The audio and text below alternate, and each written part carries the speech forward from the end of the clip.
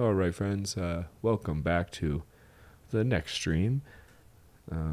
Yeah, my name is Troy Meadows. This is the continuing coverage of the Cocodona 250 presented by Aerovipa Running.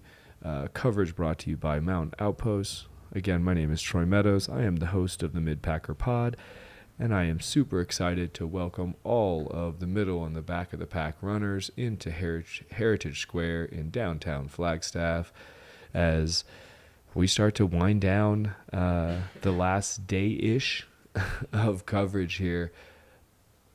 It's been amazing. It's been amazing to be here with everybody.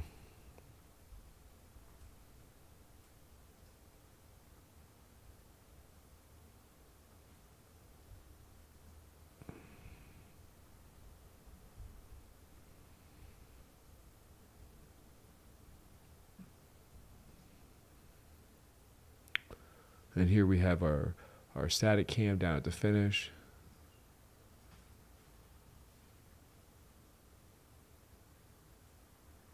We have a runner coming in, bib 472. That would be Miss Colette Haney.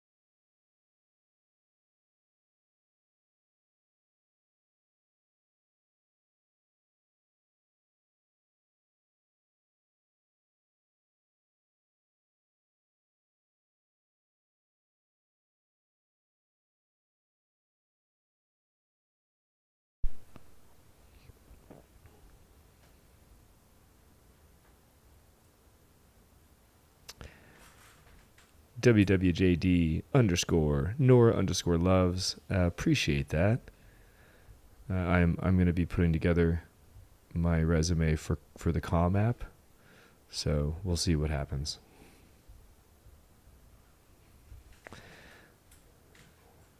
And thanks for tuning in, folks. We have a couple 250 runners that we're expecting here shortly. This is going to be Deb Huntsinger making her way kind of outside of that's right outside of the entrance to Buffalo Park. This is that Fire Road descent. She's moving pretty good. She can smell the hay in the barn, friends. She's ready to finish this thing.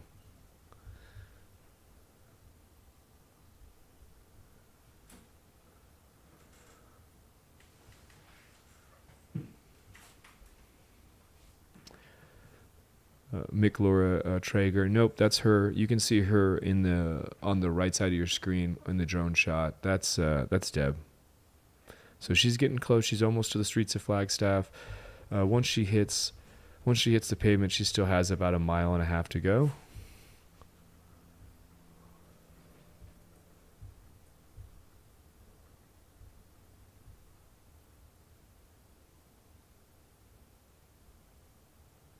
Oh, wait a minute.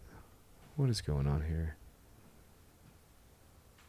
No, it looks like we do have Deb in. Something's going on with my tracker, friends. I think Deb must have just finished. I apologize.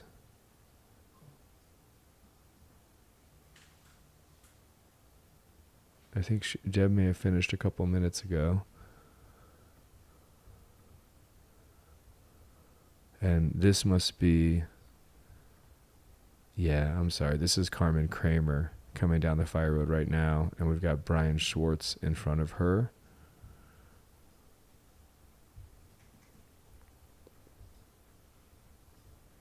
We also have a handful of 125 runners.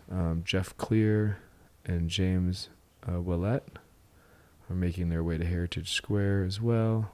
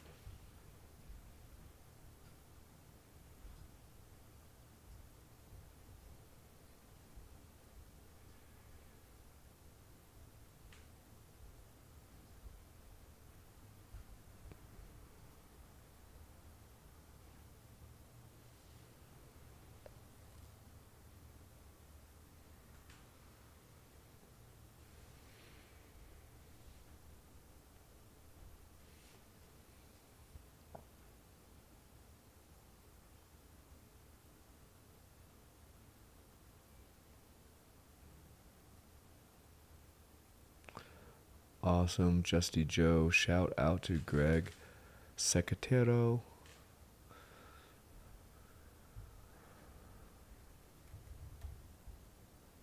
Yep. Looks like he still has about 30 more miles to go. Greg slowly but surely making his way to Flagstaff.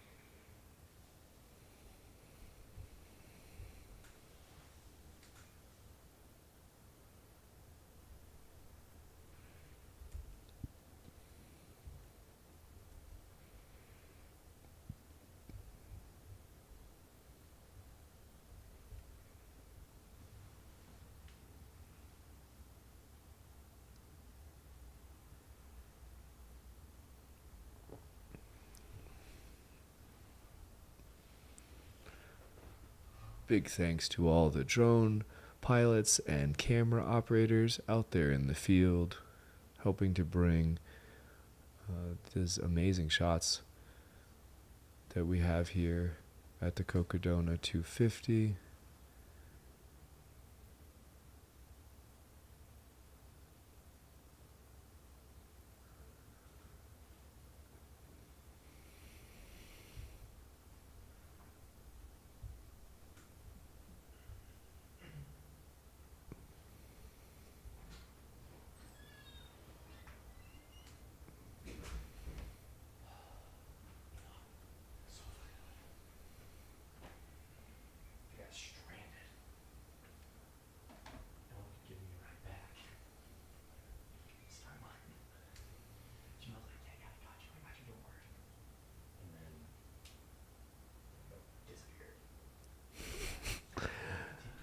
Kelp and Fern. I like crumpets.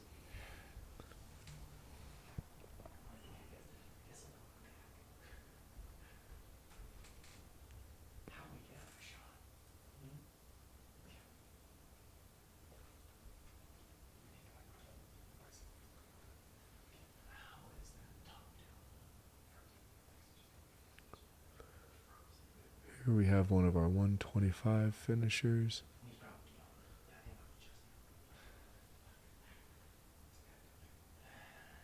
Likely maybe Suzanne Swan. I'm thinking.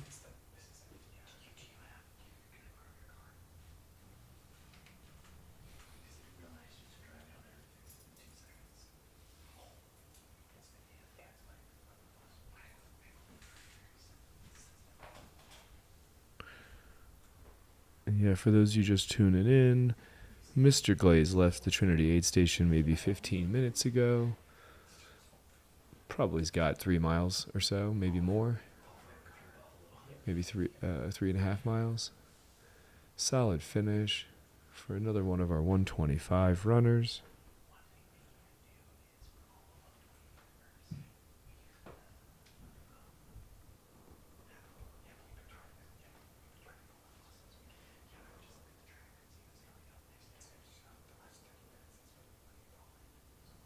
Believe that was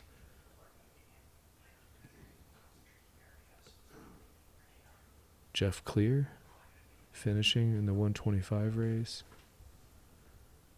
We got Brian Schwartz on the streets of Flagstaff, about a mile from Heritage Square.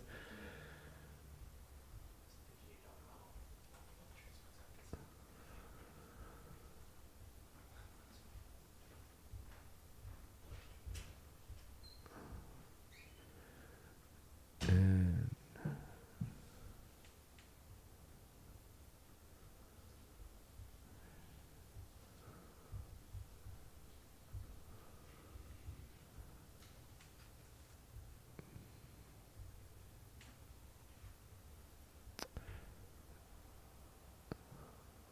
Maricela Olmos, when runner 217, Junior Fregoso, when he gets down Eldon, looks like he's still halfway down. We don't have any cameras on that part of the course until they get down to the next aid station, which is Trinity Heights, and then we'll try to bring you some footage of him and his bride. Really cool.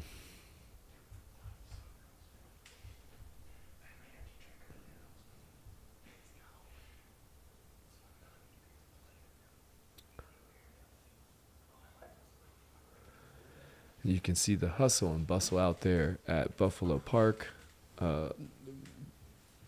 Very popular place to recreate here in Flagstaff. Lots of the elite athletes that live in the area like to get out there because it's nice and flat. They do their speed workouts there. I think after my shift, I'm going to go jog very slowly around Buffalo Park.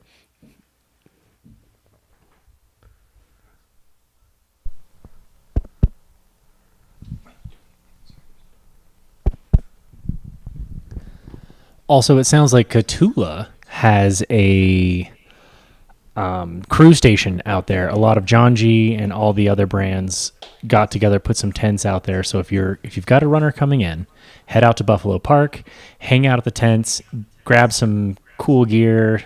I think they got drinks out there. You can hang out, cheer on the runners, and wait for your runner to come through, and then pace them in. Love that. Thank you, Zach. That is the man that organizes and orchestrates all that you see here on the live stream, the one, the only, Zach Marion, coming in to bring you those fun new details that are just developing. Latest breaking news on Mountain Outpost. That's really cool, though, that some of the brands have got together to kind of create a nice little chill space for the crew. And if you don't know, you can meet your runner out at Buffalo Park and run them all the way into Flagstaff. So if you are going to be running in your runner, go experience the vibes that some of our brands are setting up for the crews to experience while they wait for the runner. Really cool.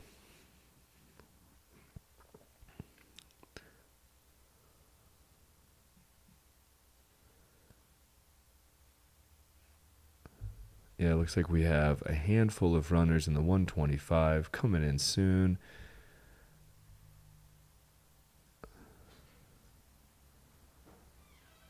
I believe that's... hard to tell. I know we have Adrian Wessler coming in soon. I know we have... This might be Chris Witt. Maybe not. Randy Strauss, she's about a mile out.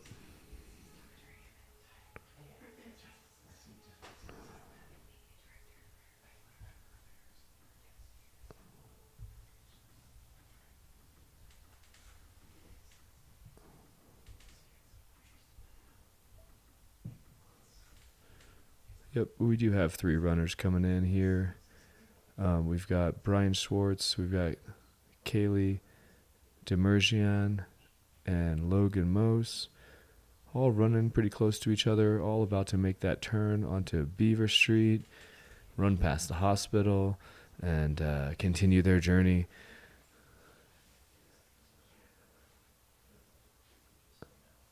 to Heritage Square.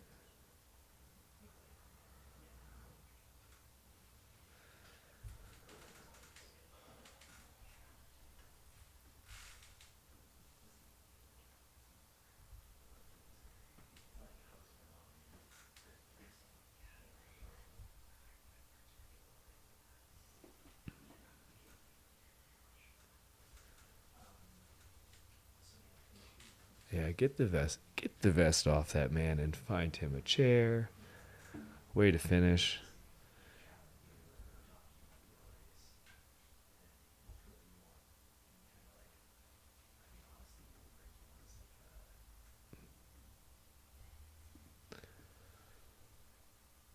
Maybe that was James Willett finishing the 125. Lots of love for James.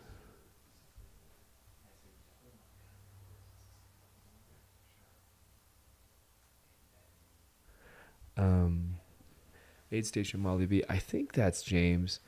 It's really hard to tell. The tracking once people get into downtown Flag, especially when we have a lot of runners finishing at the same time, the tracking gets a little wonky. So I'm trying to stay on top of it, but I will tell you it is no easy task, friends. We do have several 250-mile runners making their way. It looks like Callie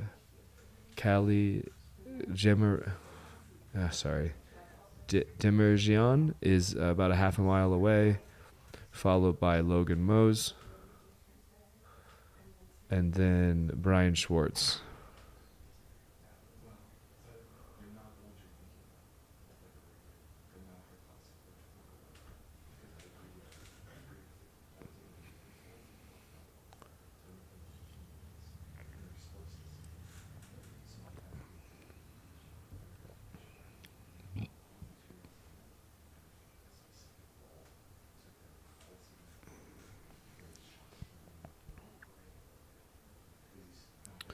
Appreciate you, Molly B.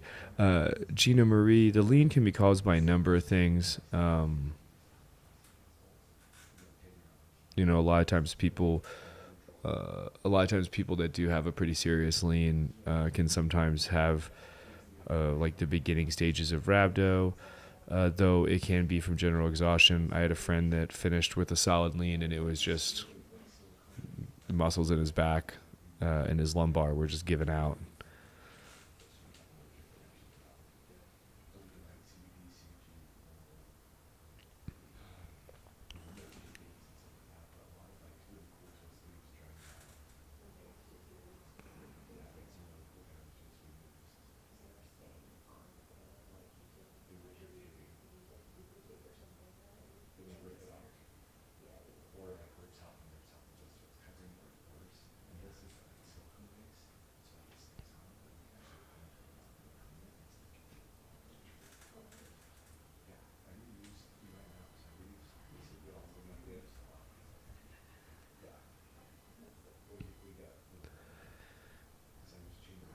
We're still waiting for some of our 250 runners to make it. Well, many of our 250 runners to make it to Flag. It does look like Callie Demerjian will be there shortly, followed by Brian Schwartz, Carmen Kramer, and Logan Mose.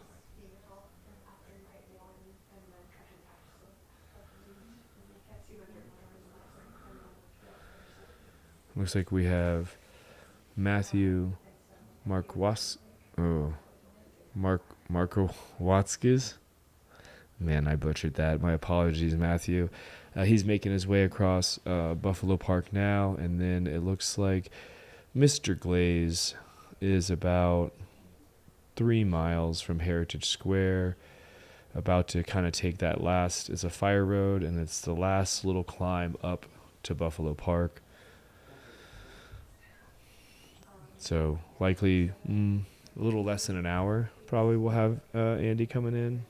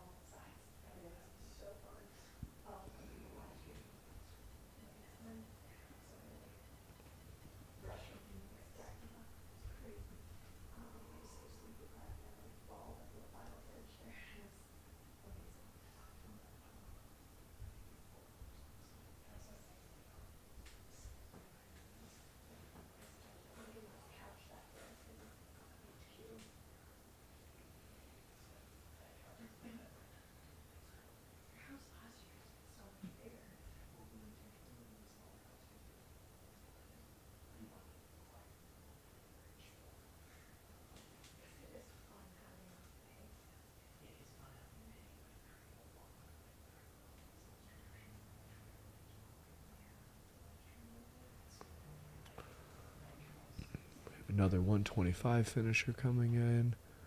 Looks like 8:32.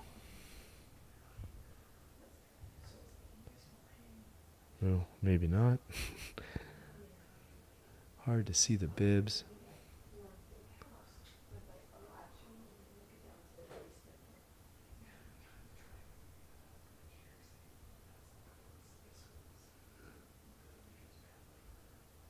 We have another 125 runner coming in.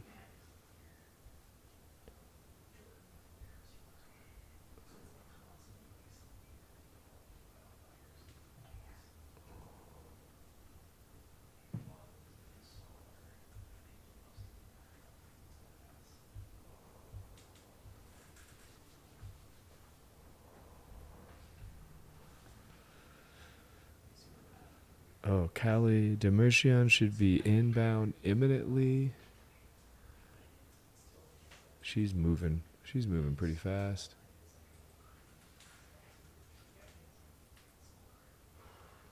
Well, that's a pacer.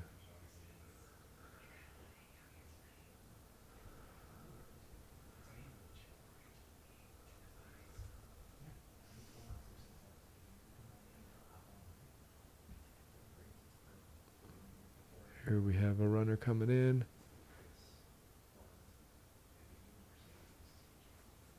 And I believe that, yes, that is Callie.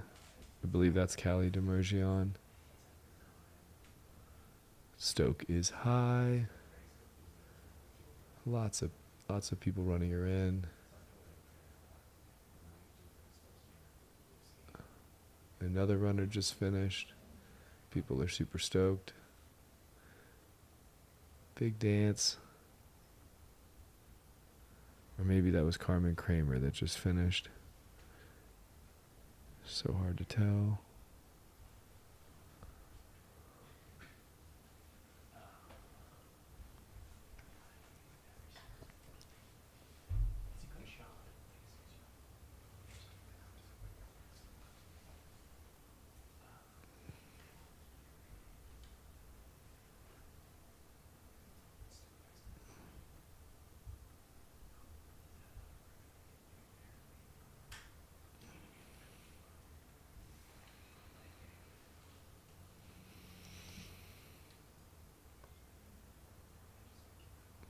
Bib number 889. I believe these are flag crest runners coming in.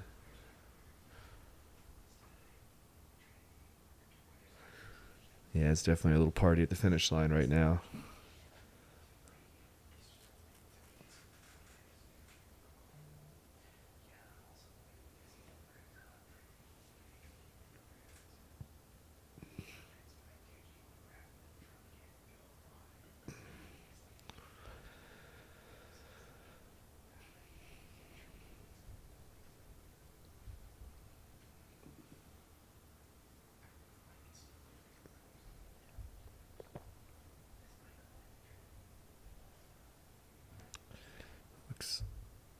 Looks like Matthew Markowski. Waskes. Man, too many consonants, not enough vowels. He's making his way outside of Buffalo Park as we speak. It looks like Andy Glaze is about halfway through the park. And here we have, I believe that is Carmen Kramer just getting her picture taken.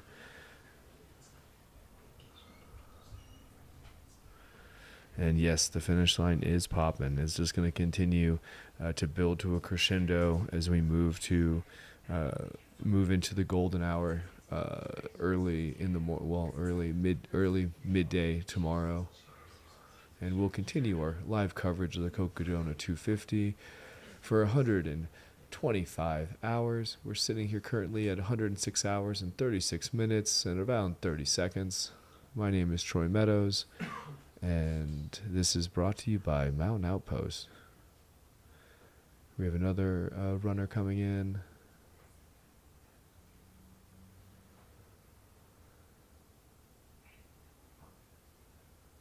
Love seeing all the smiles.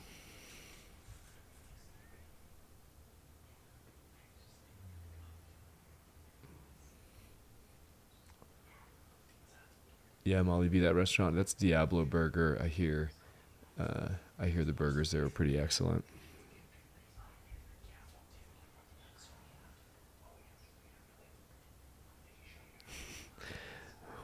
Moogs Coleman. There is a place named Troy Meadows, I believe, up in, I think it's in Wisconsin. Someone's stoked. Watch those polls, girl. Bib 494. That would be Randy Strauss bringing the vibes to the finish line. Way to get it done. 125 miles is a long way to go. I believe this is Andy Glaze on the right, moving through Buffalo Park, making his way to Heritage Square.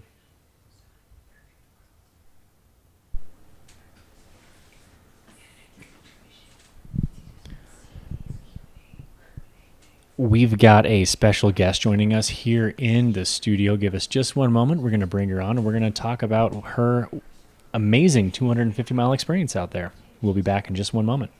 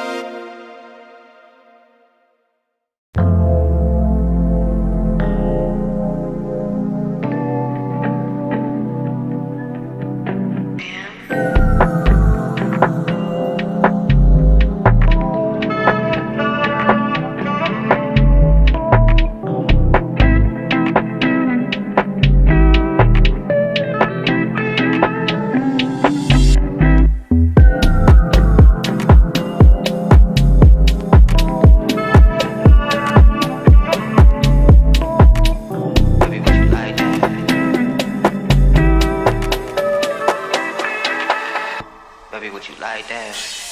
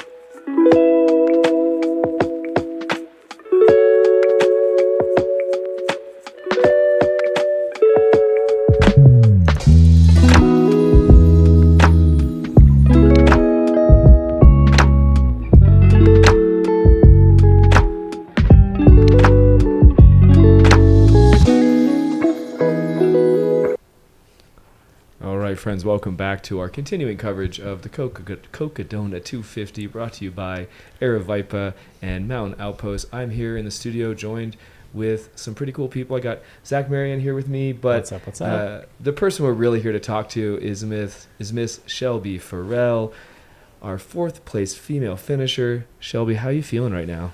I feel great. Happy to be here. Thanks for You're walking inviting pretty me. good. You're walking pretty good into the studio, I gotta say. Like for somebody who just ran 250 miles, that's quite impressive. Yeah. Ryan Sands didn't look nearly as good coming in. I'm just put it out Yeah, there. I Just had saying. some professional foot care people on my team that really helped with that. So Yeah, we definitely want to dive into that a little bit later. Talk to us about your race. What was your experience out here? And to give the audience some context, Shelby, you've been here every single year in some kind of capacity. You ran in 2021. You've paced. You've crewed. You've worked the live stream, and this is your year back.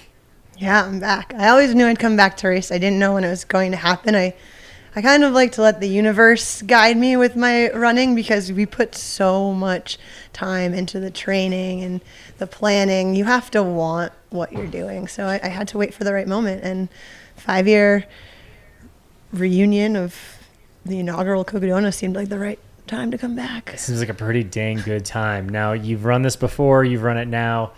I venture to guess that the first time you ran it, it did not have snow, rain, mud, cold temperatures. Talk to us about the difference between that first year and this year. Oh, there's so many. I mean, kudos to Aravaipa for just elevating this race year after year. So the first year, everybody talks about how we had no water drops on that first climb to Crown King.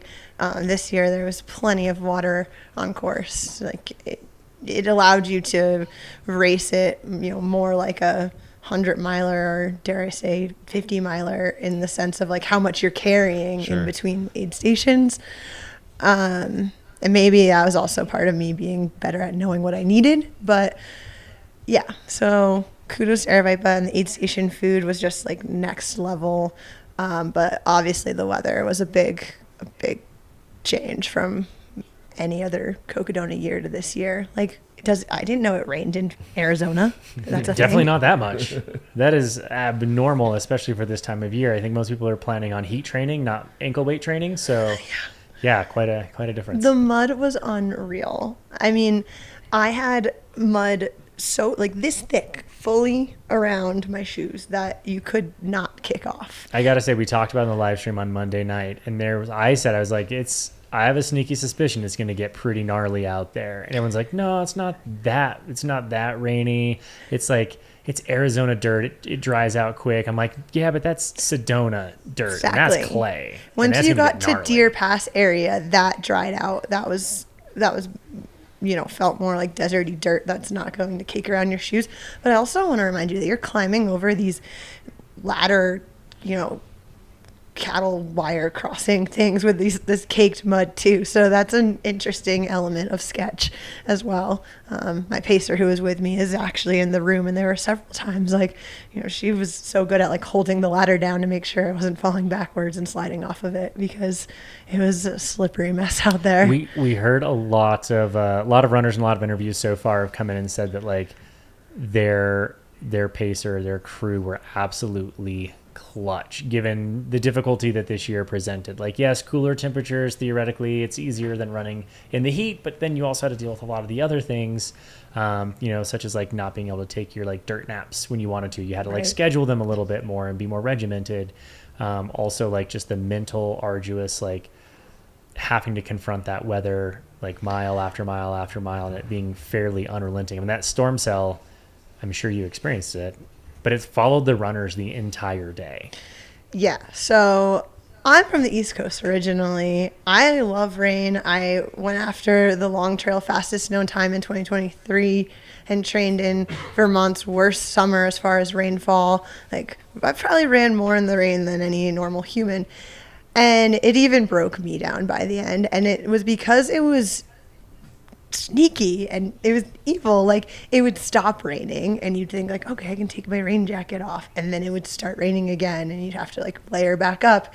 And so my trip from Mingus to Jerome included a lot of just like layer changes. And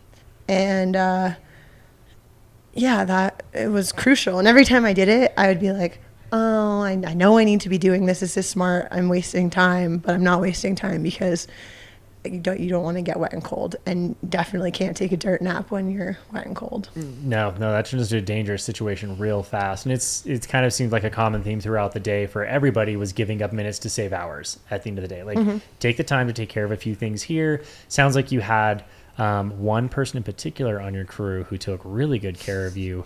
Probably the part of you that the least amount of people wanted to take care of, your feet. You want to talk about that at all? Yeah. So fun fact, I broke my foot at Black Canyon 2024 around mile 6 of the race and decided to finish anyways because I don't know, like your feet hurt during these things, and I couldn't tell if it was something that I was going to make worse if I kept running on it. So by the end of the race, my 5th metatarsal was completely broken. I could feel the, it was, unfortunate.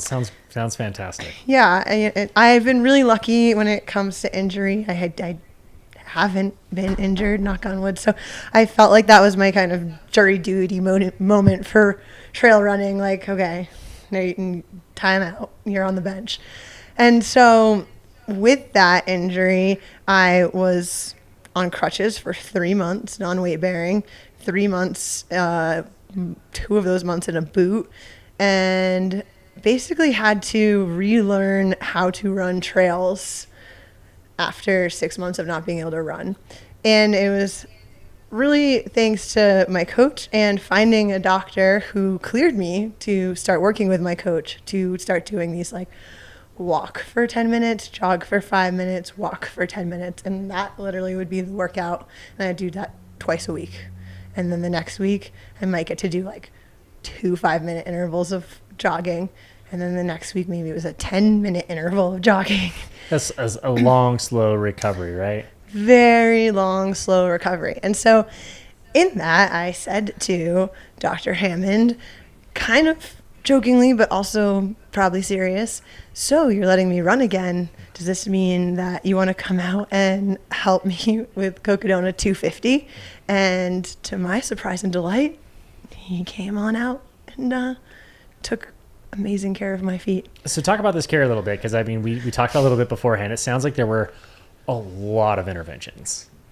Yeah, it was kind of, people like hearing about feet. I'm here to talk about it. So I got to work with the sock company Cetas. They are just really thoughtful in their product design, honestly. So can you see my feet on the thing? Oh yeah, you can see my feet. Yeah, so like this sock is their trail double, and it's super compressive, so my ankles were getting like a nice hug the whole time. It also has like extra padding on the heels, which was clutch because you kick so many rocks into your feet, especially on that climb to Crown King. So that was nice. And then there's a double sock, so it actually like if you look on the website, they probably have a better phrasing of how I'm going to put it, but it's like 2 layers. So essentially the friction happens between the 2 layers of sock and not like your foot and the rocks in your shoes. That's how it feels, at least. And so that worked out great. And so the right socks, and then Dr. Hammond was drying my feet out at various aid stations and putting cool little toe trinkets on them. All sorts of fun things. It sounds like you had like some. We'll have him on later, and we can get into the nitty gritty of how to take care of your feet in these ultras, because that's a very big part. Like even Lucy Bartholomew, who just paced, she was walking around, of course, in true Lucy fashion, barefoot around the finish line, and she's like, like I've got one toe that's pretty messed up right now from like all the cold and water and wet, and then like lost a toenail, and like now it's just pacing. Be on it. And so I learned the first year. This is so stupid, but I mean, this is how we learn. We make mistakes, and the first year it was extremely hot and my ankles were incredibly sore. So I decided in some state of delirium to put ice in my socks, which then melts into your shoes. And it caused some verge of trench foot, and my feet were in severe pain through the back half of that first year, just because I didn't know what I was supposed to be doing with my feet. So A+ for foot care. Yeah, no, absolutely. Really quickly, friends, I just want to cut in. Looks like Andy Glaze finally made it to the finish line. He is one of our legacy runners. Has finished the race all 5 years. Definitely had a hard day out there. But yeah, big ups to Andy for gutting it out and getting it done. Lots of Glaze fans up, and it looks like he's got a couple finishers behind him. No, Glaze is a fixture in the sport, especially around this area. His signature split shorts and button up can be seen at any 200-mile race around the globe.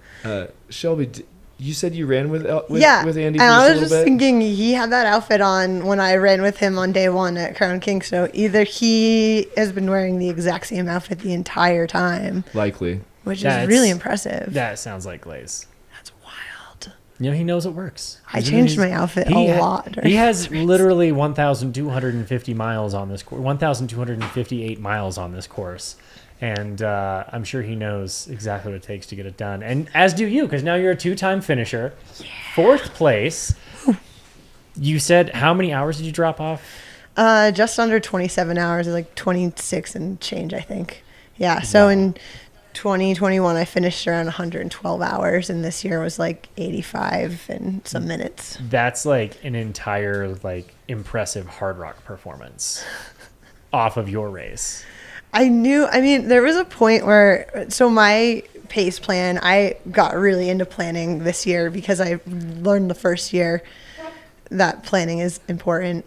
But the first year you do something, you just don't know. So I didn't stress on it. So. And I also think 250-mile races were fairly juvenile at that point. We were early on in the career. It's true. Like the 200-mile distance has really exploded over the last couple of years. In large part thanks to Cocodona, I believe. It truly. I'm just going to throw it out there. Yeah. And then we're able to, there's so many YouTube videos about Cocodona. The chase was incredibly inspiring, and you can learn so much from just watching those videos, where the inaugural year we had nothing to go off of. So I didn't waste time worrying about it. This year, I had like a perfect binder. Maybe I'll bring it in tonight. I think I'll bring my binder in tonight. Binder. It's beautiful. I don't think my crew really used it, but I had fun making it, so that's fine. But I was targeting a sub 70, and I really believe that I could run at the 69 on the Cocodona course, and Rachel beat me to the punch, but. It's cool. It's cool. She crushed it. But let's talk about the ladies that towed the line this year. And there was an incredible list of lady slayers out there. I mean, how did you feel towing the line against the likes of Rachel Hendricken, now 2-time winner, former champion, and you had Mika Thews out there, also a winner. You've got Courtney DeWalter, who is the GOAT of the sport across all genders. How did that play into your mentality coming into this? Yeah, I really tried to not think about it, honestly. I was grateful to have the competition, but I wasn't going to let myself get caught in a comparison loop. And there were a few times that I did open some of my competitors' Strava just to see what it looked like, because my build was really a work of art. I was really impressed with what my coach had me doing, and I got a few comments from strangers who were just like, wow, your Strava chart's gorgeous. And so I definitely took pride in that. But anyways, back to your question. I really needed to believe in my plan. I spent this time to make a binder to create a plan. And so I took off at the start of the race because that's fun. That's what you do. And then knew I needed to just get into my own groove, getting up to Crown King. And with that, people were passing me the whole time. And it was a little bit demoralizing until Kevin Russ ran up and was like, are people just going real fast? And I was like, thank you. I think they are. This is the first 50K of the race. False confidence in those cool temperatures. It was still warm, honestly. It was cooler, but it was still not cool, Yeah, not a traditional cold day, but a cool day at Cocodona is still a warm day. Yeah.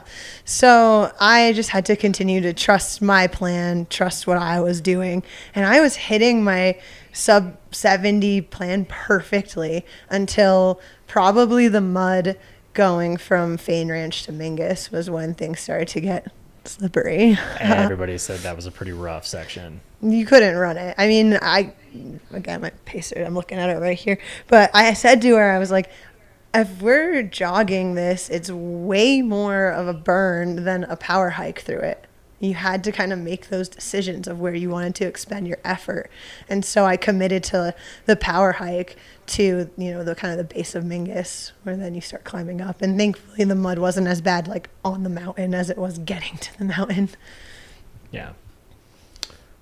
Yeah, I just wanted to ask, I mean, it seemed like when we're talking about your plan, and you really stuck to it, because you kind of just walked your way through the field. I don't mean like walk, but like you slowly but surely, from day 1 to day 2 to day 3, just like moved your way consistently up in the field. And I remember going to bed and waking up the next morning and being like, damn, Shelby's in 4th place, and I felt like you really had legs to charge at the end and really like gobble up the distance. Talk about like how that execution felt once you kind of got past the dreaded mud section that I will say everyone I've talked to has said it was atrocious. Like it was Mudageddon out there. Yeah, they'd rather have 100-degree temperatures and dry than 40-degree temperatures and mud on Cocodona. So yeah, that mud was very unique, but big cats hunt at night. And I really... Please tell me you said that out loud so many times this weekend. Oh, so many times. Yes. And when it wasn't night, I just kept saying, big cats hunt, big cats hunt.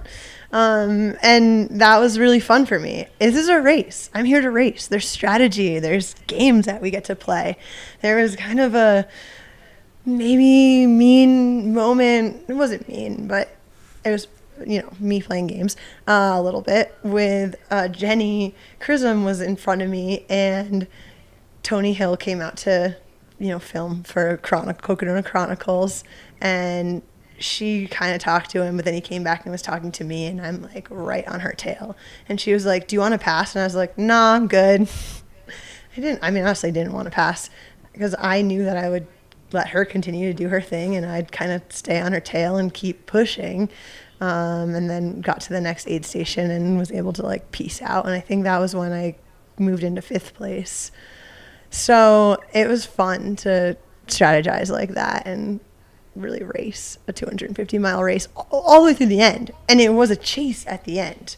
That was crazy. You 4th and 5th you guys were literally, I think you were both on Beaver Street at the same time, just 2 different ends of it. Yeah, you and Melissa Brown were definitely. On the tracker, it's like hard to tell, but like it looked like there was a lot of leapfrogging happening. But how close were you ladies? I couldn't see her, but we couldn't tell. It was crazy. Yeah, so her cousin actually messaged me and was like, Melissa's my cousin. She was chasing you, winky face. And I was like, yeah, I could feel it.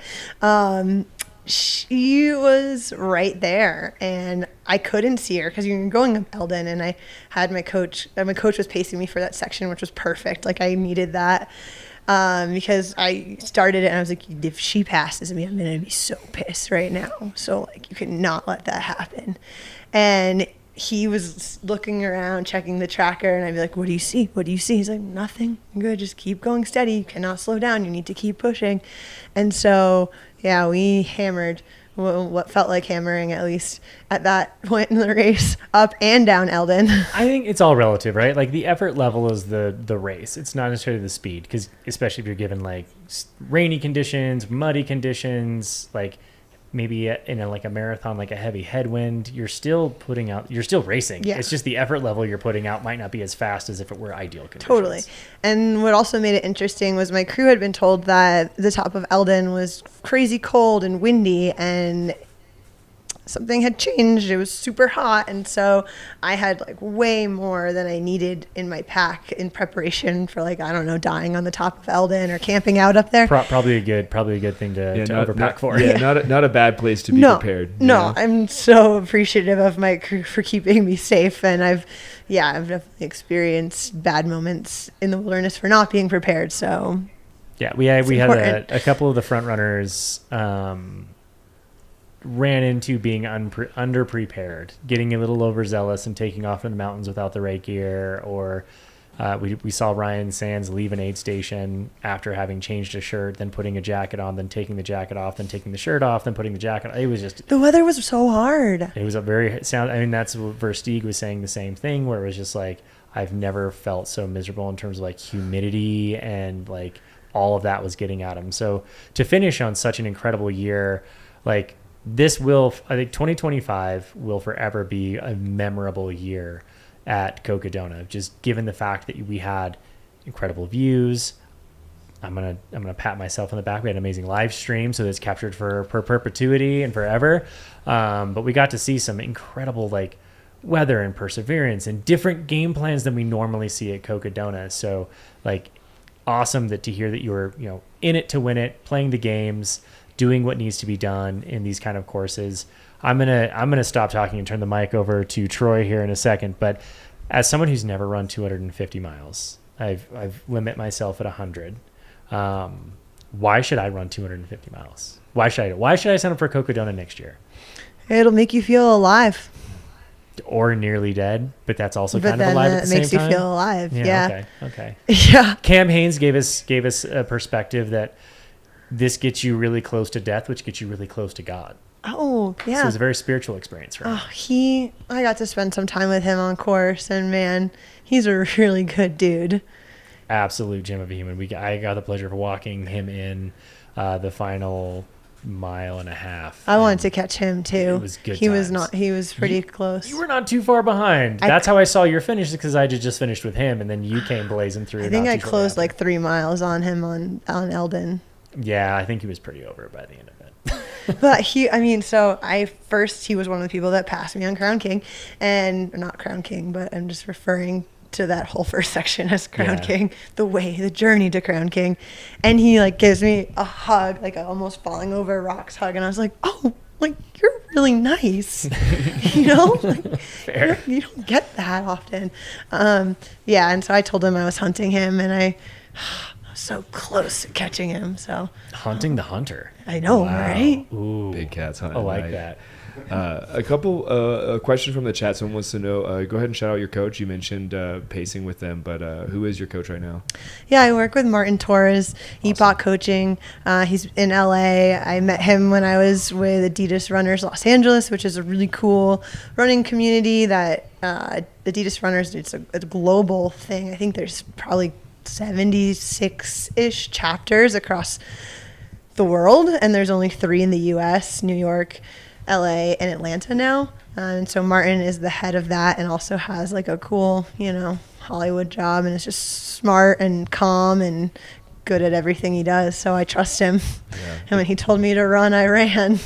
I love it. It's good when you can trust the people in your corner to make sure that they're like completely looking out for you and what your goals are. It's like so important. I do want to say April J in the chat said, "Go Shelby! I remember buying so many Gooder sunglasses during the inaugural year with your Coco Loco promo code." So marketing hilarious. game is strong. And I know that's something you're also super passionate about. But going back to your race, I mean, any really major low points that were like, and obviously it's 250 miles, so I imagine there's more than one, but anything in particular, and then I'd love to go parry that into, some of the really high moments for you. Yeah, so I died and came back to life after. It was really... I bet you felt so alive. And I felt so alive. Tuesday, okay, so going into Jerome, I got hammered with rain, and I thought pretty optimistic about it.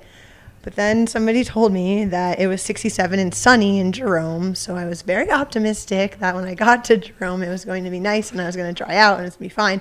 Because at this point, I had gone through all of my rain gear and probably most of my Pacers rain gear, just trying to be proactive and staying dry all day. Right. So when I get to Jerome, I wasn't really planning on needing fresh rain gear. I didn't have any. That was dry, and it was pouring rain. It was not 67 and sunny. It was, just not by the time you got there. Yeah. Yeah. It just kept rolling in for the runners. So I think there were like 2 people that escaped the storm, like 3 people that escaped the storm, and then everyone else got caught in it. Yeah. So when I got into Jerome, I was pissed.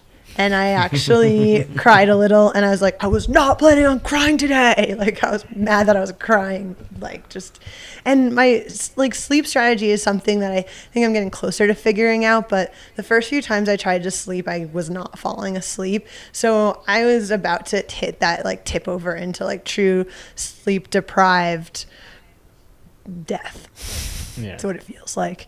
You just get so depressed. Everything hurts more.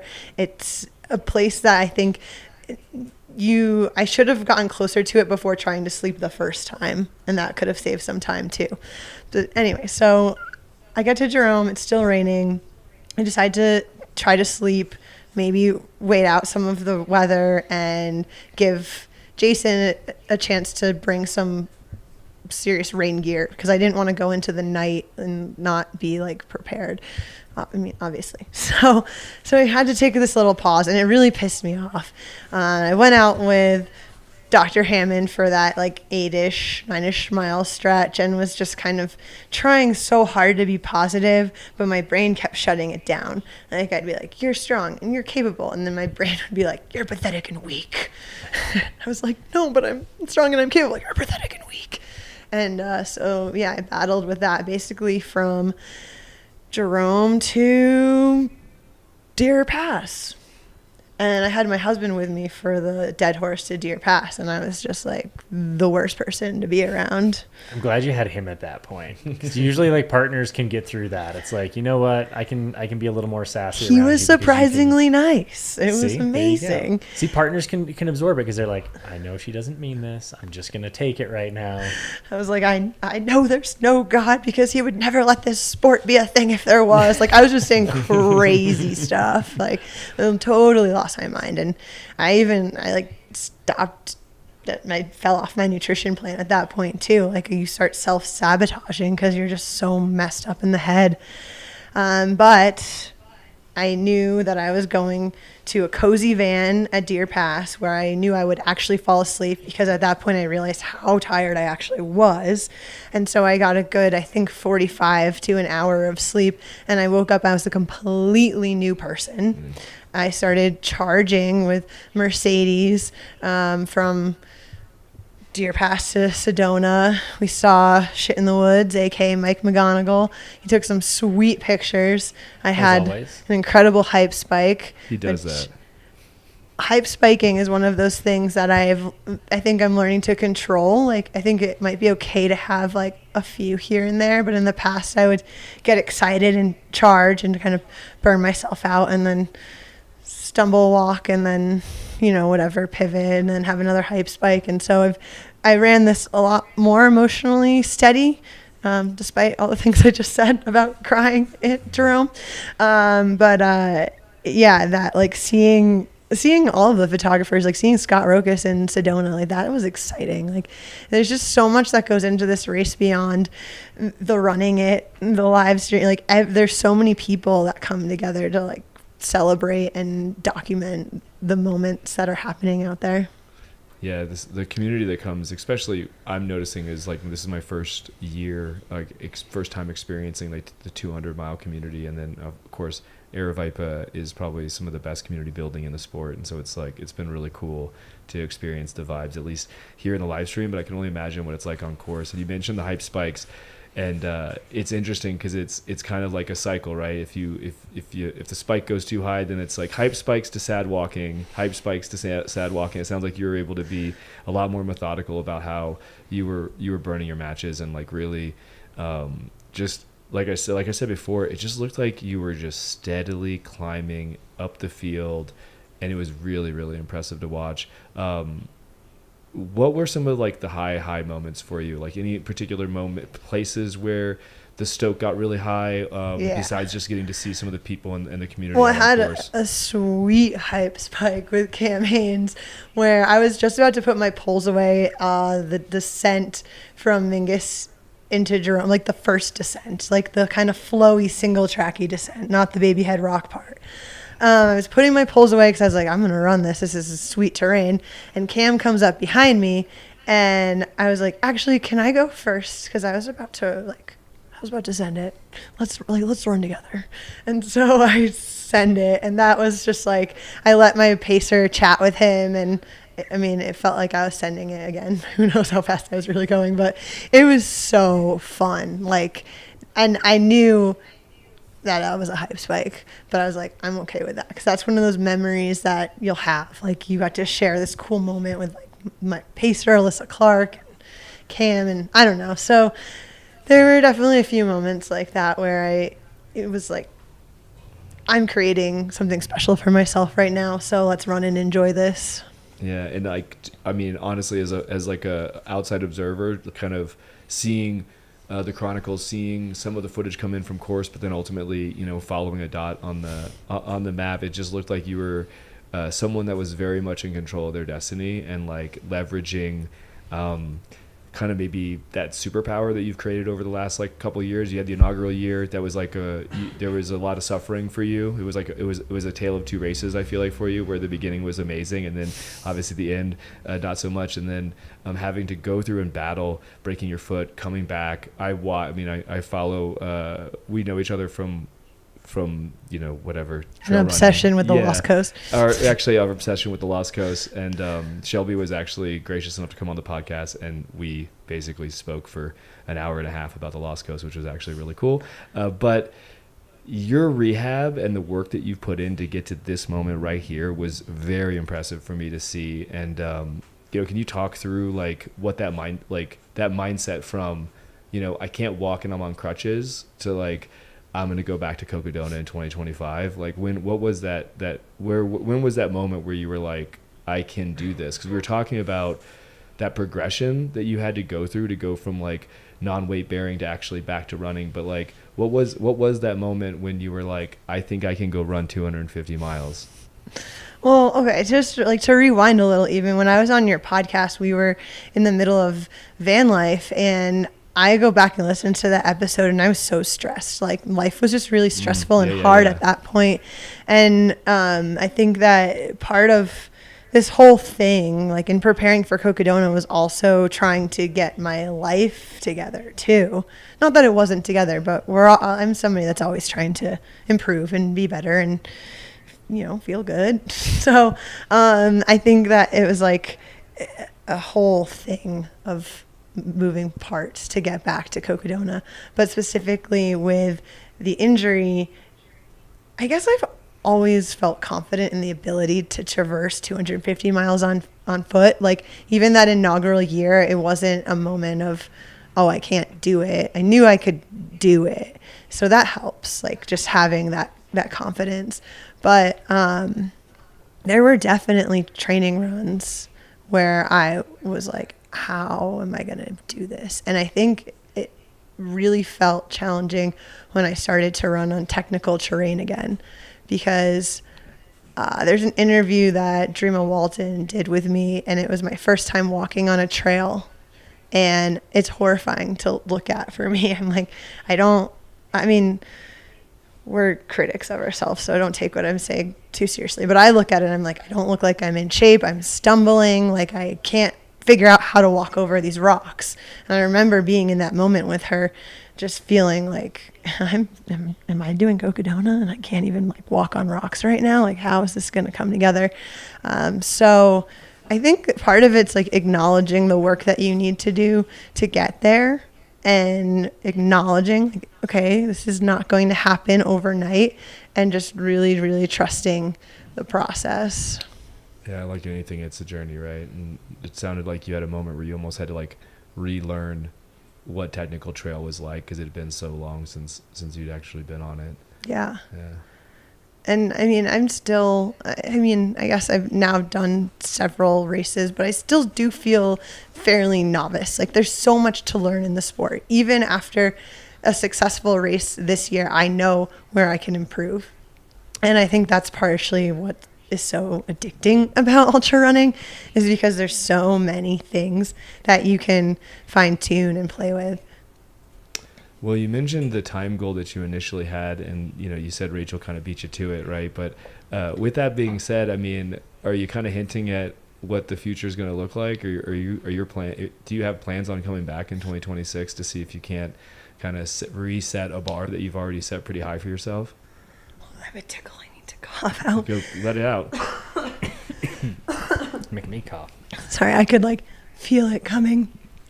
The dust, even with the rain, it gets you. Yeah. Do you need a lozenge or anything like that? Grab a little drink. You're good. Just take a sip. I'm fine. Fine. No, it's all good.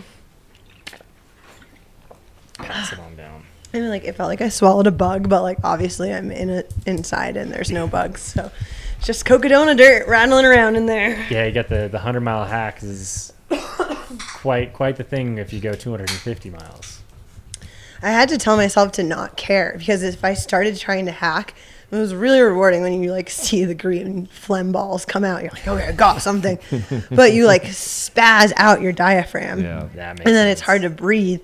And so then you can't move as fast. So there's a point when I was just like, when we spoke with Jose a little bit ago, he mentioned even though it rained for most of the race, that last day and a half where the sun did come out and things did start to dry out a little bit, he was definitely complaining of feeling like he had the Cocodona crud. So yeah, The Yeah. Cocodona crud. I like that. I like that. yeah, it's a real thing. And I usually do try to like cover my face with a tube to, prevent myself from inhaling that. But that's also like a commitment to looking a little bit crazy, because like in the past I've like attached it to like my sunglasses so you don't like it stays up and there's airflow. And I should have done that, even though I didn't feel like it was hitting me as bad as it had in the past. But you got to take care of yourself out there. yeah, 100%. Okay, so wait, what It did is you ask me?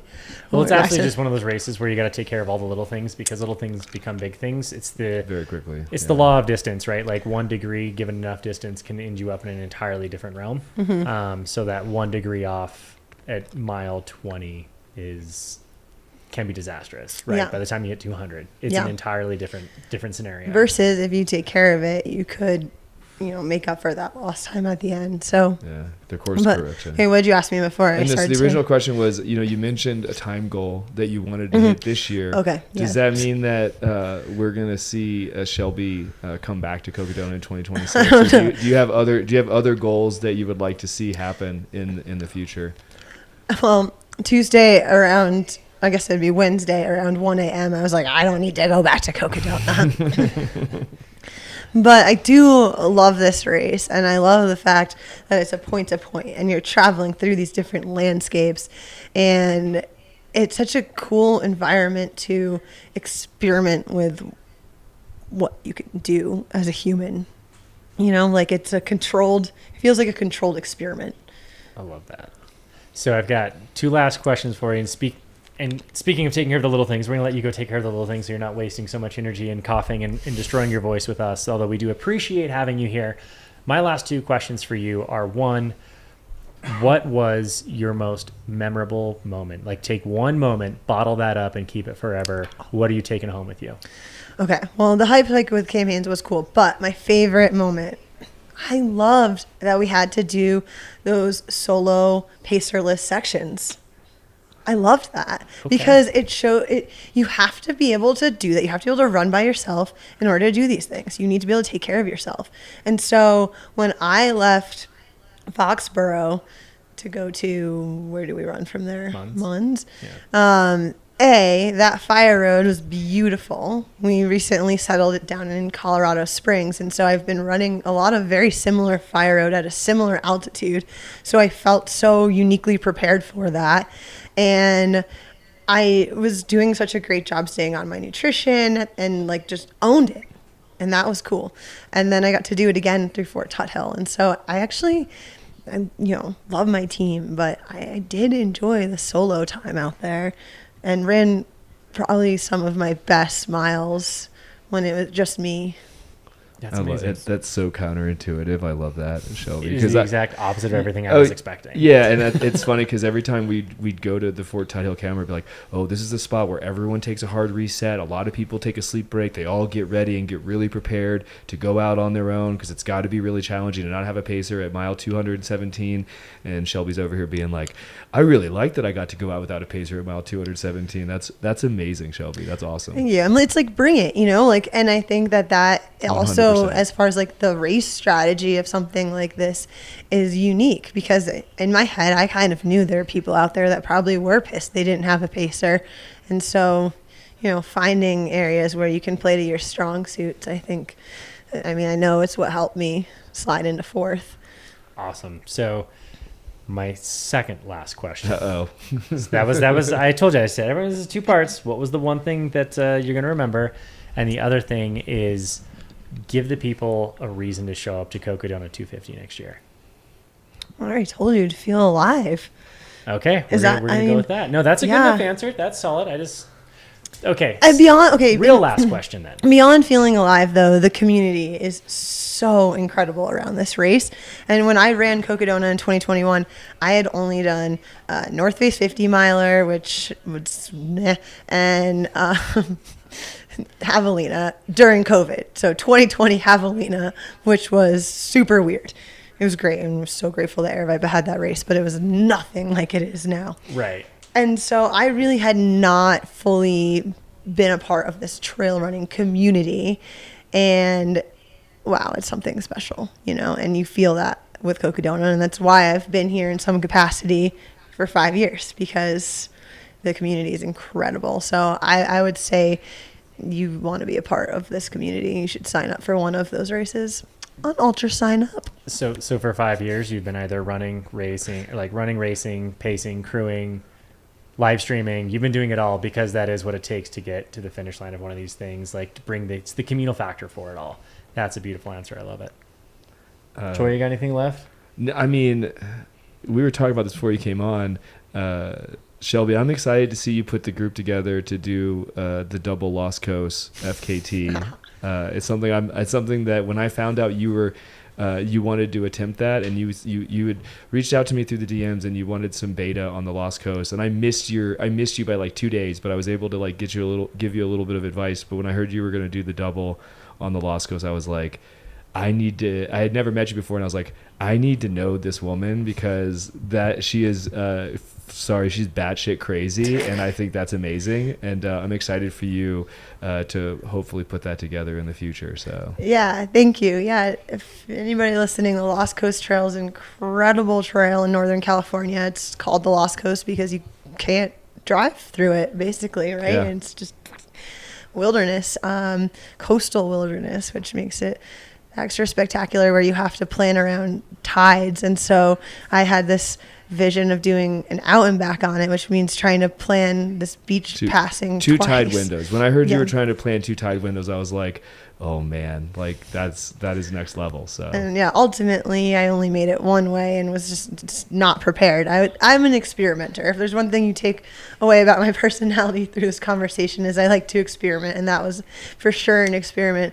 But I do have this vision of getting like some cool girls together, maybe my 2 pacers, Mercedes and Alyssa, and maybe I can get Tina to come out too. Tina was another incredible pacer that I had out there. She's in SoCal, so she's actually the closest to it out of all the ladies. But it'd be really fun to do just like a team Lost Coast or any FKT challenge. I think like one of those long ones, because Lost Coast especially, it's so remote that it would be safer, honestly, with more to than have one person, another I agree. person. Yeah. But yeah, coming back to Cocodona in 2026, I'm not sure yet. I've been trying to not plan past this race. I'm looking forward to some like yoga and gym time. In the process of coming back from a broken foot, my training was so focused on just being able to really run again that I didn't do as much cross training as I would have liked to in the last couple of months. So I'll be hitting the gym hard. And then, I don't know, the long trail is obviously like kind of still calling me. Yeah, I feel you there, and I know it's something that that I'm sure you're dying to try to get back to, because as you mentioned when we kind of first started this conversation, is you ran through days and days and days of rain, and it would be kind of cool to be in Vermont and not get dumped on for multiple days while you try to do an FKT. So well, Shelby, you've earned a couple weeks off. Put your feet up. Get right. Someone did in the chat ask what was the name of the sock brand that you were sporting out there at Cocodona? Sidas, Sidas. Cool. And they have great insoles and just other foot care products. I'm going to let Dr. Jeffrey Hammond talk to you both about that because it is a game changer once you figure out how to take care of your feet. And then before we let you go, is there anything else you'd like to call out, and or anyone else you'd like to shout out before we give you your voice back? Yeah, I probably should, I guess. So Turtle Fur it's a company based in Vermont. It was my first real job in the outdoor marketing world. And so you saw me wearing a lot of tubes. Totally tubulars is what they call them. It's basically a buff but better fabric. And so really grateful for I guess the gear. It's what I'm going to get into here. Turtle Fur. Jewel Bow, I know year one I was working at Gooder on their marketing team, and I had probably 20 pairs of Gooders that I ran with. This year I leveled up and got prescription Jewel Bow glasses, which honestly was so amazing. I've been looking for prescription glasses. I think it's time. Ditto. They're amazing. Ditto. Yeah, All right, I started both wearing. Sold. I mean, so worth it. I think that helped keep me awake at night too. I did have prescription Gooders that first year, but I was only wearing them at night because, well, I'm also 5 years older, so I think maybe my vision's gotten a little blurrier in that time. Youngins. But so that was clutch. My pack. I didn't even mention that. So I was wearing a Tantrums pack, a new pack in the game, and the founder, Adam Copeland, was one of my pacers as well. Sarah O was also wearing a Tantrums pack, and Kevin Russ. So it felt like I was on this little team with them, which was super cool. But that was clutch because it has this lumbar pocket that I could actually reach everything in. So, and I needed to switch bottles. I wasn't I'm not going to change my bottles out because I have to stop and take it out of the back. I could actually do it. So the Rome, it's not out yet, but I got to rock a sample pack. And I don't know, there's probably other people I should shout out, but I'll shut up and Protos for the win. Well, I want to give a nice shout out to Adam Copeland, really stand up dude. Love that guy. And it was cool you got a chance to put a proto to the test at the Cocodona 250. Yeah, and it worked really well. And I know the feedback that he got from it, he's going to take and make it even better. So that's exciting. Zach, you have anything else? No, for I think we're good. I think it's time to let you go rest that voice. Thank you for spending some energy on us and taking the risk of the cough and all of that, having to suffer through us. No, it's been great. We were really inspired watching your performance over just hunting at night, as you say, and doing we were impressed, and we had commented all 80 hours long that you were just hunting them down and moving along the course, and it was really inspiring to see. Not to mention that. The fact that your story of coming back from not being able to run for a couple months and having to really take the long route here back to the start line. So thank you for spending your time with us. We're going to let you go. Everybody, Shelby Farrell. Yeah, thank you guys. The Huntress, if I were to give myself a trail name from this one. I think you've earned it. I'll be back later. So I've been looking forward to hanging out in the studio. So thanks for having me. Thanks, Shelby. Have a good one.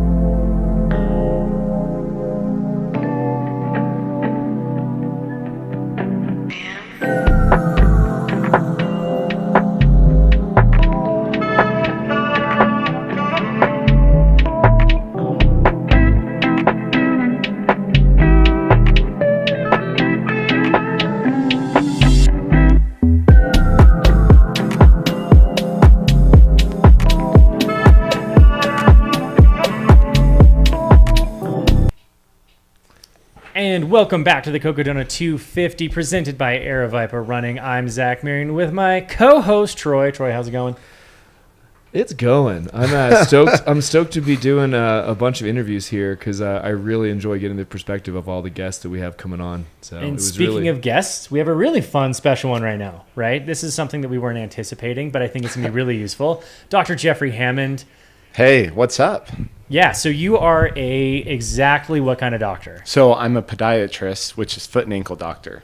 Awesome. Yeah. And, that's a pretty important role out here at the Cocodona 250. Yeah, it's kind of surprising to me there's not more of me out here. And, yeah, I mean, you're on your feet forever. You can make a killer business just once a year showing up to Cocodona 250 right there's all your patients for a year. Come find me.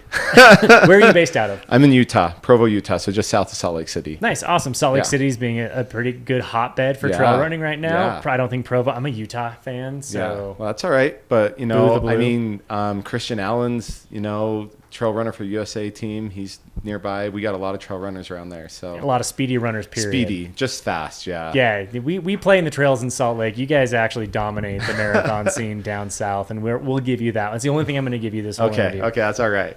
Awesome. So let's talk about a couple things. It sounds like this year was a very interesting, particular year at Cocodona, given the weather. Yeah. We've had plenty of people describe just what it did to their feet. Can you help us understand what is the best way to take care of yourself when you're going through some adverse conditions like this with weather? Yeah, I mean, it was crazy. I mean, I was not expecting the downpour that we got. I was here helping Shelby.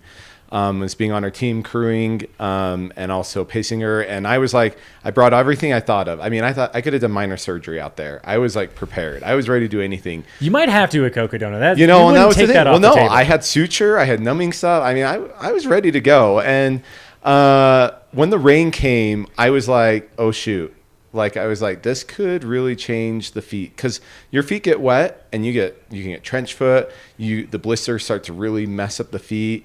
And I was worried. And so really when it came down with Shelby, we did a really good job as a team. And then I feel particularly just making sure her gear was being changed, especially her socks and drying her feet. And before the race, we were kind of talking the night before and it's we should change socks every aid station that I'm at. She's I don't know about that. And honestly, we did it. And I think it made a world of difference, not only for keeping our feet dry and blister prevention, but it just compression on the ankles, compression on the feet. It prevents you from sliding. And so it was a really cool thing. And another thing for people out there, shoe gear change. You might have that shoe you love, but if that shoe gets soaking wet, you got to give it a time to dry out in between sections if you can. I know Shelby mentioned Cetus. They're an amazing company. They have cedar bags, they have toe sleeves, they have socks, so many cool things. And just finding the gear that works for you and making sure you have multiples of it helps a lot. Yeah, no, it's interesting because as a runner, I kind of feel I don't like to change my shoes. I don't and granted, I limit myself to 100 miles, none of this 250-mile craziness. But I anticipate that if I'm wet now and it's raining and I put new shoes and socks on, I'm going to be wet in 5 minutes. So what is the rationale there for those few minutes of drying? Yeah, no, that's true. I would say the rationale is even if you're only dry for 10 more minutes, that's 10 minutes where you're not having the potential destructive forces of the water being soaked in your feet. And it's usually longer than that. And also if you're running, let's say you do 25 miles or 50 miles and then you change your shoes, 25 miles or 50 miles of water in your shoes really builds up. It's not like the rain hitting your shoe initially is an instantaneously build up, right? It takes a while for it to soak through the materials, whatever it may be. So changing that shoe is good. And also even if it's a dry day, the compression in the shoes, in the sole, some of those shoes after a time, they need time to kind of build out. Rebound. So yeah, even if you have the exact same shoe and you change it, great, do that. It doesn't need to be a different brand or a different style. Just changing it can give you that benefit. Yeah, no, that's super interesting. Yeah. I think one thing that I didn't think about until some coursework in my own education was just when your feet are wet, the tissue, the skin, it becomes really, really brittle. And it breaks down so much faster.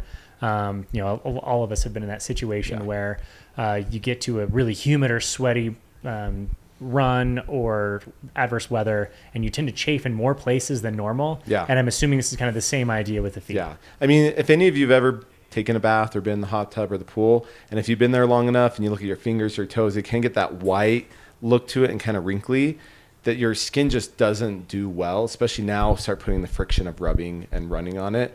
And so any way to dry those out. And so like with Shelby, you know, our aid stations maybe were 5 minutes long. First thing we did was yank the socks off, clean, and let the feet dry. And we let them dry. And then we applied the bandages and everything. We didn't immediately go to it because doing that, they wouldn't stick very well, but then you're just trapping that moisture. So even waiting a minute to a minute and a half to just give it a little air was amazing what it did. I think I did see someone drying their feet off with like those little hand fans. And they were like fanning it over. That's awesome. No, I think it's great. Yeah. I learned a lot of things. Yeah, I learned a lot of things too. I mean, I came here thinking, I was like, I got this. And now like since Shelby finished yesterday, all night I kept waking up and be like, I should have done that. Oh, that would have been better. Here's a new idea. It's really cool. And it's amazing. I really think for runners out there, if your feet are good, you're going to be able to go. And I think one other thing, Shelby, she's had ankle problems in the past. And one thing we did, and I know we talked about this a little bit before we came on, but was custom insoles for her feet. Now, when I say that, I'm not doing hard plastic junk. I'm doing performance enhancing. We're really building it to her to absorb shock, to give her propulsion, to give the ankle stability, and they're comfortable. You actually like them. And so like getting something where in your shoe, a good insole, a good sock, you have a good foundation. Like any building out there, anything, if you can get a good foundation, you're going to survive for a long time.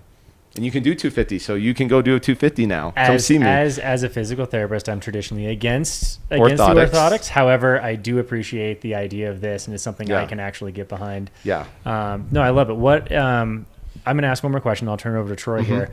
But my one question to you that I think the audience could really benefit from are what are like the top 3 things you see that people can do either preventative or foot care during a race that can really save your race? Because we hear all the time people they drop out of races because of their feet. Yeah. What are 3 things that you can do that are just going to absolutely prevent those types of disasters? Yeah. So if you've done a race and you've had an issue, you're going to have that issue again, probably, potentially. So just prepare for it and prevent it before. Tape something, put a pad on it, do whatever you need to do before you even get started. It's not going to hinder you and it's going to benefit you. So I think just being prepared or thinking of past races of what might have caused that issue. A blister, everyone loves the blister thing. Drain the blister. I mean, if you're out in the middle of nowhere, just take a little something clean if you can, let it drain out, put a little pad over it, because then it prevents it from getting bigger and turning into a worse problem. Because when you start filling up, it starts expanding, and you're creating more pressure there. So yeah, that. And then I think we really hit on it. It's like, if you can carry, like if it's a point where you're not going to see someone for a long time, having an extra pair of socks or having something to let your feet dry for a short period of time, having your nails trimmed. Don't go run a long race with long, pretty nails. I mean, get them trimmed. That's how you're going to lose a toenail. Make sure your shoe fits right. Those are like, honestly, those key things will prevent so many issues. Yeah, no, that's exactly the information I wanted. And I was actually going to follow up about the blister. Do you pop a blister or do you leave the blister? I never know what to do. Pop it, yeah. Now, if you're at the end of the race, like you're done and you got a blister, let it sit for a day to see if it gets a little bit bigger and then pop it. But other than that, if you're in the middle of the race, for comfort's sake, pop the thing. Gotcha. Yeah. Well, we had a couple cues come in from the chat. Yeah. One of them was blister care, to pop or not to pop mid-race. We covered that. The other one that came in was toenail loss unavoidable or preventable. Does that kind of come back to some of that foot care that you were talking about? Yeah, as far as prepping the foot and really getting it ready to race? That's a good one. Yeah, totally. And this is something I do very interesting in my office. So I do medical safe pedicures. Now, this just isn't a toe trim. Like I do the polish. They're all surgically clean instruments. And I'm all about good toenails, good feet before you start a race. Be careful where you're going to get your nails done if you're getting your nails done, because you want clean instruments. You don't want them trimmed too short. You don't want to get rid of the cuticle too much. I would say if you're doing a race, don't do colors on your toenails. you want to be able to see what the toenail's looking like underneath. Is it getting bloody? Is something happening? And I kind of made Shelby mad because I told her not to get her nails painted. She still did, but it was a clear coat. So we'll give her a pass on that. But yeah, I mean, toenail loss, sometimes it's going to happen. Again, it's shoe gear, but like your feet swell. I think a lot of people don't think that. They're like, oh, the shoe fits, and then they get, however far in the run, and all of a sudden the shoe's tight on them. So it's like understanding those things. Toenails get lost. If they get bloody or something, come see me. We'll take it off. A new toenail grow in, you'll be fine. Yeah. That's a good thing about them, right? Yeah, they come back. Yeah, you were talking about like kind of prepping the feet, and it's something that I have a ritual with my feet before I race, and I'll take out like a file and kind of like get all the calluses down too, because you don't want to, the last thing you want is to have to try to stick a needle through an inch and a half of big toe callus on the side of your foot. And then I guess a couple other things is like, if you were going to put together a blister kit that someone was going to carry with them so that they could triage like kind of on the trail, what are some of the things that you would suggest? And let's limit it to something about the size of a deck of playing cards. Yeah, for sure. That's easy. Well, first of all, to the calluses. Calluses should be trimmed down. People who love their calluses, it drives me nuts. Now, I'm not saying trim them down to the point where it's like raw or hurts. So like before a race, getting that callus to a comfortable spot is really key. But to the deck of cards, really simple. Have something clean, like a little pair of scissors, little fingernail clippers, something that's sharp that you only have to make a pinprick hole to allow the liquid to drain out. And you just want to do it at the lowest point of the callus on the edge, callus blister. So, to drain it. So you want that. And then a little bit of like a moleskin, or Cia's has a really cool silicone bandage that you can actually put on and then pull off and clean and put back on and reuse. So something to then pad the area where the blister. And honestly, just those two little things, you'll be golden with the blister. So you're smaller than a pack of cards. Yeah. How about like I like to carry different sizes of Luco tape. Okay. And a little alcohol swipes. Yeah. Because you have to. If you want the clean, tape to stick, alcohol you have slap to is clean, good. Yeah. You have to clean the space. How do you feel about like carrying tape with you just in case? Because like you mentioned prep. If you're going to get blisters, like put the tape on there. But then every once in a while things will just kind of pop up. So So tape's a hard one. I mean, if that's all you have, tape it. The problem is with tape, when you pull it off, you often can pull the blister off or make it worse, especially like the Luco tape or KT tape, but it works really good in the instance you need it. So if that's what you have, I prefer, like I mentioned, the silicone, something to look into, something that you can pad it, but it comes off not easy, like it's going to come off while you're running, but something you can remove and not it's too hard. It's meant to do what it's supposed to do. Yeah. If you tape it too much, I did that on one portion of Shelby's foot, and last night I was pulling it. It's like, go take a shower first. And that's the thing too, like I did that before. So at the end of the race, if you're blistering underneath your tape, soak it and then pull it off. Smart. So, all good stuff. Hopefully it's good. Yeah, no. Dr. Hammond, please let the audience know, how can they get a hold of you? How can they follow you? Do you have a social presence? Where is your office? Yeah, so a couple things. So Hammond Foot and Ankle is the Instagram, TikTok, the Foot Doc with a period between each one. My personal is jeff.r.hammond. Reach out to me there. I do telehealth visits, so you can make appointments through hammondfootandAnkle.com. I'm in Provo, Utah. I have people travel to get there. The cool thing is those performance-enhancing inserts. I don't like to call them orthotics because orthotics have a bad name. These things are amazing. I make them in 15, 20 minutes. So if you do come, we can put them right in there and make them amazing and really get you going. So seriously, come find me. If you need someone to come crew your team, hire me up. Let's make you guys go fast. I love it. I think we're going to see you at a lot of future and I'm hoping to run it next year. So maybe Shelby will come pace me. There you go. No, that's awesome. That is a great way to end. We're definitely going to see you next year regardless. Yes, you are. Awesome. Dr. Hammond, thank you so much for joining us. We appreciate your insight and your help and your support in keeping these runners happy and healthy. I think maybe a little too late for a lot of them now, but maybe they can take these lessons into the future. And we're going to snip this out and we're going to put it out on its standalone because I think it's some really great information. Yeah. So we'll see y'all. Have a good one. Thanks so much. Guys.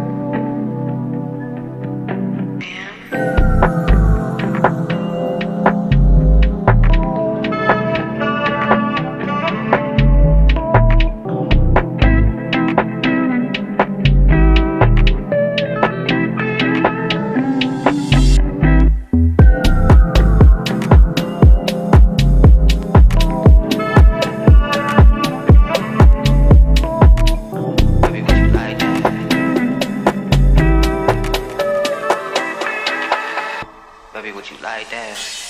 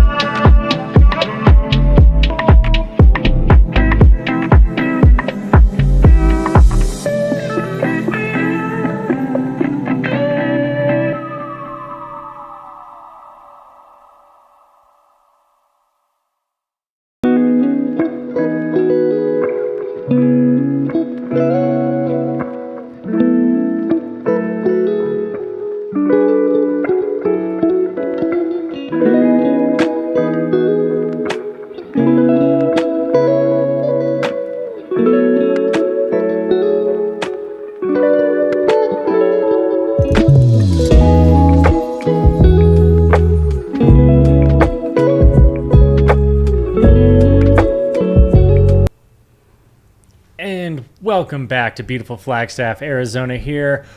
Enjoying the Cocodona 250 presented by Aerovipa and Mountain Outpost. We have a wonderful guest here that I've been excited to chat with all week. Once I saw you were here, I was like, I'm going to message her. Ladies and gentlemen, Mrs. Lucy Bartholomew. Hi, thanks for having me. Yeah, we're excited to have you, Troy.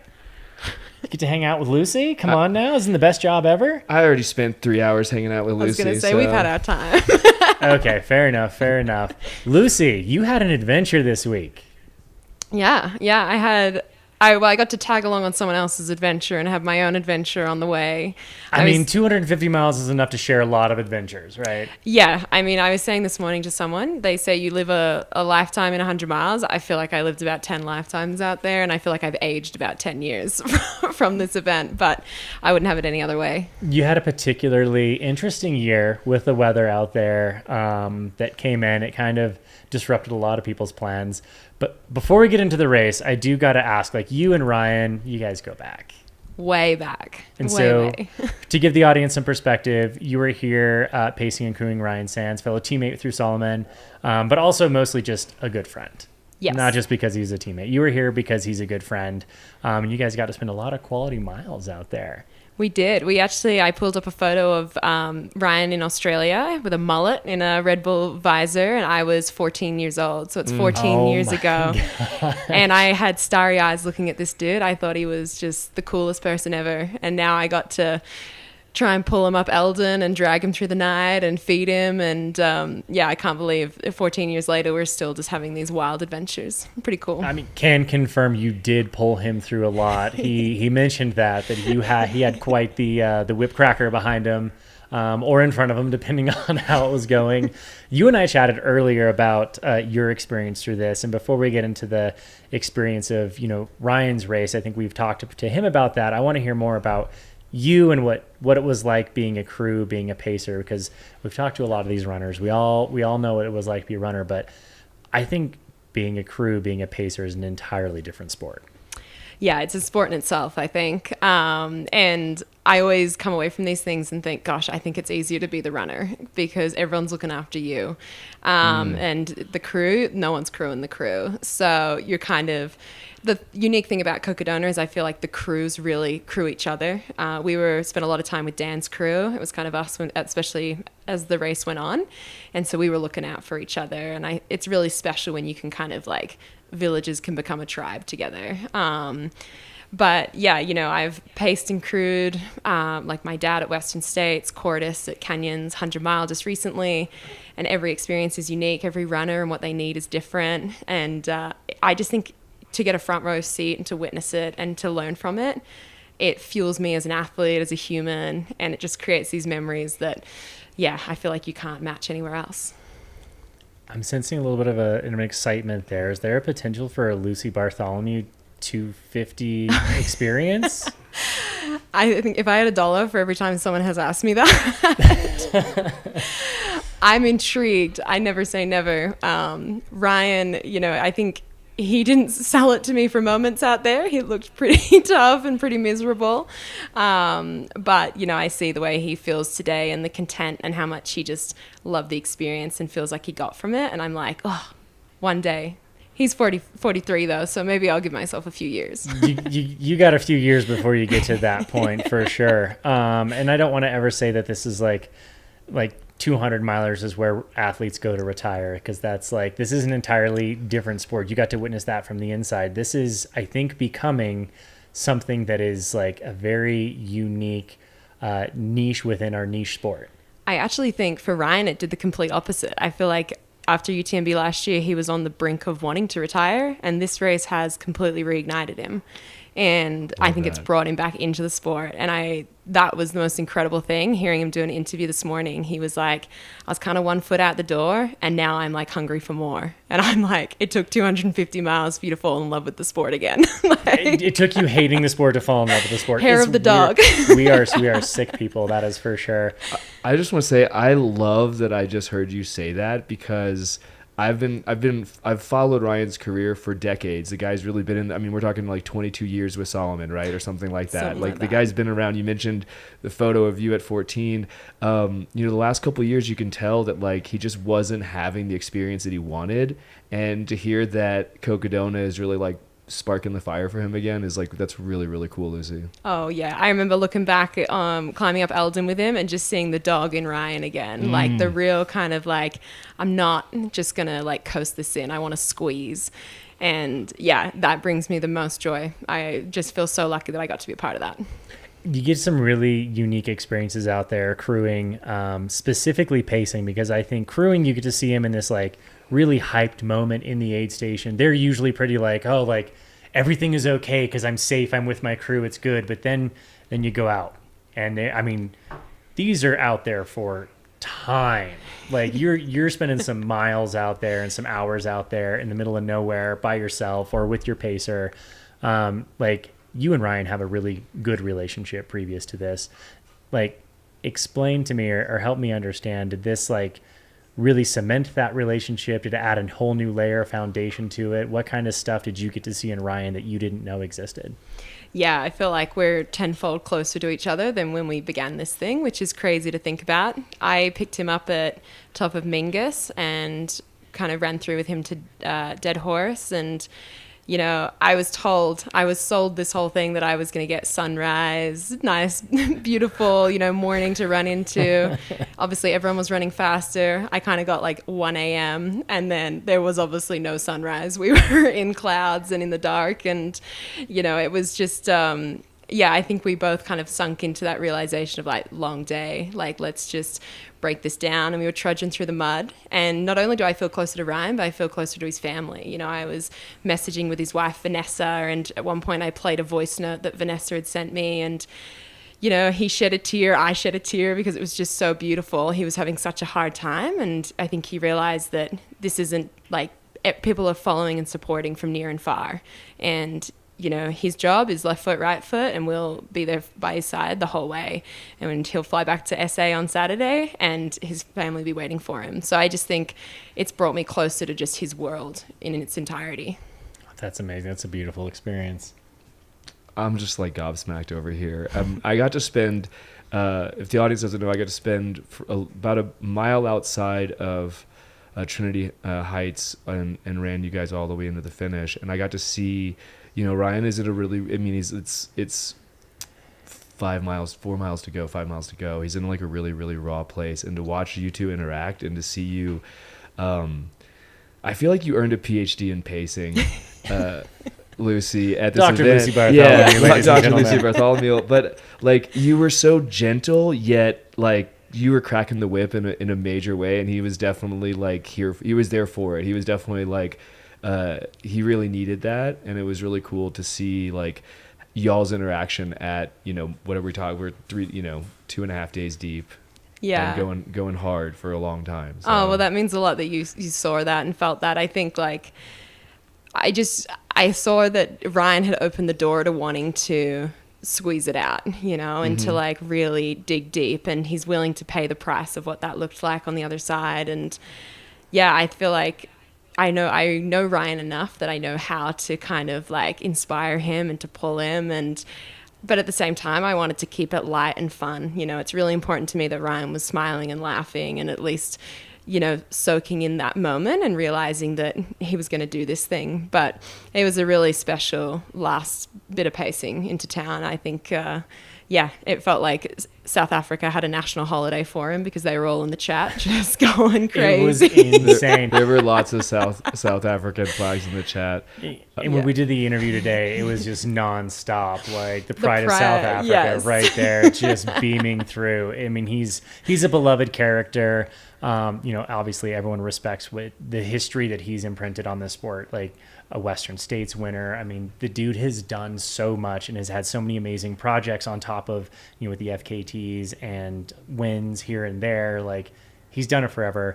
You, on the other hand, you mentioned he's a little older. He's in more of the twilight of his career where he's like, hey, I need to like rejuvenate some things and I have a few more goals that I want to eke out. And this kind of like really inspired him. And you can tell when we interviewed him today. But you, although you've been in the circuit for a very long time, let us not. I mean, you also took that photo with him 14 years ago. So, yeah. I mean, let's talk about, you've almost been in the sport just as long. What kind of goals do you have going forward? We're going to switch this towards focusing on Lucy for just a quick second. What kind of goals do you have moving forward? And I do believe, I'm pretty sure Ryan said he wants to take a year off of Cocodona, so to return the favor and pace you next year would probably be a deal. I'm just going to throw that out there. I'm speaking for him now, and I'm just, layering it up that. We had a joke out there of we need a refund because we got false advertised into thinking we were coming on a desert holiday. And then I said back to him, I was like, maybe they'll give you a free entry.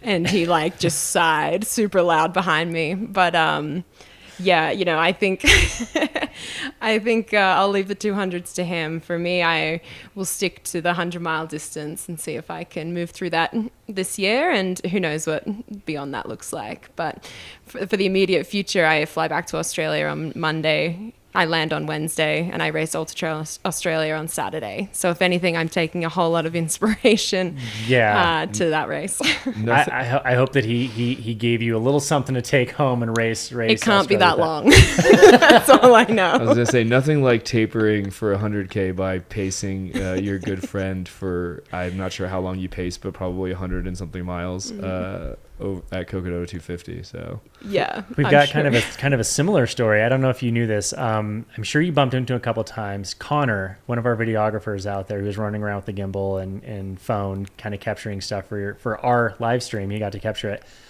Little background on him. He showed up Monday morning. Was like, Jamil, I'll help out. What can I do? And he was like, hey, can you hike this stuff up to Soap Creek Pass? And like, that would be awesome. It would help out a ton. So they hiked up a bunch of gear up there, flew drones, ran cameras back and forth, got down. And he's like, what else can I do? What else can I do? And finally, I was just getting texts saying, at first it was like, Zach, what can I do for you? And I'm like, hey, can you show up here and like maybe run them out? I don't have any cameras there. It'd be great. And then it turned into like throughout the day, where can I go next? Where can I go next? Hey, I'm at the next aid station. I'm going to catch a nap and a burrito. And then I'm going to run with him again. Do you want me to run with him from Wildcat all the way to the finish? Like, the dude put in 70 something miles and he's racing Yemez 50 miler tomorrow.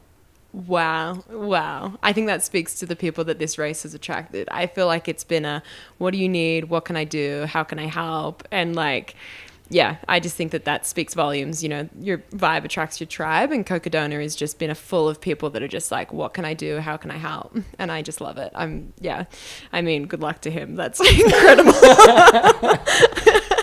Connor, you got the good luck shout out from Lucy Bartholomew.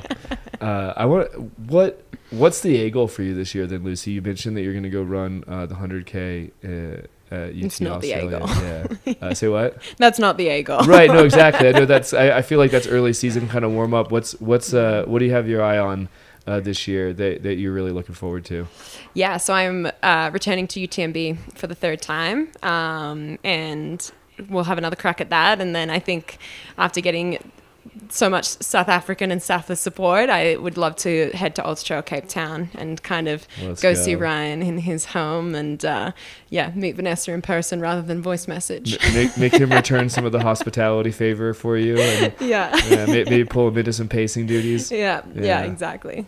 Now, remember, have you ever been to Cape Town? You have run that race, right? I have run that race in 2017, and I was there but didn't race in 2018. I feel like it's silly that I ever ask if you've run a race, because I feel like you've been to about every major race that anyone can think of in your career, which is littered with some amazing performances. You're inspiring beyond all get out. I think everyone appreciates not only your beaming personality. I don't know how much Ryan appreciated that beaming personality. I think I was a pain in his ass with my chirpiness. I was gonna say, I think I do remember chatting with you where you're like, I was just not in the right place at the right time. Like it got rough out there.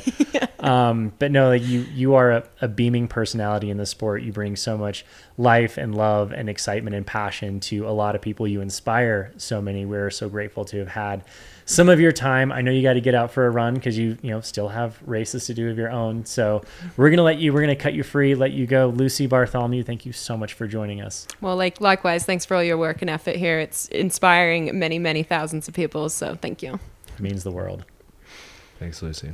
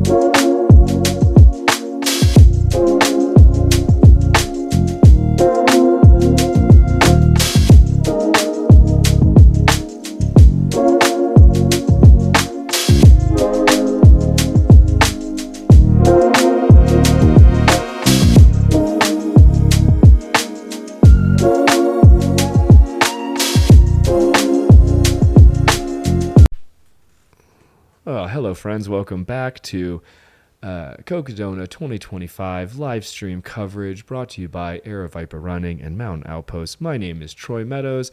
I'll be your host for the next 40 minutes. I also host this awesome podcast called the Midpacker Pod. I got to say, it was really awesome to do those last 3 interviews. Lucy is someone that I've looked up to in the sport for such a long time, and then kind of as we spoke, Shelby is a good friend, and it was really awesome to really unpack her journey. We're gonna get back to bringing the shine back to the middle and the back of the pack here as the finishers continue to roll in both the 125 mile distance as well as the 250 mile distance. I do want to give a quick shout out.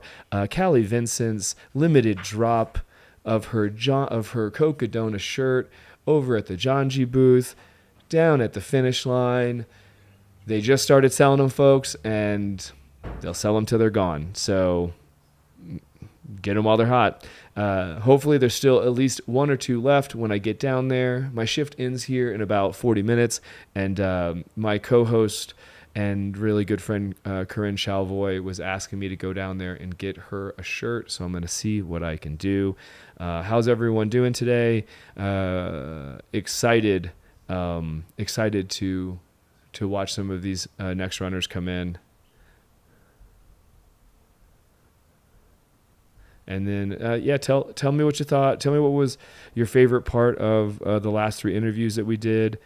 Like I said, super stoked. I got the opportunity to run Ryan Sands and Lucy and Ryan Sands into the finish line, and getting to see 2 really good friends just kind of really work together, and to watch Lucy really pull so much out of Ryan at the end.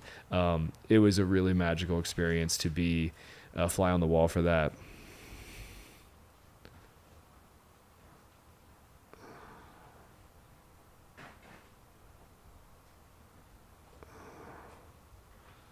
All right, I want to give a shout out to Kabuki Snyder, member of the Free Trail community. She's going to be coming into the Trinity Heights aid station pretty soon, and that means she'll only have 3.9 miles to go. Super excited for her to finish the Cocodona 250, and I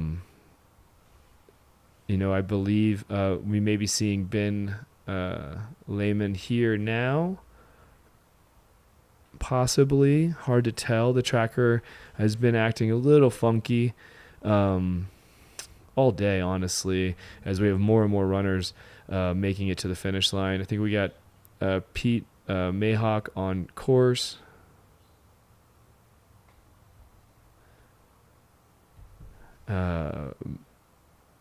Mitsao Moria is looks like close to getting probably actually with it hasn't updated in 16 minutes, so his tracker looks like he's probably on the streets of Flagstaff by now.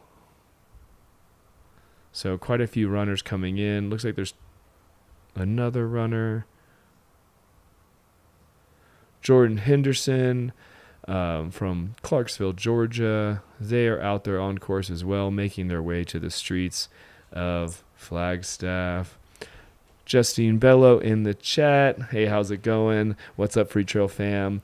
Excited to get to help cheer Kabuki to her finish. Super exciting.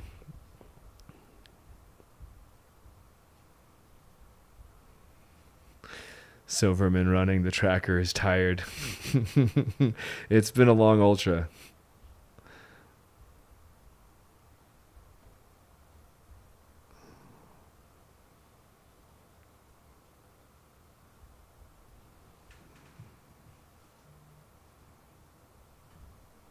Georgetown, Texas in the house.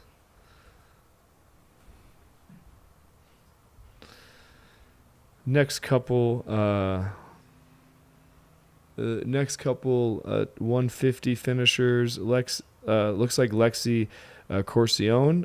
We had Joe Corcione, her husband, on earlier for an interview. She may have already finished. Hard to tell, or she may be getting really close. But I want to call that out, and big shout outs to the Corsiones for getting it done. And then Michael is also out on course there. Here we have, it looks like 2 runners. 253 and 98.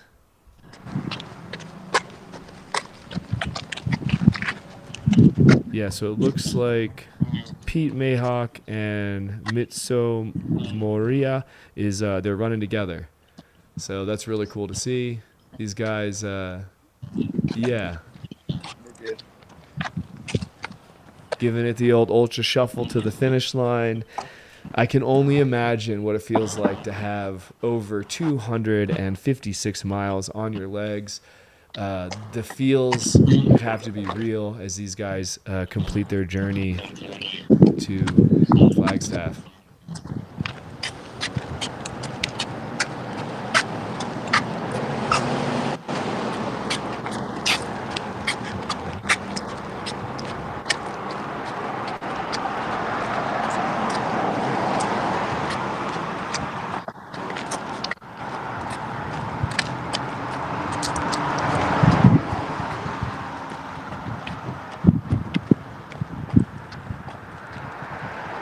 So how was it out there?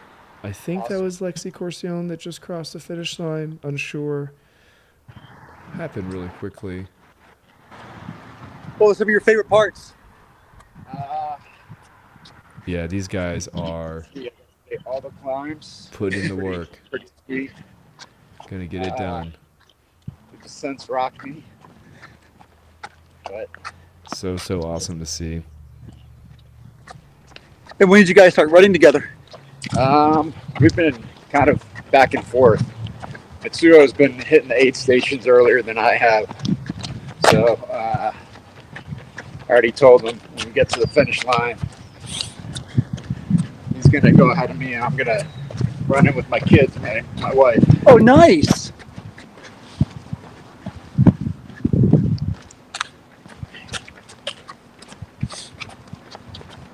So what were some of your favorite parts? What parts? Yeah, what was the favorite part of the course? You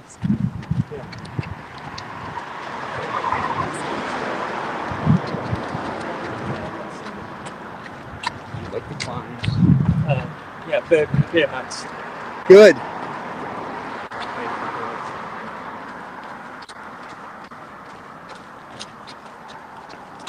Yeah.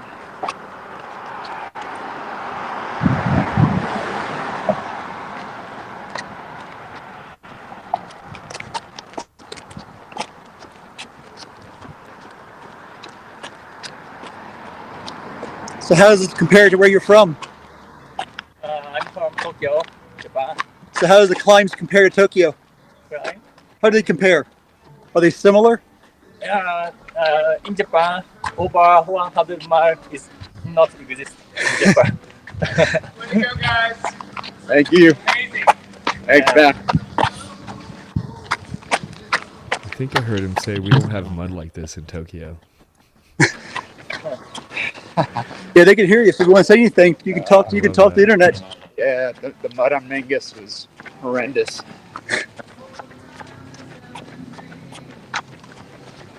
Were you up there for the storm? Yeah. It took me a long time getting down Mingus, that's for sure. So want to come back and do it during a dry year? No, then you get the heat.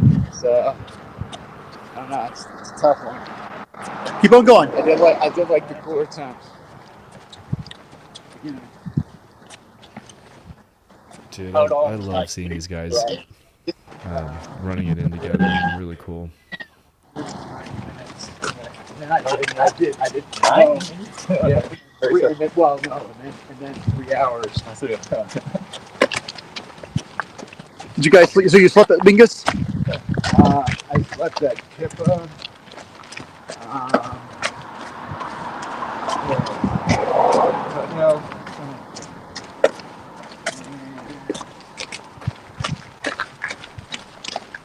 Yeah, in Vegas. Yeah, those three. How much sleep did you get? For about 6 hours. Sounds about right for this race.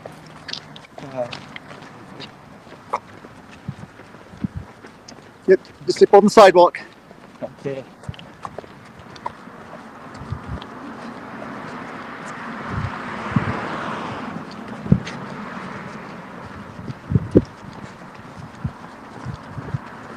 Do you have family back home watching? No, my family don't understand my hobby. Because Pete, you said your Love kids are that. here, so you're going to run in with them. My wife and my kids. Nice.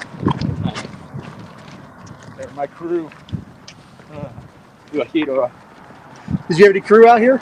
It's my crew, Gray and your chef. Oh, excellent. And there they are cheering you on. We can see them.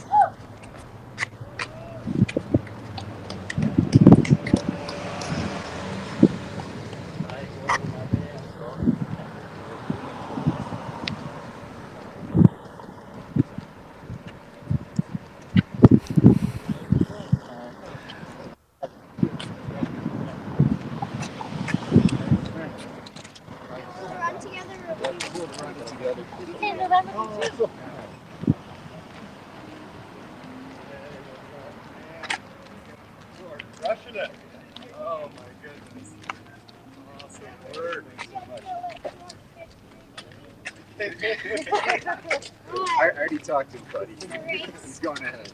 This is the race. I understand that.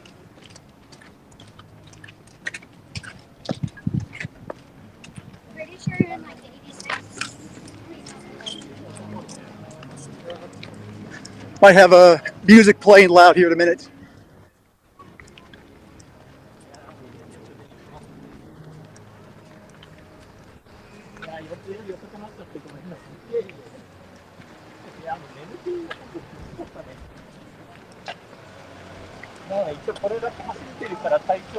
Go ahead, keep going. Keep going. Keep going. Okay.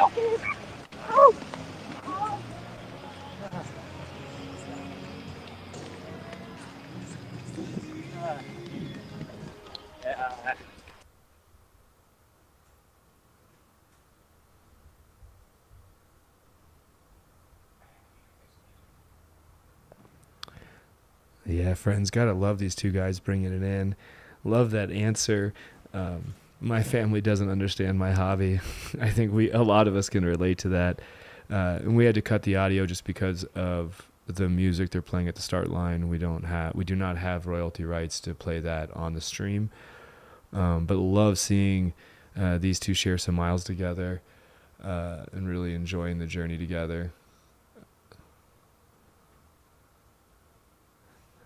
And then Molly B, I'm trying to look up Harold's information in the runner notes that I have, and I'm not seeing that he's submitted anything.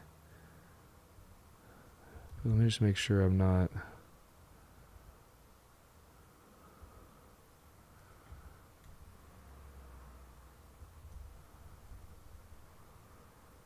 Let me try some different keywords.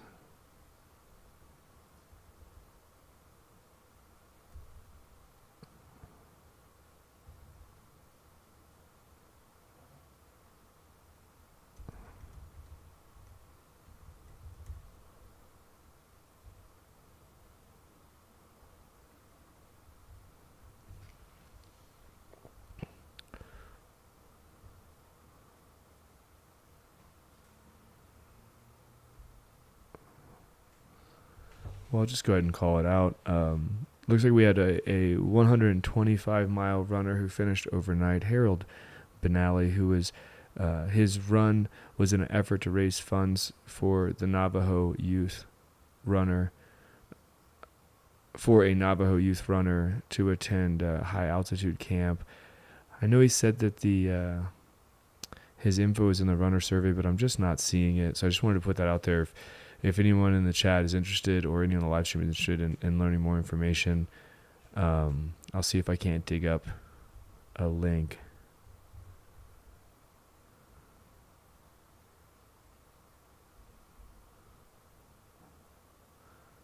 Oh, I love this guy with his kiddos. Oh, this is my favorite part of watching these and commentating, is really seeing the family moments.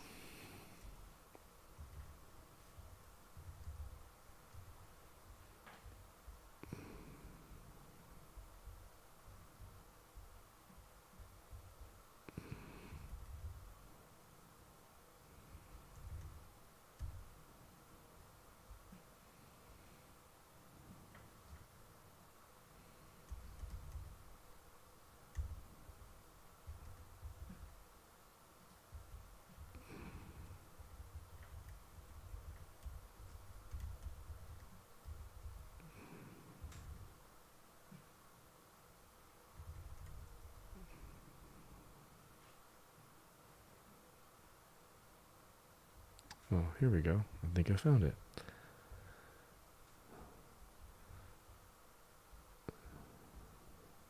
Sweet. Yeah, it looks like Harry has set up a GoFundMe. He's trying to raise funds for the Navajo tribe. He's a race director for trail races in his community in Antelope Canyon near Page.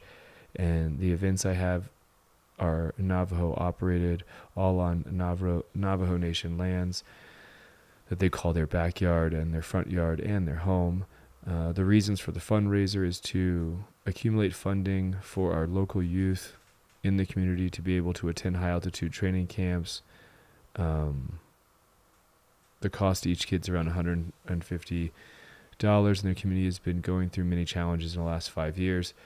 So yeah, if you're interested, there's a GoFundMe. You can if you just search, I'll just go ahead and pin it in the chat. I'm not pinning the chat. I was just gonna leave it in the chat here. So go check it out. What a worthy cause. Harold Bentley, way to give back to your community. And looks like we've got a runner's cam. What are we looking at here? This is the top of Eldon. Yeah. And that trail, you can see the runners.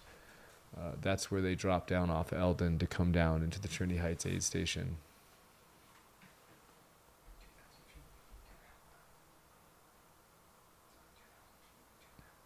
Yeah, they drop about 2,000 feet in 2.5 miles.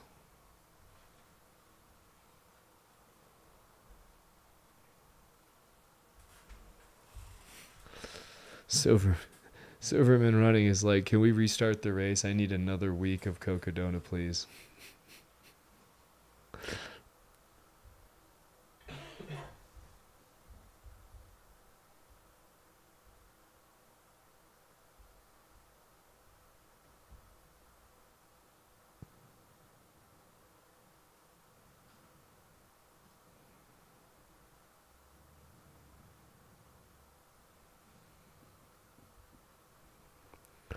Looks like this runner here is... Oh, it's okay. But we just cut to a runner cam. Looks like we have another runner. Keep going. Get past it. 252. We just had 253. Yeah.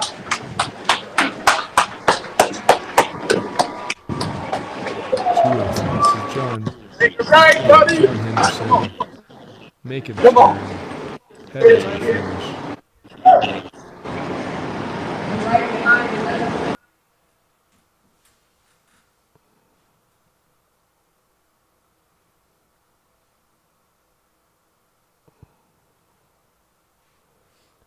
The stoke is high, friends.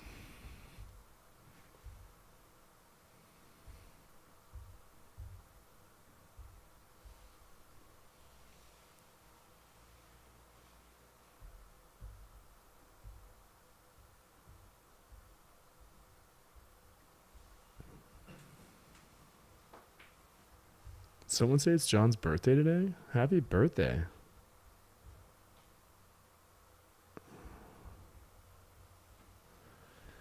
Gina Marie. The furthest race I've ran would be Grindstone by UTMB, which is 100. I had 107 miles on the watch, but it's billed as a 104-mile race.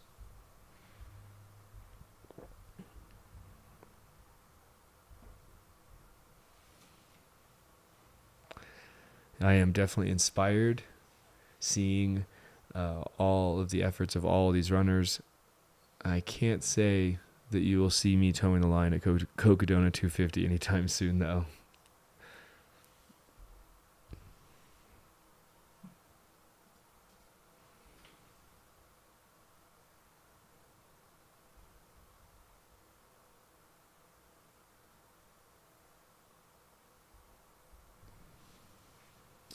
Nice, Nathan Reese. Thanks for the 411 on Jack. Looks like he trains with our Cocodona champion and new course record holder, Dan Green. That's really cool. Yeah, it looks like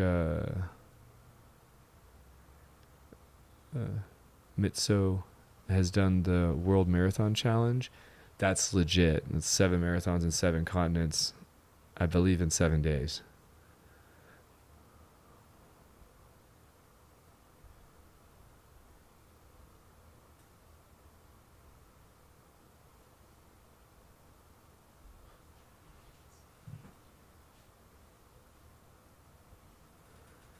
Sheila Boyle in the chat. How are you going? How you doing? Excuse me.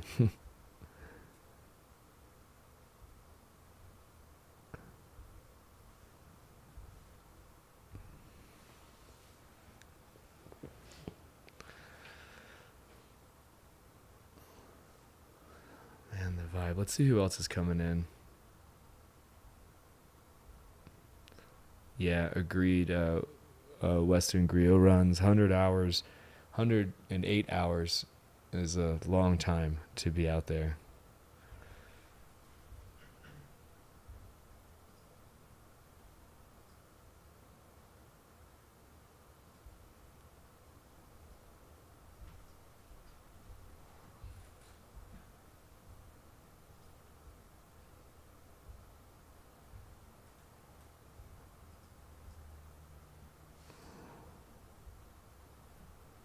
Looks like we have Daniel Lockhart as well as Jack Pennington.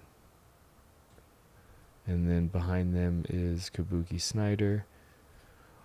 We're going to cut for a quick ad break, friends, and I'll see you on the other side. This is Troy Meadows bringing you live coverage of the Cocodona 250, brought to you by Mountain Outpost and Air Viper Running. Registration for 2026. We'll open registration for the 2026 event 8 a.m. Pacific time on May 20th. That gives plenty of time for the people who ran this year, volunteered this year, to jump on the morning of May 20th and register.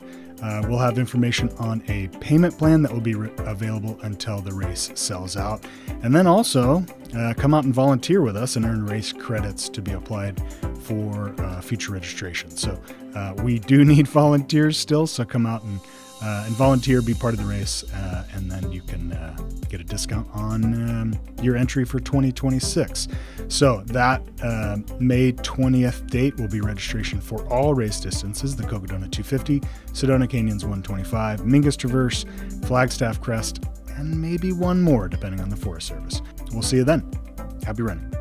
You got wise blood to come when somewhere, coming out long on the brink of self-implosion, alone in a crowd on the corner, going nowhere slow.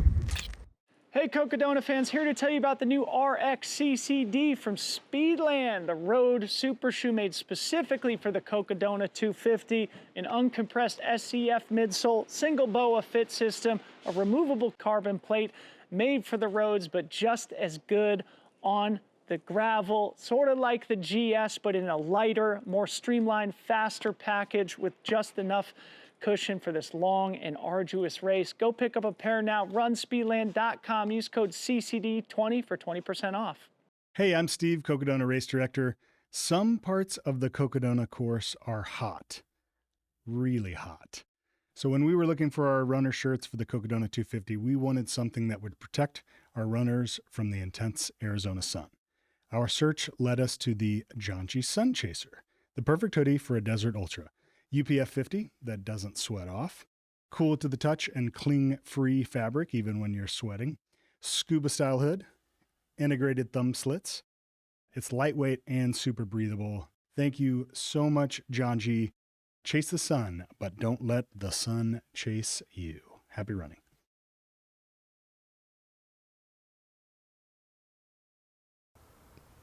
All right, friends, it's your boy Troy Meadows coming back for the live coverage of the Cocodona 250, brought to you by Aravaipa Running and Mountain Outpost. We're going to go 125 hours, friends, of continuous coverage of the Cocodona 250. We're at 108 miles. I mean, it's been a long day. We're at 108 hours, 48 minutes, and 52 seconds. Still plenty of race to go, and we've got runners coming in multiple distances, the 125, the 250, as well as the Flagstaff Crest race, the 39-miler. Again, I'm Troy Meadows, host of the Midpacker Pod, and I'm stoked to be able to watch the middle of the back of the pack come in.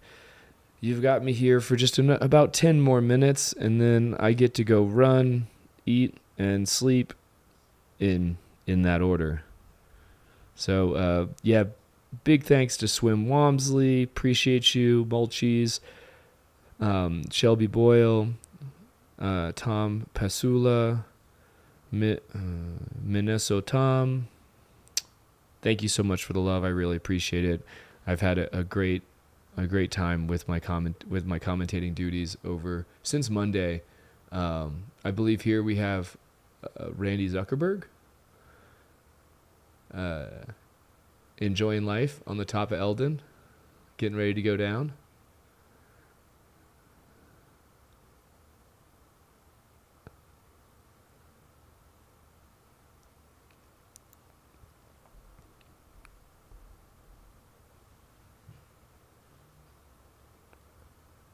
I love this shot on the top of Eldon.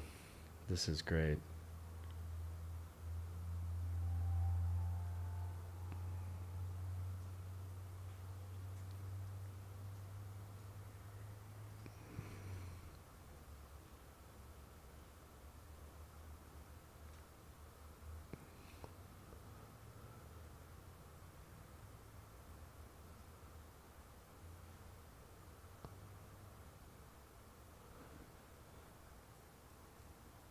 Oh, yes. With the view of the mountains in the background. Love this.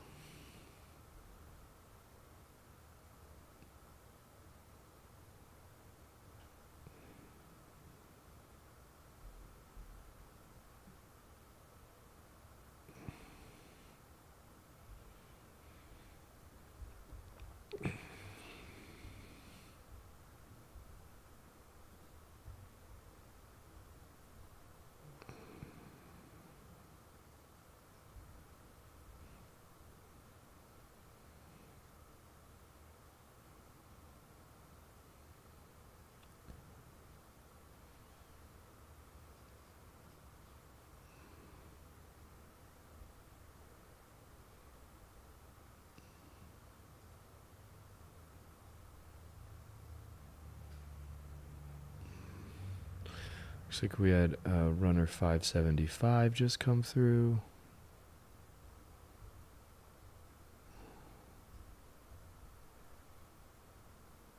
those fives.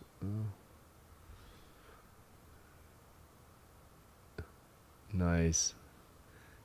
Getting the cameraman to give him a little photo op as they run down the Eldon Trail. This is from here. They're gonna come down.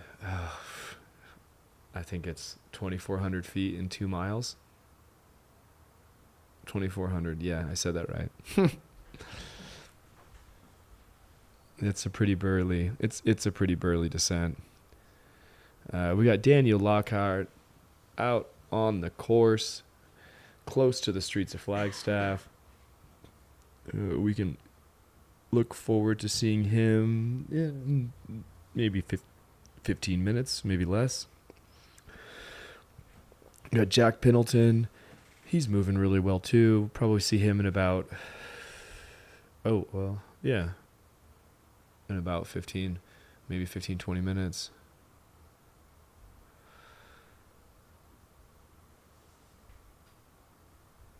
Followed by Kabuki Snyder, 2.3 miles out. She'll probably pick up the pace a little bit, but she's moving around 2.5 miles an hour. So, depending on how her pace goes as she gets into Flagstaff, likely see her in maybe 35, 40 minutes.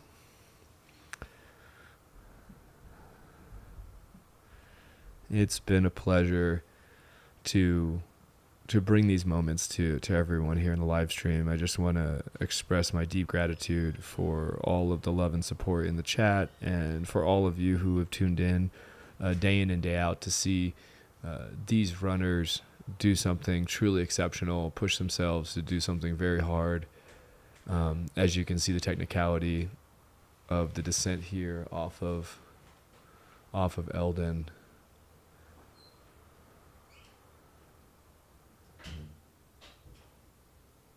And I can just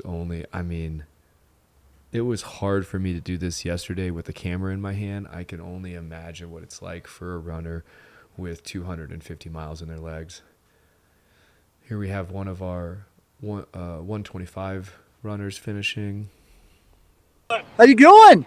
We're doing good. Of course you are at the finish line, darn it. You basically got a kilometer to go.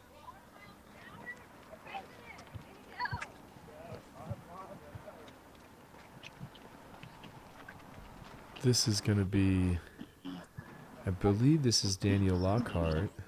What bib is it? Oh, no. Oh, they're bars, yeah. 176. Okay, this is Jack Pendleton. Look at Dan never running out. Moving really good. They were there. I love to see the bounce in this step at mile 256. That's legit. Way to go, Jack. Back to the starting line.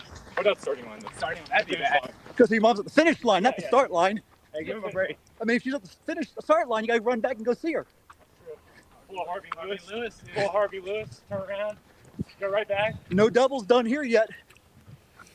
First time for everything. That's right. Horrible. No, yeah, I'm not going back up that mountain, Jack. I'm sorry. No Cocodona double. That descent was pretty gnarly. It was pretty interesting. Down Eldon?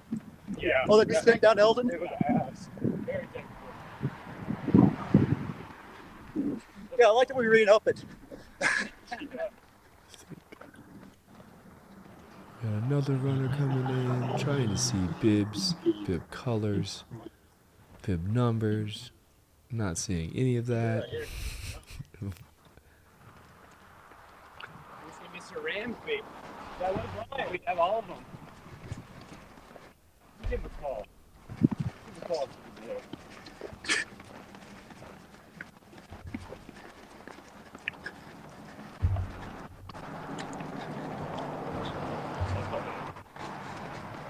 I love it. Runner making a call on the run. I know. I was gonna say, my man Jack has still got the faculty to dial the phone while running. Jack started looking at Instagram too. Yeah. Hey, we're running down towards y'all. All right, dog. I'll see you down there then. All right, dog. I'll see you. Are you running up? Oh yeah, that's what I was actually gonna call about. Ryan's coming up. All right, dog. I think Jack's calling in the Coors drop. That was the enigmatic James Green. He was calling? He was on there? I called him. Let me get him on the FaceTime. Oh, okay.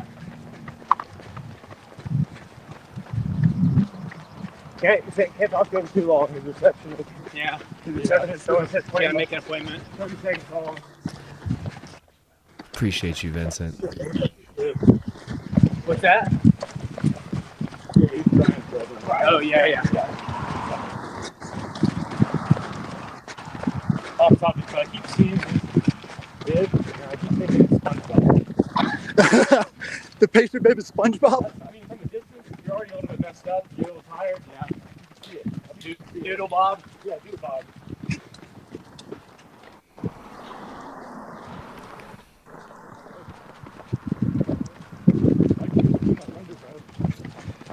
I'll be here to bring Jack all the way into the finish with y'all, and then I'm going to hand it over to the next set of hosts. We have Caleb here, and we've got Chris coming in to bring you into the evening here as we continue to welcome our middle and back of the pack runners here. Man, we're sub 10. 250. Really? We're doing like a 9:15 through here. You're hauling ass, Jack. That's right. Man's got wheels at the end of a 250-mile race.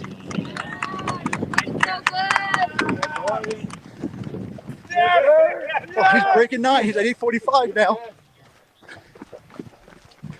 Jack, drop the line. Drop him. Solid Music work. coming up. Music alert. Solid work, Jack. Cindy Scott, thank you very much. Yeah! You cross the street, then turn. We can make it. You want to go for it? They can't kill us all. Turn this way. He's going this way. Right? These guys are just having a good old time. Go for it. All right, buddy. Go take it.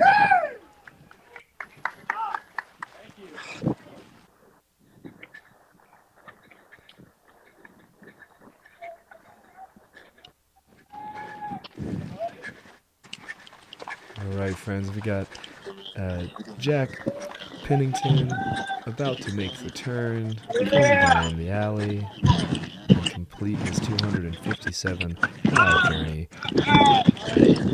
to Flagstaff, Arizona. I'm jogging, but can't. Let's go. Yeah, Annie Seeks.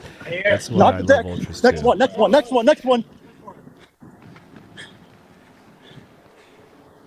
Yeah, Jack! Woo!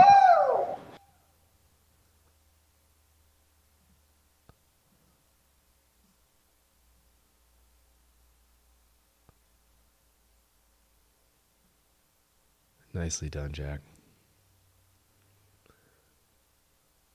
All right, friends, we're going to take a quick ad break and then bring on our next two commentators.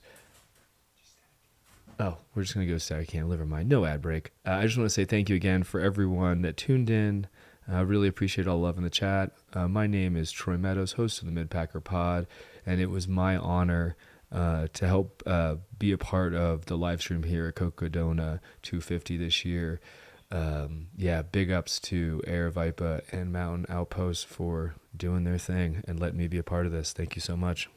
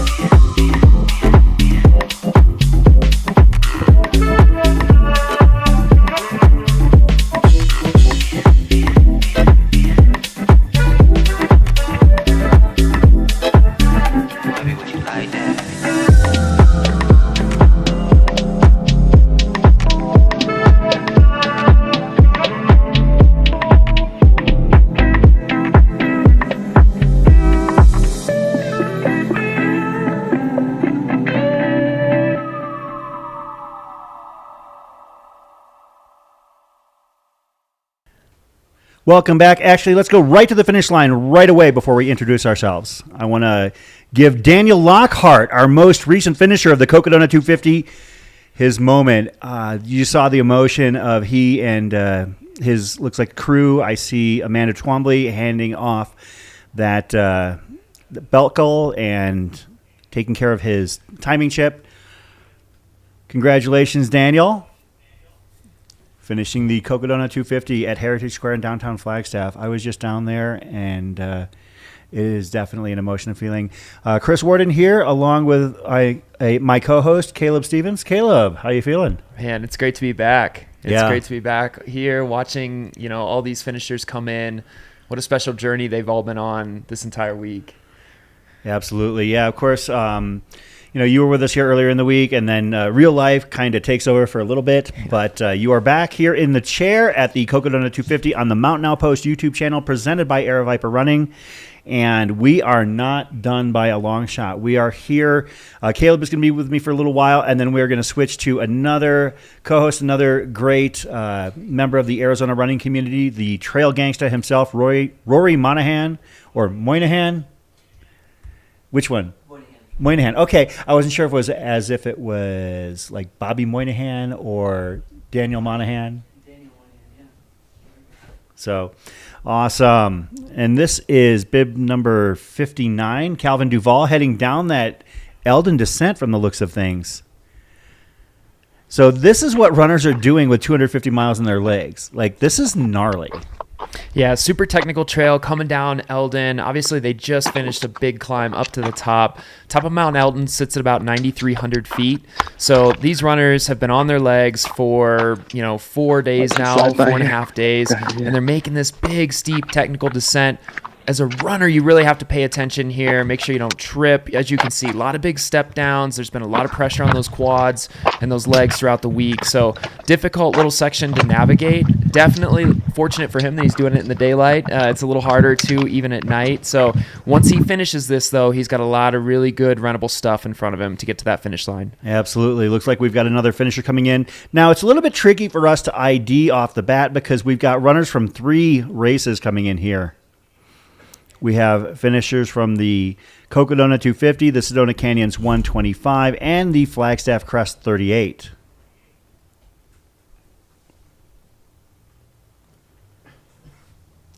One thing we're going to do also is be keeping eyes out on the back of the pack and those who are chasing cutoffs, as we still have I'm scrolling down the runner tracker that is pinned to the top of the chat, and there are still a lot of names yet to cross that finish line that are still on course that we're going to be rooting in.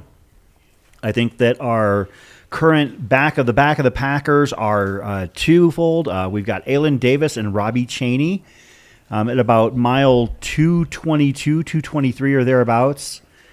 Basically, they've got 35 miles to go, 34 and a half miles to go. And 15 hours, 50 minutes to do it. Yeah, it's going to be tough. And this is familiar territory for Robbie. Robbie was one of the last 2 finishers last year at the race. Crossed the finish line with a fellow competitor. He was, famous for those purple pants that he had on. Robbie's somebody that I know and actually got to know through Cocodona and some of our training leading up to it. I've shared that a little bit over the last week or so, and I've been following him so closely all week. And so here's hoping that, he can get across that finish line before 10 a.m. tomorrow. Yeah, of course, we've got Robbie and Aylin back there. And Aylin, a special story as well.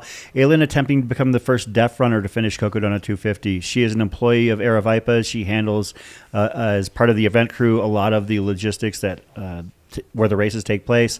Aylin is the sweetest of people. If you meet her for the first time, you will get a hug every time you see her. Last year, her journey ended much sooner than she had hoped. She was not able to finish the race this year. She has moved very well for quite a long time. She has been chasing those cutoffs, and I'm hoping that she's just got this last bit of juice in her. I know that climb up Eldon is going to be brutal, and that descent is going to be just as bad, but if anybody can do it, I hope she can.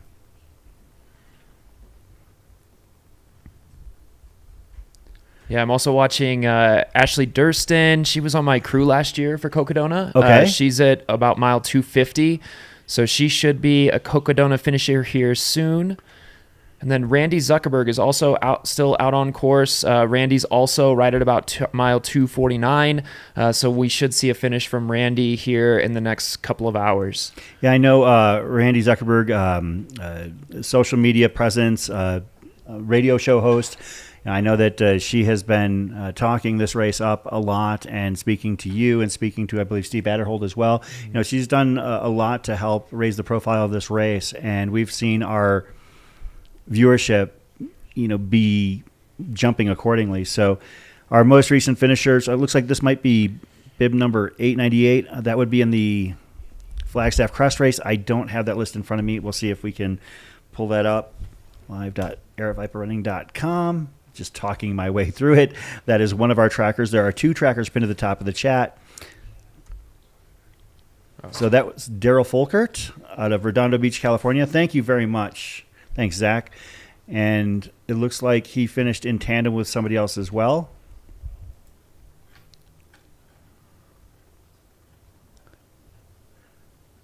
Looks like, I'm going to take a guess, that would be Jacqueline Folkert.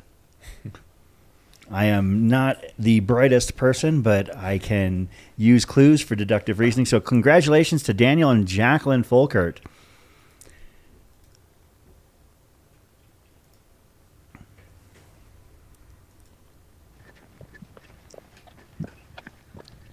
So looking at the cutoffs here. Oh, here's this is Katie O'Connor. I know Katie as well. They got you. She comes from the Ornery Mule racing community. She and I coached together for Ornery Mule. Katie has finished this distance before, but not Cocodona. One thing I'll say about Katie, she's just such a light for the community, does such a great job really representing what trail and ultra running is. She's such a light. Again, from Chicago, Ornery Mule racing family. And I'm so excited to see her here on the streets of Flagstaff as she makes her way to Heritage Square. This is awesome. Looks pretty comfortable, pretty mellow here. Even though just a couple blocks away on the streets of Flagstaff, going to make a couple more blocks south. Take that most famous left-hand turn in all of sports. It was a grind, but she took care of it. Thanks, sir. Definitely looking forward to that finish line. Yeah. I bet you are. I don't want to wear shoes for a year.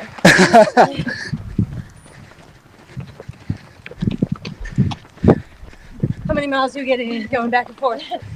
I'm already up to 3. And I've only been out here for like 30 minutes, 40 minutes. You're like getting them in. Try to get a 50K tonight. Yeah, I think there's going to be a lot of finishers tonight. It's going to be great. Yeah. And you got a great run. I've seen so many incredible people out there just pushing through, grinding it out. It's just inspiring, I want to see them all finish. Just set up.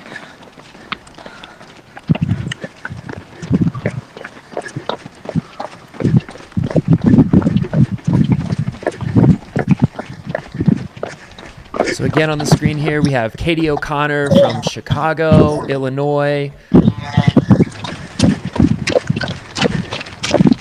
heading towards Heritage Square.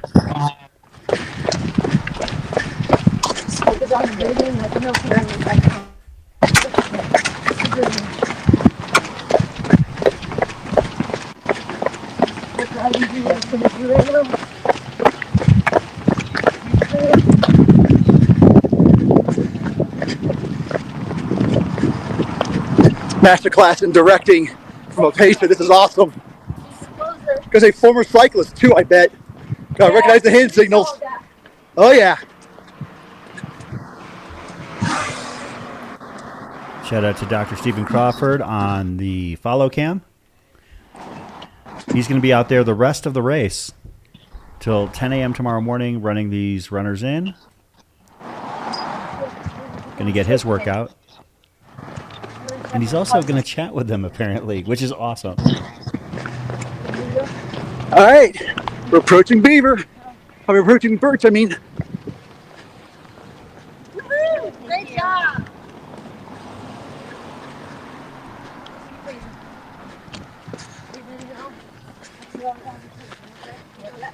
Getting close to the music again, studio.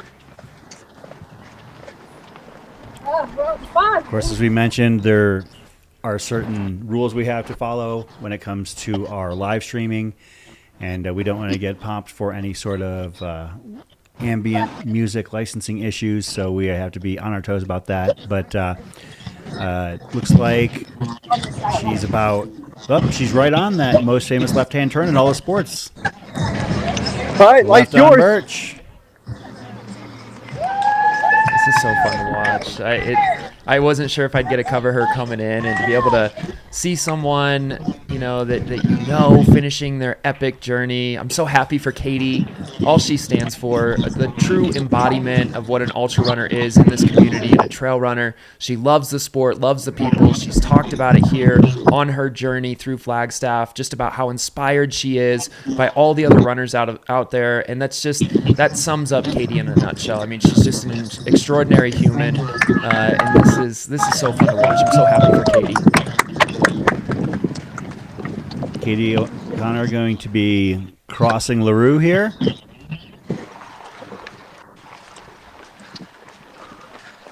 That so much is too hard. I get past the blue. Otherwise, you go to the parking garage, and that's a climb. Going to make that right-hand turn down Cocodona Alley. Cocodona Alley.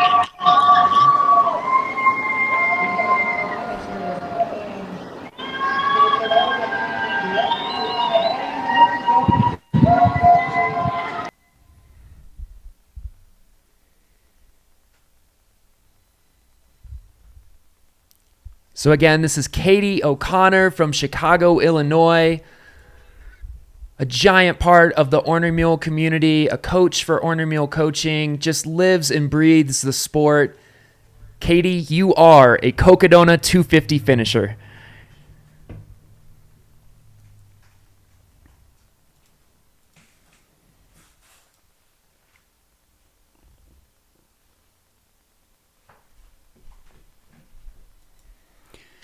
We're hoping, as we can tell, it's a little bit fuzzy out there, our finish line camera. What we're trying to do is get that clarified, and once we do, of course, the picture will improve, but hopefully you'll stick around with us through that. We are going to be going live until 10 a.m. tomorrow morning, making sure that we capture pretty much everybody we can. This is another runner descending down the Eldon from the summit, rather. I like that shirt, Chris. That does look like something you would wear. That is definitely a Caleb Stevens special right there. There's no doubt about that. I also like how springy I can't read the bib number here yet. We'll get a little better picture here in a second, hopefully. But yeah, he's just moving right along, bouncing. Doesn't look like he's on those 250-mile legs. I do believe that is the 250 bib though, the blue. Yeah. That's the only race that goes up Eldon now. Okay. So yeah, looking super fresh here. Is this still Calvin Duvall, perhaps? Because we had him before.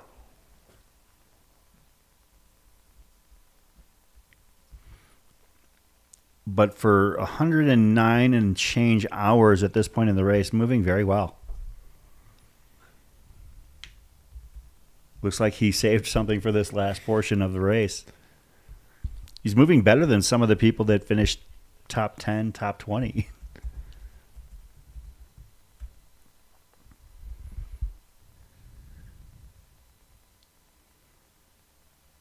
Yeah, I think saving a little extra for that Eldon climb and descent is a smart strategy. That could be Martin Roldan, perhaps, bib number 254. Yep, that's exactly it.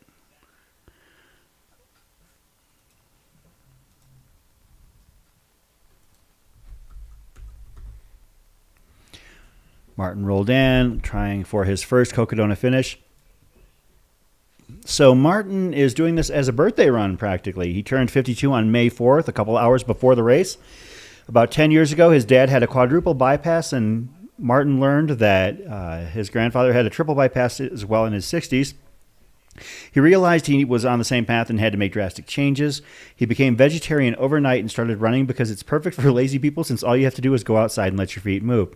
After years of trying to get faster, he came to his senses and switched to endurance runs, allowing him to walk and eat instead of suffering on pavement. He plans to keep on walking up hills while eating Nutella burritos for hours until he's well into his 90s. I got to tell you what, dude, he's not walking. He is bouncing down that hill. Yeah. What inspired him to run Cocodona? He wanted an all-inclusive vacation with sun, sand, blue skies, warmth, spa-like massages, and most importantly, all you can eat, drink, and night and day. All you can eat and drink night and day, rather. Cocodona seemed to be the best vacation opportunity on the market. The furthest he had gone before was the Bromont Ultra in Quebec for 100 miles. And he was excited for the Sedona Hangover Trail. I'd be curious to see what his thoughts are after having done it.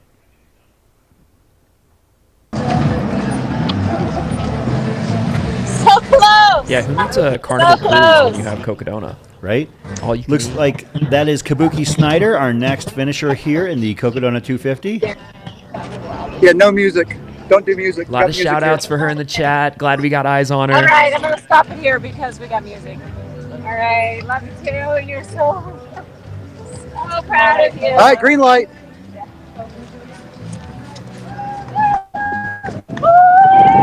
Making that left on Birch, the most famous turn in all of sports. Go, girl. Here we go, that 5-minute pace again. Some people like turn 3 at Daytona, third base at Yankee Stadium. I think that the left on Birch outshines them all on every level. Kabuki! Woo!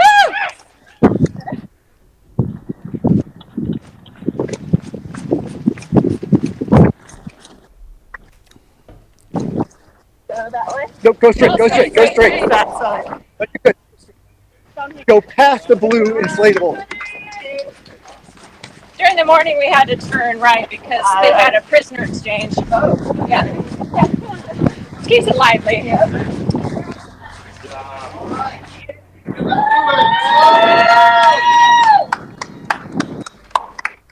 Right there.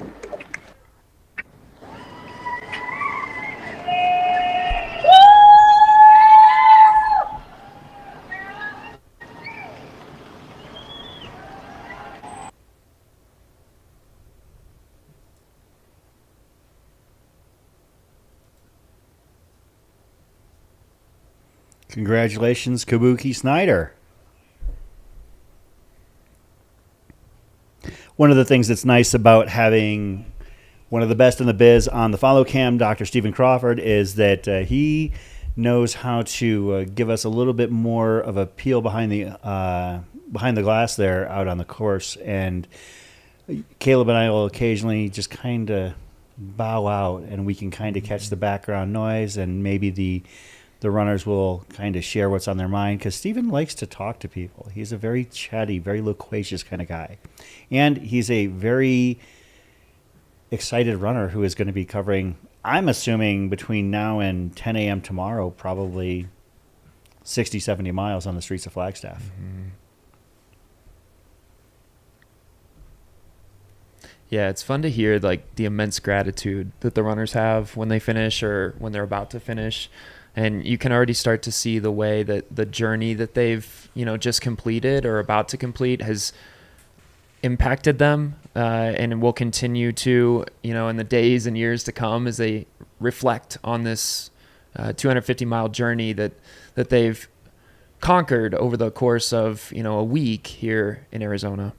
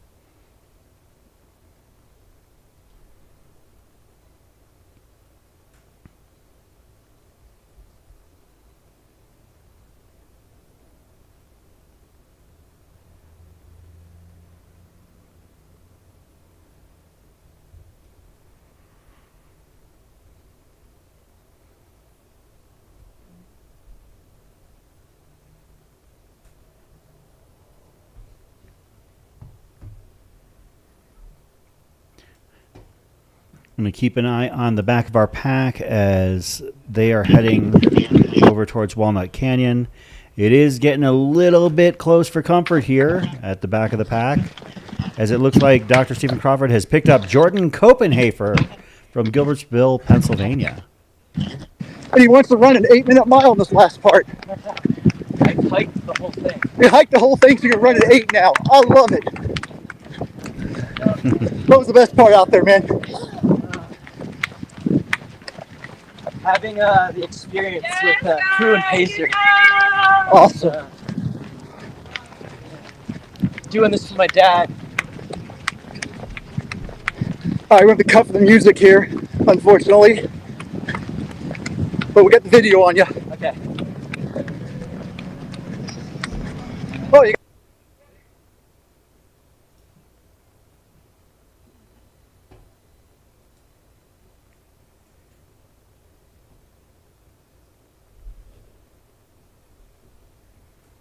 Made that most famous left-handed turn in all of sports, the left on Birch.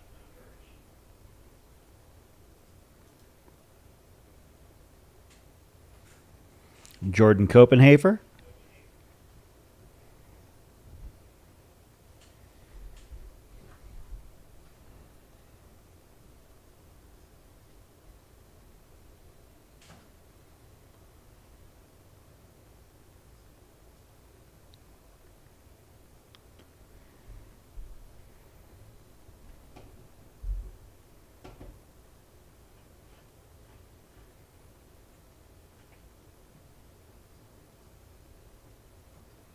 Going to make that right down Cocodona Alley and head to the finish.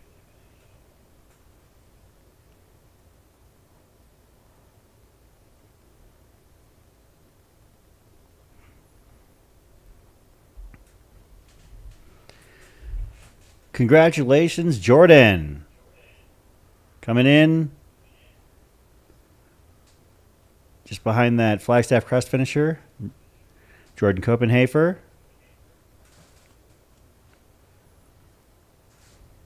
Getting it done. I want to shout out to a friend of mine, Lisa Buzzio, who did an excellent job, leaving no doubt that she crushed the Flagstaff Crest 39 this afternoon.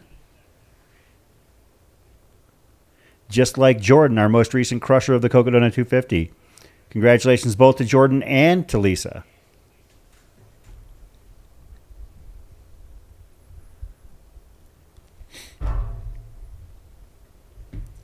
Chris, as we're waiting for another finisher to come in here, can you just like paint the picture of what it feels like at the finish line? You're so good with your words. You've experienced so many of these finish lines. For people who haven't had a chance to experience that yet, what does it feel like down there? Yeah, the finish line at the Cocodona 250 has become something that it's so weird. It's so close to where we're at here in Flagstaff, so close to the studios. You can see kind of the greater area. First of all, like it's grown so much even in this is the fifth iteration of the Cocodona 250. And you can see all of those tents set aside. Like you've got some vendors out there. John G has a shop set up. Aravipa has a shop set up. Ultra Spire, like all of these brands are set up out there. You have the food tent on the right, the lower right. You've got the medical tent right behind that. You've got a full screen of a huge screen of the live stream going on down there. And the energy, the buzz, the excitement is so real. Talking to runners and people just hanging out to cheer on runners as they come into their finish. It's really a magical moment, and I'm probably really not using my words very well at this point, but at the same time, that's because it's hard to describe, because it's that much fun. I was down there for about 20, 30 minutes this afternoon talking with some of our local Arizona runners and volunteers, and one of the things we were talking about, as I mentioned, was Aylin Davis, currently our cutoff chaser at about mile 223, has a little bit of time to get to the next cutoff, which is at 7:45 at Walnut Canyon. That's at mile 226.5. She is at mile 223. So she has an hour 15 to make it to Walnut Canyon. She and Robbie Cheney both basically chasing those cutoffs together.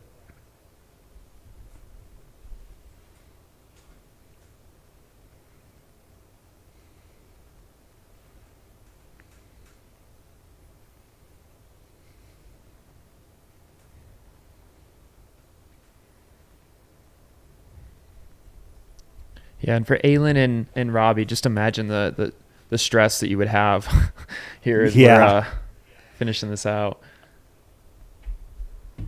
Wow. Sprint finish coming in hot. Whoa. Coming in hot. Oh, I can't look at my watch. This is a spicy finish here. Looks like Joshua Rogers, perhaps, bib number 96. He runs so hard, yet follows the traffic laws. Yeah.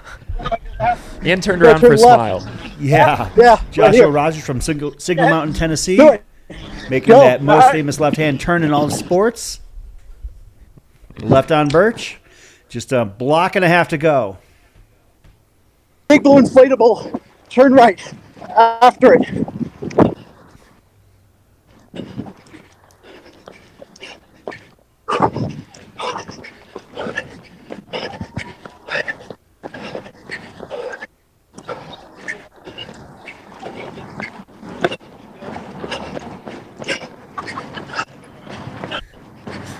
Running away from the follow cam. He's going to wish he had this footage. He's going to, oh, there we go. There he's going to have something good. No, you're in the clear.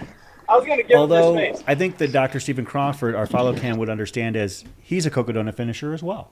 Yeah. There you go, all yours.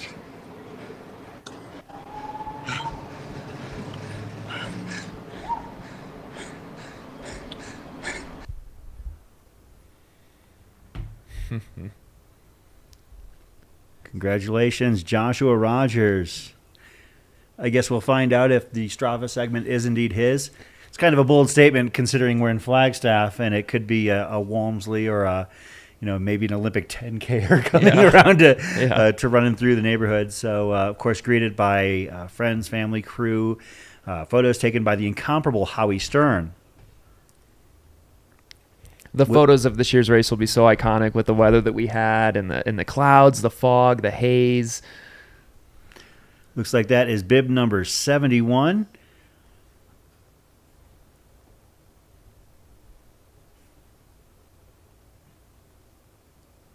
It's a pretty surreal moment when you get up there, the view here that Tracy has, and you realize that you've really, you're cresting the most difficult part of the race.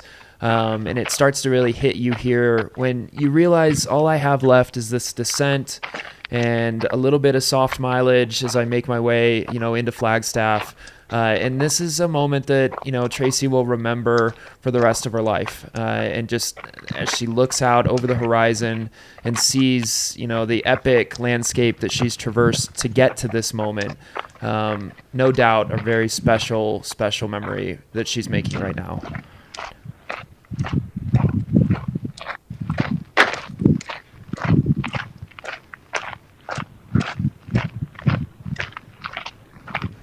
And this, she is to the top of Eldon, and this is actually a beautiful shot right here. So glad we have this camera footage. The views, oh, the views. One of the best times to be up here too, huh? The sunset. Yeah. Just a matter of time for her second Cocodona finish. Thank you, Richard. Wow. She's got quite the schedule this year. Really? Just pulled her up on Ultra Sign Up. Yeah, Ouray 100. She's running Moab as well. Yeah. Superior Falls 100. Wyoming Range 100. Might have been just I guess the beginning of this week. It's pretty snowy. Also finished the Monster earlier this year.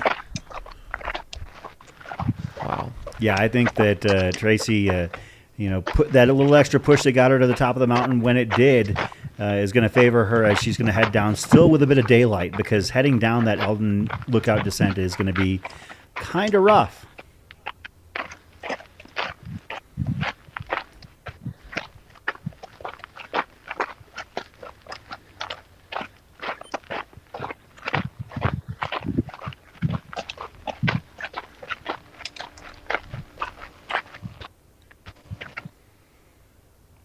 Next finisher coming in, that is a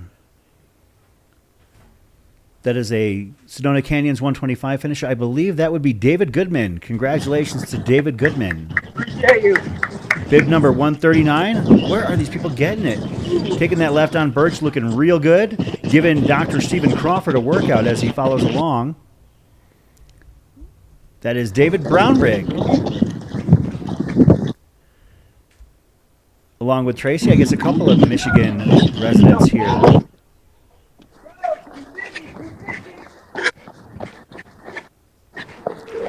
David also has a pretty epic schedule this year. This won't be his first race at this distance, or only race at this distance, I should say. Looking fresh.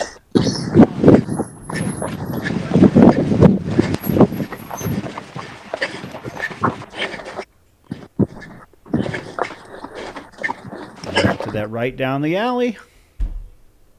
Gonna finish his Cocodona journey looking real good.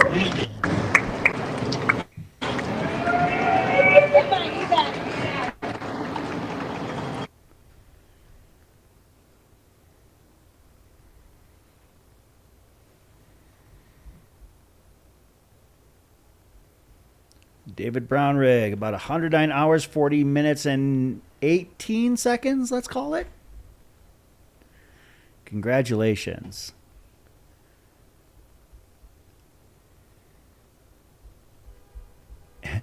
D. Higgs, if those are alpha flies, I am impressed, because he would have been bringing those down from Eldon.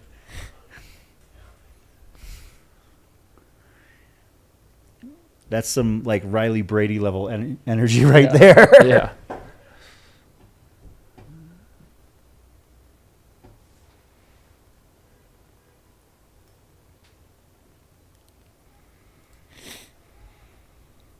What's kind of cool is that our studio is actually the closest it's ever been to the course, and we can actually hear, if the windows are open or if the door is slightly ajar, we can actually hear some honking and celebrating of runners that are actually heading from Forest to Beaver Street. So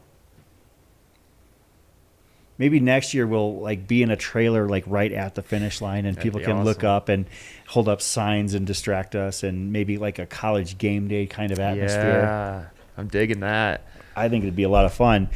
We'd all have to be dressed proper and not just wear our shirts, we'd have to wear pants too. But at the same time, you know, there are trade-offs to be made in life. Again, congratulations to David Brownrigg, our most recent Cocodona 250 finisher. Chris Warden, along with Caleb Stevens here, bringing you the finishers on day, I guess it's technically day 5-ish. I mean, we started on Monday, but we're not at a full 120 hours. So it's like the 4.5. Yeah, I mean, and if you ask us too many questions or if we try and think about it too hard, our brains kind of just turn to mush. Yeah, they're not mathing right now. It's safe to say.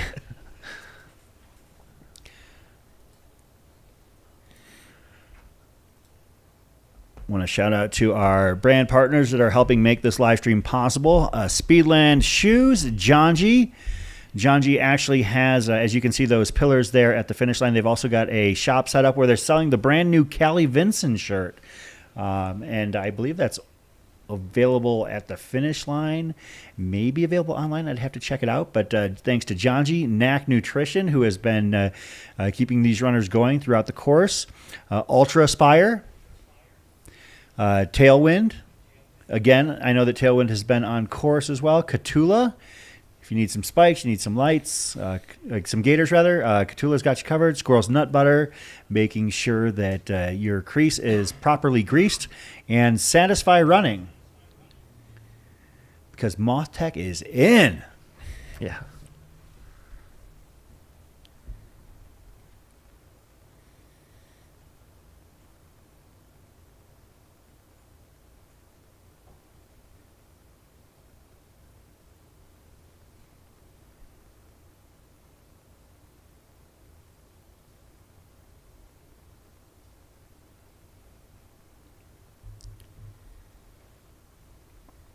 So congratulations to this person who looks like they just graduated. Yeah. Taking their own walk down the alley. I was just going to say, that's one of the things that's going on this weekend here in Flagstaff. Northern Arizona University has their graduation ceremonies today and tomorrow. And, thousands of graduates who are matriculating are going to be, along with their families, all over the streets of Flagstaff. It's going to make for an interesting dynamic at the finish line here over the next 15 or so hours, because yes, you will absolutely see college students hanging out at the finish line, having no clue what's going on, maybe had themselves a great night. 2-3 in the morning, they'll be out there. It's kind of fun.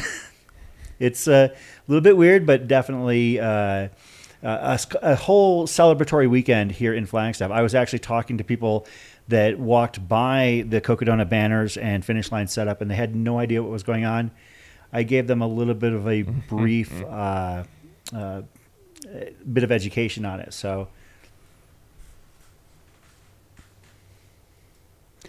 yeah, our back of the Packers, I'm paying as close attention as I can on them.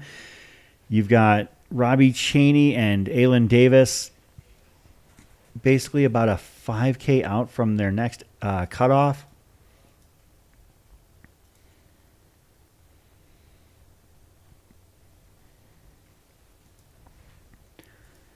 So they are in Walnut Canyon. They need to get to, had my notes all nice and neat, all set aside. So they need to get to Walnut Canyon in an hour exactly, at 2:26.5. So Aylin and Robbie have about an hour to go a 5K, maybe a little bit more in Robbie's case. They're fairly close to one another. It looks like there is a medical sweep basically right near where they are at. And yeah, I am rooting especially hard for both of these athletes on a personal level. Robbie, watching him finish last year was super cool. And Aylin, on a personal level, again, a huge heart and a great friend of the Aravaipa trail running community here in Arizona, and attempting to become the first deaf finisher. So hashtag, we need to come up with a hashtag for Aylin, because she might not be able to hear what I'm saying, but she goes back and watches these live streams. She loves them. So if we've got something in the chat, we can start firing up for Aylin. If you have ideas for a hashtag for Aylin Davis, spelled ALYNN, fire them off and let us know.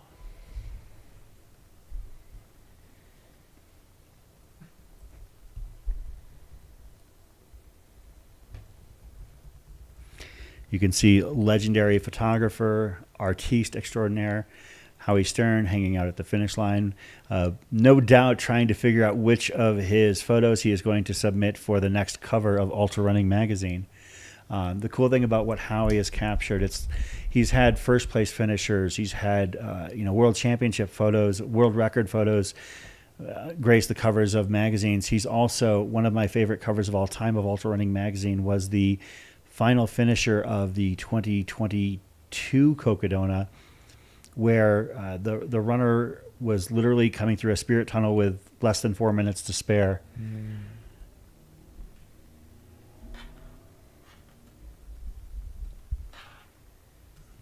Yeah, and I would assume that Howie's going to have his pick of the litter when it comes to which photos he wants for that cover. Just so talented. His whole team does such a good job capturing the moment for each runner and being able to deliver really special memories that they'll cherish for a long time. And like we said earlier, the setting this year was so different to what we've seen historically with the fog, the haze, the way that the clouds were just, so big and beautiful. Oh, come on, Kevin, switch. Do it again. Do it again.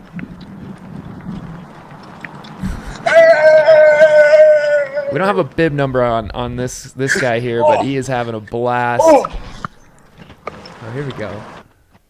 Anthony Serta.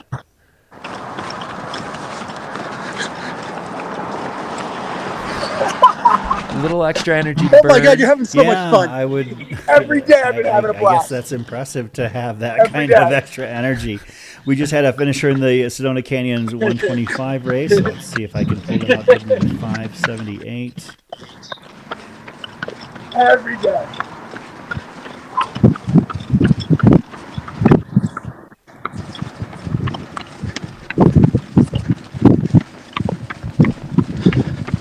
That was our Artemio Mendoza. Congratulations to Artemio for finishing the Sedona Canyons 125. Way to get it done.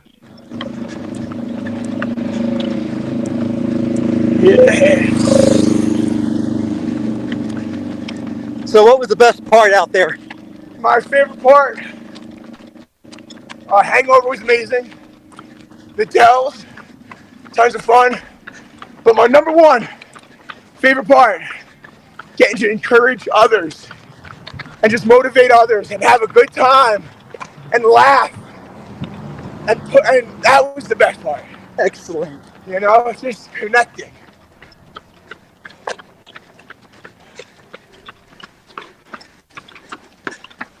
The rain, gotta love the hail, gotta love the downpour, gotta love the mud.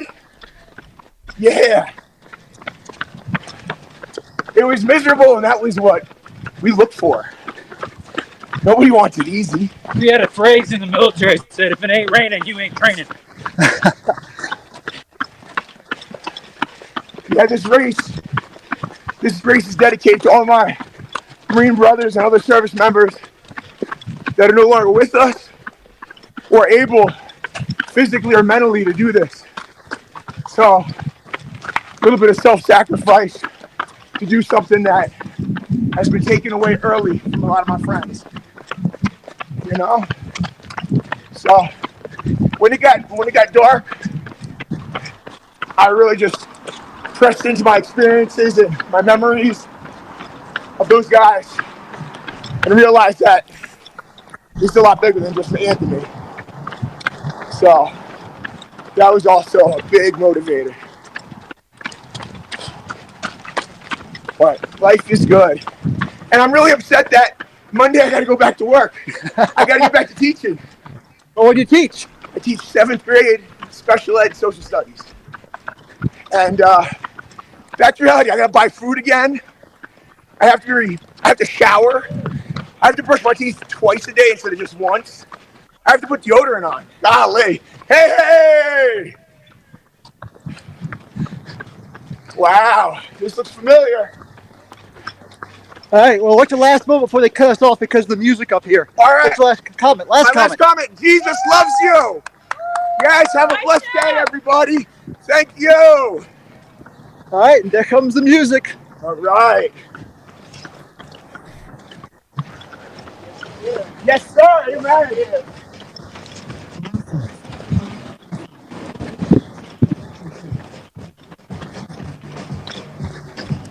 All right, hold up. Wait, there you go. Let's take a car. It's yours if you want it. Yeah. Go ahead, going from that direction, so. Right.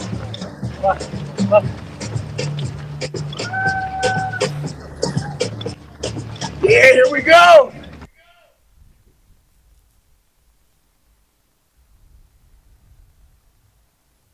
Just made the most famous left-hand turn in all of sports, the left on Birch, coming up to LaRue Street.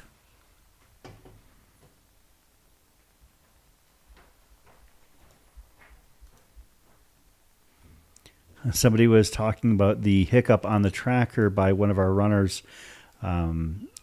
It was, who was it that they were asking about? Bib number 129. It was definitely going on a journey, but that is not the most egregious example that we've seen in this race. Yeah, Jennifer Parrish, for those that were concerned, is definitely on course. I'll tell you that story in a minute, but first we've got to recognize Anthony Serta.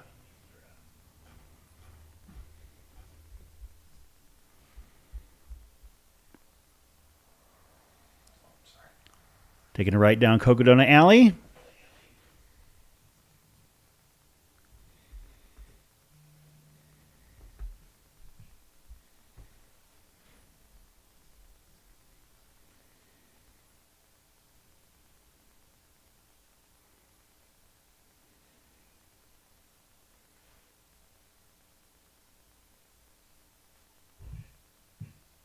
Congratulations, Anthony Serta.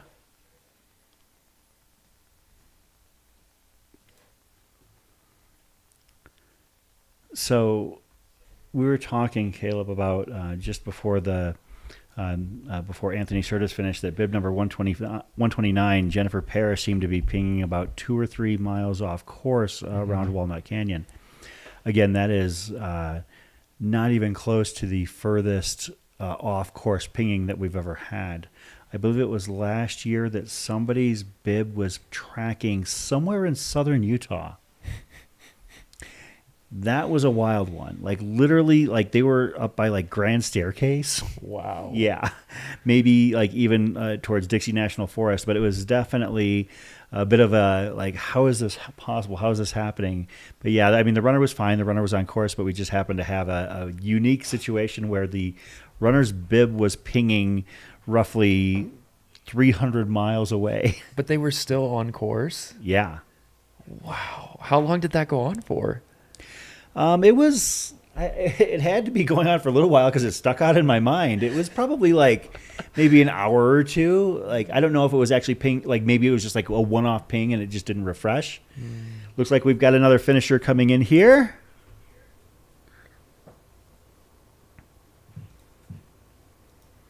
Oh, that's Aaron Flesher. Yes. Love this. So Aaron Flesher is actually the 6th of the legacies to get to the finish line. He is 5 for 5 at the Cocodona 250. You can see, obviously, he was very happy about entering the race when he took his pre-race photo. Aaron is a truly good dude. Came from the thru hiking background from that world, and found himself apparently quite fond of the Cocodona course because now he has completed it for the 5th time. 109 hours, 55 minutes, 58 seconds. Such a good dude. Aaron Flesher is amazing. He so this year he was off his time from last year, but like his improvement at this discipline over the years has been, you know, really actually one of the year-over-year stories of this race, in my opinion. I mean, we obviously talk a lot about what happens at the front of the pack, but you know, in the middle of the pack, the back of the pack is important as well. So in the inaugural year, Aaron Flesher ran this race in 120 hours, 33 minutes. His second year, he ran it in 113 hours, 25 minutes. So he dropped 7 hours. His third year, he ran it in 99 hours and 55 minutes. So he dropped about 13 and a half hours.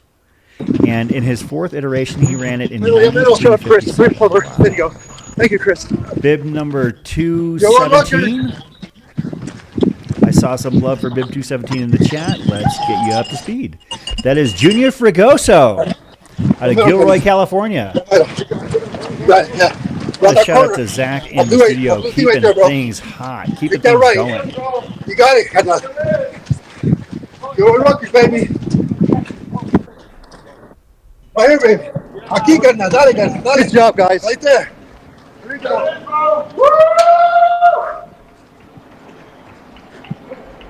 Thank you for running him in, Dr. Stephen Crawford.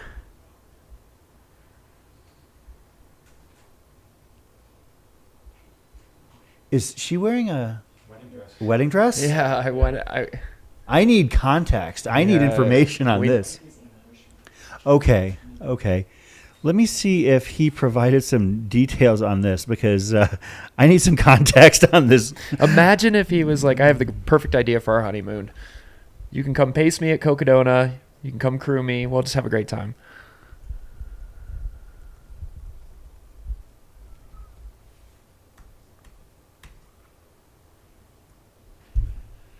Oh, in this situation, you got to fill out that runner survey, because I need to know what's going on here. Are they getting married at the finish line? Okay, so it is their wedding anniversary. Cool. Thank you very much. I didn't catch that earlier. I try to. Oh, it's their 10th anniversary even. Awesome. Congratulations to them. Oh, that's special. Runaway bride, somebody said. That's hilarious. So what is the 10-year? Is that okay? So that's tin or aluminum? I don't know these things. I've never been married, so congratulations to Junior and Miriam, his wife, for sticking it out for 10 years. Looks like many more based on how much fun they're having at the finish line. I wonder how long she ran in that. Imagine going up and over Eldon in a wedding dress. I hope that she just caught him at the street. Yeah. I hope. She does have a vest on, though, man. That's true. Maybe she ran in it from, like, Wildcat or something. Although you can switch out at the last aid station, I do believe, at Trinity. This is bib number 270 coming down Eldon. That is Christopher Board from Hawaii. So aloha, Christopher. Welcome to Flagstaff.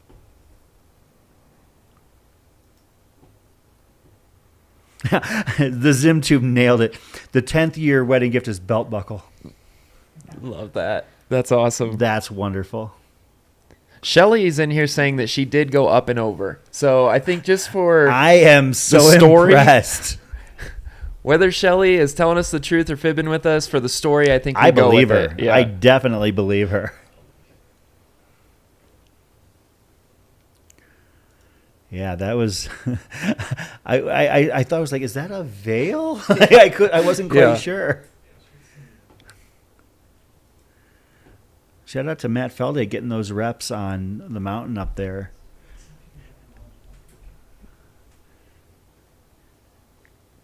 So apparently Matt had run into Andy Jones-Wilkins out at the Heart and Sunset Junction up on the mountain. Uh-huh. He's still moving. We hope to see him sooner rather than later. But he told Matt, sign me up for the next 10 years of live streams. Apparently, he is a one-er and doneer here at the Cocodona 250. Yeah, but everybody says that when they're in the middle of Eldon. You got to give it a week after the race, get some sleep, eat some food, recover a little bit, and then we'll see how Andy feels after that. I don't know, because AJW swore up and down when he finished Western States for the 10th time that he was 10 and done. And even though he's run qualifiers several years since then, he's never put his name back in. Wow. Yeah, I think that... And I know that he's a true hard rocker having gone each direction, never put his name back in. Wow. He is one of those people that simply, like, they want to try something, they want to do it, and once they do it, they're on to the next challenge. The next thing, yeah. My coach, Pete Mortimer, is the same way. Pete has done Cocodona once. He finished second in the inaugural year. But he doesn't really seem to have any interest in running it, at least anytime soon, he said. So, conversely, we've had a couple of big names actually call their shot for 2026. Bronco Billy, Jeff Browning, has declared multiple times that he is going to be signing up for 2026 as soon as he can.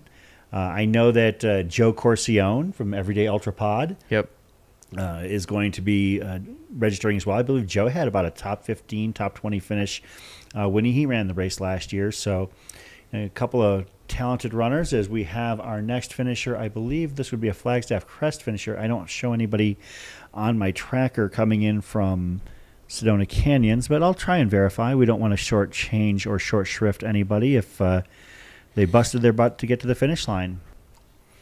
I love the fact that, like, you see, it looks like, maybe about 100 people hanging out in the finish line specifically for the race. But yeah, the downtown area in Flagstaff is super busy right now. And I'm sure that a lot of them kind of assume like maybe there's like some sort of like farmer's market or something going on with all the tents and stuff like that. But Heritage Square in downtown Flagstaff is going to be a great place to hang out for the next 15 hours. Mm-hmm. Yeah, and if you're going to be around tomorrow morning, those last couple of finishers, there's always like a human tunnel that gets formed, and it's a really neat place to be. It's a neat experience if you haven't been there before, haven't had the chance to see those final finishers come in. It just gives you so much hope for humanity, and there's so much love out there, and it's a really cool thing. So if you are in Flagstaff, if you're watching this, if you're thinking about going home early, definitely go to the finish line tomorrow morning, check it out, cheer those final finishers in. That'll be a morning you will not forget. Yeah, it's a super special kind of day for sure. So.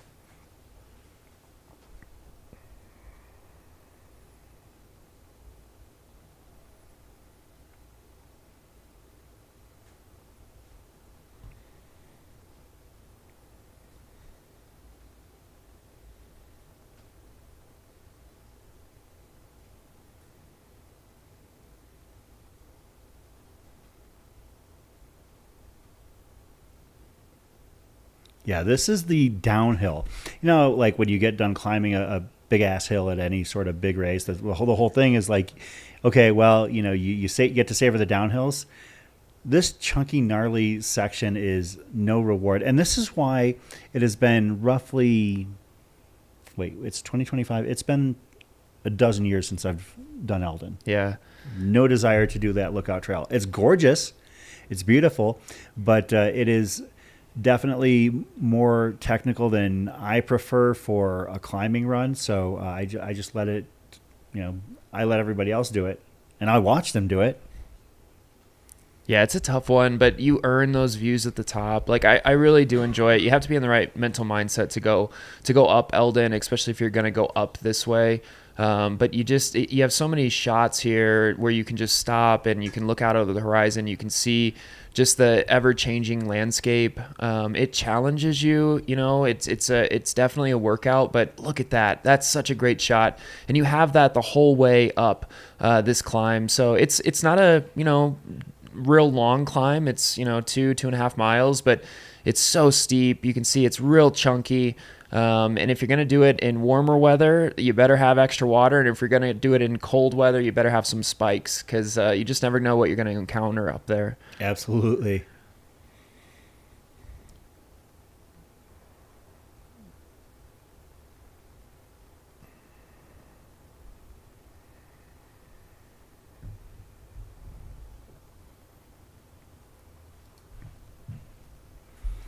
Christopher Board doing a great job making his way down that hill. Like I said, it is chunky, it is technical, but he is moving very well, all things considered.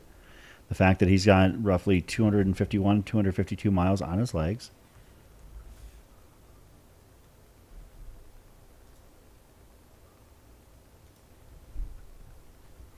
We're also keeping an eye on Heritage Square in downtown Flagstaff to make sure that we catch our finishers coming in on the Cocodona 250. We'll see if we can keep eyes on as many Sedona Canyons 125 finishers as we can as well. There's a lot of activity, a lot of hype. The Flagstaff Crest 38-39. The Flagstaff Crest 39 is still going on as well, with runners coming in. That race started at 7 a.m. this morning, and the runners actually have the same final cutoff as the rest of the races. That is 10 a.m. tomorrow morning. So if you're looking for a very attainable ultra, the Flagstaff Crest 39 literally has like a 29-hour cutoff, or a 27-hour cutoff. So it's pretty doable. Yeah.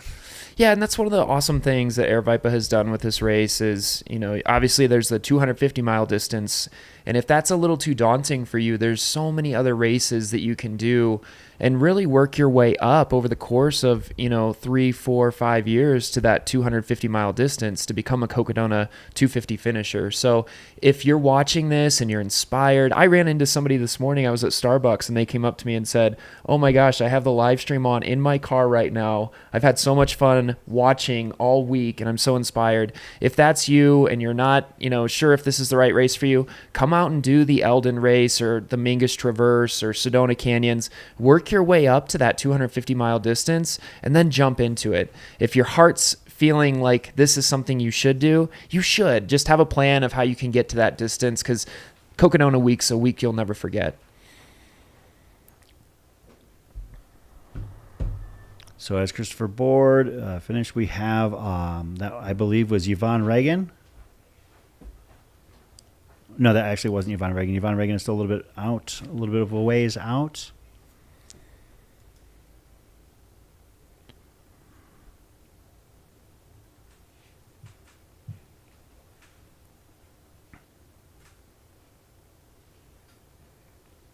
Anthony asking if we know whether Mountain Outpost will be at Run Rabbit Run again this September. I am not sure.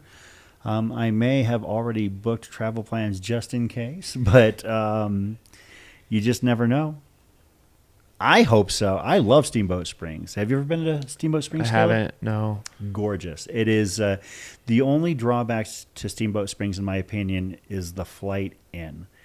It's a 45-minute, at least the one that I took is about a 45-minute flight from Denver to Steamboat Springs, and you don't get very high off the ground. You basically just up and over a section of the Rockies and back down in, and you hit the Hayden Airport in Yampa, and it is a bouncy ride.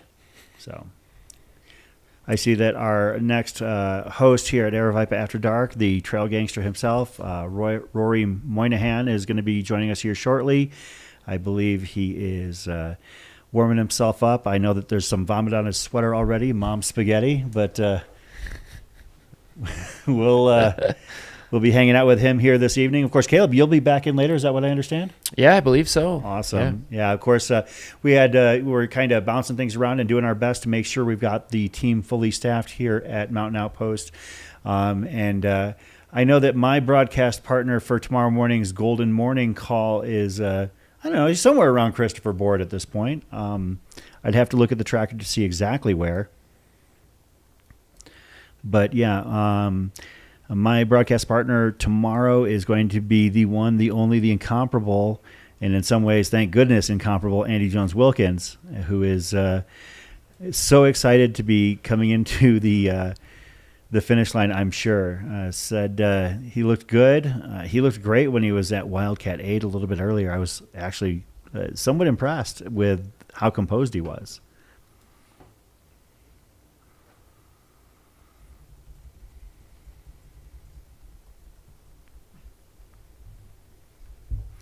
Trying to gather some intel on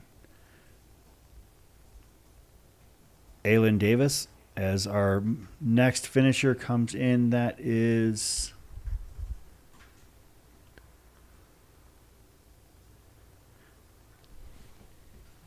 we're going to try and no, it's all good.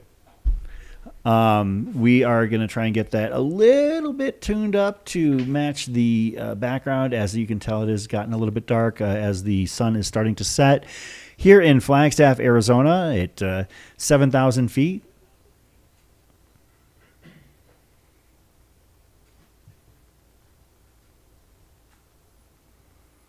Of course, as it's mentioned in the chat, Mountain Outpost will be the company bringing you the Western States live stream. I believe that will be on the Western States channel.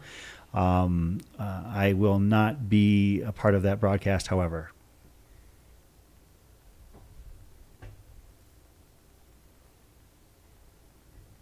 You have something else going on that week, right? Kinda.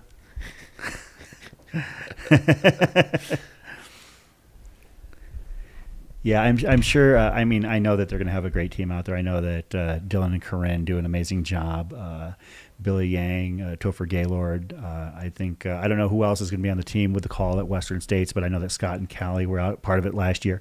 I got to actually follow the back of the pack and follow runners basically from Forest Hill to the finish. Hitting them at all the different aid stations. Super exciting, super magical event. I won't be covering it, but I can't wait to be a part of it in a completely different fashion. So, Bill asking about the cutoff for the finish. It is roughly, no, that's not roughly. It's exactly 10 a.m. tomorrow, but roughly about 14 hours, 47 minutes.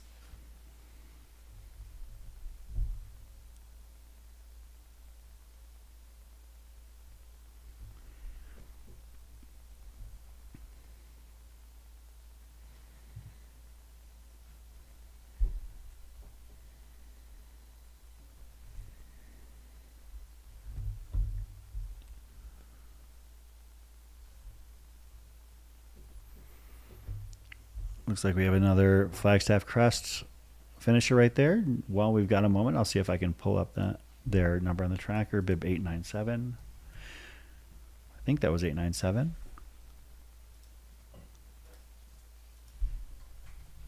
That would be Deanna Durham of Baird, Texas, coming out to Arizona to run the Flagstaff Crest 39. Hope she enjoyed her tour of the Flagstaff area, coming from Fort Tuthill all the way over to Heritage Square here in downtown Flagstaff. The runners for the Flagstaff Crest and the Sedona Canyons actually run right by our accommodations on their way into town, so it's pretty cool. There have been a couple of times where we've seen runners. I was actually coming back last night from our broadcast with Aid Station Fireball, and he looked over and he said, "Man, they're really lost." And I'm like, no, they're on course unless they're running the actual Cocodona race. I said it's probably a Sedona Canyons runner.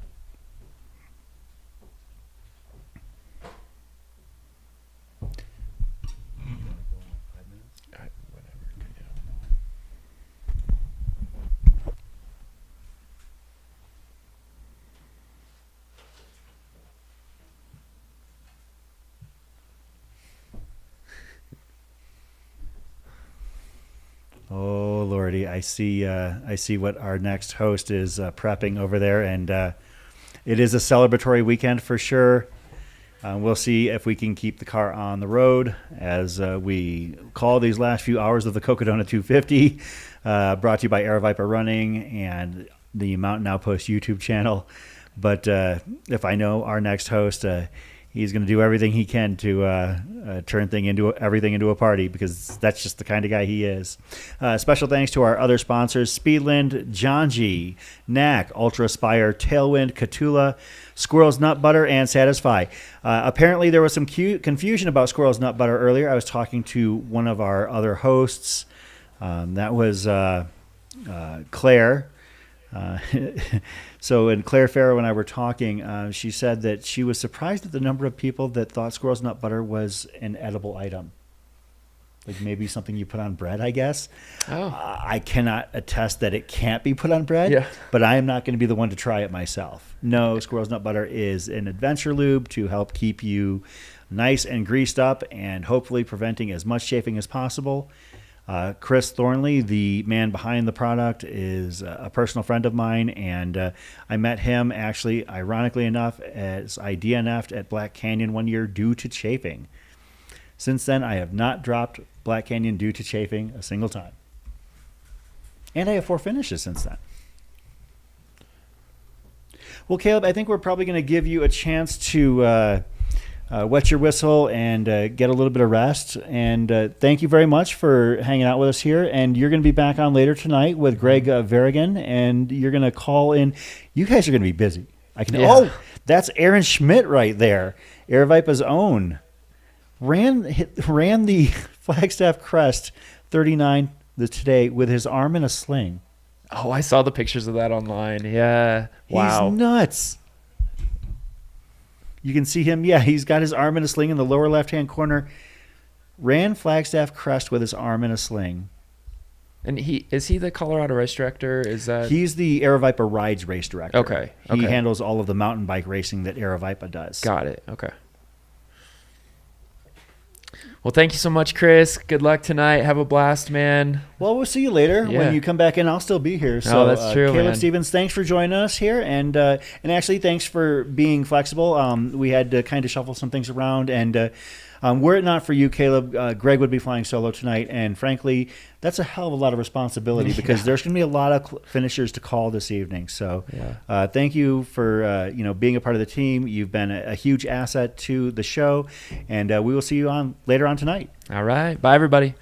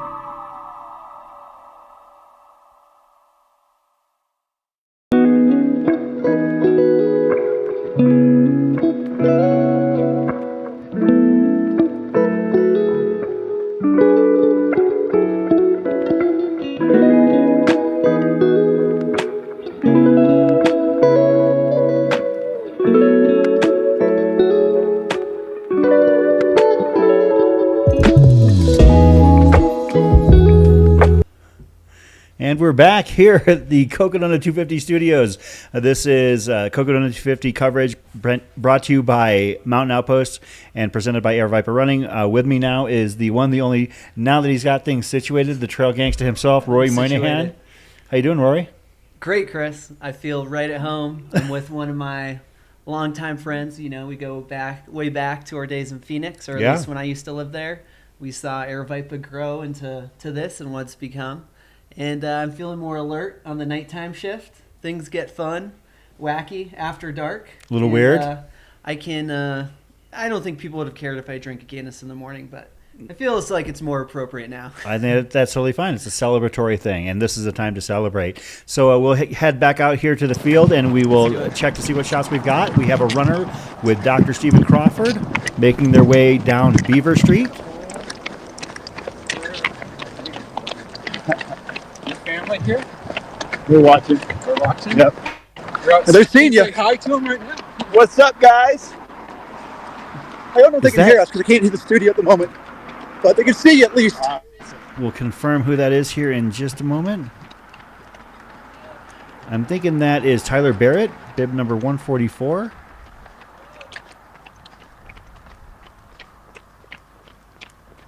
Yeah, that's him. A few days and I know you're going to stay on this side, actually. We're going to keep it here with Tyler to watch him make his way down the streets of Flagstaff. Left on Birch. Then make the most famous left-hand turn in all of sports, the left on Birch. Just a few blocks out. I like that. Keep saying it. Comes true. I think it is at this point. I mean, what other famous left-hand turns are there in sports that even compare? I mean, you're talking like third base at Yankee Stadium. That's nothing. Talking about like maybe turn 3 at Daytona. Like, you know, what about it? This is the left on Birch. This is the Cocodona 250. Nobody at Yankee Stadium or nobody behind a car at Daytona. Yankees fans, though. Well, yeah, but like, when was the last time you saw Derek Jeter run 250 miles? He hadn't done it. Babe Ruth didn't run 250 miles. I mean, add up. Mickey Mantle didn't run 250 miles. Bases, maybe. I mean, Babe Ruth might have actually like ate like he was at an ultra. Never heard of it. Never heard of it.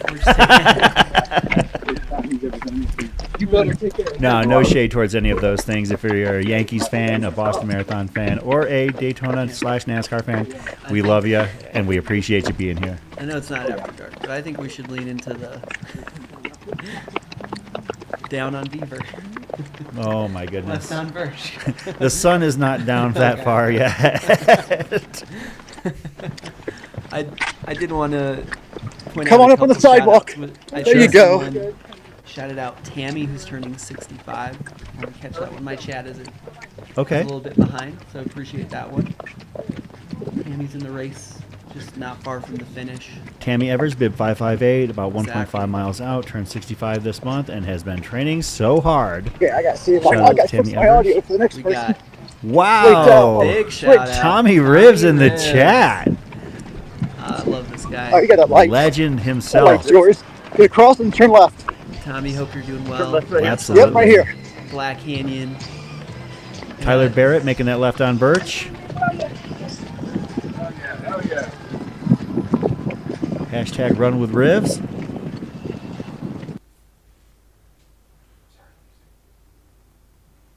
Yeah, Flagstaff legend. He no longer lives here, but he is forever Flagstaff resident. And Last time I saw him, I believe, was at Michigan Bluff. He was out there spectating and helping out at Western States. Looked like he was doing well.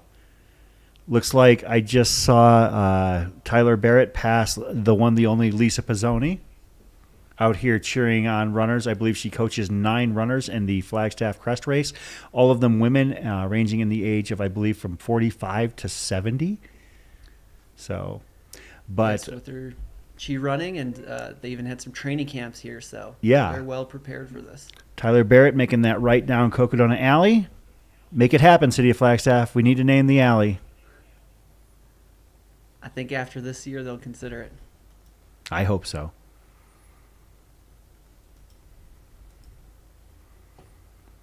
He might not be smiling in his profile pic here, but I'm sure he is all smiles at the finish line. Tyler Barrett. That's gangsta. That's a good look. He's still, he's dapping up his friend, representing Idaho. Love that. There's a smile.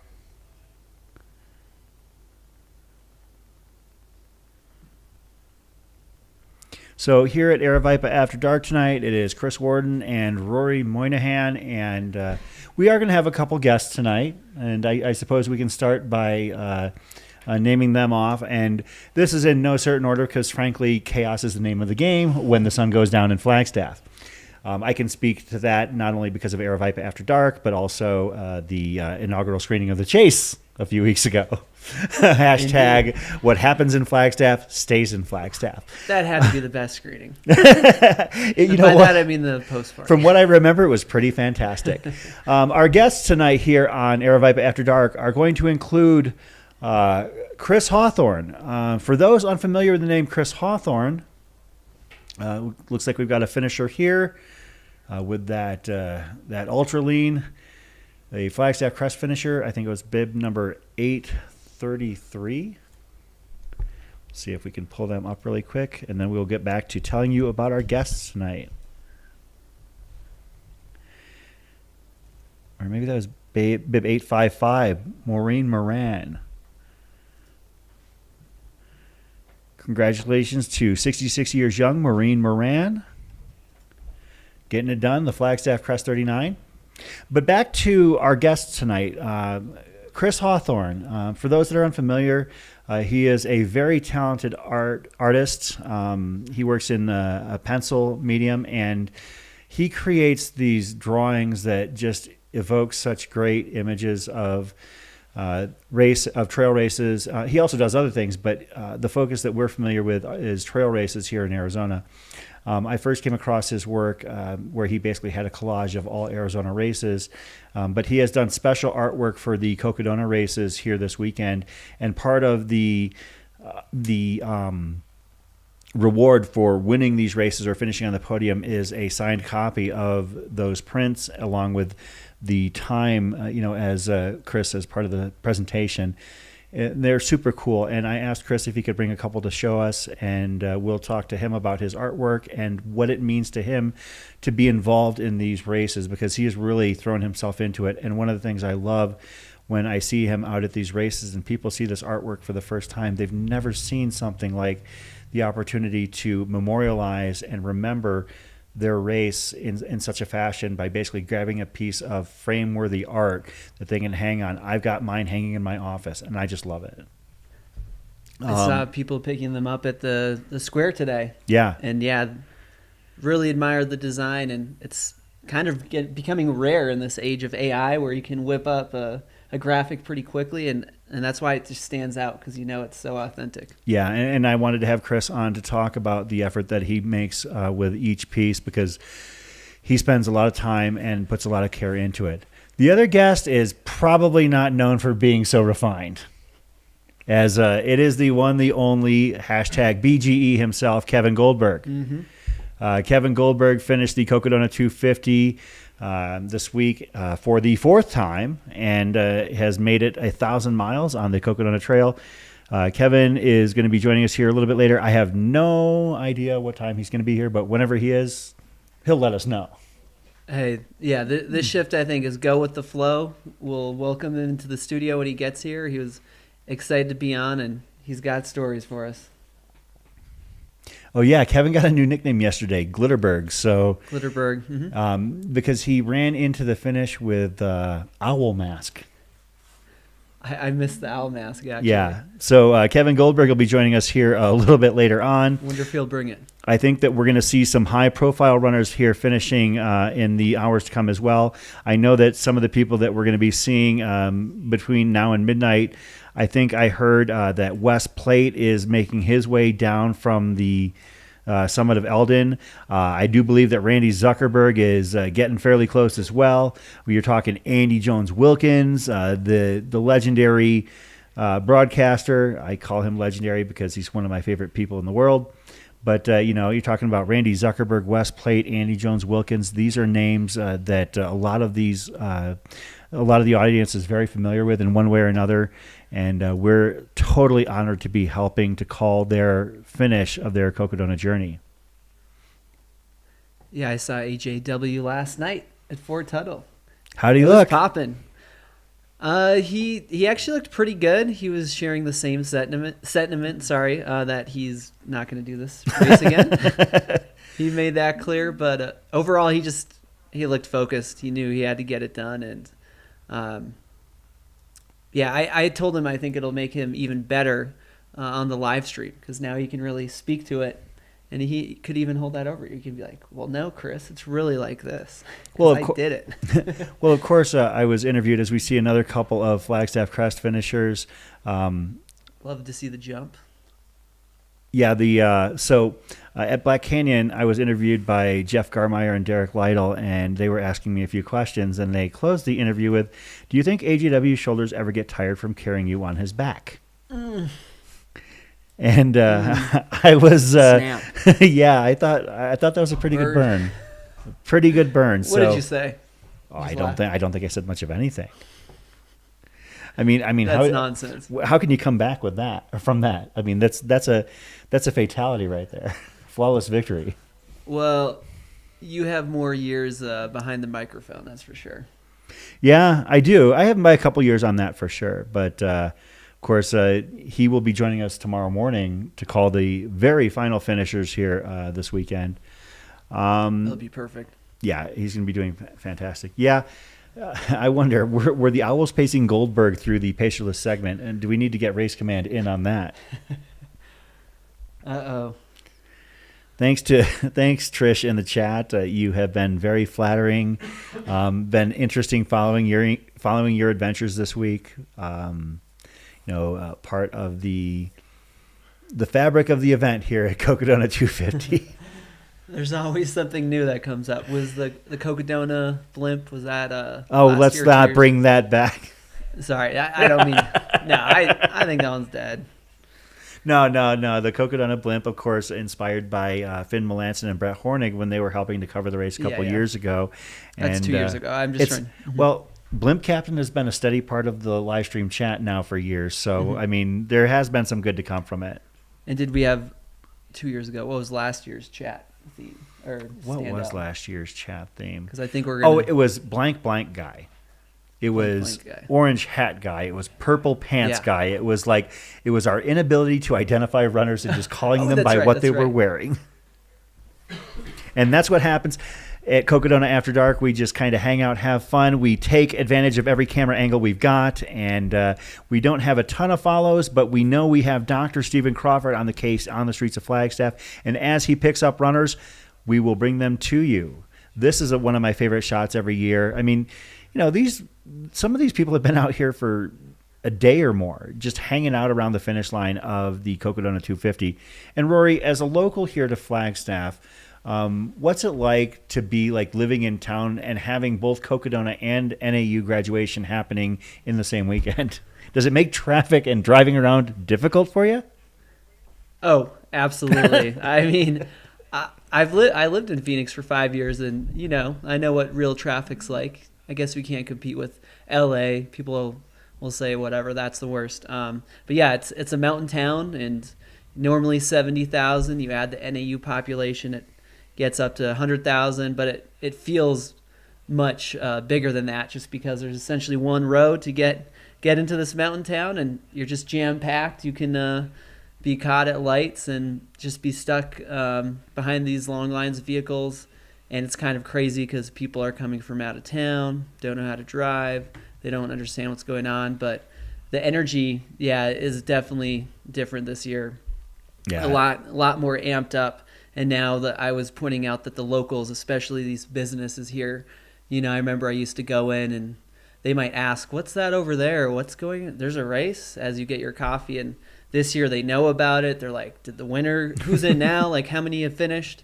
And I also think helps their bottom line. It's a big boost to the local economy. So I think they're taking note for that reason, besides being impressed by these haggard runners wandering the streets. Rory, it really does make me good to hear that, to know and understand that the people of Flagstaff are beginning to really embrace. It's never been a contentious thing or anything like that. It's just always been just kind of a thing.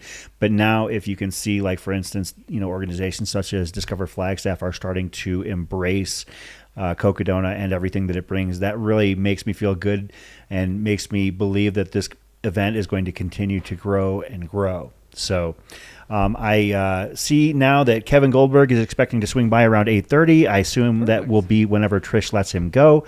But I also want to talk about I want to talk about something that we did last night here at Aerovipe After Dark. And wow, we're warming up quickly here.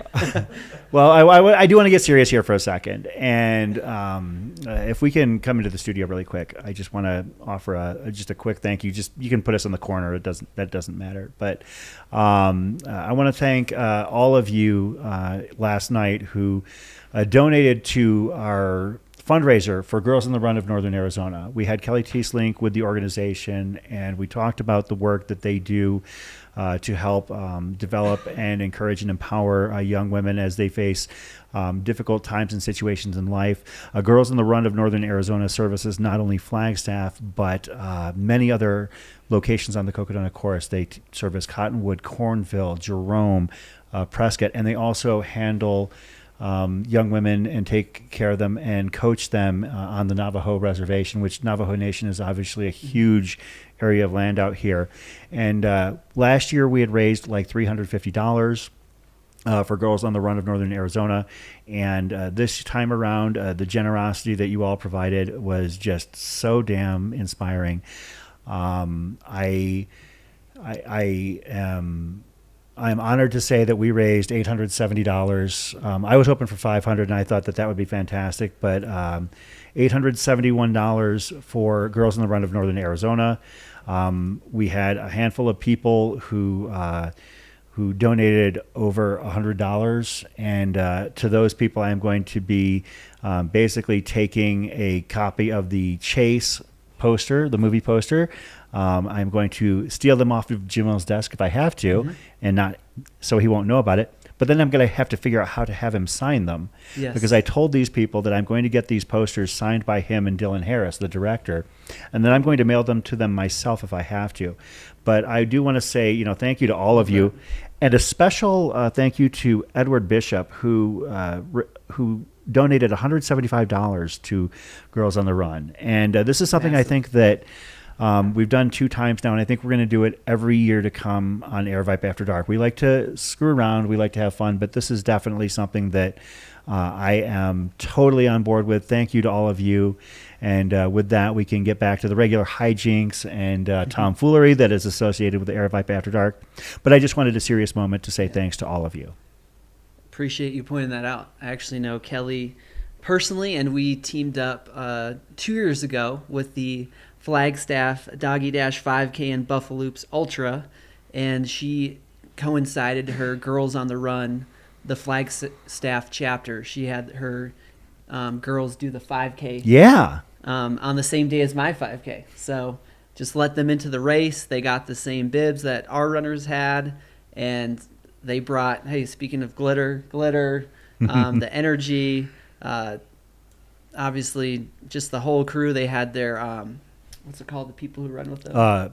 The coaches or the coaches, but they all have like a like sponsors maybe? Sponsors, or? yes. Okay. But anyway, they just added such a unique element to my race, and super inspiring to see them out there. And I think it's a great outlet for these girls, and just curating that love of running. So early on. And beyond running, it's also about teaching them life skills and helping them develop good habits, and talking about how they face a lot of complications in their lives that we didn't experience when we were kids, and also we're boys. So there are things that obviously we can't speak to and have no business speaking to, but Kelly Teeslink and the folks over at Girls on the Run of Northern Arizona, again, not only like teaching them how to run and providing them with equipment such as shoes and garments for those who need it, but also a safe opportunity for these girls to learn some important life lessons. So back to the race here, though, I want to give a shout out as I'm not surprised, I have to admit, at this fact here, but we are a perfect 6 for 6 on legacies here at Cocodona this year. We see race director Jubilee Page springing into action. Looks like she is going to be calling in some finishers. Not sure if that is a Sedona Canyons 125 finisher. If it is, let's give them their due. Not that we don't have love for the Flagstaff Crest finishers, but we don't have they don't have GPS tracking bibs, so it's pretty tricky for us to follow them. There's one more person, just because he could be coming through soon here. Mm-hmm. Toby Steele. Yeah. Number 312 looks like he's an Aussie. Someone love in the chat for him. We pinned a comment earlier that he's hoping to get a cold one. I don't know if he needs an Australian beer, but we'll get something for you. He's going to be nearing the finish line here shortly. I actually I saw a couple of one of the Aussie runners was drinking beer, and I was kind of joking that, I thought that Foster's was the only Australian beer, and they let me have it. They did. I know, deservedly so. I was going to mention Foster's, but I mean that's the only beer I can think of. Well, I'm not familiar, and I've never been there, so yeah.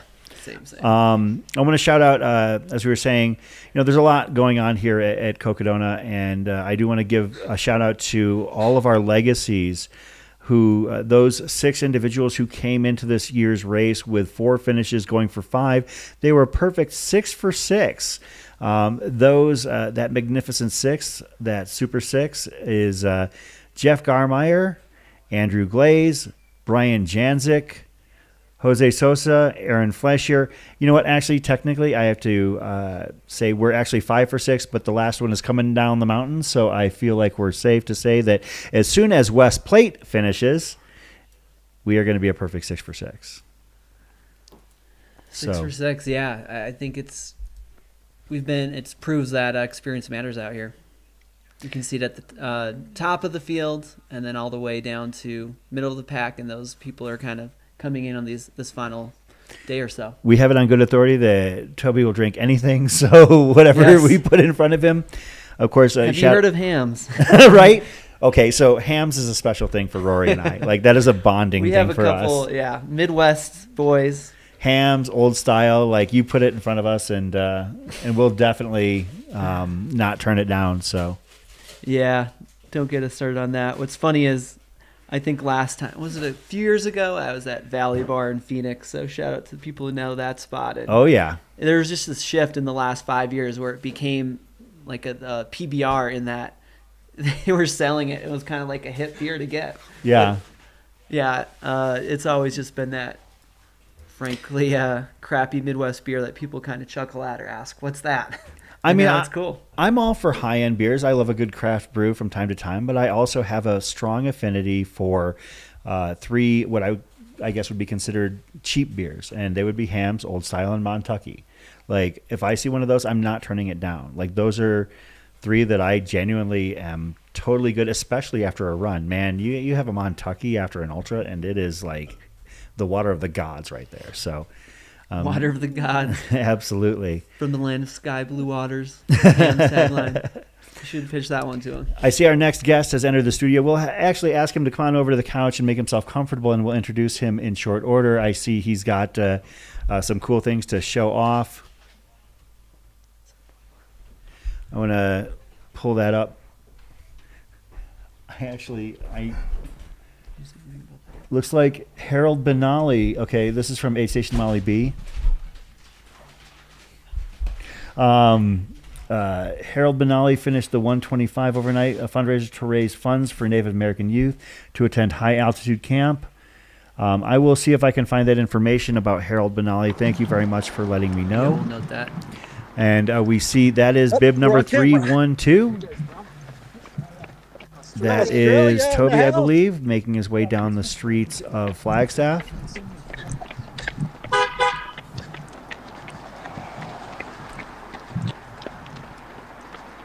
That's Toby. What was your last name? Steele. Toby Steele.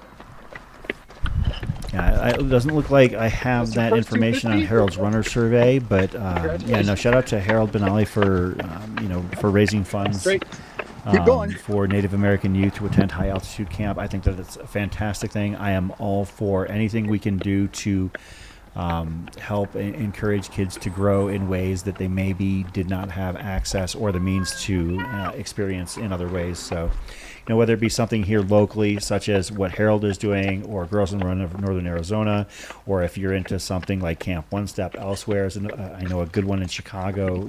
I think that especially in this day and age where funds are tight everywhere you go, like you want to have the ability to maybe keep kids from like missing out on some huge opportunities and learning life skills. And so that's So how was your race fantastic. out there? So shout out to Harold Benally, who finished Sedona Canyon's 125 last night. You should be celebrated for what you're doing, and your finish is definitely well deserved. In a race director, I'll just note one race that stands out is the Antelope Canyon Half Marathon. That's right, that's his. Yeah, and he does some we got you on the live handmade stream so everyone can see you necklaces, finish. jewelry for the finishers, and really a hardworking race director. Yeah, Toby got some fans in the chat. Tam, we'll talk about cutoffs here after we take care of Toby. Gives me a few moments to compose myself and get everything together. We're telling these wonderful emotional stories, and it gets me a little bit choked up. But we are all here in the most positive of lights and celebrations, All right, whether it back to hit be music. people like Toby Steele getting it done from Brisbane and finishing his Cocodona 250 journey, or talking about those who have yet to finish their story, to steal a line from Cody Rhodes. But also, everything that we can do to, support the communities that we head through on this Cocodona journey from Black Canyon City up to Flagstaff. I think that this is a celebration of so much more than running. But running is what brings us all together, and I am proud to be a part of bringing this journey to you as Toby is ready to make that most famous left-hand turn in all of sports, the left on Birch. No problems there, got it done. We've had a couple people actually keep on going straight ahead, so it wouldn't be unheard of for somebody to take an extra few steps. So, and at this point, do you really want to take a few extra steps? That's a no. Here And we there go. shouldn't be any activity in the alley. Looks like we've got a couple of Flagstaff Crest finishers there. Congratulations to them as well.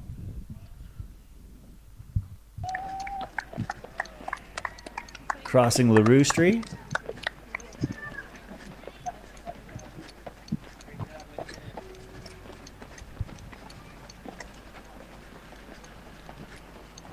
That almost looked like Ryan Kiewit. I was about to say, I pacing think it him. is Ryan. After the blue. I mean, Not being turned. a local, maybe he just stepped in and was doing a solid, if that is Ryan. As you can see the... It's become a hotbed of activity out there. We'll see if we can get somebody to give a nudge to the camera lighting here as Toby is getting it done. Congratulations to bib number 312. That is Tobias Steele, a Cocodona 250 finisher. Now we can come back for photos.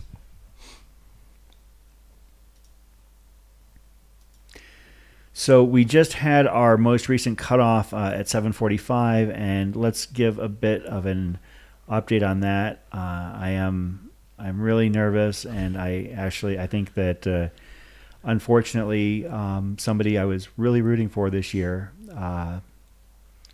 Aylin Davis, didn't make the cut. It looks like unless I can confirm that they somehow sprinted into Walnut Canyon. It looks like Aylin Davis and David Brownrigg Aylin Davis and Robbie Cheney perhaps had missed the cutoff at Walnut Canyon. That breaks my heart. Aylin was attempting to become the first deaf runner to complete Cocodona. Just such a shining light in this community, and unfortunately, it looks like she wasn't able to make the cutoff. But Aylin, we're still proud as hell of you having gone in excess of 220 miles. It's definitely more than most people could even comprehend to accomplish. Be proud of what you've done, and you left it all out there. We know you gave it everything you had, and we all still love you and are proud of you for it. So we are gonna also, and I apologize. I don't want to sound like I'm discounting Good job. Robbie Cheney as well. Robbie Cheney, I believe, finished this race last year. It's just, good job. It's heartbreaking to see people's stories draw to a close when they're oh so close. Hey, how you guys doing? Looks like Dr. Stephen Crawford is back at the corner of Beaver and Birch. That is Beaver and Birch. 2 hours of running. We will keep an eye on him to. We actually and Chris, you're flexible, right? Can you hang out for a little bit? Awesome, see you guys. Cool. I just want to make sure. We have potentially another couple of finishers that we're going to have Dr. Crawford run in for us. He basically, what he does, folks, is this is his life for the next 15 hours. He runs out from the finish line on Beaver Street, and as soon as he sees a runner, he runs them back in and gives these runners the opportunity to basically, have their moment in the sun. I love seeing it, and he will basically, I guess, just run alongside them until they get to the alley, and at which point our finish line cameras take over. And as I mentioned, we are trying to get somebody down at the finish line to adjust our cameras. However, we have to make sure that we have the right people.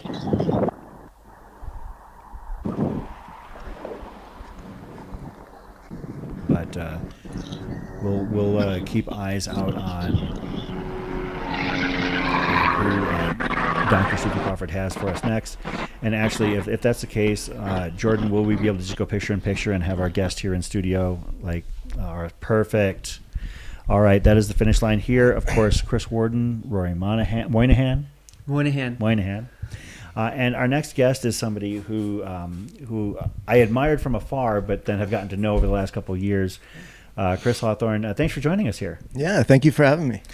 Chris, before I had met you, I was actually hanging out with Aravaipa race director Jubilee Page, and she had something hanging on her wall, and I said, wow, that's really cool. What is it? And she explained to me it was a poster, a collage of trail races and ultras in Arizona. And it was hand drawn, and it was just a beautiful piece. I think there were it was a run of 30 or so. Yeah.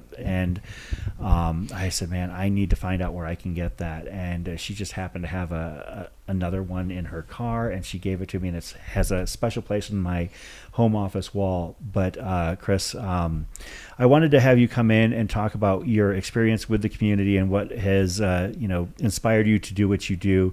And I also wanted to show off some of the stuff you do as well. Jordan, there's actually a link I had left with Zach, if you can put that at the top of the chat so people can see for themselves on a personal level as well just what it is you do. So Chris, tell us a little bit about what you do. I started doing them about 2 years ago, and Jubilee was a huge help getting me started. Did Whiskey Basin, Black Canyon, and I think you and Troy said it best at Javelina when you said it was like a treasure map, and I thought, that's the perfect way to describe it. I hadn't really thought of it that way, but I just try to fill the image with different things that people might see in the course, maybe hallucinations of something. But I brought the new Cocodona. If you want to look at that, absolutely. Yeah. Yes, please. Yeah. So I don't know if Jordan is able to first of all, I want to show this off here. Maybe we can do a full out of the studio for just a few moments here, but like there we go. So this is the Cocodona 250 hand-drawn poster by Chris Hawthorne here joining us in the studio. And you've got, and you can see this actually on your website. It's Hawthorne Artwork. Yeah, hawthorneartwork.com. Okay. And you can see, as Rory and I can look at it, it basically follows the journey of the race from Black Canyon City all the way. Thank you very much, Jordan, pinning it in the chat so people can see for themselves. All the way to Heritage Square in downtown Flagstaff. Yeah. Yeah, start with the course map, basically, and the aid stations, and then just fill it in from there. I try to add a little bit of humor when I can. Mm-hmm. So I have somebody taking a dirt nap in that one. The Dirt Motel. Yeah. But yeah, it was really well received today. I was super happy. I love talking to people about it. And then with the 4 distances, I have one for each of the distances. And I'll be there tomorrow morning too, selling. Nice. So, yeah. How long does it take you to do a piece such as this? They're about 20 hours a piece Okay. of drawing time. Yeah. Okay. Yeah.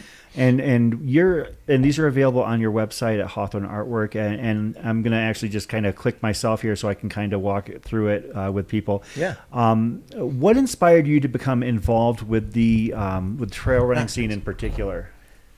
Being a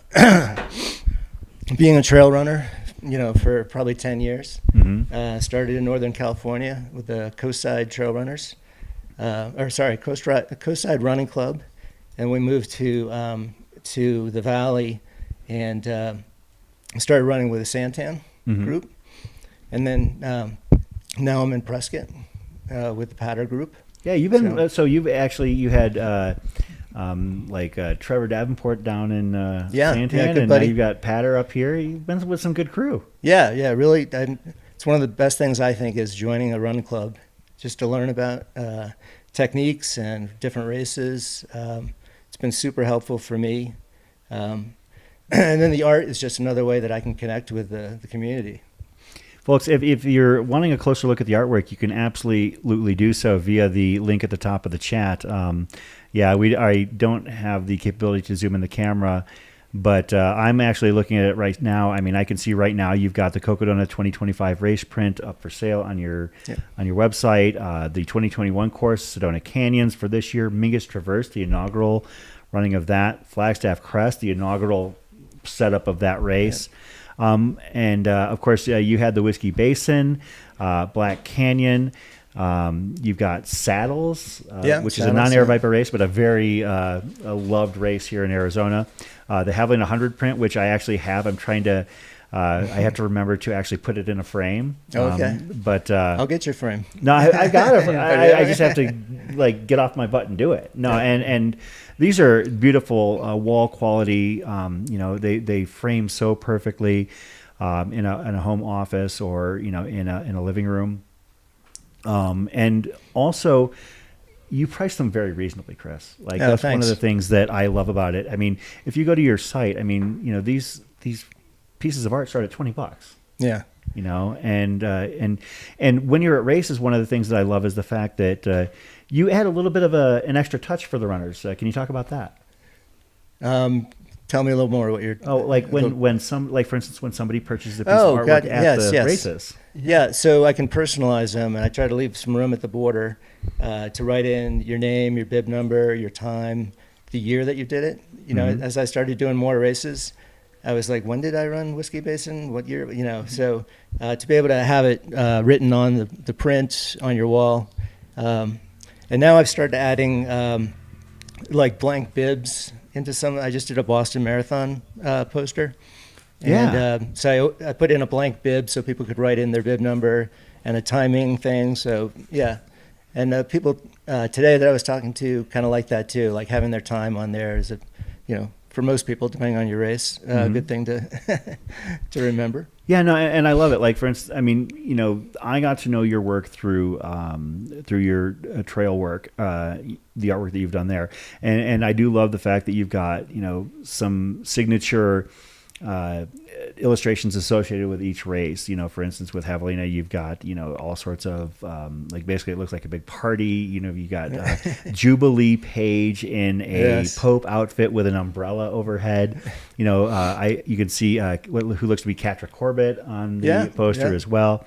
And little personal touches that the kind of thing that it's like you had to be there to know it. It's, you can look at, you can watch the live streams, you can look at, the coverage of a race, but like in order to know some of those things, you definitely have to be there. And you can tell that there is a personal feeling and vibe in every one of these posters that you do. But thanks. You do other things as well. And I actually, when I first became familiar with your work, I love your ballpark prints. Like I love the fact, I'm anxiously awaiting a Wrigley Field one, perhaps for my own wall. But the Fenway print, where you have the diagram of the ballpark as well as like all of the signature features around the park. Yankee Stadium as well, and a lot of cityscape prints and wilderness prints that I think are just fantastic, Chris. And that's one of the things that I wanted to have you come in and talk about. How when it came to Cocodona, you talked about some of your inspiration on the poster. Like, is there anything that you snuck in there that, with the reception, is it like people are pointing at certain things like, oh yeah, there's that, like, or have you talked to people that are using it already, even though the course is fresh in mind, as like there are points of reference that they see on this poster that like make them smile or give them chills? Yeah, a few people were looking at the work before I actually started talking to them, and they were telling each other, oh, that's where, that's the aid station that I fell asleep at, or, I fell after that point. So yeah, I like to hear the stories of, people's personal journey through the course. Mm-hmm.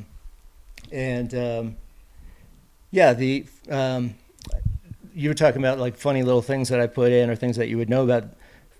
Interestingly, I had never been to Javelina before I drew that. And Jubilee invited me to sell them there this fall. And, of course, like everybody, I was blown away.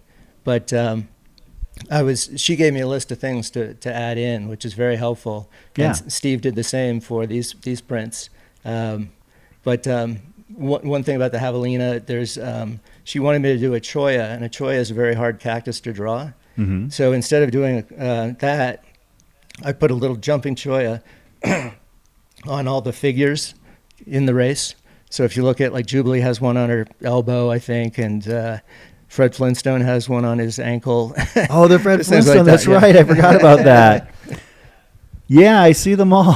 So, yeah, drawing for 20 hours on one piece, I start to go a little, humor has to kick in at some point. So, yeah, I mean, and I love the fact that, you've got, some of the iconic, as we talked about, Jubilee and Catra and the famous Fred Flintstone costume guy from a few years ago. You have the fire dancer, and also I love the perspective of the Hoka, the headquarters, Heaven headquarters, and and of course, your own interpretation of the belt buckle, at the front that's center become of the a big page. one. Is people want to have the buckle in there? Yeah, which is fun. I can see that. So, have you run very many of the races that you draw these up for? And is it easier to draw inspiration from your own experiences, or is it easier to, for instance, consult with somebody like Jubilee and kind of collaborate? Yeah, it's kind of a combination. So I'm kind of going on the tail end of my running career. I did 100K Black Canyon and Miwok 100K. Mm-hmm. Those are the two longest ones, and that was about 7 or 8 years ago.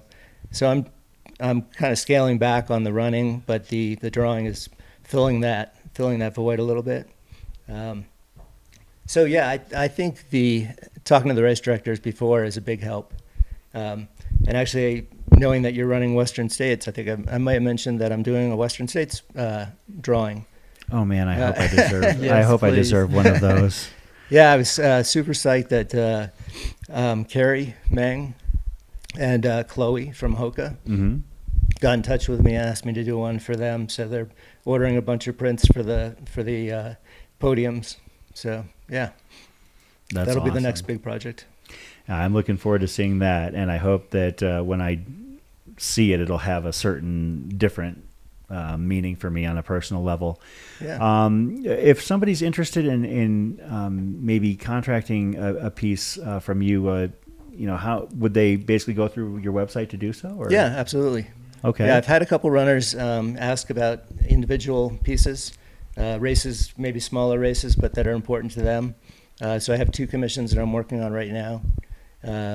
So yeah, absolutely. Just email. My email is right on the website, and happy to do that. It takes a little bit longer, but usually about a month to get those completed. Yeah. Yeah, Chris, I do love the fact that every time I see you at an event, whether it be Javelina or Black Canyon, we have a runner finishing here that is bib number 16. We will be following this runner in. Chris, we'll take a pause and then we'll head back to that in just a few moments. We'll give this runner here their due. This is, I'm going to do my best here, Hisham it was great. Abdunasir.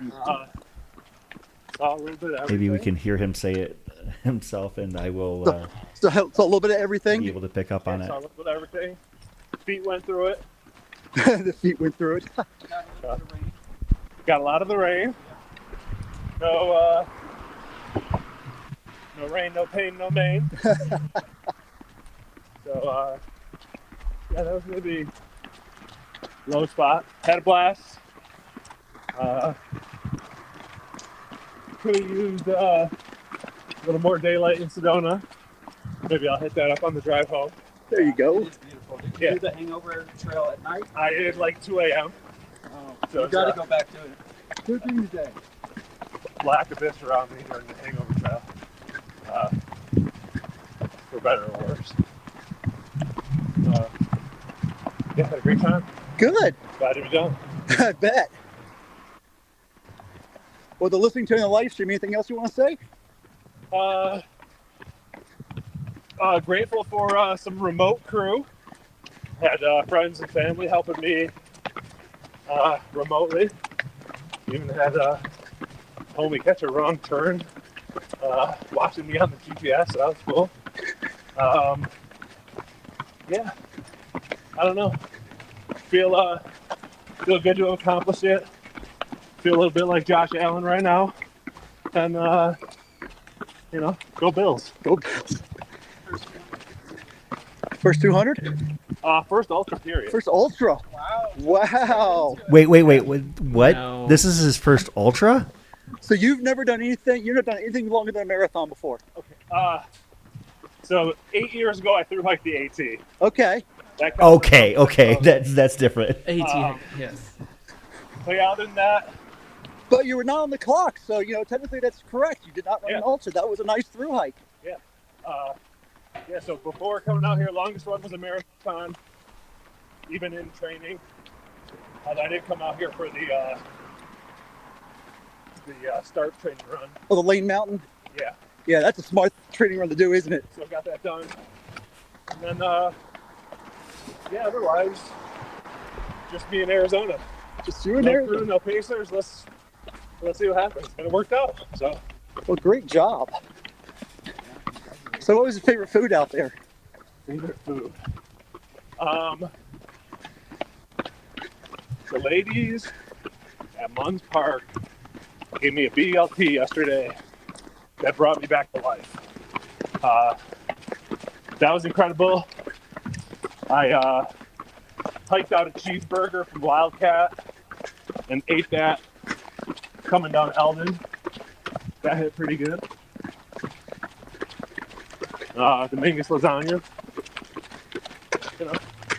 I feel like I'm gonna step on a scale and weigh the same as when I started. Yeah, Air Viper was a good crew out there for me. Great. What inspired him to run this race as his first ultra? Yeah, what was that inspiration?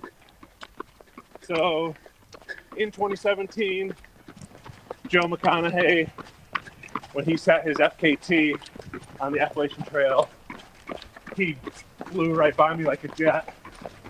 And then I guess I've been quietly lurking for a few years in the background, and everybody has good marketing, I guess.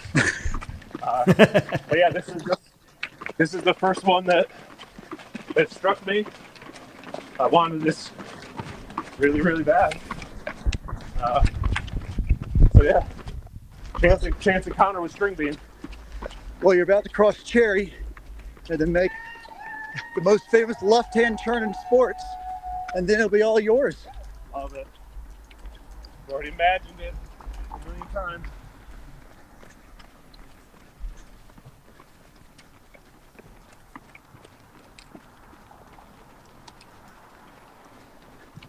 All right, and this is where we get close to the music. We don't want to mess up YouTube.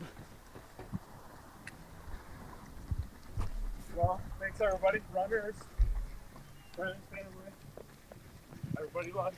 We're going to mute his feed for a few moments while they run past. I think that's probably the music coming from Dark Sky Brewing over there in the corner. Obviously, we can turn the music down at the finish, but we can't tell the bar at the corner to turn theirs down. But he's making the most famous left-hand turn in all of sports. That left on Birch. And Hesham Abdunasir of Santa Monica, California, just a block and a half from not only finishing his first Cocodona, not only finishing his first ultra marathon, but finishing the first race on his ultra sign up. What a way to kick right? that off. You're going to look up this dude's ultra sign up and be like, he has one race and it's Cocodona. That's wild. It does say here that he has qualified for Boston Marathon. Okay. So he's got some wheels. Yeah. And completed the AT. Yeah, the AT thing definitely was like, oh, well, that makes a lot of sense. But some speed doesn't hurt either. Yeah, I mean, he just went from like crawling to sprinting, and winning the gold medal in the 100. Like, pretty much. Crewless and pacerless. Yeah. Wow. It's absolutely wild. As Hesham makes his way down the alley to the finish of the Cocodona 250, we do have somebody trying to work with the lighting down there to make sure that we can have a better picture. I would go down there and do it myself, but then all of a sudden the live stream would end because Hesham, congratulations, because you want people that know what they're doing to be playing with the tech. And we're going to continue our conversation with Chris. We'll wrap things up because I know that you've had you've traveled up here to be a part of the race, and you've been speaking with runners and their crews and friends and family and everything. What has been the general consensus? Like, is there any like common thread that people have when they see your artwork? Like, is there, I'm obviously, like, for those of us who have run the races that you do on your prints, like it evokes certain feelings, like, and like that's why I love the Arizona trail prints so much, because I've done so many of the races and I look at them and I just I get so excited to see them. But what has been the reception down at Heritage Square for you? It's been really good. I actually sold out of the Sedona Canyon sprints. Really? That's fantastic. Yeah. I have maybe 10 left of the Cocodona. Mm-hmm. I'll be there in the morning. I want to see the golden hour. And but I think maybe, at least for me too, like I've heard people talk about how your eye kind of moves from one thing to the next. And I try to do that as I'm drawing, trying to interconnect.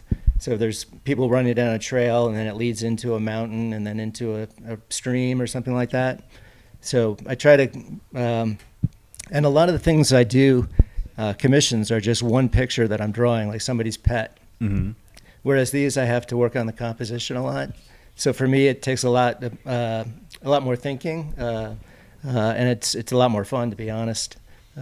So, yeah. Yeah, Chris, it's amazing what you do. Again, for those just tuning in, if you're interested in his work, it is his page is pinned at the top of the chat. It is hawthorneartwork.com. And I cannot stress enough that his shop has some things that you're going to, if you're a fan of Cocodona or Javelina, Black Canyon, the Boston Marathon, if you're a fan of these things, if you're a Yankees fan, if you're a Red Sox fan, he's got stuff for you on there. The Grand Canyon. Yeah, the rim to rim. I brought some, and that's been a big seller, obviously, in Flagstaff. Oh, for And can I give a shout out to, you probably know Heidi Gardner. Yeah. She was a very early mentor for me, getting into the community and introducing me to people. And she's just an inspiration as far as her work and her marketing.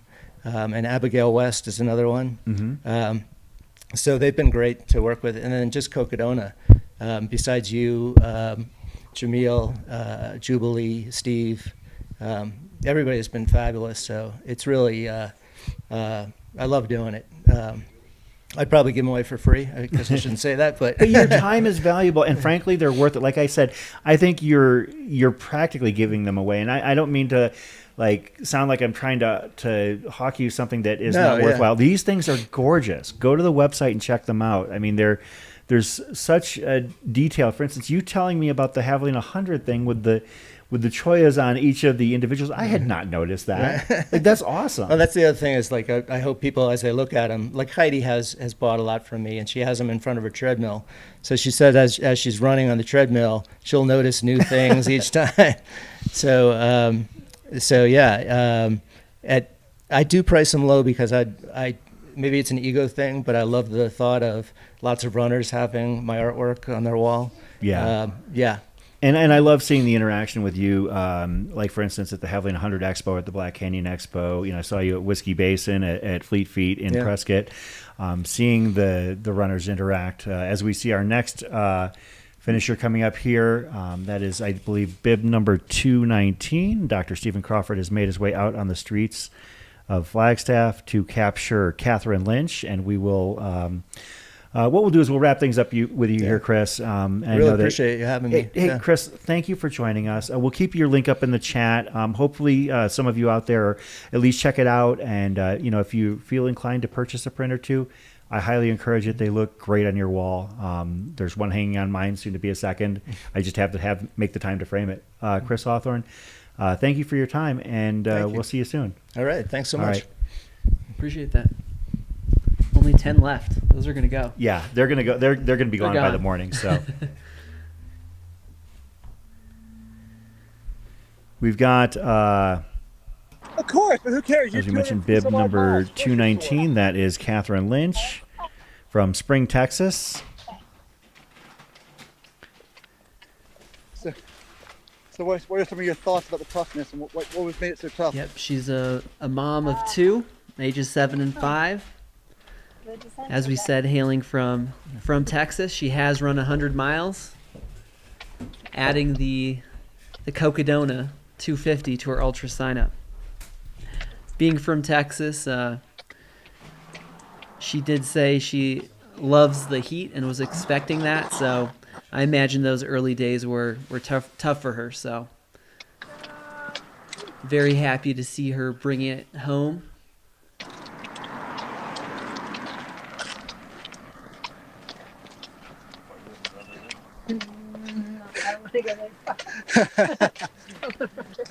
What's also pretty incredible and powerful here, she notes that she went through cancer treatment starting the week after her first child was born.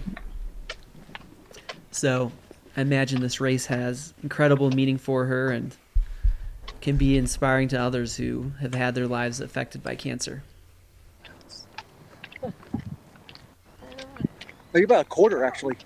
That's what I've loved too, is just even spectating. I think why this race is really picking up even more steam and momentum.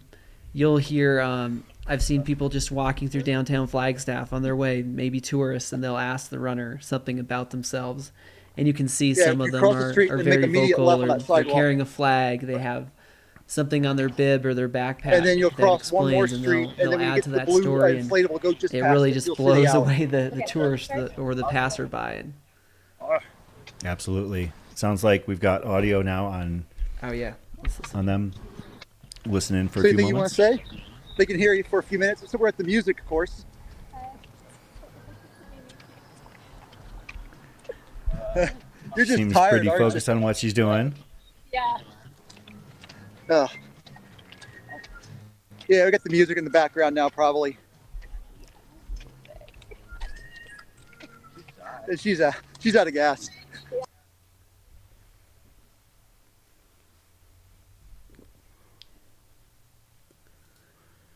understandable at this stage in the race. Apocalypse Cow, you're insane. Thank you so much for that amazing super chat donation. Woo. All right, here's your left. 250 for the 250. Appreciate that. Made the left on Birch. There we go. Catherine Let's going get to the kids get in it there. done, stepping it up.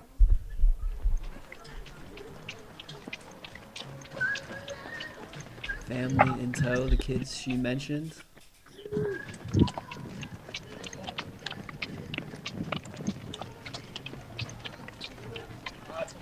Way to go.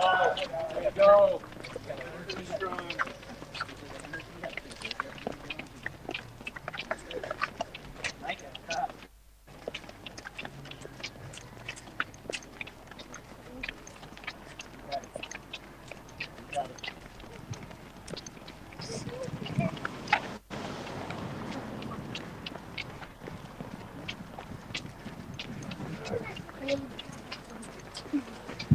Yeah, she's pretty exhausted. And had very little voice left.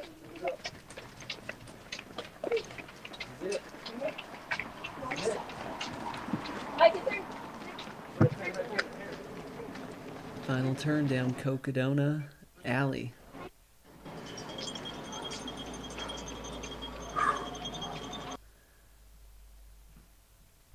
She didn't have many words to say, but I bet we're going to see a lot of emotion here, especially with their family.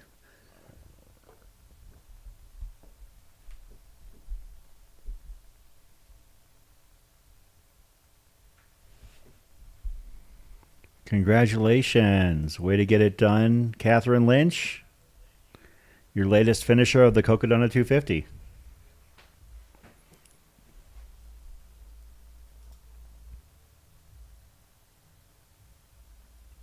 Yeah, Audrey, I don't know what it is. There's something about the dust kicking up those last few miles. Maybe some onions being chopped up in the kitchen next to us. But yeah, there's everybody who runs this race, and Rory, I'm sure you can agree, they've got a story that they're telling, and it's just amazing to witness. So when are you running this, Rory? I mean, you're a pretty spry guy. That's always the question, right? I think there's so many people inspired by the live stream coverage. I will say there seems to be kind of a split. I notice a difference between the people who are pacing and crewing. Sometimes if you're seeing it up close and you look at how wrecked that person is, how deep in the hole they have to go, so to speak, it kind of makes you hold off a little bit. So for me, I don't think it's going to be in my immediate future. I will say, having an athlete complete it, Angie Kemp, she finished the Sedona Canyons 125, her longest race ever. That one seems a little bit more palatable to me. I only have, I hate that word. I've only done this. I have some 100K finishes under my belt. No 100-mile yet. So for me, I'm very patient in creeping up the ladder. I want to learn about myself and how I'm able to complete those distances, what I need to do to improve. I don't even think I've run the best 100K that I'd like. So I want to nail those down before I can understand that, Rory, but also, what better way to learn a whole hell of a lot about yourself than to run 250 miles? Well, we were referencing those stories and some kind of mission or someone that you're running for. I think that's what would maybe push me to do this race. Maybe some life event or in memoriam, God forbid. So, yeah, until that day happens, I'm okay to just be a part of the energy in this event in the way I've been, whether it's live stream, crewing, pacing, coaching. Absolutely. And speaking of in memoriam, there are two runners out there that are running in memory of a friend of all of ours here at Mountain Outpost. In the 125, Mike Darris is running, carrying a memorial bib. And in the Cocodona 250, our our friend Andy Jones Wilkins is carrying a memorial bib as well, and they are both doing so in memory of a guy who was just one of my favorite people in the entire world, and that's Rob Martin. Rob Martin was a part of these Mountain Outpost live streams for a long time, and was one of our follow filmers, loved being posted up in Sedona for the first couple days of Cocodona, and then making his way to film even more in Flagstaff. And Rob was registered to run the Sedona Canyons 125 this year, along with Andy Jones Wilkins.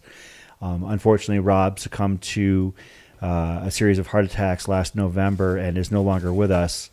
And in true close friend fashion, Andy Jones Wilkins believed that 250 miles need be covered. And so rather than run the Sedona Canyons 125, he decided that he was going to run the 250, so 250 miles were covered. For him and for Rob.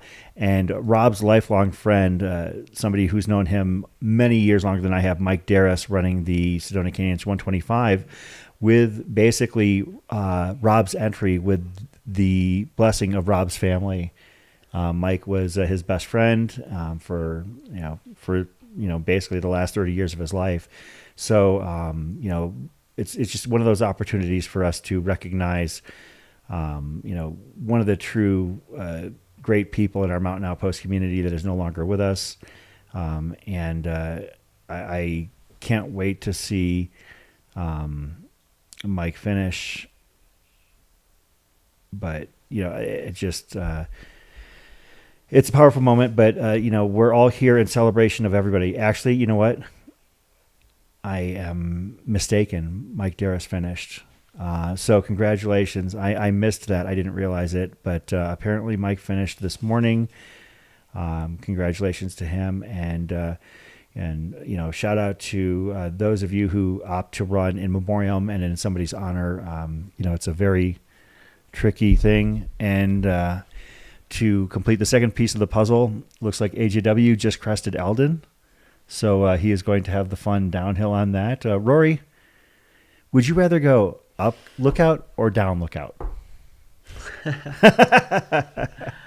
Well, I got to say up, and it's hard to follow that up. First of all, we're still feeling that tremendous loss in the Phoenix running community. Unfortunately, I did not get to know him as well as I would have liked, but yeah, I'm so glad the first part of the mission has been completed with Mike's finish. But anyway, to shift gears to that question, I'd say up, and actually it just started today. There is the Hero de Eldon challenge put on by Pizzacletta, the owner, Caleb Tell Schiff. me more. Do you know about that? No, I need to know about this. Man, now, especially now the stream is so big. It's kind of one of those things. The locals, if you know, you know. He does post about it on social media and Instagram, so it's fair game. He posted today, Caleb Schiff, ultra runner himself, owner of Pizzacletta. His pizzas are inspired by his travels to Italy. He's also a road cyclist, and there's a big race called the Giro d'Italia, which has started today. And his challenge that he puts out there, as we have another finisher cross the finish here. I think that's a 250 runner. I don't know if you got a bid. No, I didn't have somebody coming in. I think that might have been a Sedona Canyons finisher. That would be Connor Hussey, perhaps. Whole lot of action. We've got Dr. Stephen Crawford on the lookout for the 250 runners. So basically, every time you see a 250 runner come in, he runs back out to catch the next one. So we've got eyes on pretty much everybody we can. I don't know if there's actually going to be somebody to work in tandem with Dr. Crawford, but he's the best we got. So just want to make sure those 125 runners get their shine too. Sure. But to go back to what I was saying, his challenge involves getting to the top of Eldon every day that the Giro d'Italia is held. You have to get to the summit by 8 a.m. and he will take a group photo. As we have someone dip into the camera there. That's Howie Stern. That's Howie, yeah. And yeah, he will take a group photo. If you're there by the timing of that photo, he hands out a coupon for free pizza, which is a tremendous value. Oh, yeah. And that is tasty great pizza. And expensive, rightly so, because it is worth every penny for that. And I don't know how many days it ends up being in May, probably 20 or so. But I pointed out on my live stream with Corinne that you never know who's going to show up. Last year, in fact, the day that I chose to take the slabs route up with an Air Viper Racing team member, Austin Horn, we missed the group photo, so we decided not to accept the coupon for a pizza. Jim Walmsley and Courtney DeWalter were at the top. Wow. She was training for her epic lineup, and Walmsley loves those pizzas and was in town training. That's a hot tip. He does it every day. Yeah. A different way. Going up Eldon? Different I way. know that several people who are part of the broadcast here at Mountain Outpost have seen Jim Walmsley during their training runs out on Eldon. They're going up the hill, down the hill, up the slabs, down Lookout, whatever it may be. And then obviously, stride is so easy to recognize. He'll run from his house too. So he's, putting on last year in his Western States build. He actually passed through while the Buffalo Loops race was happening en route to that challenge, because our race starts at 7. He probably leaves his house, who knows, I don't know, 6:30. He's putting in 20 plus miles. Bags of Pete gets the photo, and he'll welcome people to tail him, but he'll take this weird route you've never seen and fly down it. So you can see a couple of finishers here for Sedona Canyons. Actually, that's I believe Curtis Foley and let's see, 410 perhaps. No, that's 470. That's Connor Hussey or Husey. Mm-hmm. Connor Husey and perhaps Pacer there. I don't have anybody else lining up along with. Okay, we're going to take this opportunity to run a short ad, and we will be back momentarily on the Cocodona 250 live stream presented by Mountain Outpost and Air Viper Running. If logistics were the backbone, volunteers would be the heart and soul of an event, and we need you to come out and be that heart and soul. Volunteering at Cocodona means that you get to become part of the magic. As runners make their way from Black Canyon City all the way up to Flagstaff, we need you, your community, and everyone's support to get those runners to the finish line. In 2026, we'll have volunteer roles ranging from aid station captains and assistant captains, aid station volunteers, course marking and sweepers, sports therapy, medical, live stream, and a lot of staff roles too. So if you're interested in getting involved with the race, please visit cocodona.com/volunteers. There's some information about volunteering in 2026, and most importantly, a little button that says, I'm interested in volunteering in 2026. You'll just give us your info, and then once volunteer shifts open next year, we'll give you a shout. Please come out and join us. It's an amazing experience, a great week, and it's really awesome to support the runners. If logistics... And we're back here at the Cocodona 250 finish line, presented by Air Viper Running and Mountain Outpost. I'm Chris Warden. I'm Rory Moynihan. The trail gangsta himself. If we get a little bit of a breather, maybe we'll have the trail gangsta himself inspired enough to, maybe spit some bars out. Perhaps. Always ready. And it's a night shift, so I have some liquid fuel here. It's gonna Things get a little bit spicier, perhaps. Looks like we've got our next runner coming up to Beaver Liquor. It's a store. Shout out there. Speaking of, it's a store that sells liquor on Beaver Street. They have some good stickers too. Great place to put a camera headquartered. All right, what Looks we got? like our next finisher here. Hey, Anna, how you doing? So this is Anna Nosek, bib number 55. So how is it out there? I've heard that word a lot for some reason. Is that recency bias with Eldon or the whole thing? I mean, the whole thing combined is pretty nice. There's pieces of it that were quite lovely, but... All right, tell us about those. Lane Mountain is beautiful. Oh, yeah. Like, Lane is gorgeous. What else? Uh-oh. My brain doesn't work very well right now. Well, you're a half mile from the finish, so... river it was running down into Prescott. That's how it was.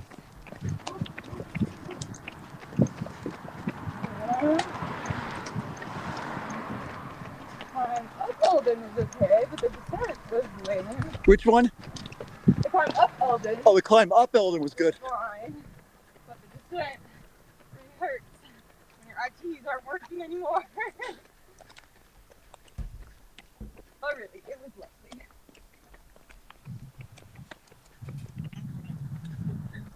So, what was some of your,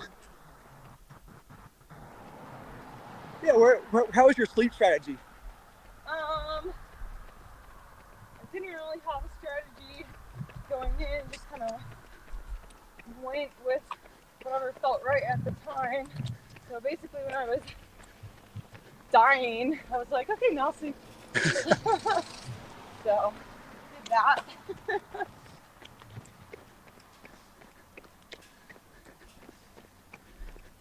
So since you're on the live stream, anything you want to shout out? Or I just want to say thank you to all my friends and community that made this possible. I wouldn't be here without all of you. Obviously my crew, chasers, best people ever. Wouldn't make it to the finish line without them. It was a wild ride for all of us. It was really great. Yeah, I'm really grateful for everybody.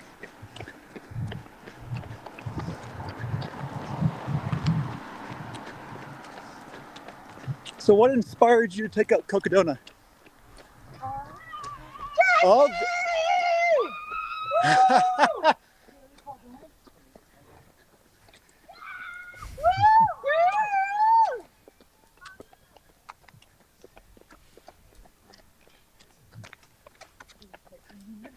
And look at the donut shorts. Yep, coconut donut. Yay! We did it! Yay! Calling down so that she can come too. Hey, you're running in with us. Done! We're running to the finish!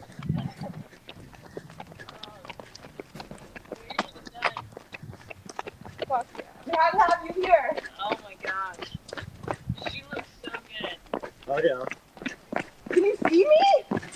You're on the live stream. Everybody can see you. Oh no!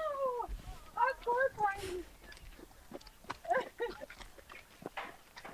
Yay! Got the Cocodona donut shorts.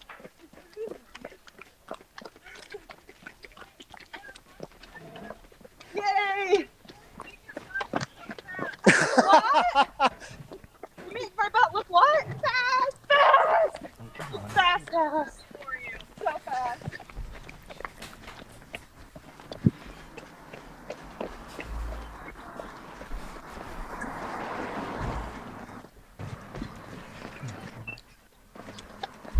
Wants to know how your feet are.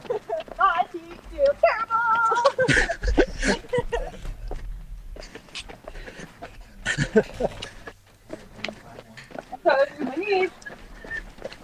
Wants to know how the Eldon descent was. Eldon descent was, I guess I'm on live stream, so I'll say crap!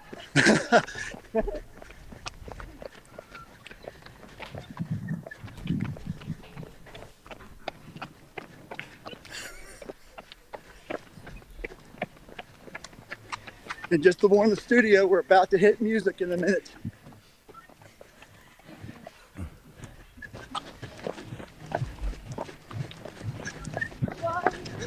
Oh wow, she's picking it up. Oh.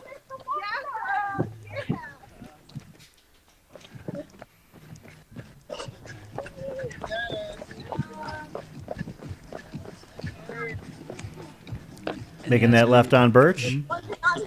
Most famous left-hand turn in all of sports. Boylston, never heard of it. Yeah, you cut me out. On a no sec. And I gotta point out this stat.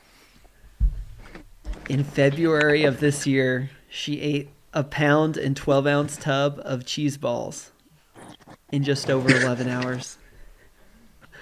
What? Ultra training. Hashtag ultra training. What's up with the I have a cheese ball? feeling that's what carried her through this race. Her I gut know, definitely held sounds out. like it. She also I thought mentioned I did, everything you, I didn't me. she was excited for tended to be food related. The lasagna food station. She was looking for the Cheetos. I guess she got tired of I'm cheese gonna be up puffs, here so on the moved on to side. Cheetos. You guys can get in there. No. I'd love to have that After the blue. live in the After the blue. studio.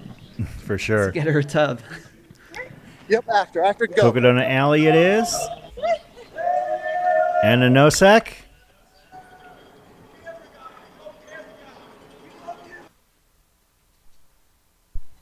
Love this shot here.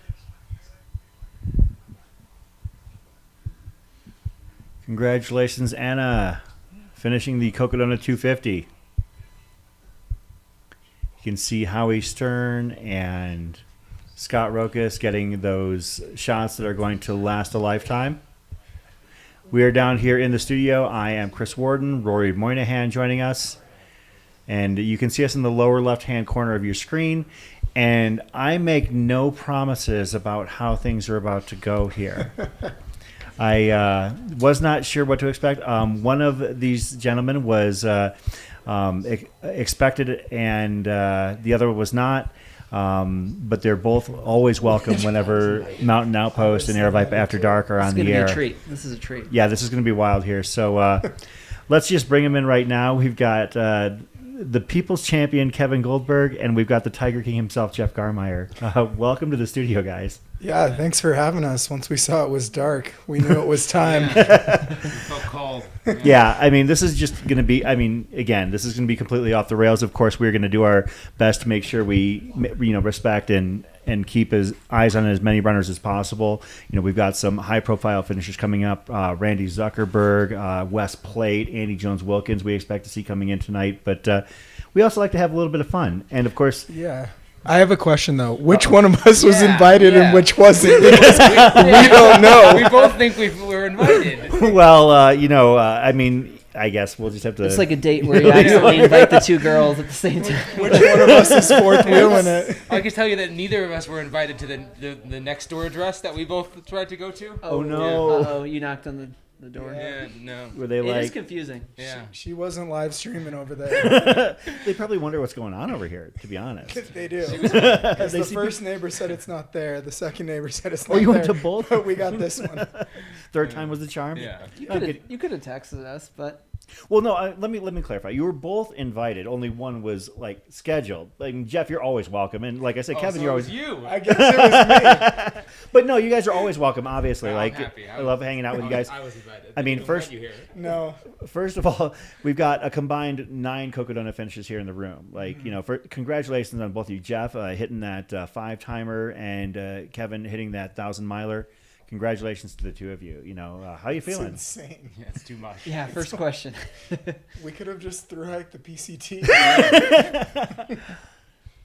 Congratulations to the finisher there. That is a Flagstaff Crest finisher. But yeah, when you put it in those terms, you guys have run 2,300 miles on this course. What brings you back every year? I don't know. Maybe the ability to sit here after dark and make some jokes when it's finally over. Yeah.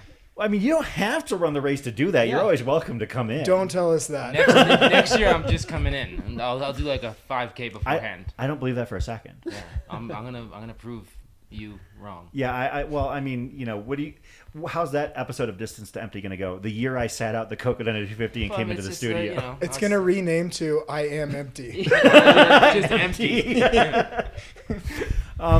Kevin and Jeff, you've both been a part of this race for several years. Jeff with the inaugural year, Kevin starting up the following year. What has changed about this race over time? Is there anything that stands out to you that, back in 2021 or 2022, respectively, you're like, holy crap, it's 2025 and this is so much different? The finish line. Yeah. Now it's huge and massive and a spectacle in Flagstaff. They still have second grade violin concerts there, though, which are pretty good. But the finish line is crazy now. Back, when it started, it was kind of a piece, couldn't really fill out Heritage Square. Now it's packed throughout the day. People wander by, wonder what's happening. And I don't know, it's just massive. And then adding more races and stuff, it's just become a thing where people tune in and show up and are part of it for multiple days versus just stopping and checking in. I'm sure you've seen the numbers in the chat, just probably pretty constant for the whole week. Oh yeah, I mean, the viewership this year. So as a barometer for comparison, before we get your answer, Kevin, last year our day one stream one was our high, and I think it was about 41,000 views. This year our high was day three stream one with about 145,000 views. So the viewership has skyrocketed. The interest has been palpable, and I mean, you two have been basically part of the reason why. So single-handedly, I think. Yes, absolutely, yeah. Single-handedly, the both of you. Yeah. That's so, Kevin, what have you seen that has changed over time? Yeah, I mean, as Jeff said, just like the Flagstaff embracing the race, like really feels like it's part of like the city now. Mm-hmm. And the caliber of runners that are showing up, and not just fast people from the front, but you mentioned we're going to see Randy Zuckerberg and AJW finish here tonight. Like the call of this race, like the siren of this race seems to be reaching people who maybe never thought it would reach them, and it doesn't seem like anyone is safe from the tentacles of Cocodona.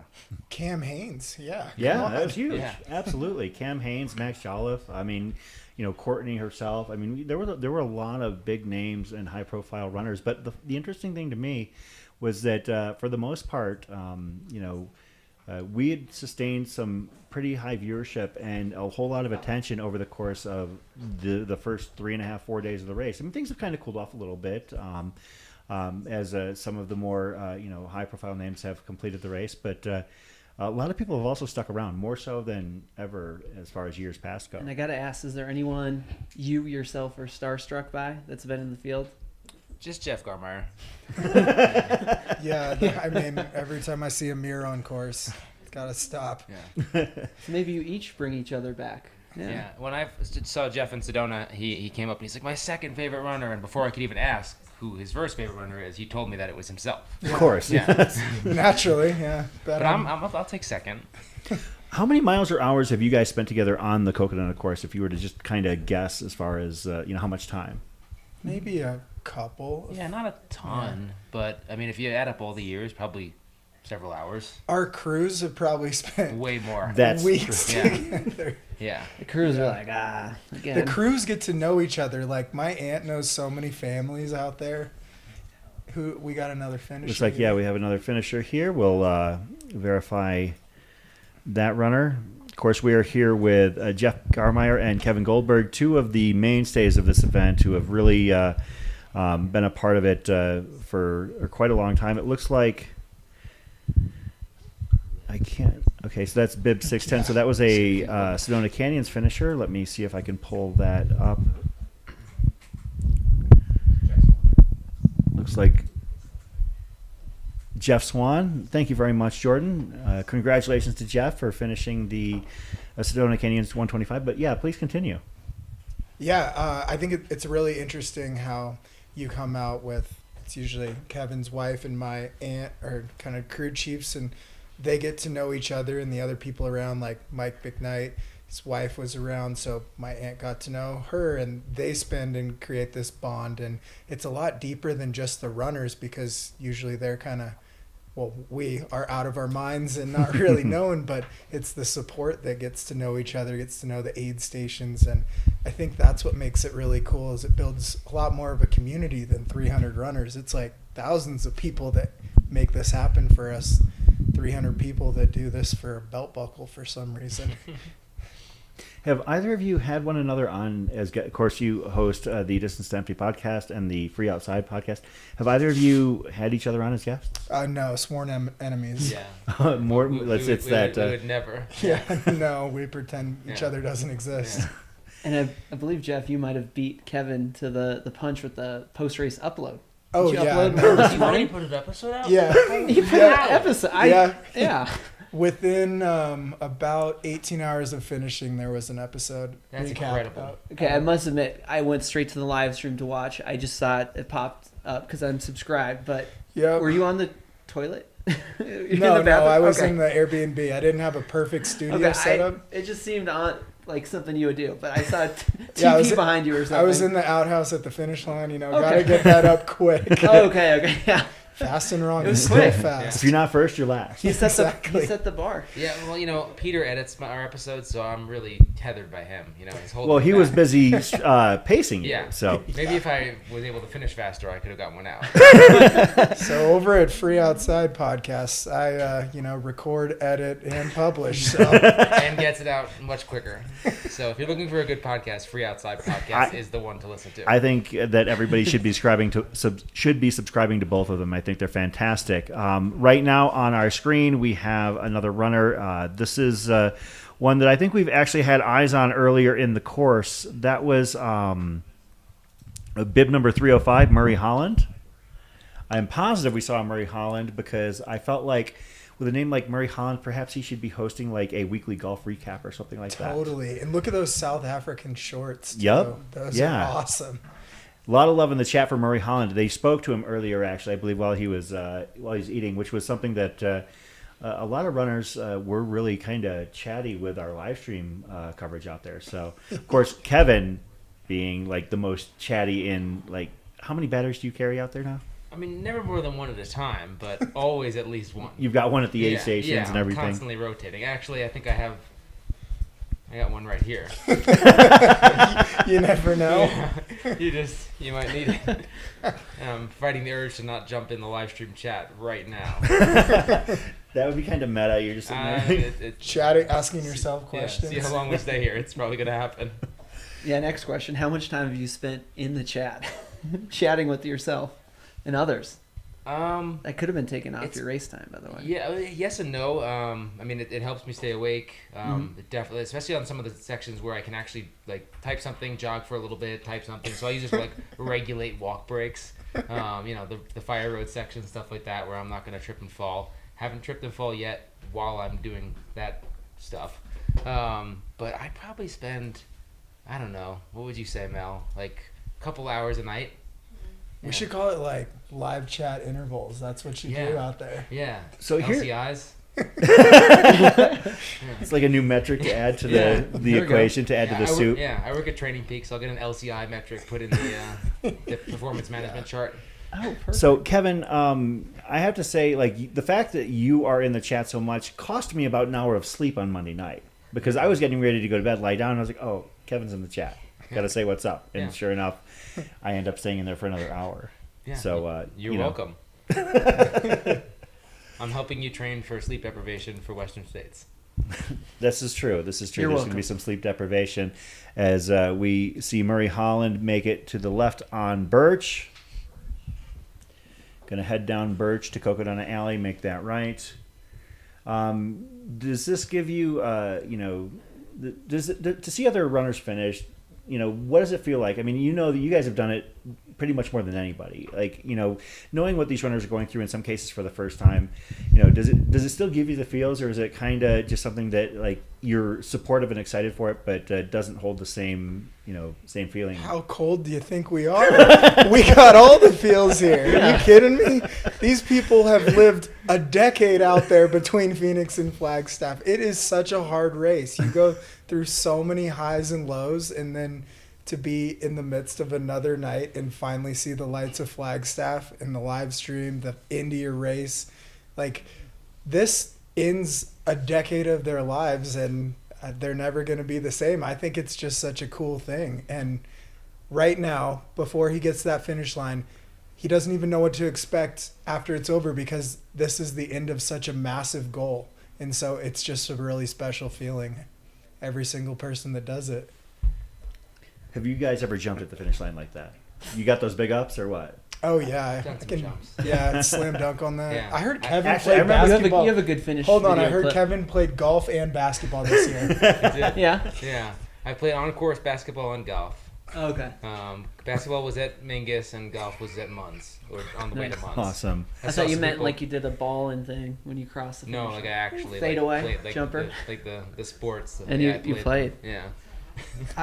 Congratulations to Murray Holland again. I believe second in the South African division here this year, behind Ryan Sands. Just missed first. Yeah, it was a sprint finish. And I just wanted to note he was raising money for the Candy Cane Project.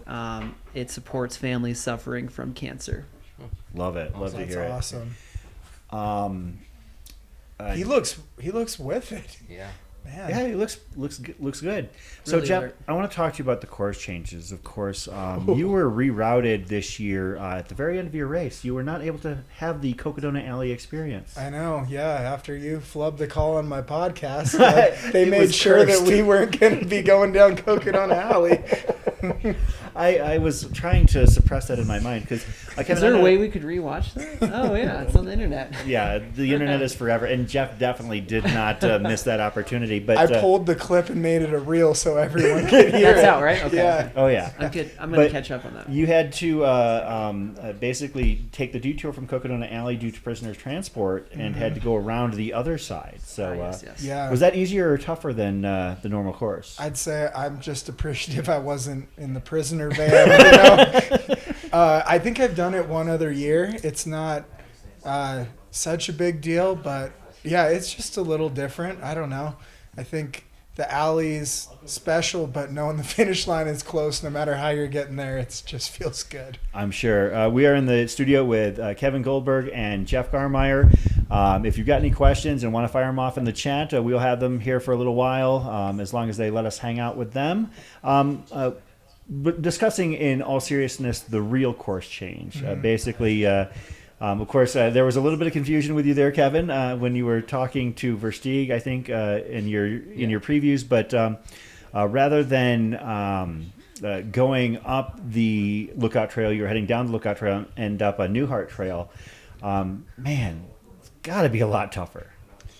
Oh yeah. Yeah, and I just convinced myself someone was going to catch me from behind if I didn't run. So I was looking at my splits today, and it was like, holy cow, these are all like 14, 15-minute miles. Like, calm down, buddy. Yeah, and I made up like 2 hours on the person behind me in that section. So, but it's brutal. I just can't imagine going down it at night with feet that hurt. And they've gotten some good videos on the stream I've seen following people, and it's just like, you're like, oh, you're just cringing for him because it's so steep. The steps are like 3 feet down sometimes, and man, it is not the smooth road into the finish that it used to be. Yeah. Kevin, what are your thoughts? Yeah, I mean, I thought the major changes made the course a lot harder in a lot of ways. When you're looking at the Eldon changes, the Hangover Trail was, I mean, awesome trail. You know, I'd love to do it as like a day run or hike, but at mile 170, it was wild.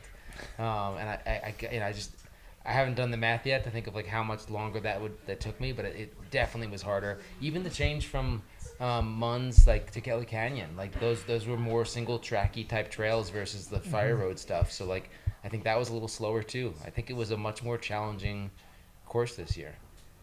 Yeah, well, actually, Hangover, that was another aspect. Had either of you done the Hangover Trail before? And if not, what were your thoughts, not only for yourself, but like for those coming up behind you? Yeah, I came out like a month ago and ran all the new sections of the course, so I'd done it and thought it was awesome, but also was like, this could be tough at night, especially if you're near the back of the pack, like night 3 or something, and some of those climbs you don't want to have the wobbles because you could tumble a bit or something, and that slick rock, it's basically can't be flagged for a lot of it, so you're following the white dots and it's kind of going up and down the side of this 45-degree angle, and it's just tricky. It's relentless, and you think at the end of the section you're going to hit this runnable road, but this year for a lot of runners it was 6 inches of mud, so you hit that and it's like, I guess we're just still walking. So it's just a really hard section when you're just hoping to get to that Coconino Plateau and they're throwing everything at you they can. Any thoughts, Kevin, on the Hangover Trail section? Yeah. I mean, on the Hangover, I just thought, on a good day, I'm 6 foot, and I was using every inch of my reach and step ups to like navigate this. So I'm thinking like shorter or smaller people, how are they even going to get up this? It was really, it blew my mind how hard it was. And not necessarily in a bad way in the moment. I wasn't stoked. But like in retrospect already, like super cool. Like I think it was a cool, challenging ad. But anyone who says it wasn't harder is lying. Yeah, we actually caught some video footage of runners on the Hangover Trail. Like in some cases, like kind of having to, they'd walk for a few minutes, stop, sit down, scoot down on their butt, Yeah. like, and then continue in the same direction. It was pretty wild to see. I honestly did not expect that. I mean, I've never actually done Hangover myself. I've heard about it.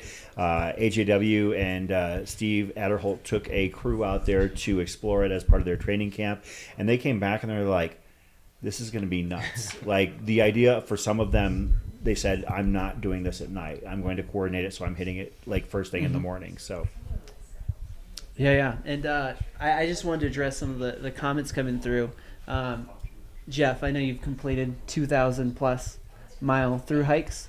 Are there any similarities in how you're feeling in this race versus those through hikes? Like what are some of that fatigue? Like, can you compare that fatigue and the grind? So I wouldn't say any fatigue or anything like that, but maybe the mindset of you start and on day one, your journey is so long that you just have to break it down into these manageable chunks. Like, how am I going to feel? How am I going to get through this first section, then the next one? But just like, through hikes and things up to 8,000 miles, these numbers are so big you can't really think about them. You're just really in the moment, like what's it going to take to get through the next one, and this is very much about the organization ahead of time and how you're dealing with it in the moment, and then the problem solving, like the whole toolkit that you have, much like the Hangover Trail. Say if you know what it's about and you're like, I got to hit this during the day, it's like, well, what tools do you have? Are you going to push a little harder? Are you going to take a nap in Sedona so that you're ready? It's just applying all the things you can to get the experience and the best out of yourself that you can while you're out there. But yeah, I think fatigue and how your body's affected, it's really unique to every adventure. Not even the same runner will feel different every single time through the same thing. And are you feeling more urgency due to cutoff times? I mean, for you, the cutoff times typically aren't something that are going to hold you back. And then combined with the audience and the live stream. Oh, I don't know. I think I feel the urgency to just be efficient. I think that's just how I'm programmed as like a thru hiker, is how are you going to be efficient and making the most of it? Like my motto is always like, let's get our chores done first. So if I'm going to sleep or if I'm eating or whatever, it's like as soon as I get to that aid station, we're starting to do the chores so that when I'm physically ready to leave, there's nothing holding me back. Like my trash is out of my pack, my bottles are filled, I got my calories, and if I need to take a nap, I can do that, but as soon as I get up, I'm ready to get out of there. So I think it's that's applied more than anything, and it's no urgency or pressure from the field or the live stream or anything. It's just kind of how it's programmed into me, I think. Would you agree with that, Kevin? Like you're not feeling like you're running differently because we're referencing how the numbers are up on the live stream and people are tuning in. Do you feel any pressure from that growing audience? I don't feel pressure. If anything, I feel like it's a benefit. Like maybe it's a positive. Like sometimes when I think about that or engage with that when I'm in the live, like that, it does give you a boost of like, hey, there's support out here from people that you don't even know. Like people are rooting for you. They're rooting for all of these runners. Like this is just like putting a lot of that positive energy out into the universe. I certainly don't feel pressure in the sense that I think you mean. Like it doesn't change the way I approach my race, or I don't like feel like there's any weight on that. I feel like this race, and I don't always race a ton or anything, but I keep coming back to this one because it's a lot less of a results-driven race. Like we're sitting here, we're talking about stories, how many cheese balls someone can eat, or overcoming cancer, or like conquering something, finishing this with kids and things like this. These stories, and whether they're walking down Beaver or they're sprinting down it, they're so much deeper than just whether it's 60 hours or 120 hours. That I think that's the special thing, is these people don't really care what their time is. They're just so stoked that they're concluding the epic journey of their lives, and to get to have done it 5 times is pretty special for myself and makes me just want to keep kind of coming back to do it. Well, at that rate, Kevin's not going to get a chance to catch up, but we'll catch up here with our next finisher here. This is Ashley Durstein. See what I did there? Oh, yeah. That was good, yeah. Ashley Durstein of Surprise, Arizona. in the final blocks of the Cocodona 250. Good pace here too. Yeah, it looks great. You may Yeah, know her as fresh. AZ Runner's High. Nice. Being ably. Kevin is indeed in the chat. It took, what, 10 minutes? Did I do it without you noticing? No, because they put it up on the screen. Oh. Yeah, you're up there. You're covering the host with your high. Yeah.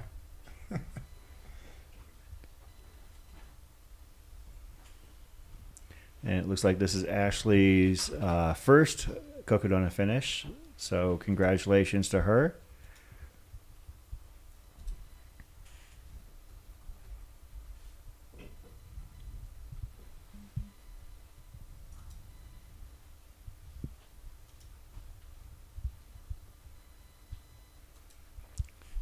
I'm going to take a peek at and get some information on Ashley. Looks like as part of her build-up, she did the Southern Arizona Triple 50. So that would be including Colossal Vale 50 miler, Oracle Rumble 50 miler, and Old Pueblo 50 miler. Those races are no joke down in the Oracle, Tucson, Sonoyta area. Has a pretty good track record. It runs in Arizona, having run Zane Gray last year. That's another tough race. This is not her first 200, having run the Oregon 200 in 2023. Have either of you run that one at all? Or No, I only do Cocodona 250. It's my entire identity. Well, that's not true. I have seen you at Jackpot. I have seen you at Haviland 100. Well, yeah. Just I mean, 'cause I'm only Cocodona's- visible here. We're going to see Ashley make her way to the finish line here shortly. Moving pretty well down the street. Wait, you don't do the rut? So when you're from Montana, you have to do the rut one time, and then that's it. You're good, and I've done it once, and I'm good. But you go out and cheer for everyone every year. But Okay. one time is good. It's a brutal race. Because you're a Bozeman guy, right? Bozeman, yeah. Okay. Bozeman. Yeah. And you're Denver, or Denver-ish, or is it? Denver-ish, Boulder-ish. Okay. I say Boulder. A little bit of it's kind of Yeah, just a I'm right in the big middle of the two. crew there. Yeah. I gotta say, the rut though has the best post-race party I think I've attended. Free tattoos, yeah. And I've been to I got two of them. Javelina. Yeah. Yeah. I got the rut tattoo. And Born to Run. I got the rut Born to Run's tattoos close. before Yeah, I Born to run Run's the wild. rut. I got them the day before the race because Oh. no one was getting the tattoos before they'd finish, so I called my shot. There you go. I was going to finish. Ensured you did it. Barely. As we track Ashley Durstein's finish here at the Cocodona 250, Jean has a question in the chat. Who did Kevin and Jeff enjoy running miles with? Let's kind of open that up to your entire experience. You've run a lot of miles here on this course. You know, who is it that you've found over the years that you've enjoyed running and spending ample time with out there? Wow. I mean, you know, I haven't shared a ton of miles with Jeff, but it was really fun to run into you in Sedona this year. We ran into Dead Horse We were this both year in really together. good moods. Okay. That was fun. I spent 10 or 15 miles with Cam Haynes this race. I'm not a Cam, like I didn't know him super well. I'm not, you know, so it was really cool to like meet him and yeah, spend some miles with him. Who else? I shared some miles with Finn Melanson this year. That was good. Yep. Yeah. I'm trying to think of previous years too. Yeah, I've spent some miles with Andy Glaze because if you've ever run in your life, he'll just show up. Yeah. He's running right now. He's trying to log his miles. He's yeah. doing a cool down. Yeah. Yeah, I don't know. Feels like run with lots of people. I've run with Jose some. The first year I ran with Jamil a lot. Courtney paced him for some of that. Before Bryce Brooks worked for Aravaipa, he paced me that inaugural year. He's come back and filled in some pacer sections for me. And yeah, I try to invite a couple newer people to the ultra scene to come out and pace and get them hooked every year. And it really works with this race, let me tell you. Nick Peterson, I spent a ton of miles, like almost 100 miles with him on year one when I did it. Matt Smith, I always enjoy running with Matt Smith. I think he's started the race 3 times, maybe 4. Yeah, I think at least 3. Yeah, at least 3. He's been on the podium. Matt's great. Yeah. We are watching Ashley obey traffic laws here. Sometimes you're just happy to get a red light for the break. I'm not going to lie. You're like, please be red. Take that left. There we go. Almost kept going straight through. See, there is actually a big sign there on the ground that tells you which way to go. But of course, they tell you want to pick up your head and everything like that. But when you pick up your head, you're not looking down. It's just it's Schrodinger's turn. Yeah. Wow. Here she goes. I bet we're gonna see some emotions. It's been a long time. Just anyone listening, imagine what you were doing Monday morning, and then these people were probably starting to run before you were even awake. Yeah. And since then, they've had their one goal to get to this finish line. So you worked all week. These people took their vacation to do this. That's a hell of a perspective. That's been a work week. Yeah. A full work week. Yeah, and you don't get to punch out on the clock. Yeah. Oh, geez. I know who it wouldn't be for Jeff. If you guys could have your any sports commentator in the world call your finish winning the Cocodona 50, who would it be? I can cross one name off the list for Jeff. Oh, man. Cotton from Dodgeball, the movie. Nice. Yeah. Yeah. Good reference. Yeah, there's a lot of good ones. I mean, you could get a Joe Buck or something, like a Harry Carey, Vin Scully. Jim Ross. Yeah. By God. Yeah. There's a lot of good ones. Jim Brockheimer, the fictional character, I think there was It was a TV series, right? TV series, yeah. It's a washed up announcer, said some bad things, ended up calling minor league baseball. It's a funny one. Ashley Durstein, congratulations on the Cocodona 250. All smiles. This is when they remind you don't have to run anymore. You did it. This is it. You can stop. Now give me that tracker. Yeah. No clock to get up or wake up or.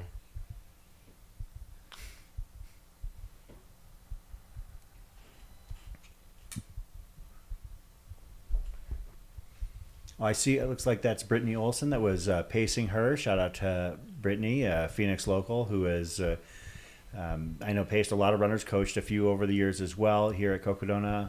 And Ashley is receiving her buckle. And, giving up that tracker. What's that feel like to be able to let them just kind of take that thing off your shoulder? I've actually never remembered them taking it. I was going to say the same thing. I checked my car this afternoon and was like, did I give that back? I thought it was still in my vest. You don't remember it. You get that buckle and you check out. Pack has been such an important part of your life for the preceding 3, 4, 5 days that you just want to forget it exists. I haven't touched mine. It's in the hotel. Bottles are still full from the zero hydration I drank from Trinity to the finish. Yeah, mine's moldy probably. Yeah. This year, actually, Kevin, that's a good point. And I'll start with you, and then Jeff, you can offer your thoughts as well. Different race in a lot of ways for the two of you. We're used to watching you folks struggle through 95-degree heat and basically having to load up extra water at when you see Ken Rubley out there. This year, not the case. It was highs of maybe 65, and it didn't get any warmer out there. And by the time you guys were getting to Crown King and heading up into the high country, it was cold. You had to carry extra gear. What was that like, Kevin? Yeah, it was really interesting. I mean, before the start, I'm thinking this is the best case scenario. Weather could not be better.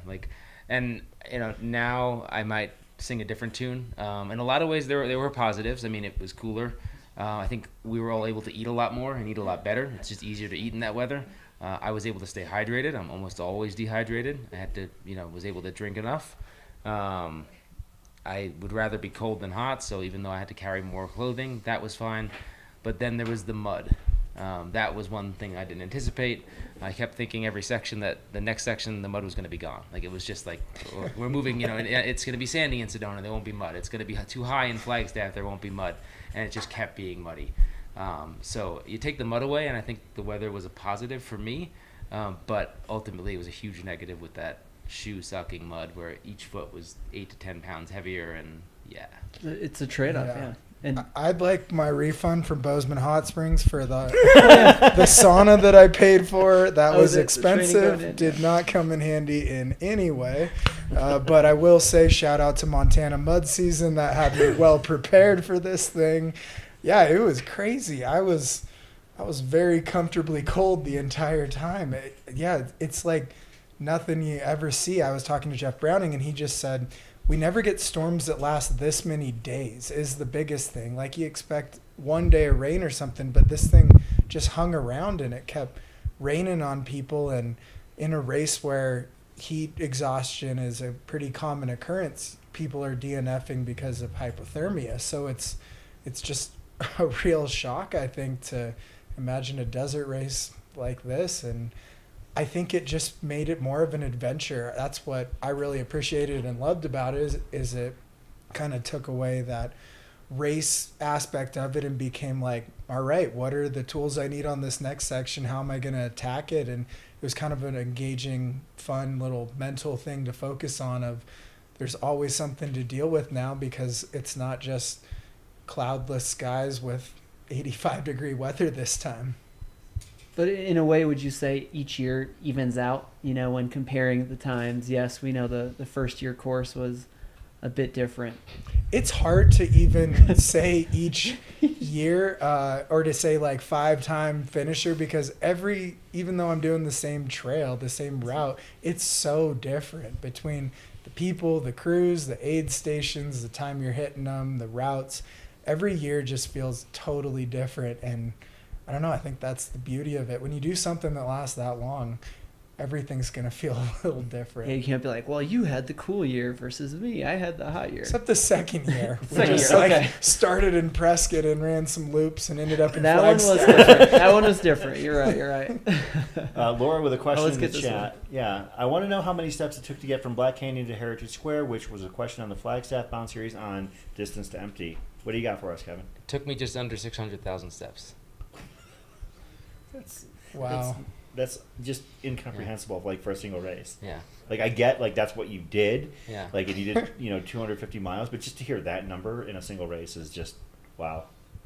The question was posed, but wasn't the estimate like 5? So we asked ChatGPT to do it for us. Oh, that's and right. I think the estimate was 350 to 500,000.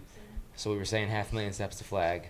But that wasn't enough for me. But it wasn't a true 250. They decided to add on some miles here. Well, how many steps did you take in that final 7 miles? I mean, as many as I could. I was almost over. I was trying to savor the moment. Yeah, exactly. You got another question for Chris? me? I have a question for you. Uh-oh. Okay, yeah, go for it. Yeah. So you've had the great pleasure of being on the Distance and Empty podcast and the Free Outside podcast. Oh God. Yeah.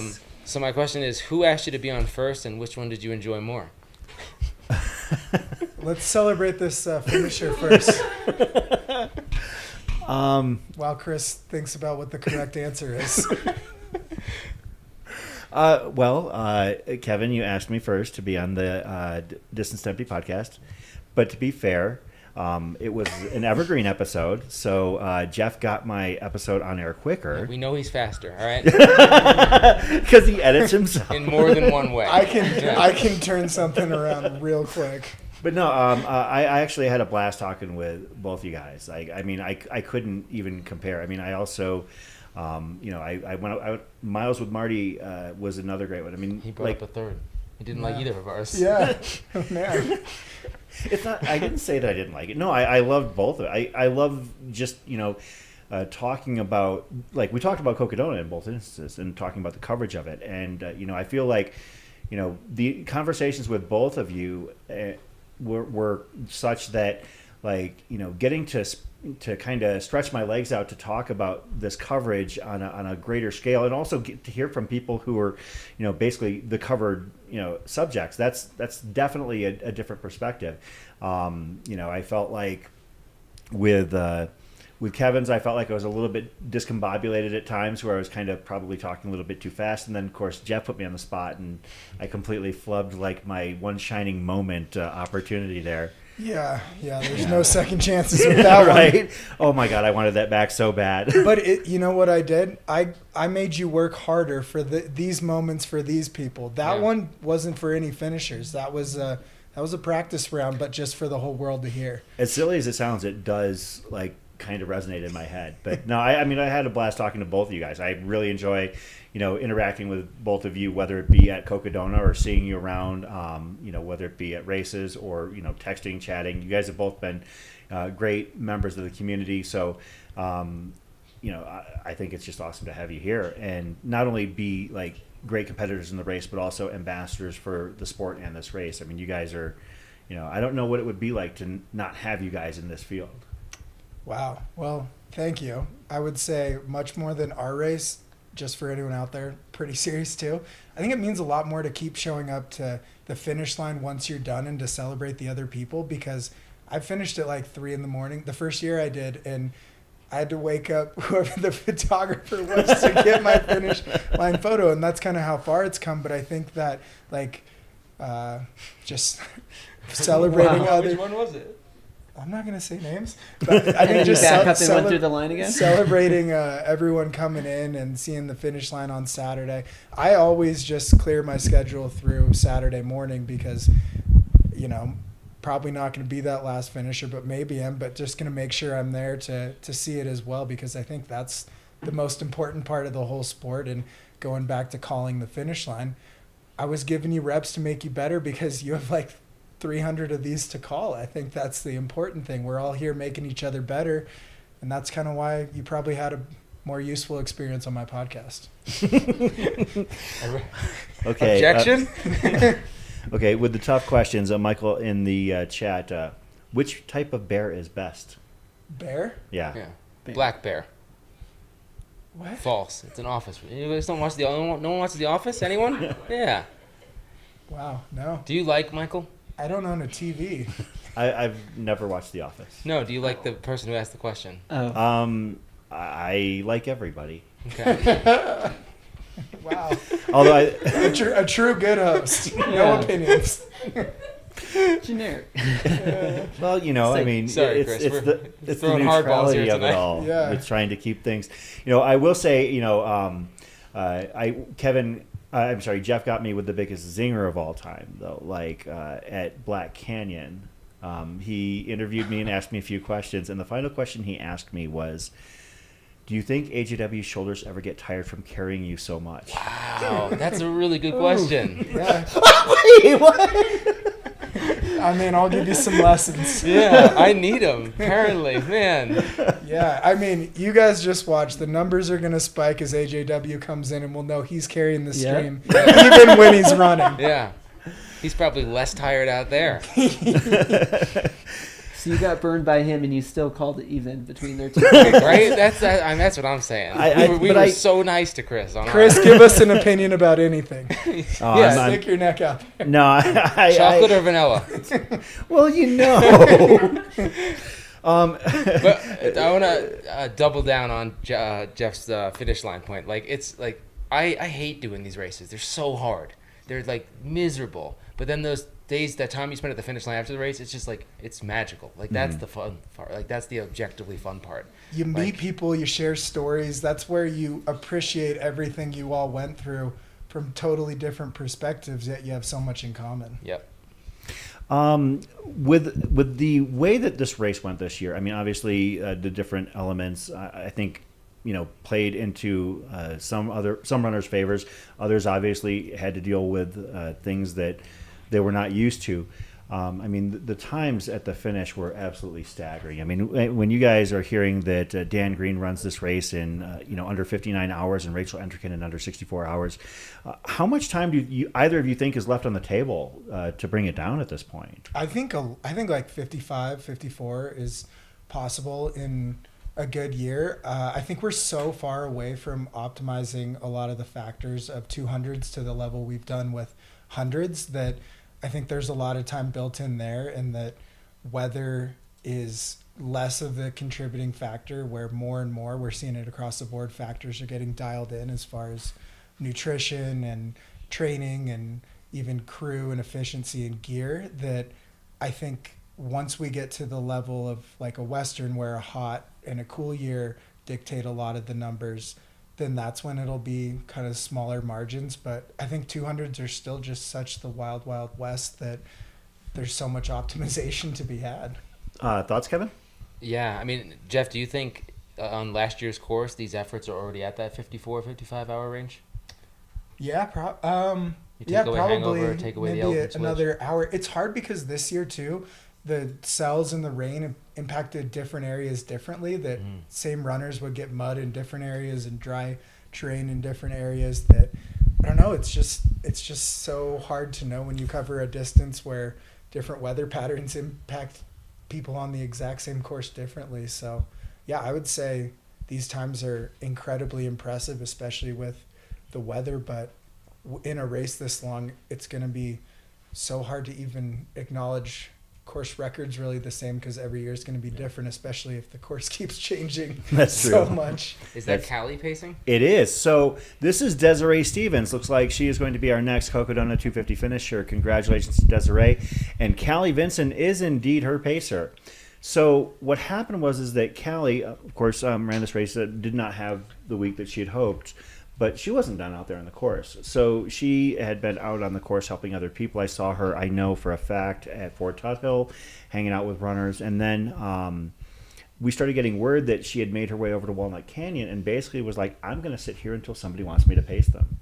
So basically, Desiree decided that she wanted a pacer. It didn't have one for the final stretch. And lo and behold, she got a good one. Yeah. She got a very good one. So in the first pacer list section, leaving Foxborough, I was needing some energy, and I know Callie knows some music, so I texted Callie and said, I need a playlist with some energy, like maybe some EDM, and she's like, I got you.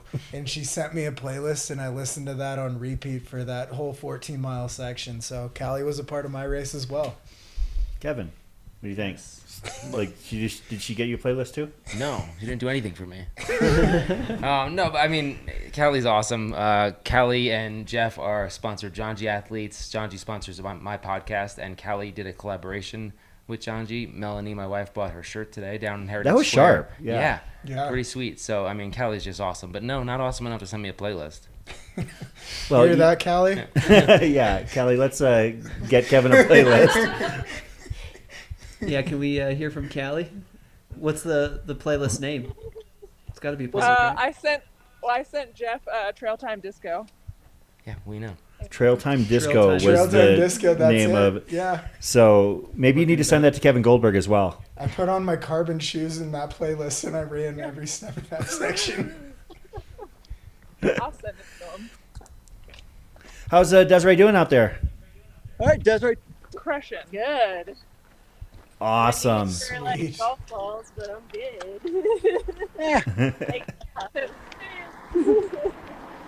So, what brought you out here for this one? I volunteered for Cocodona last year, but I finally just decided it's time to do it. So just signed up, and it's like a year later, here we are. Yeah. And here we are, like a quarter mile from the finish. Yeah. So what were your favorite sections of the trail? It's a favorite. The nighttime section in Sedona was actually pretty cool. Oh, going to the airport or the other side? The hangover trail. Okay. Oh, the hangover at night, you liked that? Huh. Some people were talking just the opposite earlier. Legend. I won't name names, Hangover at Kevin and night, Jeff. Favorite section. Mic drop. So what made the hangover at night so much fun? That's awesome. I want it hard and hardest. Tough local from Flagstaff. Yeah. We get up to the top, just cruising. We look down, and there's like all these little lights coming across, and there's like a silhouette of like this big spire, and the moon's right there. Ooh. And I got a picture of it. Oh, that sounds It was gorgeous. So cool, yeah. Oh. And the stars were out, and it was so cool and quiet. So, yeah, it's good. Oh, that does sound gorgeous. Yeah. I hope you put that in the runners group because I want to see that photo. Yeah, for sure. It's a little blurry, but I gotta. It's a little blurry, but so are all of we at this point. Yeah. So what did you think of the rain? Did you know it rains in Arizona? Oh yeah, I live here. I know. Well, I keep telling people this happens like every 3 or 4 years. We've just been in a dry spell. Yeah, I was wondering if it's ever happened during a race. Well, it's commencement weekend, and basically every 3 or 4 weekends they get snow in Flagstaff during commencement. Yeah. 2019 was the last big one. Yeah. Because I was in the Grand Canyon that day. That was not fun.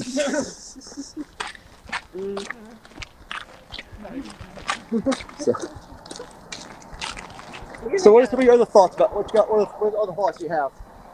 What's that? What are some other thoughts you have? I'm ready for a margarita. Yeah, what is going to be your recovery routine? Margaritas and margaritas. Okay. Let's get a margarita down there. Yeah. Get Desiree a margarita at the finish line. Yeah. I think I need food first. Try better beer.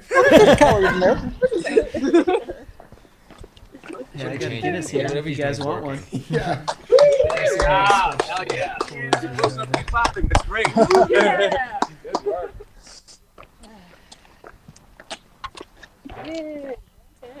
That's how Downtown. it's done, folks. Hangover Trail at night, favorite section, margarita at the finish. She must like spicy margaritas. Yeah, what kind of margaritas? Yeah, let's get some flavors in here. Oh, I love them. Just basic lime is a good one. Salt or no salt? Ooh. Salt. Ooh, yeah. Salted Extra on the salty. rim. Yeah. Oh, yeah. Like, especially with, you know. Extra salty. Extra salty That's for- a Cocodona Yeah. style. Yes. Yeah. Frozen or on the rocks? On the rocks. Yeah. Let's see, what's open nearby? Friday? Everything. Yeah, it's a college town, Rory. Well, I'm trying to think of a spot that would have margaritas right Let's now. rub some salt I pills on mean, the rim. where did we end the other the Monte Vista? Monte V or Rendezvous. But she's a local, so Yeah. she's got her spot, I'm sure. Martin's has good margaritas and burritos, but they close early.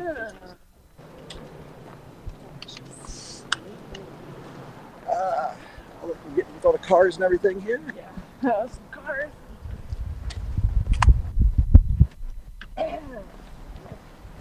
Did you guys have any specific cravings that weren't met out there on the course? Like, I wish I had this. I just ate everything. Just I ate a lot. I think the weather really did help with that. I ate so much. This year, no cravings. I just wanted all the food. Just double it. What was Whatever your you think I'm gonna favorite eat. meal? My aunt made this like frittata thing, and man, I just scarfed that down at Foxborough. I had 2 burgers at Sedona. I was just pounding food left and right. Yeah, I had a full Chipotle burrito, some Chick-fil-A mac and cheese. Some things really hit the spot. Yes. I mean, how far? I mean, you were hitting some aid stations differently than the ones I heard about. What do you mean? Well, if that's what you were eating out there. Oh yeah, yeah. Well, you know they bring me things. They Those are specialty. Yeah. I heard they The had Chipotle a challenge. Yeah. chicken tender with avocado Yeah. burrito type thing somewhere. Nice. Kevin Russ hooked It's me a up. top notch. Same, yeah. Desiree making that left turn onto Birch. No prisoners in sight. Yep. Got to make sure the alley is clear. Still in lockup. We're good. Yeah. That margarita's getting closer with every step.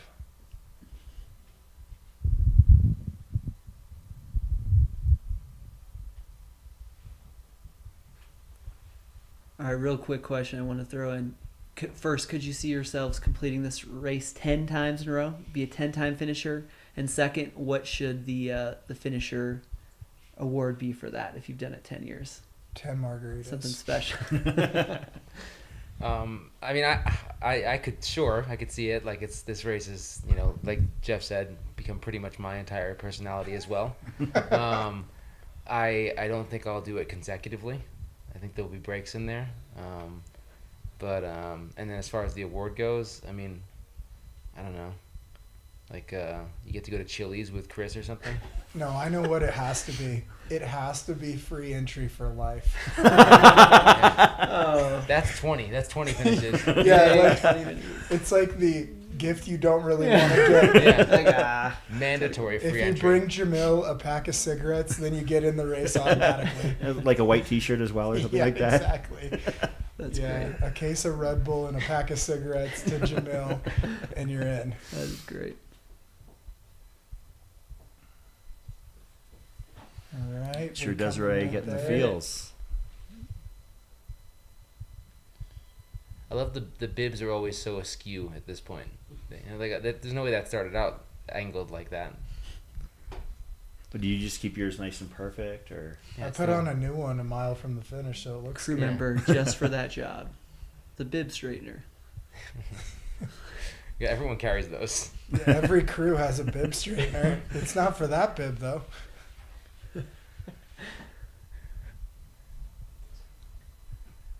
Here comes Desiree.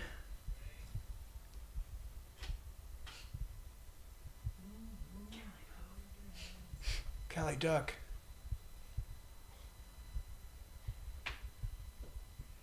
Coming home to Flagstaff. Her home.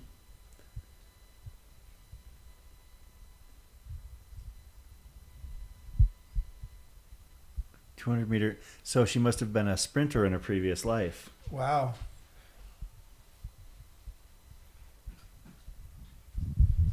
Congratulations to Des.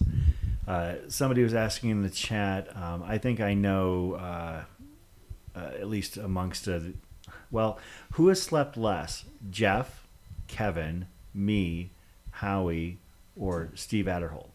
That is a lot of multiple choice questions. I can tell you I have slept quite a bit this week compared to you guys. An hour less than you should have, though. Yes, an hour less. Yeah. I've probably gotten an average of about 4.5 to 5 hours a night per this week. I mean, actually, that's a good question. Who slept? How much did each of you sleep out there?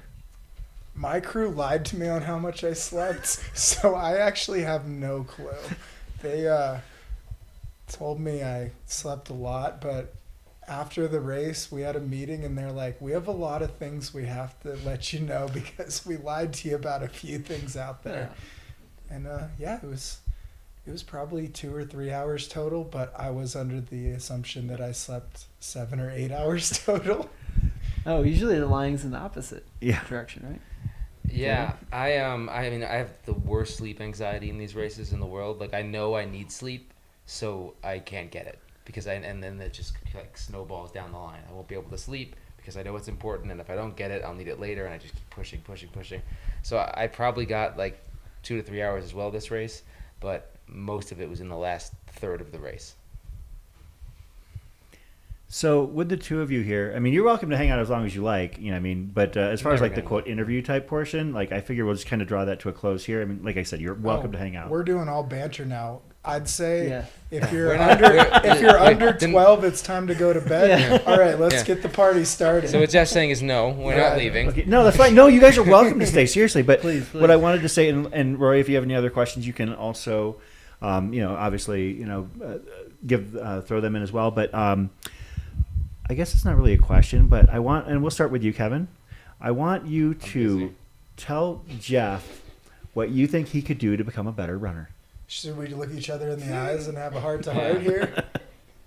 Well, he's already really good. It's mostly a walking race, Chris. Haven't you been watching this? From time to time, I keep an eye on it. I'll go first. Kevin, you should practice walking more. Quit running so much. I don't know. What could Jeff do to be better at this race? Was that the question? Yeah. Yeah. He's just fishing for questions to ask us he's at this super point. desperate. I think Jeff is so strong later in these races. I wonder if he went out a little slower and tried to do like a progressive push throughout the race, if that would shine even more. Yeah, that's an interesting thought. Maybe I'll try it next It's hard to do, though. It's hard to start. Like, you won't want to waste opportunity. It's a scary thing to try. Yeah, you get really hyped up early and you go for it, but yeah, maybe we'll try it. Because I feel like the times that you have tried it were more like mandatory because something went wrong. Like if you chose to try it and were feeling good, I wonder how that would work. Yeah. Well, next year let's start hiking in the back. Yeah, you'll start dead last. They say you can start within 10 minutes of the official start, Perfect. so we'll start at 5:09. Love it. Less time to kick cactus in the dark. Yeah, exactly. We don't need headlamps then. Well, it does get light pretty quick out there, so yeah. Yeah. One less thing to worry about carrying until Crown King or something. Or Yeah, because I mean, you always have the drop bag to 100% rely on when you get to Crown King. Okay. Now that we're past the interview portion, how do you attack this week, Chris? Because you still work the whole time, He's not going to say right? a nice thing about me? No. How I could be better? I say you could be a better hiker. Come on. Oh, okay. Yeah, I always catch up to you when you're hiking. Yeah. All right. But Chris, you're still working full time this week, right? As far as I know. How are you managing this whole week? Tell the people what you put into this. Well, this week was a little bit different than years past in that I didn't work mornings on the live stream. My schedule used to be when we didn't have as many commentators. It would be like I'd be on the air from 6 to 8 in the morning. Then I would start working my day job from 8:30 to 4:35, and then I would be back on the air from 6 until whenever we went off the air, and that would usually be between 11 and 1, and wash, rinse, repeat. A couple years ago, I started actually taking like half days during the week to kind of recharge my batteries. This year, Zach was very kind and gave me mornings off, with the exception of the opening day and the closing day.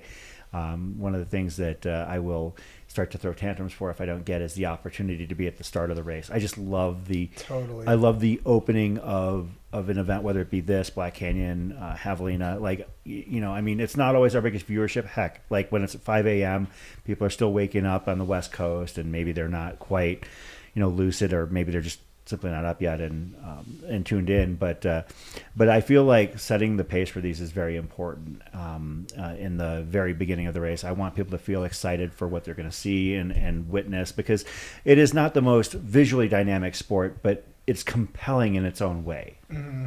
So this week it was fairly reasonable. I was working from about 7:30 to 4, and then taking a couple hours off, and then coming in from 6 until about 11. So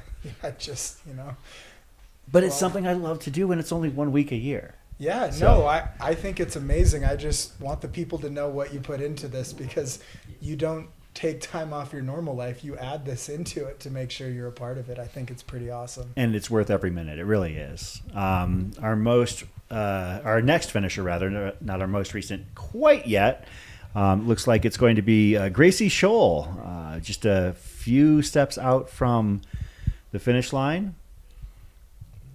Is this a Sedona Canyons finish here potentially? Most likely. Looks like there might be two of them. Three of them. 5, 4, 6, 5, 4. Oh, so that would be Kelly Stewart, Sarah Deal, and Jamie Taylor. Nice teamwork. Yeah. On the no pacer sections, did you guys buddy up at all? Or did you basically No way. I don't work well with others. Did you hear about my podcast? It's just me. I made sure no one was around. I would have loved to, but they also had no one around. Yeah. Well, that's what happens when you guys are too fast for most of the field. Yeah. Maybe if I was a faster hiker. Yeah, we're not fast enough, and we're also not slow enough. So. Yeah, just in this terrible gray area. It's so lonely, Chris. Yeah. Yeah, Kevin's so lonely. He's just in the chat trying to get someone to pace him virtually. Just to get like a smidge of external validation. How's my form? Yeah. How's Someone my form? tell me I'm pretty. Yeah, please. This again is Gracie Scholl.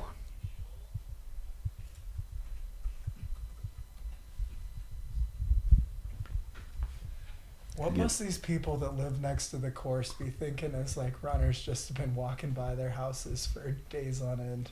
Well, there was a woman a few years ago that was hanging out on a bicycle on the street, and she was totally transfixed by this. She thought it was the coolest thing. She started actually coming out, and I think she actually would come Friday and Saturday would actually sit out there with a tray of bottled water for people. Obviously, Yeah. I think it's a great gesture for sure. There's a cooler of bottled water on Beaver right now. Yeah, someone put it out again this year. And there's a woman in Cottonwood too that lives right by the course and runs outside and always says hi to me every year. So it's just a unique race because you're on trails and in the woods a lot, but you're also in towns. You actually are. You run by a couple gas stations. To that end, have either of you ever utilized a gas station or grocery store on the course? Oh yeah. I have not. No, my aunt's such a good crew. I don't have to do anything but run, tangents, eliminate every extra step. I've been to the Maverick in Prescott. Yeah. And the AM PM right at the turn into Sedona. Yep. Yeah. Great gas stations. I would love to see the video footage, the camera they have of that, like haggard walking in. With like a basketball and a golf club. Yeah. Like putting soda in your flask. Big gulp. Slushy for sure. Slushy would be good. Jeff, someone asked us, what's your favorite piece of gear to remove as soon as you finish? Like pack, socks, get those Crocs on. Yeah, I think you got to get those Crocs on Yeah. for sure. Yeah, that's essential. The pack's such a part of you. You don't even realize when it comes off. And then once it's off, you never look at that again for a few months, I think. But yeah, I don't know. Maybe shirt, pants, Crocs. Just stripped down completely. Yeah, absolutely. You got to even out those tan lines. Look at the some Lecky tan lines. Yeah, I don't use poles. Yeah. Legs are so strong I don't need them. Yeah, you can tell. All right, as Gracie Scholl waits to cross here, she's about to turn. She won that lucky left red on light. Birch. She won that. She won that rest break. She is. Looks like she's from Utah, right? Yeah. She's got a couple 100 milers under the belt. She's gonna finish 2.5 here. Yeah, I'd count that as 2.5 more on ultrasonic. Kiera, no, AJW has not crossed the finish line yet, but he is going to be in at some point, hoping before, I would have to verify exactly how far out he is. Might be sometime close to or maybe a little bit after midnight. I think that he could be off the... he's still descending from Eldon, and that's going to take him a while, so... So AJW ran, I think he said 103 miles before. How much of this course do you think he actually ran? Do you think it was more than 103 miles, or will that still be the furthest he's run? Oh, run? Run. Yeah, that would still be by far more than what he did here. Sorry, AJW.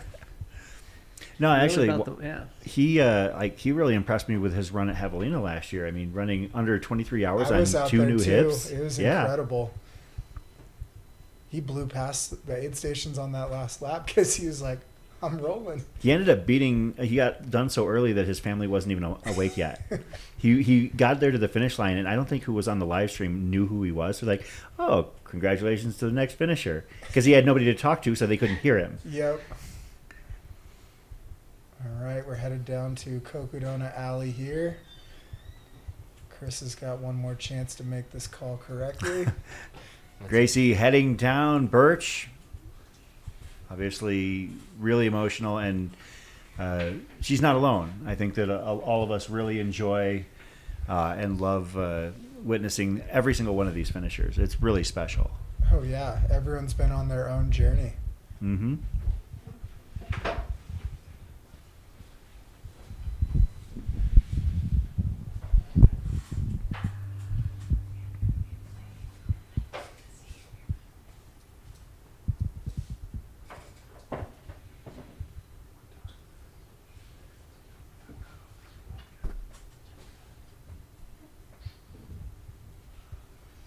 It's official. Gracie Scholl, Cocodona 250 finisher. Her crew following the etiquette to, I guess, it seems to be overall the etiquette, right? You give that runner their moment across the finish. I think, yeah. How do you decide if, like, a family member does cross with you? It's really up to the runner, I think. Some like to hold hands and celebrate. Some don't know what they want. I don't think there's any right or wrong way to do it. You just better choose right because it's going to live forever. Yeah, maybe the pacer should ask, Yeah. Like, hey, do you want me to finish with you or scoot aside? A lot of them tend to basically like peel off and take a hard left at that little rail parking lot. It's right on our side, but it's left as you're coming into the alley. That's usually what I see. So. So I think at this time you're supposed to peel off, grab a margarita, and meet him back at the finish line with it. That's fair. I think that's a great strategy. We've got a little break. Well, let me see if we've got a little bit of a gap or not between now and our next finishers. I'm expecting Martin Roldan to potentially be coming along here very shortly. How does it play out? Do we have more cutoffs coming with this Wildcat? Yeah. So we actually that's actually a good thing I need to touch back on here. I have we had our last cutoff at Walnut Canyon at 7:45, and time flies because we're less than an hour from the cutoff at Wildcat Hill at mile 233. Let me take a look, and we will give an update as to which runners are hitting Wildcat Hill. Looks like we have a Sedona Canyons finisher here.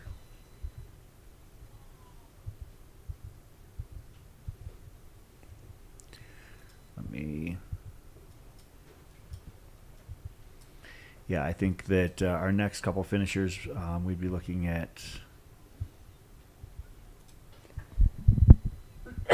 Martin Roldan and Christopher Board. Didn't we follow them down Eldon a little bit ago? I think. When Caleb was on? Yeah. Yeah, I think that was. J-Man the Gamer. Kevin, who were you reading through throughout the race? I already answered in the chat. Oh.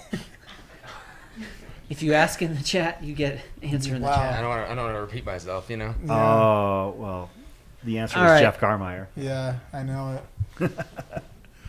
Oh yeah, I see.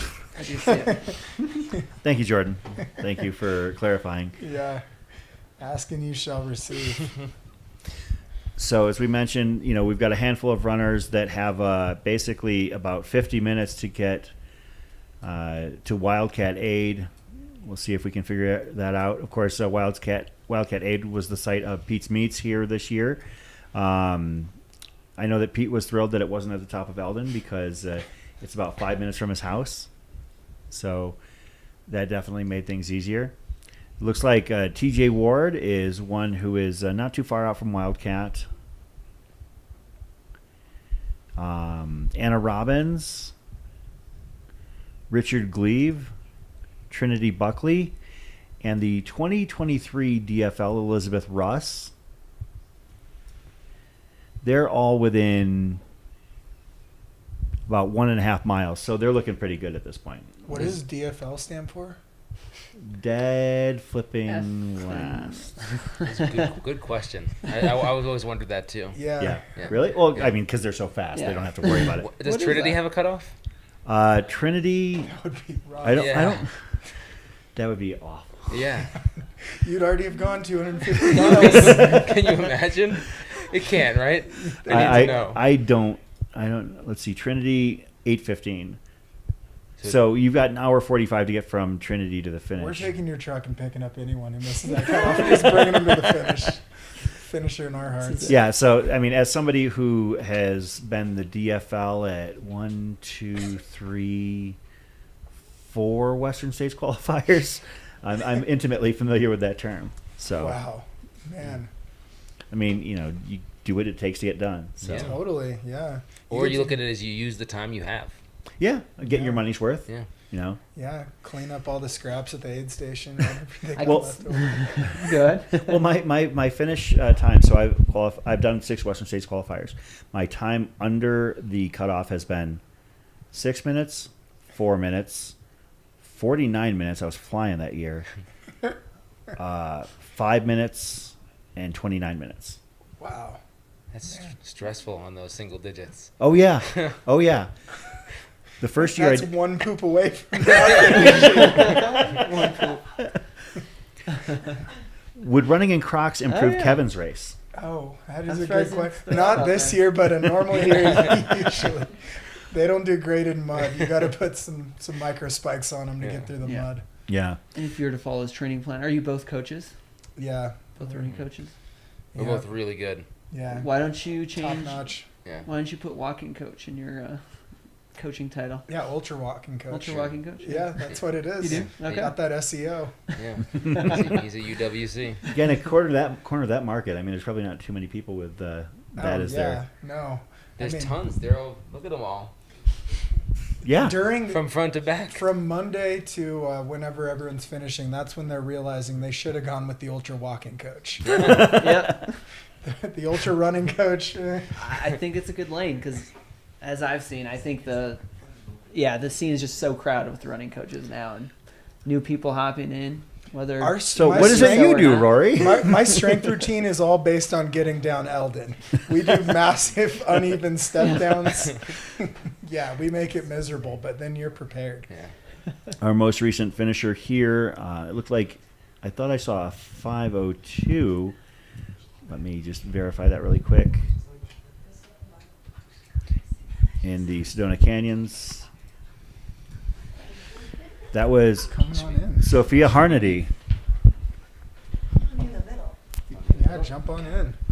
Legendary couch here. Yeah, this is definitely like the highest profile couch we've had at a Cocodona 250. Yeah. I'm pretty sure. Actually, I got something better than the Bible. What's that? Hold on, let me go get it. Okay. Wait, Okay. no, that's high timber Whoa. right there. We are not going to lose listeners. That is how it's done. That's a tease in the business. The best-selling book of all time. We got something better than the Bible. Ooh. The binder. Binder. Uh-oh. Is that your race We're plan? being joined by our fourth place woman here, Shelby Farrell. This is Air Vipa After Dark, the Cocodona edition, where we have a little bit of fun. We are obviously, as you can tell, we're calling these runners in as they make it to the finish, but sometimes things get a little bit slow, so we spice things up by bringing some fun guests here in the studio. Shelby, how you doing? I'm here to bring some spice. Thanks for having me back. I was on earlier when I was a little bit more PC. So. Well, you've been this is your second time finishing or third? Second time finishing, and typically when you're not out there running it, you're actually on this side of the desk. Facts. So, are you going to be back on this side of the desk or that side of the couch next year? Wherever you want to put me. I think that's more your call than ours. I think that the decision whether or not you're going to be in the 2026 Cocodona is definitely not one we can make. It's wild because you have to make that decision like right now because it's going to fill up immediately. Yeah. When registration opens. So. But at the same Were time, the cats part of your race plan this year? We got to get to this straight. Yes. I had 4 cats on my team. Yeah. And that's not a joke. They were here on They're your crew. Not on trail, but In the vans? In the vans. So Alyssa's cats and your cats were all Yeah, part of yeah. things? So Dwight and Michael Scott are Alyssa's cats, which those are the names of the cats, those are the Dwight names of the and cats. Michael Scott. And my cats are Todd and Felicia, and Todd coincidentally looks a lot like Dwight, and Michael Scott and Felicia are both black cats, and we both have vans, and so pretty much the dream team right there. We've got bib number 270 here coming into the finish of the Cocodona 250. That is Christopher Board. Wow, moving too. Yeah, looks good. Wow. Actually passed Martin Roldan from the looks of things here just a few moments ago.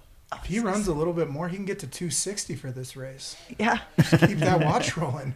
Okay, but I want to talk to you two because I saw you both on course fairly early on. Hold on, Chris needs to practice this call. Here he goes. What's this alley he's doing? This is the right down Cocodona Alley. What city? Christopher Board in Flagstaff, Arizona. Oh, man, he's cooking. Sprint finish. Let him cook. Yes. Wow. Christopher Board, And he's congratulations. Beautiful finish. He kept going Just through His car's back at the start. did the Bo Jackson thing where it just It's really weird when you get there and you're like, now what am I supposed to do? Yeah. Do I sit down? Do I dance? I don't know. What do I do with my hands? So Do you wait for your 5-year finisher award? Yeah, exactly. I'll tell you guys what it's like. okay, so I You saw have to you stay at there. Whiskey Row, and I was like high energy. I was like, get this kid back out here. I want to run with you. And yeah, you didn't even acknowledge me. He and then doesn't work well with others. solo. I apologized to your crew. I was like, sorry, I'm excited, and nah, okay, I'm leaving now. So yeah, what you got we're back out? both awkward, and I think our awkwardness didn't align at that moment. So I think really a swing and a miss by both of us there. I was so fired I was up. kind of seeing A ghosts couch at that cam? point. I think It just a looked couch like cam. it. It was not so good. Yeah. I ran in there without a shirt on. I'd lost my Camera shirt three. somehow in that section. Yeah, do camera 3. Wow, it just flew Give me off your camera body 3. because you were going so I fast. guess so. Disintegrated. It was pretty humid. I could see the humidity disintegrating those John G shirts. They're like, pretty nice Well, looking there's sun material. shirts and it was raining, so It just wasn't meant to be. Not a rain shirt. And then I saw you climbing up Crown King, and then never saw you again. So that was a good sign, probably. Yeah. Crushing it. Yeah. I really like climbing the Crown King, I guess. No, you seem See, steady. we're all awkward. I love it. I would have run with you, but you didn't ask me to run together. No, I didn't want to run with you. You picked the wrong person to ask. Yeah. I wanted to run with you. I didn't want to run with you. No, I had a plan on Crown King, and I was really trying to stick to it. And I actually was feeling a little frustrated as I was getting passed by people, but kept looking at my splits, and I All knew. right, we got Jackie Fritsch here. Looks like Jackie Fritsch. And I swear Alexa has been finished already. She went for round 2. That's Jackie Fritsch and she did a yo-yo. Caitlin Johnson. That's okay. Thank you very much. Nice work.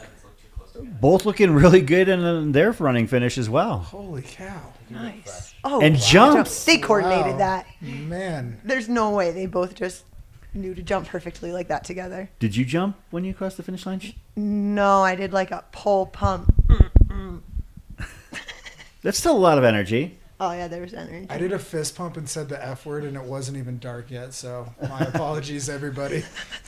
I think we had to bleep it out. Yeah, that Most one got definitely. taken out. What was your finish line, pose or? Did you not see?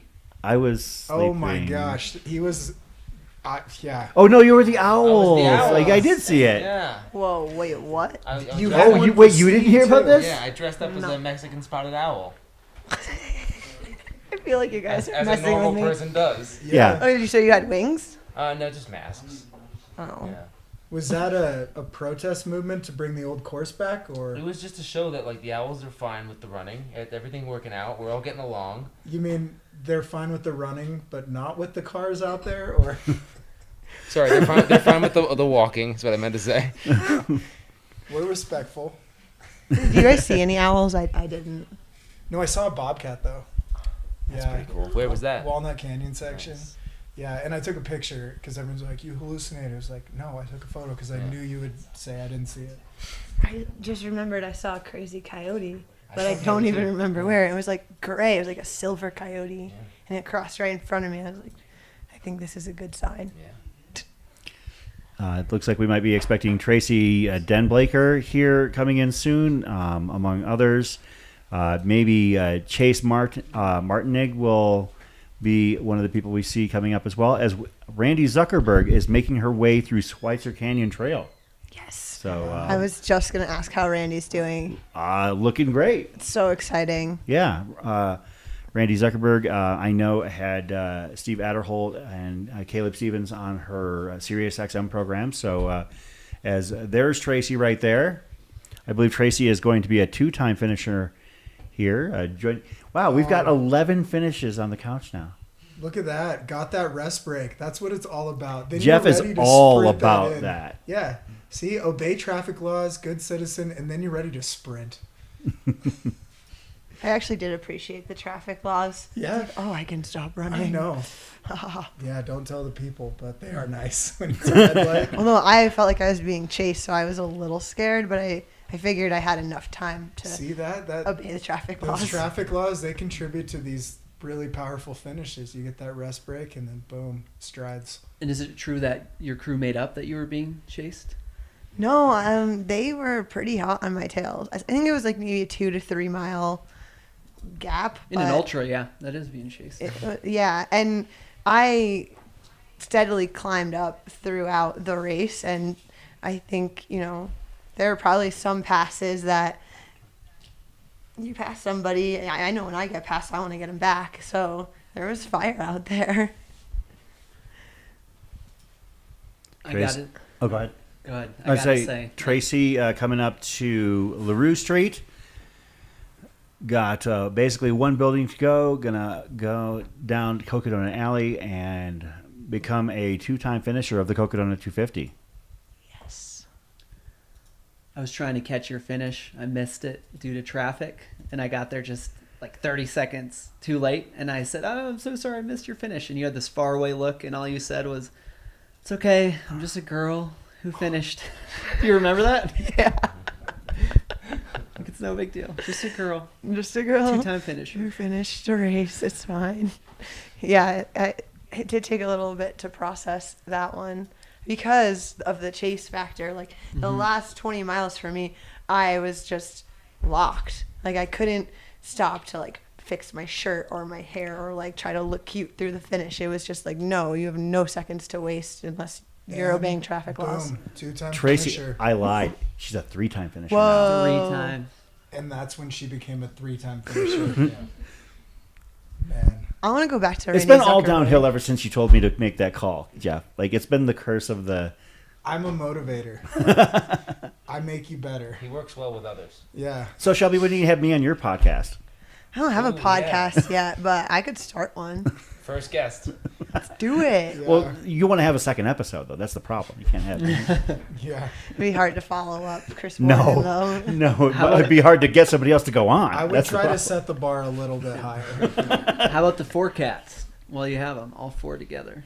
You and your 4 cats podcast. Oh, four cats. I thought you said forecast, probably because I have a little PTSD from the forecast of this past week. 4 cats. You could get them mic'd up. That'd be kind of cute. Some purring. Oh my god, it'd be so cute. I have this cat toy. It's called a Scratch Pad Pro. I found it on Amazon, and it's a laptop scratch pad, and the video of it is like cats on Zoom calls. So like I could create that with my cats and Alyssa's cats. I'm here for I it. should probably do that. We are here with Kevin Goldberg, Shelby Farrell, and Jeff Garmeyer here in the couch in the studio here at the Cocodona 250 live stream presented by Mountain Outpost. I want to shout out to a couple of our sponsors to give them credit and appreciation for what they have provided for us here.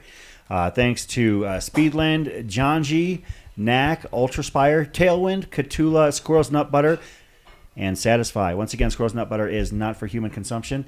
Jordan, we're going to go to a quick commercial break here, and then we'll come back on the other side with Kevin, Shelby, and Jeff.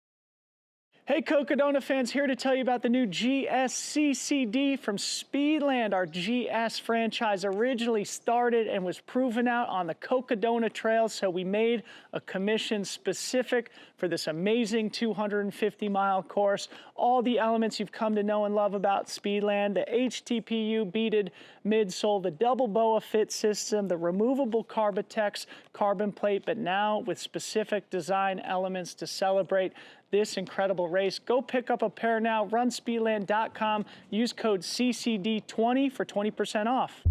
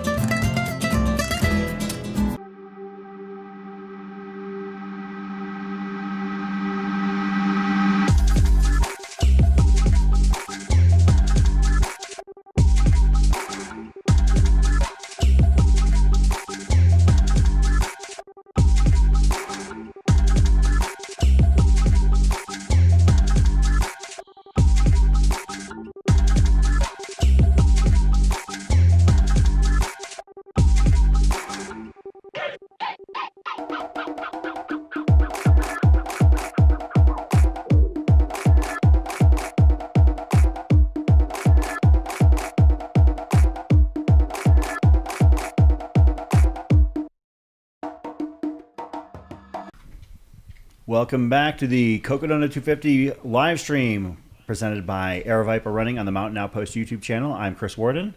I'm Rory Moynihan. And we have a full couch, and I have a feeling that as racy and loose and dicey as we can get on AeroViper After Dark, if you're here during the commercial breaks, it's going to be that much more interesting.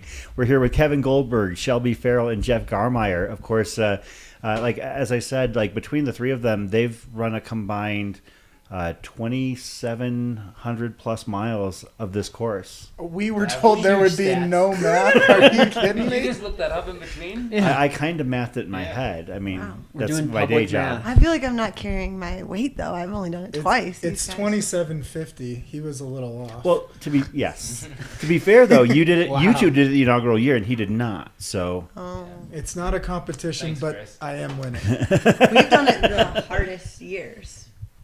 Yeah. Right? Well, I've done it all the years. Yeah, but would you say that 2021 and 2025 were the hardest? But for 5 years? I've never paced it. Kevin paced it that year. 'Cause That I'm might have been the hardest year to selfless pace. and I like to help people. That might have been the hardest year to pace it too. we are following our next few finishers here, keeping an eye on them. Wait, what? Wow. How did I do that? Shelby broke my lucky pull and made fun of my gators. That sounds like a story to tell. The roast has begun. That's amazing. I'm pretty sure that didn't happen, but We are keeping eyes on our runners. We've got Chase Martinig coming in, Randy Zuckerberg, Wes Plate, Eric Salgado would be the next few that we're expecting to see here. Maybe be seeing David Dehane, Brendan Bowie, Calvin Duvall, Ian Douglas, Casey Tsai, Sylvia Lubix, Aaron Keelman, and Mila Opanek. Those would probably be the ones we can safely say we're going to say before midnight. Things are going to get hopping in here. Okay, I have thought about this actually. One of these years I'm going to fast pack down to the start and then run the race back to Flagstaff. You're kidding. Oh boy. Yeah, like this question The alludes double. to. Okay. I've thought it just sounds so fun. Combine my loves. Does that interest either one of you? I feel like I'd rather do the race and then. There's no way you want to Slow- turn around once you get here. I mean, it is downhill. I mean, If I slept for 8 hours, That's or it. however long my body allowed me to sleep, I felt pretty good when I woke up this morning. Yeah. Sleep's magical. Yeah, I felt good. I'm not worried about it. Fast pack down there. So ready let's to start go. tomorrow morning. Yeah, my car's got everything in it. Can you Yeah. drive my car back to the Easy. start? Totally. Uh-oh. You saw me driving out there. Yikes. All right, who do we have I'm coming for in it. here? it looks like this should be Chase Martinig, bib number 272. Solid hair too. 5 stars. Okay, I want to talk about hair. Let's talk about hair. Yeah. My hair turned into this rat's nest. Your hair Rat's probably nest. got a little crazy. His hair I mean, is well, how about perfect. Kevin? How about, Yeah, do you carry a hairbrush? Your hair The doesn't flow. count. Let's hear if we I can. got rid of it for the race. Smart. There's stop talking with him, right? are we able to have the kind of like a quieter overlay here in the studio so they can hear it potentially without feedback? Or because I was able to hear the audio from over whoever was listening to it over there. You mean like what I have? Oh, so you just had your headphones on really, really loud. Well, we have 2 of them, yeah. I Okay. can turn down one of them, figure out which one that is. Okay. Well, we're here with Chase Martinig, and looks like about 5 blocks out from the finish. But yeah, his hair looks fantastic. Yeah, I don't know what looks better, his demeanor or his hair. It's pretty perfect. This is awesome. He looks like he's like basically walking to the start. Absolutely, man. He's gonna go after that. He's Look showing at it off this, there. showing it off. He knows we're talking about his hair. Yeah, wave that hair for us. Give me a little flip. bit. Give me a Yeah. flip. Do a spin move. Looks like okay. So this is Trinity Heights, the final aid station. That's right. Get all that food you can. You paid for it. Eat it up. What is on this guy's shirt? That's a shark. That's a Shark? shark shirt through him. This is who Kelsey's pacing. Oh, is it red? Yeah. Oh, Yeah. red's amazing. Wow. Yeah, I this saw doesn't the- surprise me. Share that photo. That is epic. Wow. Jaws. I have Baby shark. I have lost any semblance of control of this program. Red is a super talented runner. He was at Across the Years. He's done Cocodona at least once before, and when I saw him out there, he's just like chill, through hiker vibes, like nothing's happening. It's pretty cool to witness. Speaking about vibes, man, the hair of the night here, it's gonna be hard to beat. Got the flow. At 41 years old too. I mean, that's something to have. Yeah, I'm that good of really- hair. That is goals. I even tried to put in like a leave-in conditioner, and I think it made it worse. It made it more of a nest. So like, I'm really like, I wonder, he had to have brushed his hair at some point during this journey. Man, yeah. Or he's just a god. He's gifted. Yeah. And he's coming off 100K finish. He's never done a 100-miler. Wow. He has now. Still hasn't. Just a 250. Well, he did. He did. Sorry. Not on his Ultra sign up though. It hasn't loaded yet, so it's not there. And we all know if it's not an Ultra sign up yet, it hasn't happened. Right? Yeah. Does anyone else use Ultra sign up to creep people's ages? Oh yeah, it's way. Yeah. It's like Facebook used Ages. to be. It's way better. You could find a date that way. You know. Done that? You work for them, right? I do. I have a little story, but no. And I got to do a really, really cool thing for April Fools where I essentially created a fake app. That was fantastic. Ultra dating. That was such a great idea. That was kind of a career high. I was just giggling to myself for hours editing those images. And actually, Kelsey, the girl you were just talking about pacing red, she's the only one that I messed up. I accidentally left her Ultra sign up score 0%. Chase, I did. Yeah, I saw that. Chase Martinegg here, crossing Dale Street. 41 years old. Started running a few years ago. Originally from Powell River on BC's Sunshine Coast. What inspired him to do this race? Saw inaugural year in 2022. Had never run more than 25K at the time, and made it his goal to one day take a shot at it. You're welcome. I'm Shelby. Oh yeah, you were quite a big part of that film. Yeah, look at that. We're all jealous of his hair, we know, but without that inaugural year, that main star, we wouldn't be seeing that hair. So you're welcome. So Jeff crawled so Chase could walk, basically. Absolutely. He's standing on my shoulders. So actually, Jeff, this is an opportunity for you to call his finish, as you were part of the inspiration for him to see this. Absolutely. Okay. Well, floor is yours. He left Dale. He is headed down Beaver, and he's going to make that left turn. The most famous left turn in sports. I don't even know that many sports turn too much. So we're going to be coming up on Birch, and it's going to be a beautiful sight because we've heard that the prison is all locked up tight, so that alley is wide open. This hair is going to see something it's never seen before. Not only has it seen 100 miles this race, it's seen 150. It's seen 200, and you know what? It's about to see a left turn onto Birch. It's going to float in the wind. This energy is high. Look at this. Vibes are riding. Man, running right down through Flagstaff, through all these graduates out celebrating this massive accomplishment. Let's just let the moment speak for itself for a moment here.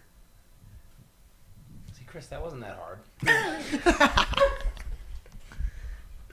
And you take the moment so you can think of what to say next. Looks like we have a Sonoma Canyons finisher here. Yay. Speaking of race etiquette, what about someone at the finish and you want to finish faster? Do you go around them, slow down your sprint? No, I passed someone Give them their about 10 moment. feet from the finish a couple years ago, sprinting in. Ooh. I passed somebody I Eliza. dated with Yeah, about that's right. I two remember step that. with about All 5 right, steps to go we crossed recently. and we turned left on Birch, and here we go. Here it goes. The live stream is rolling. This is when you give everything you got in those legs. Man, here we go. Right on in. From inaugural year, never running more than 25K. That's how you know he's from Canada. We don't know how far that is. Not very far. But now he's back into the miles because we're in Arizona, and 250, well, 257, thanks, Steve, is about to be what he gets here. Here he goes. All this for a belt buckle. Man. And it was actually more like 258. It was 257.7. You didn't take the tangents, though. I don't know. When I put it into Footpath, my little mapping app, it was more than 257. It was a lot of miles this year. It's too many extra. Yeah. All right. Cars are acknowledging greatness, walking by them, running by them. We go a little window shopping. Look at that hair bounce. Wow. Man. There's some volume in that. Wow. These after photos are going to be amazing. They're going to look as good as the before, if not You won't be better. able to tell the difference. Only his hairdresser knows for sure. It's Howie shooting now, not Scott, so they're really gonna look good. Yeah. Oh, man. All right, here we go. Yowza. And here he goes, There splits it the is. wickets, and right down the alley he goes. Man, let's flip to that shot and bring him on in. Here comes the hair of the night. Aravaipa After Dark. We know greatness when we see it. So we got to get his products that he used out on the course, because I think it's just squirrel's nut butter in the hair. that's what it is. That That and knack, I Yeah. think. It is natural product, so. So that's the before. Looking good. Wow, incredible. Yeah, wow, look at that. Chris Martinet, congratulations. These poor Incredible. runners getting these call-ins. I think that this is awesome. This is great. And he might get a sponsor like Tresemme, Garnier. I got a sponsor for him, actually. What are the other ones? There's a company Dove? called Swear, and it's a showerless shampoo, but it's not like a spray stuff, like powders, which can be bad for your hair.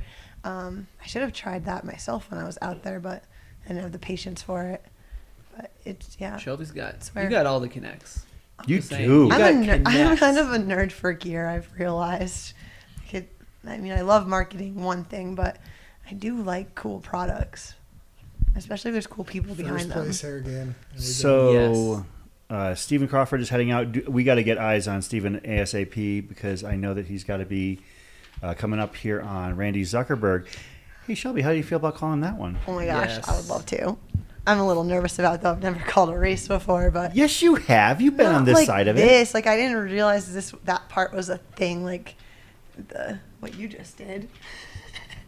Just follow the vibes. They'll bring you right into the finish. She's gonna be.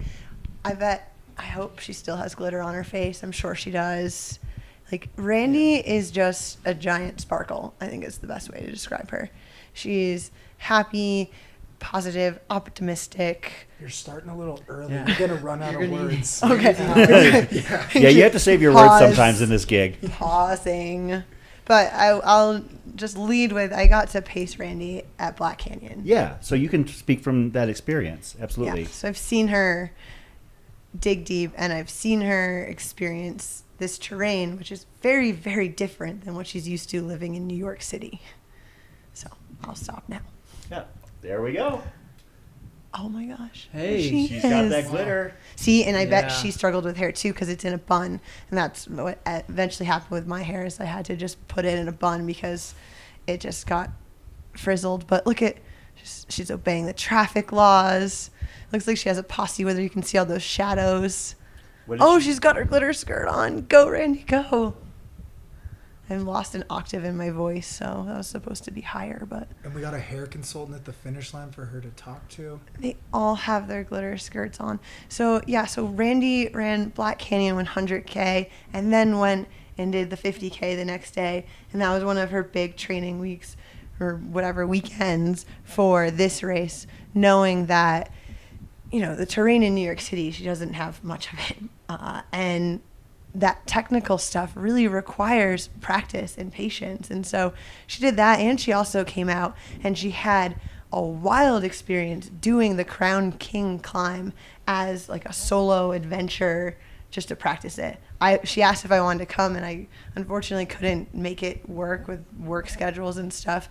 And so when I asked her how it went, she said that she hid behind a rock because there were bulls, like cows, on the course, and she didn't know what to do to pass them. And so she messaged Steve Adderholt, and he said, "Don't worry about it," or something along those lines. And yeah, so just like amazing. Like, she put in so much work to be here, running marathons, and just she ran races because she loves the community genuinely, but also because it's just a different opportunity than like running solo in New York. And here she goes. She's making the turn into the alley, but first a group hug and a picture. That's Marco. Yeah, Marco's like a content king. Go Randy. What is she going to do when she gets to the end? She's going to dance. Get out of the way, people. We want to see Randy finish. Oh my gosh, leave.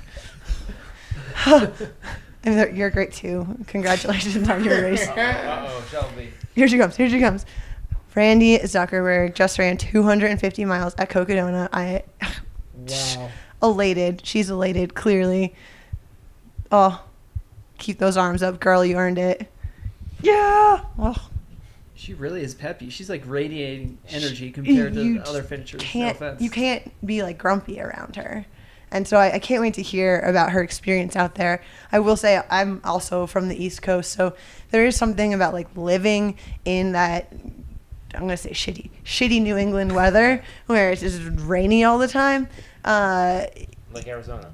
Like it did this race? Yeah. Like you this race? you have that like kind of mental toughness, I feel like whatever, like this is just like what life is, living in rain. So I'm sure that helped her a little bit, but man, like I can't wait to hear about her experience out there. We've got one more here coming in, 170. Yeah, so Oh, Kevin, yeah. take the mic. I got Wes. Oh, okay. All right, it's time to go to commercial break. For the next few minutes, he's a four-time finisher. Wes Plate is coming off an Arizona Monster 300 finish. It is incredible that he's doing this 4 weeks later, going for his fifth finish here. He's going to join the likes of greats like Jeff Garmire and Jose Sosa and Brian Jansen, and I can do this, Aaron Fleischer, and this is the one you gotta forget. What? And he's only got about 1 million followers. I know.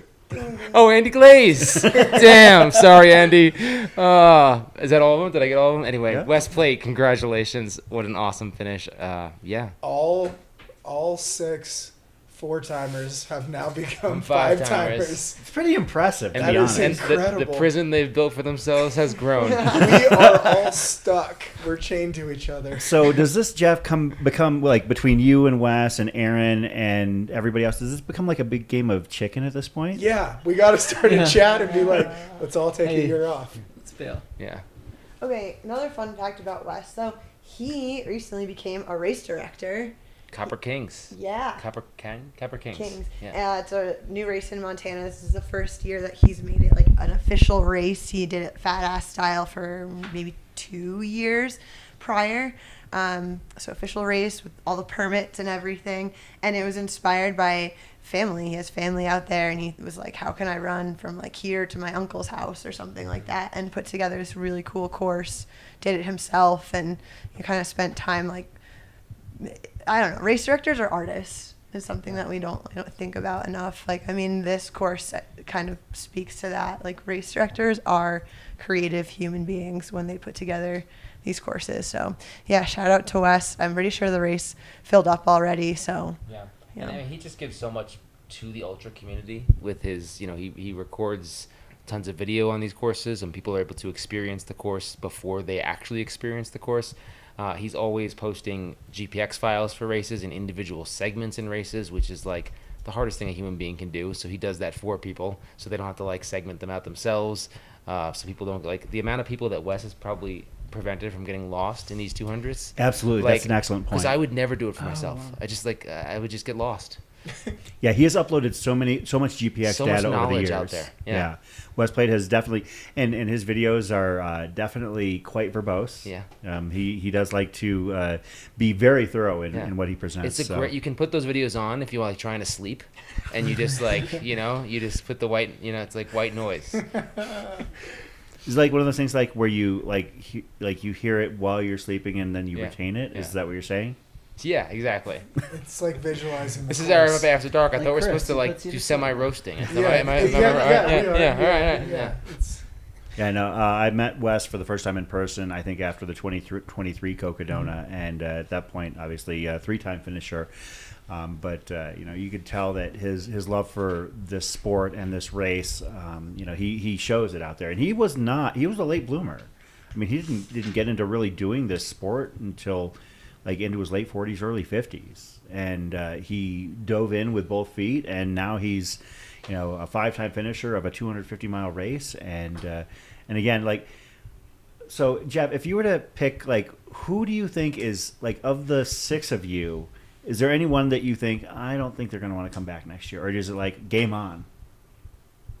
Yeah, I guess we're supposed to call people out. So, I bet Andy Glaze can't, keep it up. Yeah. 250 miles for the 6th time. I mean, He doesn't have that. look at his Strava. I don't think he's He's just not trained enough. He doesn't get the volume Yeah. in to handle that. The base is just not quite there. Absolutely, yeah. And he's running out of time for next year. It's all about time on feet, Yeah. and he's just not getting it.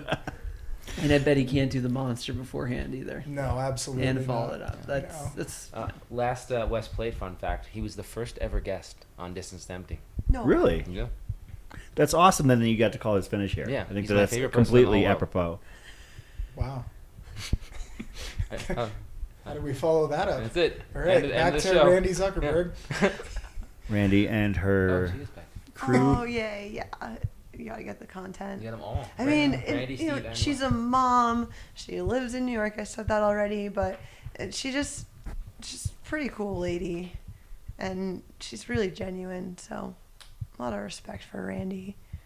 This was a big challenge for her, and like it's not like she's been doing ultras forever too. That was another thing about like Randy's journey is she got back into running after having kids. I think it started with half marathon, and then found this crazy, wonderful trail community and just said, I'm going all in. And here she is finishing Cocodona 250. It's cool. Yeah, and I think that she definitely showed that it can be done for somebody who is like coming in from outside of the sport fairly quickly, as long as you focus yourself and have a plan, completely drawn out. Yeah, and I mean, I think about Arlen and his training in Ohio. It's like you don't have to live in a mountain town to prepare for Cocodona 250. It's about being consistent and diligent and finding other ways to get that hill strength. And, maybe a few trips is some rocky terrain to practice, but you don't have to live here to be successful in this race. It's better if you don't live in a mountain town. It is ski season until this race starts as someone living in a mountain town. Who's this person? This is bib 223, Brandon Bowie. Do you want this one, Rory? Let's do it. All right. I love this. I'm getting some rest here. We got this. Let me pull up what I know about him. Oh, those poles flopping would Rory's kill done me, worse so though. I would be, no pole flopping.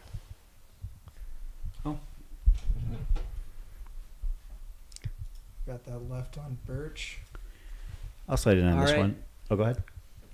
Yeah, you pull up his info. Sorry, I'm gonna Well, crush the next so one, Brandon bro. didn't fill out the I'm gonna- runner survey, so we're gonna. Oh, see, yeah, he's not. In this So I guess we can just make stuff up about him. No, Brandon Bowie's from Gallup, New Mexico, going for this 2-time finish here, joining you in the 2-timer club. Yeah. What was his first year? Did he say what time his first year was? His first year was 1:12:21:50 last year. So right in the same ballpark. I would say that's about what the difference in the course is, about an hour and a half. Yeah, I was going to say with coming up and down Eldon in a much more difficult fashion, I would say this is a push. That descent down Eldon was really annoying. Yeah, that's one way to put it. I think it took me 45 minutes to go a mile, and I felt like I was going fast. Yeah, that's kind of what that's really pretty much what we saw up there, Shelby. It was definitely rough. But yeah, Brandon taking that right hand down the alley and heading to the finish line. Bib number 223 from Gallup, New Mexico. Can now call himself a 2-time Cocodona 250 finisher. 500 miles, crazy. Oh, wow, I haven't done the math. Congratulations, Brandon. Yeah, so if you're at an Air Viper race, especially Cocodona, I think we have one for Javelina as well, because we get starved for content sometimes out there. But we have a runner survey, obviously. So wait, did all of you fill out the runner survey? Definitely not. Sure did. Mine's beautiful. I wrote an essay. So You should read we're it. 1 for 3 here in the room. Hey, Chris, I expect you to do the research on me. Well, to be fair, on all 3 of you, I don't need to do much research. I've all known you all. I even wrote about you in my runner survey. Geez, He now. doesn't even read them. Oh my god! I wasn't on the air when Shelby finished. I was actually there, down there. Just a girl finishing a race. Yeah, just a girl. No big deal. Oh my Just a goodness. girl. I definitely was listening to a pop punk flashback throwback playlist at some point during the race, so maybe that's where I'm just a girl. I didn't fill it out because the stories made up about me are better than anything I could ever make up myself. I'm still wondering whose Lakey poles I broke. And made fun of their gators. Yeah, you must have been in a fit of rage. Yeah. They spelled Lakey wrong. Yeah, well, now you're making fun of them Yeah, again. yeah. Just twist the knife. Lakey, leaky. Yeah, wow. After you broke them, they were leaky leckies. Yeah. Got him. Bar. There's a bar. You know, the Lakey poles did actually work great during the race. I love mine, but you had to. I thankfully had a crew member notice this, like wipe the mud, because like the chances of them getting jammed because there's just so much mud when you're taking them apart and putting them back. So like, that's a little pro tip. If your poles get muddy, make sure you're like giving a little Wildcat wipe Hill, down. I believe this is adjacent to the Flagstaff wastewater treatment plant, I believe. So it's Yeah, so this is where the Pete's Meats setup was this year. This is a new aid station. Basically, it Hold compared. on, is the cutoff in 5 minutes here? Yes. Oh boy. Oh, all right. How many I runners gotta are there? check to Let see me if, take a look and see what I've got in regards to that. Can you see where Megan Healy is? I can do that. I can try to. Yeah, No, wow. She makes it. We gotta get these people up and out.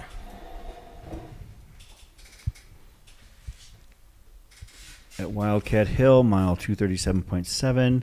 You got this, guys. Your distance to empty is not 237. I promise. I do know that Elizabeth Russ got there. Brent Knott, David Toms, Trinity Buckley, Richard Gleave, George Lind, Winona Fulham, Jennifer Parrish, Missy Hendricks, TJ Ward, Jason Brock, Richard Plum, Tug Boren. I believe Tug Boren is the 17-year-old or 18-year-old running this race. Oh yeah, I met him at check-in, I believe. Anna Robbins and Sean Gibson and Jennifer Smithson look to be the ones like in or around Wildcat. A couple of them might have departed already, but it's kind of tight. A couple of them might need to get up and go. Yeah, Elizabeth Hopefully Russ. they're moving in a pack and just gonna get each other to the finish. It is always fun when you get a group coming in right at that cutoff at the end too. Yeah. Got that big old tunnel tomorrow morning. Everyone come on All right. down, make that as long as we can. Well, I really want to put an exclamation point on this for Eric Salgado from California, because get this, he's finished Cocodona before. But in 2023 when he finished, his wife and kids are a big part of his life. They were asleep. They were asleep. So here they are. Wow. Yay. Wide awake. Nice. T-Mobile employee. He's a big sneakerhead. I wonder what kicks. Let's see what the kids got. Some Air Jordans. Yeah, It'd be cool if you was rocking Air Jordans out there. Just Or swapped them Crocs. out. I used T-Mobile on the whole course. I used it. Yeah, wow. good Yeah. service. Yeah. Shout out T-Mobile. I had Verizon and it was acting up. I did not Yeah. get any See? reception Yeah, in Heritage Square. AT&T, you don't get reception Well, through the Fort Tuttle section. so Definitely not they- in the Bradshaws. They may have been sleeping last time, but they're definitely all together here now this time. This is one of the good ones here. They got the memo. This is Oh. beautiful moment right here. He said his wife is just his go-to during these races. She loves the adventure. Just They're hates best finish friends. lines, I guess. It's But- so hard for really the like crew. She's such a good crew. She fell asleep in 2023, You so gotta she's take got to care make of it up. yourself out Yeah. there. Yeah, I know. It's actually better that she's capable of sleeping. It brought him back for a second year. So let's let Eric Salgado and his family soak up this moment. Oh, Awesome. what a cool thing to show your kids, man. Like, what? I like that. Look at, you can feel the love coming through the screen there. That hug. Can't wait to see what Howie captures. Stop that watch. I forgot mine this year. He told us he only hates 3 things in life, and that's kind of a lot. Darkness, needles, and heights. I think there was 2 of those things out on the course. Yeah, throw Yeah. cactuses. I don't know about the in. needles. Yeah, I was gonna say. Oh, I actually, think, needles. Yeah, wow. I think I they was were all thinking out different there. needles. Welcome to Cocodona. Conquer all your hates. Actually, Yeah. yeah. What were the 3 things he hates? Darkness, needles, and heights. They're not killing puppies, huh? Wow. All right. Folks, we're here at Chris Warden, Rory Oh, Moynihan, joined by Kevin Goldberg, After Shelby Dark, baby. Farrell, and Jeff Garmeyer, and what might be the final Aravipa After Dark episode ever. We are not on tomorrow night, that's for sure. Schedule has been cleared. Yeah, I mean, when it comes to a race like this, and we're going to check to see what Dr. Stephen Crawford has for us in the streets of Flagstaff with our next Cocodona 250 finisher. And we'll also get an update on what happens out at Wildcat Aid. Want to make sure that the last couple people that we were wondering about, it looks like Elizabeth Rust, Trinity Buckley, and Richard Gleave are basically hopefully heading out at this point because they've only got about 20 miles to go. It's a rough 20 miles, but it's still 20 miles. They've already come so far, 237, 238 miles. Yeah, we've passed the cutoff here. It looks like might have a couple people in motion that we will say have technically left the aid probably now and are making that big trip over Eldon. Once you leave this aid station, you won't see your crew again until the finish. It's sort of like you're out there until it's over. So it's a pretty big step. Do we know what the temps are on Eldon right now too? I can pull them up. Because that's an interesting factor. So I ended up hitting Eldon. It was still sunny out, and I didn't need any of the cold weather gear that my crew so kindly packed for me. Oh, my pack was way heavier than I wanted to be.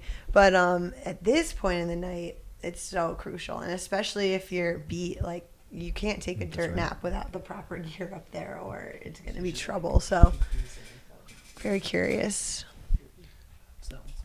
So that sounds all right. Okay, so it's about 42 degrees on Eldon right now. Okay, that's not. So that's not bad at all. No. Balmy, compared to where it's been this Yeah. week. Jeez. Even going into Fort Tuthill for me in the middle of the night, that was the coldest point of the course, and I didn't expect that to be as cold as it was, but it was very chilly. I suppose I need to hit this head on. Of course, we've had several people call the final aid station the Trinity Meth Station. Wait, what? Have you guys heard about this? No. Yes, the story, I right? have, Yeah. but I'm going to let you take the stage here. Kevin, have you heard about this?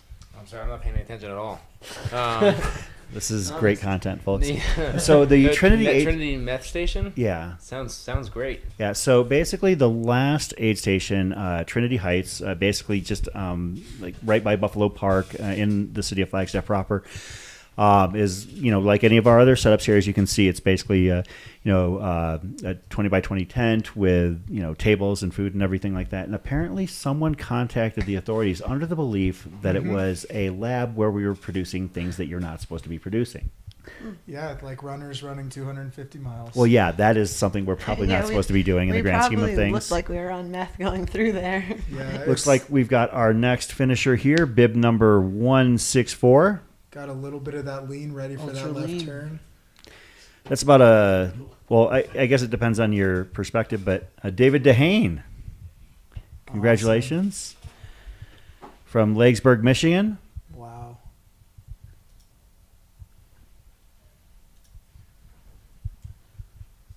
Did either of you end up doing Hangover Trail at night? Yes, both of us. Because like the darkness and heights, like I planned on doing it at night, but kind of thankfully got to do it during the day, and it was amazing.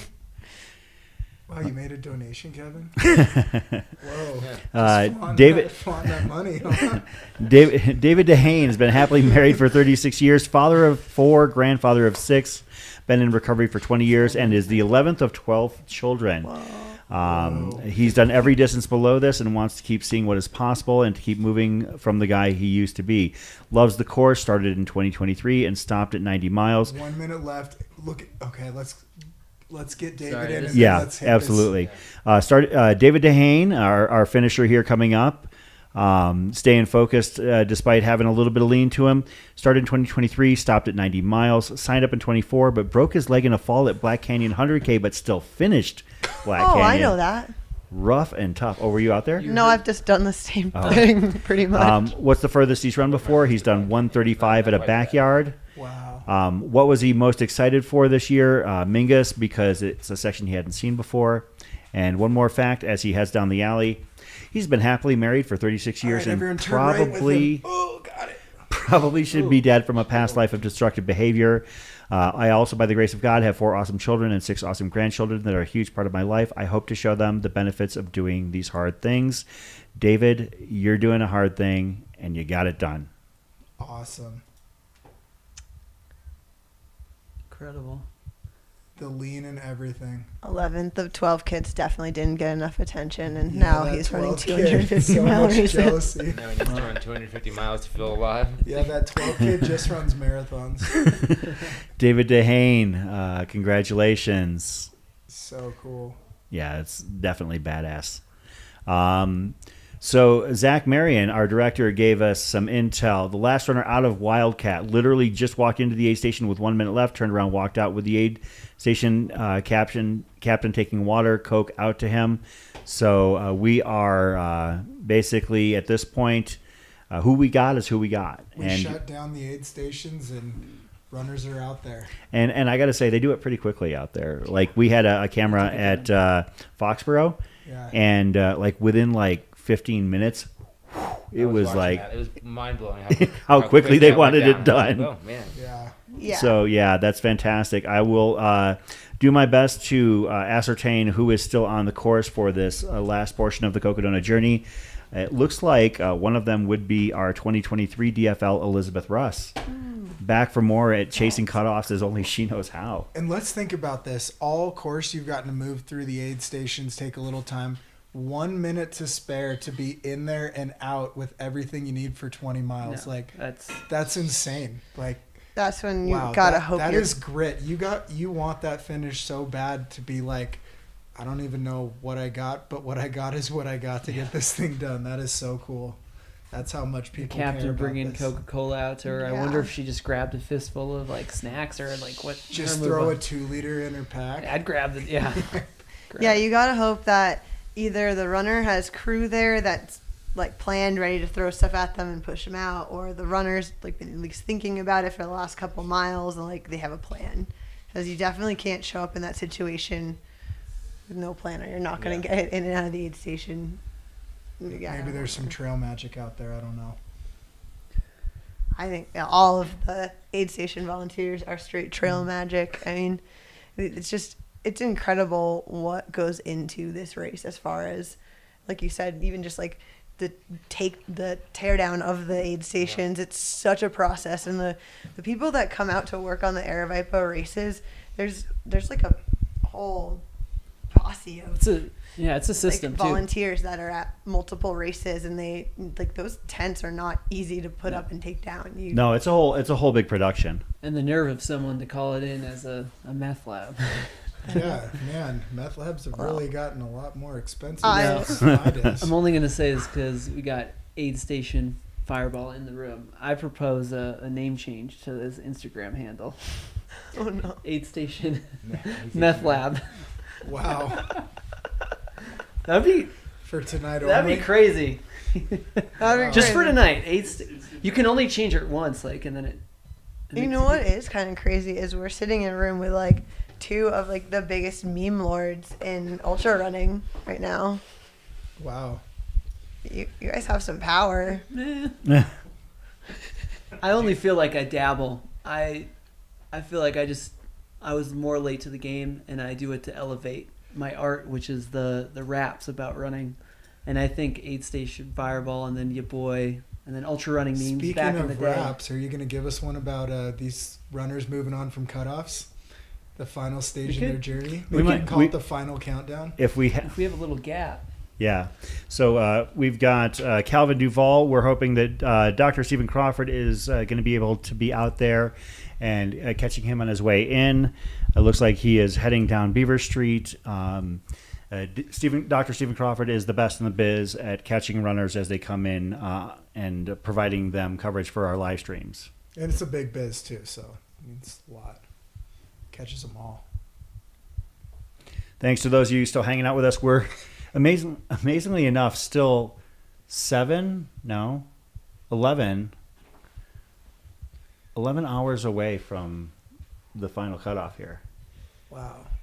That is a long time for us to hang out. Yeah. Well, Greg Verrigan is supposed to be coming in and relieving us. We'll, if you're tired, you can sleep in a little bit. But okay, he's on his way. But he's like running over here, isn't he? I don't see running. Walking, maybe. Okay. Tell him to chill because we have a whole Ultra host. shuffle. We have a whole host of people coming in, so we almost gotta. I heard you were going to start coaching High Rocks athletes. Yeah. You gonna coach Mike? No. I was gonna dabble in CrossFit and maybe move to High Rocks after that. CrossFit's dying. You gotta jump into High Rocks. Well, what's the next High Rocks? Further information from Rocks. our last runner to hit the Wildcat aid station. Runner had crew. They shoved a few things in his pockets, turned him around, and he sent it. That's the way every aid station should go. Yeah. Calvin Duvall, bib number 59 here on screen. Rory, what do you have for us on Calvin? Oh, you didn't give me. Put him on the spot. No, I was trying to look. Oh, I got it. All right. I'd say youngster, 25-year-old from Missouri. He does have a wife and 2 sons. Wow. Productive. Yeah. And the live stream is what got him into it. So again, this incredible press coverage is getting people interested in the race. He has completed a 100-miler before, so he has experience at that distance. He got past Eldon, which he was looking forward to. He's a member of the Air National Guard. So he's got like no time to do this and still finding a way to train for a 250 miler. And we have so much time, we do it, and then we come talk about it for another. I know, man. And he's shout out to his wife Gabby and his 2 boys Cal and Leo. If they're there, I hope they are not asleep. Wake up. He's done so much more with his life in so much less time than I have. And you said he's 25? 25 years old. Is this his, I wonder if this is his first race of this distance. He's done a 100-mile. Okay, so he's done a 100 miles, so. If you're listening to my brilliant. This is not a 100-miler. I learned that the first year. I went into this with just one 100-miler under my belt, and you hit the unknown zone pretty fast in this race. I had no 100-milers under my belt. How old were each of you when you completed your first 200 plus? 29. 30. How'd you guys do that math so quick? Well, I had thought about it already because I was like, oh man, I was 29 when I ran this the first time, and now I'm in my 30s, but I think I'm smarter, so it worked out for me. We got 29 and fresh off of 2 hip surgeries. So wait, so you guys all like basically had 130 or younger? That's amazing. I think that is absolutely wild. Yeah. We'll take what about you? Right over here, please. So I did my first 200 never, and it's probably going to stay that way. Oh, I don't know. That's the way you answered when we asked you on the pod as well. Yeah. And I'm not sure I believe you, but at well, least you're consistent. Here's the problem. As we watch Calvin come into the finish, my son is starting to get interested into. I will. Wow. Well, that's generous of you, buddy. Yeah. Do you have any with and everybody in the audience can see what kind of pizza it is. For all those who love watching people eat and listening to them eat, we now have pizza. Yeah, I'll hold the mic real close. But yeah, as Calvin comes up on the most famous left-hand turn in all of sports, the left on Birch. The most famous rest stop in sports, that red light on Birch. Are you just randomly saying words now, Chris? And then you get to sprint it in from here, and any pace is the sprint at this point. If Courtney was still in the race, this is where you'd outkick her, right? Just right here. Boom. No, that's what I was envisioning in my training. Yet. You'd wait till that alley. Yeah, I want to see you take the inside on that alley. The and alley that's sprint until that happens. Yeah. I'm not going to shout out also to our most recent Sedona Canyons 125 finisher. That was Lynette Palmquist as well. Congratulations to Lynette. As we're anxiously awaiting Calvin to make that right-hand turn down Cocodona Alley. But he's got a few steps to go. Still got to cross LaRue. Soak it up. Let those 25-year-old knees feel every step. Must be nice. Not a bit of tape on those legs. That's how you know he's in his 20s. Man. But yeah, that was one of my training visuals, was like picturing myself like passing Courtney in Buffalo Park. Yeah. So it's her visualize. But like, no, I think this race has a lot of runnable sections throughout it, and that was something that I learned the first year when I blew up after 100 miles. It really sucks when you're walking on fire roads and something that's super runnable. So, yeah. Like, you're saying you should like run through Buffalo Park. Yeah, like so being like knowing that okay, there's stuff that I can run later. How can I conserve my energy to be able to do this? I see what you're saying. Yeah. That makes more sense. Yeah. But you visualize yourself running with the best. Yeah. You gotta set yourself up. Do you guys for do any success. visualization, beating each other in a walking race? Yeah, I just visualize a strong power hike. Yeah. He knows that I don't have one. Yeah. I visualize walking up to Kevin in the middle of the race, taking a rest break while he walks next to me, and then moving on. Hey, famous right turn, and then There down we the go. most famous alley in sports. I feel like somebody's kind of lifting my gear and The improving most. it. No, but there's no alley more famous than this one. I think that we should. I mean, I say this every year, but we should be talking to the city of Flagstaff to rename the alley. Yeah. Like a permanent plaque in there. Yeah. It's Cocodona Alley. Of course, that'll be the year that there's like constant prison transfers and. Yeah, they'll put a meth lab right in there. Yeah. Yeah. Congratulations to our Calvin most recent Duvall. Calvin Duvall, our most recent Cocodona 250 finisher. Nice work. Here we go. We got a little fist pump. Chris, I want to go back to you talking about your son because I witnessed his, he's getting the bug, the ultra bug. Yeah, it's terrifying. It's so adorable and kudos. You're an influencer now. Yeah, it's gotten to be the point where he actually, after I finished Hennepin 100 this year, he asked, do you think I could do 100? I'm like, of course you can. Like the last time he had run a trail race was up at Kendall Mountain where he beat my PR by 10 minutes at the age of 16. I'm like, yeah, you got it, dude. But he asked if he could run across the years and do a multi-day to get a buckle that way. And I said, yeah, I have no problem with that, but we'll follow some rules, some guidelines. You're not going to go straight through. You're going to get good sleep. And he did it in 3 days and or maybe a little 3.5 days. And his 100th mile was an 8-minute pace or something like that. So he was moving really well. And, but the last time I was hanging out with him, a couple of days ago, he was like, I think I want to get back into trail running. And I'm like, oh, here we go. So we'll see. But how old's the youngest in this race this year? Is this another finisher? Basically his age. Yeah. So this is Ian Douglas, bib number 298.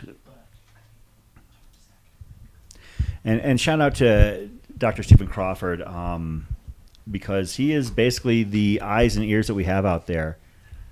And if you're Ian Douglas, congratulations. If you want to see more of these finishes, for instance, if you wanted to see all the Stoney Canyons finishes and whatnot, come on out and volunteer. We got gimbals for you. We got the ability. We can give you a link.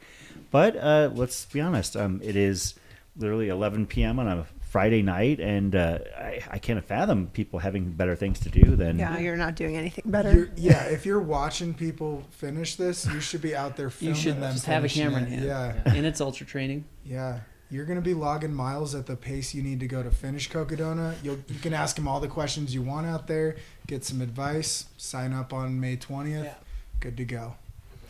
Looks like our admin aid station Fireball is on the case. Thank you, buddy. Yeah. Let's take him out. One strike rule applies apparently during Aerovipe After Dark. Greg just passing out pizza here. Yeah, Greg. Yeah, you gotta fuel the talent, right? This is gonna be hard to eat neatly. Yeah, I don't know. Do we have napkins, plates, tables? Yeah. Well, I can't do it with the mic in my hand. We're at the bonus aid station. I mean, I guess you could be sleeping, and the human body does need sleep, despite what these three have shown us here over the last few days.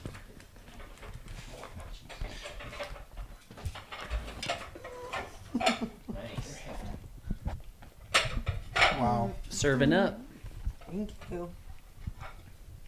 Wow, it's a party. Yeah, this is. I'm good. I'm a professional. I have to. Yeah, we remind I'll you wait that you got until afterwards. You guys got to. Oh wait, this is Bars Namarcos? and dip. I've never had Namarcos before, so I'm actually looking forward to it. Why don't you grab a slice? Join us. What do you think? I of will this? eventually. We could do a live review of the pizza. Yeah, let's do a Compare it one to, bite pizza review. Yeah, Kevin, I was out at Hennepin this year. I think I finished in 29:30, and it was weird because I was moving so much faster than I did my first time. The first time I did it, I ran it in 29:55. and felt like I ran everything about it was perfect. This year I ran it in 29:25, and I felt like everything went wrong. Because my moving time was under 27 hours, and my stomach, I literally from mile 40 forward, I sat down for at least 10 minutes at every aid station because I could only keep down 3 things: orange slices, peppermint lifesavers, and oddly spring speed nut. And none of that's gonna give you much. Yeah. No, it was rough. It's like but, 0 calories total there. Yeah, it was rough, but got it I done. puked out speed nut too. That's Spring Energy speed nut, doesn't that have like 200? The speed that nut, one's yeah, but dense, but that was like 200 calories. 250. That's hurt me. yeah, like before. I tried to have a pulled pork. Oh yeah. I had a pulled pork sandwich and I wasn't feeling great, and I tried like a couple bites and just wasn't working. And luckily I got through. Between like mile 40 and mile 88, I only ate those 3 things. Then at mile 88, I was like, I need to try again. And somebody handed me a pancake, and it was one of the most amazing pancakes ever. Henny Pin 100's been on my bucket list. Michelle Hartwig's the race director. Awesome She's person. just incredible. She's also a cat fan, so yeah. She's a fan of everything and everybody. She had She just her is full her of watch love. face is actually her cat, which we bonded over that. But yeah, her races they sound amazing, and you get that. Did we get a finisher here? Yeah, that was the one we just called. Yeah, okay. Yeah. You get that dope Henny Pin flannel at the end, so it's worth pushing through. Yeah, I have 2 of those flannels now. Looks like we have a Sedona Canyons finisher, bib number 563. Wow, we don't even get a flannel for Lynette like 250 Palmquist. miles. We It's got a a belt buckle though. Lynette Palmquist. Well, I got a belt buckle too. Rather get a flannel. But no. HW update. Looks like he's finally reached base. He is now on his way around. Can you put those tops down? Fun prank. Let's just go totally dark when AJW's finished, like getting into the shoot. No, let's have him call him his close own. out, yeah. So I mean, he's going to pass right by here. We Can he call his Have him own come in and finish? do it. He probably would try. Yeah. I did text him last night asking if you want to do a quick check-in, so he didn't answer. But That's good. He's got business to Who? accomplish. AJW? You tried to text him? He's. I would assume he's not answering anybody. Like AJW. I mean, I know we like to joke about him like being talkative and bouncy and everything like that, but he is so like singularly focused when he's out there. Like he is not going to focus on what's going on around him other than the race itself. And this is our most recent finisher, Ken Kirsch of the Sedona Canyons. Congratulations to Ken. Keeping eyes out for Candace Simpson next, possibly. Let's see who else might be coming down here. We already saw Ian Douglas come in. Maybe our next finisher of Cocodona might be Katie Sy. We'll keep an eye out. But yeah, HAW, like for all of the joking we have about like him talking, like if you're running with him, he'll talk with you, and he will talk like nonstop. But when he is out there focused, and you saw this at Javelina, he does not mess around. Like he's got that. Even though he is, a few years older and on 2 rebuilt hips, he's still got that like front of the pack elite, like I'm fighting with Scott Traer and Jeff Rose level mentality. Like he's a dog. So I have not even tried to interact with him at all this week. So I think Scott Traer is quite a bit younger than AJW. Yeah. Might have been going for Scott Jurek there. Oh, yes, you're right. Sorry, Scott Traer. You're still up there. Yeah. Well, I mean, it's your boy. New Instagram account, your boy Scott Traer. This is Aravipa After Dark, and we're with Chris Warden and Rory. I would follow a your boy Scott Traer account so quickly. Somebody please start that. But it's got to have a Boston accent and everything. Yeah. Your boy Scott Traer. It's wicked good. It's pretty good. Welcome to Aravipa After Dark. We are PG-13, maybe a little above, but we'll blur the rules. If your kids are watching this, they're already seeing mangled feet and stuff, and we're not any worse than that. We should make a meme about that. Did you see them? Is it Aaron Shimmons? Did you see his Cocodona memes? Anyone?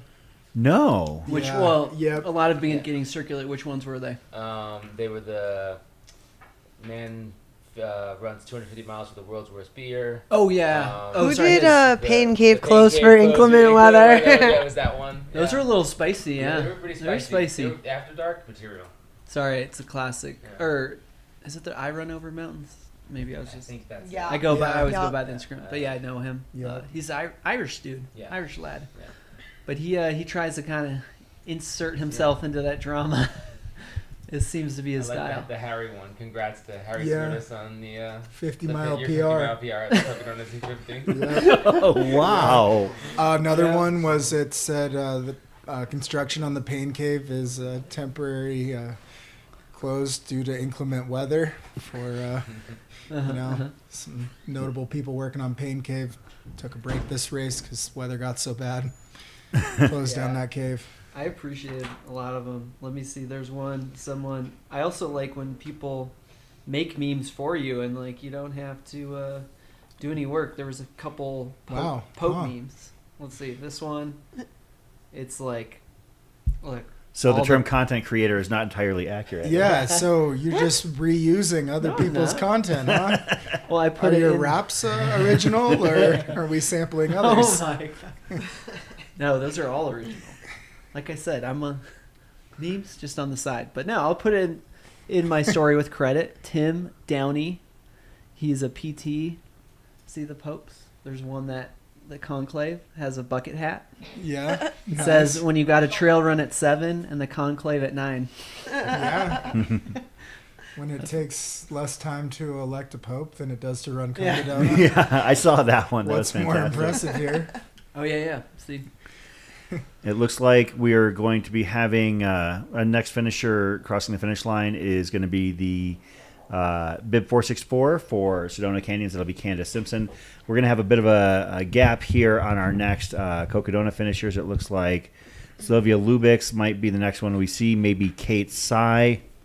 But Dr. Crawford will be catching them as they come down Beaver Street towards Birch.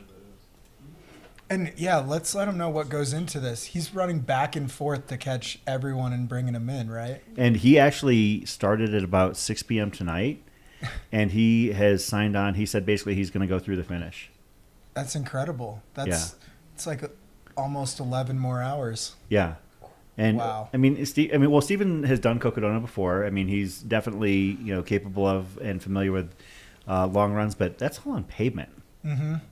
Like, and that's not even like on like crushed gravel or anything like that. That's like flat out sidewalk / asphalt. Don't be a pavement hater. I hope he's using those Speedland road shoes. Speaking of sponsors. Great segue. This is true. Nicely done. And fueling with Knack. Tailwind. Gotta lube up with nut butter. Maybe Jeff, what if it's dark out? Throw a John G. hoodie on. And maybe light the way with Ultra Spire light. I caved. I bought one because I watched the pre-race, little thing, and I was like, I could upgrade my light game, and it was great. Yeah. Congratulations, Candace Simpson right there, your newest finisher of Sedona Canyons 125. Looks like being flanked by friends, family, supporters. And a journey that began Wednesday morning in Jerome, making it up here to Flagstaff just before midnight on Friday. In the Sedona, they take a shuttle, right? Isn't there a shuttle ride? Yeah, there's a shuttle in the middle that they have to take due to the restrictions with the spotted owl migration. Crazy. Yeah. Kevin, can you tell us about the spotted owls? Or? Yeah, I can tell you all about the spotted owls. They're beautiful creatures. Yeah. They nest in the pine forests of Flagstaff and Sedona, and I don't know. I'm just making stuff up. I don't think that's inaccurate. Yeah. I was playing romantic music so they'd mate more and become unendangered and it'd let us take our Cocodona back. But, owls are... Like some 80s yacht rock type stuff. Owls are nocturnal.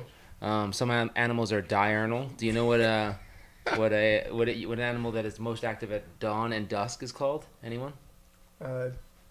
Diagonal. Morning. Yeah.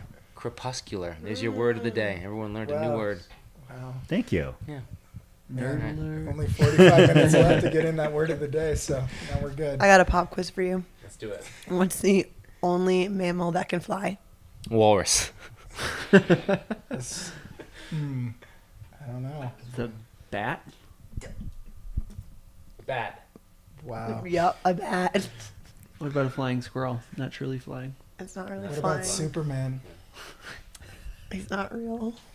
Wait, what? It's real to me. Neither is Santa. Reindeer? I mean, I've Yeah. seen those fly. Rudolph, come on. Folks, we're here at the Cocodona 250 live stream presented by Mountain Outpost and Air Viper Running. We are calling finishers on the final evening of Cocodona. The runners that are still out on course have until 10 a.m. local time, so basically about 8 hours and, no, I can't count, 10 hours and 45 minutes until they have to finish. So, And we just closed down that last aid station at Wildcat, and there was a group that got out of there. Last person came in with 1 minute to spare. And you know what? They got out of there in time. That must have been a crazy turnaround to see. yeah, and they're all out per our director on the live stream. Zach Marion has let us know that everybody is out.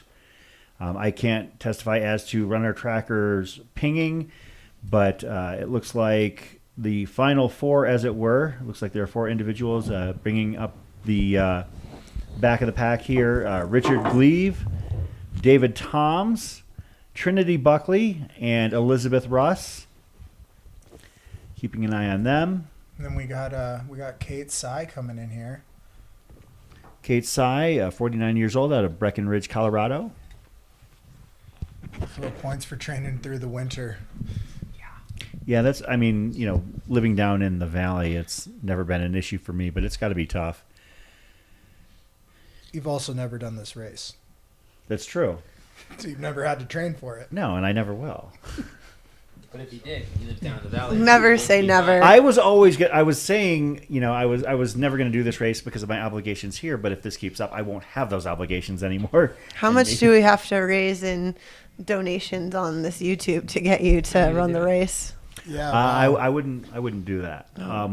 Now, if we were to do a fundraiser, for instance, for a good cause like Girls on the Run of Northern Arizona, like we did yesterday. I'm not saying yeah, I'm not saying you'd get the money. What's your number? Yeah. Oh, jeez. Give us a number. Oh man, I'd have And to we think got about that it. left We're not. merch. I got this one. You give us your number. And here comes Kate.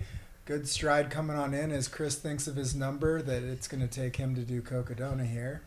And I know we've got some loyal people that will hear this number and make this happen. So he's going to think long and hard how much good he wants to do in the world by running Cocodona. They made just under 900 this year. Yeah, or we made $871 this year as part of our fundraiser. Oh, we could do more than that. Well, it would take a lot more than that to get me out there. Let's be abundantly clear. God, for me to do Cocodona, I mean, I would want to make it attainable, but at the same time, I would want to do, you know, as much good as I could. I would have to say probably about 10,000. Oh, we can do that. Okay. 10K. And so what's the fundraiser? Which would be that double. I we're- believe that the fundraiser bibs are like 5,000 or something like that. So yeah, I mean, that's just because I am like less enthusiastic. Like 10,000 or 5,000 is for people who want to do Cocodona. 10 is for people who don't. Well, you're going into it with the right attitude. Yeah. And speaking of right, here we come up on the right down Cocodona alley. Very well done, Jeff. Kate is going to send this one home. Breckenridge, Colorado. I imagine a lot of treadmill miles went into this. It is no small feat when you live in a mountain town and you have a May race. I will tell you, living in Montana, man, there is nothing better than seeing the finish line of this and knowing that the rest of your miles all year are going to be during the summer. Seriously. Here we go. Switch to this beautiful shot of her coming in. Wow. She had such a great smile when she was heading down the street there. She was loving life. This is awesome. Just calling finishers. People have been running for literal days. And we Here get to she finally watch them stop. comes.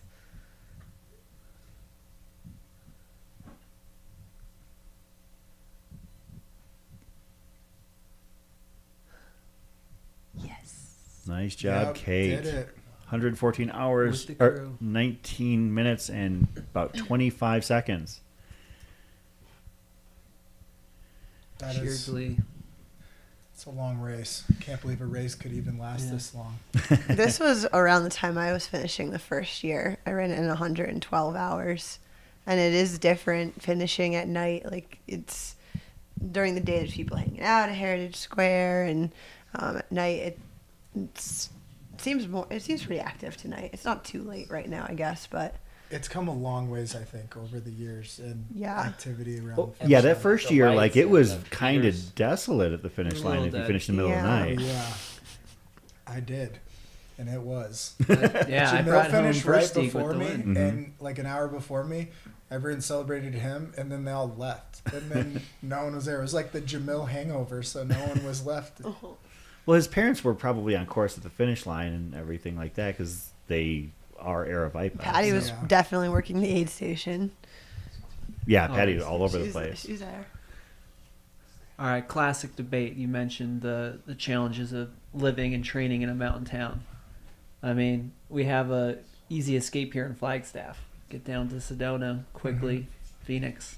Do you Yeah. have any of those options? Do you think Yeah. Flagstaff would be one of the better training grounds? The quickest escape for us in Bozeman is to just get on a flight to Phoenix. I know, yeah. Yeah, you're really far north. I spent a chunk of my training block in Colorado Springs, and so it was the first time I've ever lived at altitude, and I would say the fire roads were kind of a safe spot because the snow melted quicker on there, and knowing there were a lot of fire roads in this race, it was, it was a good spot to turn to when the mountains were still snowy and muddy. We're going to have actually a trio of women coming in here to the finish. Looks like we are expecting Erin Kielman coming in. Maybe a minute or two after that, Mila Opalenik. And a minute or two after that, Sylvia Lubix, perhaps. I mean, they're going to be all like one after the other. I have to tip my cap to Dr. Crawford because he is going to have his hands full making sure that all of these runners have their moment. He's going to basically be, I guess, doing like shuttle running here, like back and forth, out and back. So yeah. Are they getting him like slices of pizza? How's he fueling to keep this thing going all night long? Well, if he can actually make it up to here, I'll stand out the corner and hand him some. Yeah, some Red Bull. Yeah. Well, off camera, Just set up a little meth lab outside with some pizza. So what Steven would want is whiskey. Ooh, He yeah. actually, like, I don't know, it's like the whiskey equivalent of a sommelier. Wow. 218. That is Erin Kielman out of Fort Collins, Colorado. Kyleman, thank you so much. Thank you. She has a fun skirt on, too. She is a massage therapist.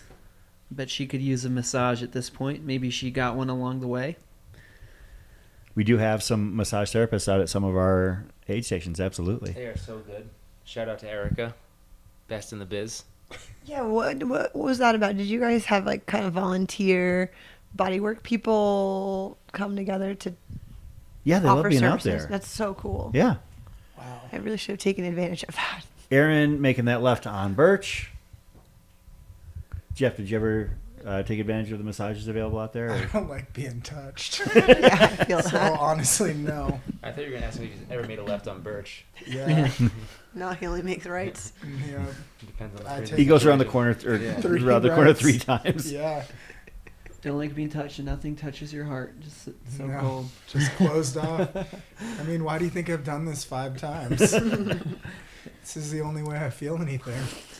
I feel that. Hey, I was like dying in the middle of the night, like, well, at least I feel alive right now, but I want to die. Erin does have a 200-mile finish under her belt. I'm not sure which one, but she has some experience. Might know what it feels like to cross the double 100-mile threshold, but this is new territory. She also has a bunch of Disney tattoos. She said she's recognizable at local races by those. That's fun. I wonder which, if you had to get a Disney tattoo, it had to be Disney. I'm not a big Disney person personally. What would you get? Get a Frozen Tramp stamp. Yeah, like that. Hey, Mufasa hanging off the cliff. Cold never bothered me anyway. Mufasa hanging off the cliff. Yeah, probably Congratulations, Aaron Kyleman. I'm trying to take over. I'm trying to bring everybody back in here. Why? Aaron Kyleman, our next finisher of the Cocodona 250. Shout out to her husband in the chat, Joe, who is hanging out and no doubt completely enthusiastic and proud for his wife. Congratulations. You are a Cocodona 250 finisher, Aaron Kyleman. Yeah, look at that. Pro move. Stop the watch right at that finish. I listen to a lot of Disney music out there, like while I'm running. Disney soundtracks. You know, like Let It Go, like screaming that at the top of my I heard lungs. people Be Prepared Yeah, from The Lion that's King a is one good of one. my favorite pump up songs. Sing-alongs get you through. Bib number 111. See, like I said, it's going to be Fast and Furious that's here. a cool bib, There's too. a Mulan song I used to Mila have on the pump Opalenik. up playlist. I think I know the one you probably have. Are you a bib number guy, Jeff? I love numbers. Like, are you like? Do you look What at does your that bib? question mean? Well, no, like it's like where it's a particular thing. Like some people don't care, I don't and other look people at their care names, a lot. I'm all about the numbers. Okay, Rain Man. But Mila Opalenik, 7, definitely 7. like, What was your bib number? 29. Ew. Why? It's cool. No, actually, That's the age he was when he ran his first 200, right? I Is that what was he said? born on August 29th. There you go. That's a Not good such number. a bad number. Michael huh? Jackson was also born on August 29th. Wow. Such a feat to share a birthday with. who? Michael Jackson. Oh, And I share a birthday, yeah. Mila Opalenik coming in to finish the Cocodona 250. Congratulations. And boom. This is her sixth Done. 200-mile. Yeah, she's done a So lot. She did the triple So I crown. share a birthday with John Wilkes Booth and Mark David Chapman. Nice. Not really.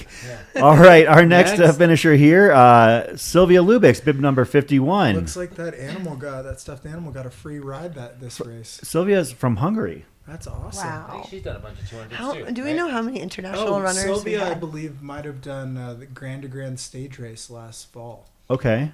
in September.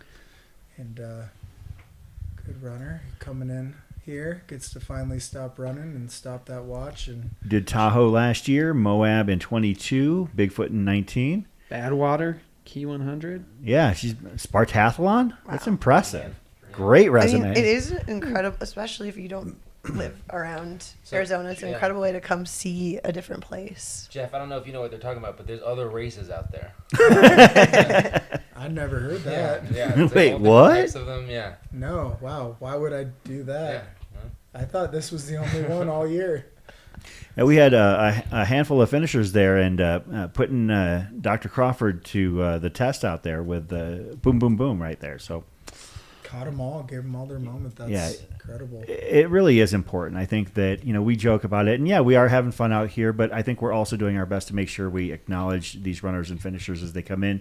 So this is Trinity Heights here, the final aid station on the course. There is a cutoff here, but man, I can't even fathom missing the cutoff at Trinity Heights. Yeah, I mean, and when you name it Trinity Heights, that's why the cops showed up wondering what was cooking there. It did take longer to Let get them from cook. Trinity Heights to the finish than I envisioned in my head. Like you hit some more trails before eventually getting into Buffalo Park onto pavement. Mhm. So I need to find out who the medic was working at Trinity Heights when I came through, because I asked if anyone had a shirt, and the medic literally took his shirt off and gave it to me. no way. Yeah. Why didn't how did you have a need shirt? with 4 miles to go? So I left Walnut Canyon in the dark, and it was freezing, and I didn't bring any extra clothes. So I had on a really heavy long sleeve, and I was so hot because the sun came out, it got really warm, and I wanted to run the last 4 miles because I was running by then and feeling good, and I was just like overheating. Yeah. And you didn't want to show off those Disney tattoos, so you needed Exactly. a shirt. Yeah. I had a similar experience. I was cooking Yeah. because the temperature wasn't what I expected it to be on Eldon, and I couldn't remember, but I didn't think that Trinity Heights had a drop bag, but I was kind of praying that it did so I could strip things quickly and just send it. And so I was like, I ran through, I'm like, we don't have drop bags here, right? And they're like, no, but you want coke? I was like, no, I gotta go. And so yeah, I could see how some of us might have looked like meth heads. And that's where we are. Welcome to Aravaipa After Dark. We are joined with Chris and Rory here. Over on the couch, it's me, Jeff Garmeyer, Kevin, and Shelby. Thanks for joining us. And for those not familiar with Kevin, Shelby, and Jeff, we have a combined 11 Cocodona finishes between them. Kevin with 4, Shelby with 2, and Jeff with 5. So legacy. Drop any potential new hobbies in the chat because it sounds like we do need them. Thanks to the over 500 people still watching here at this point. Like, it's pretty amazing. I mean, the numbers have been, far higher than in any previous year. I mean, like, for instance, night 1, we had, like, when we had a static cam. Mhm. Like, maybe they find the static cam more entertaining than us, but in any event, the static cam had, I think at one point, like 1,100 viewers, like, just through the overnight. Yeah. Wow.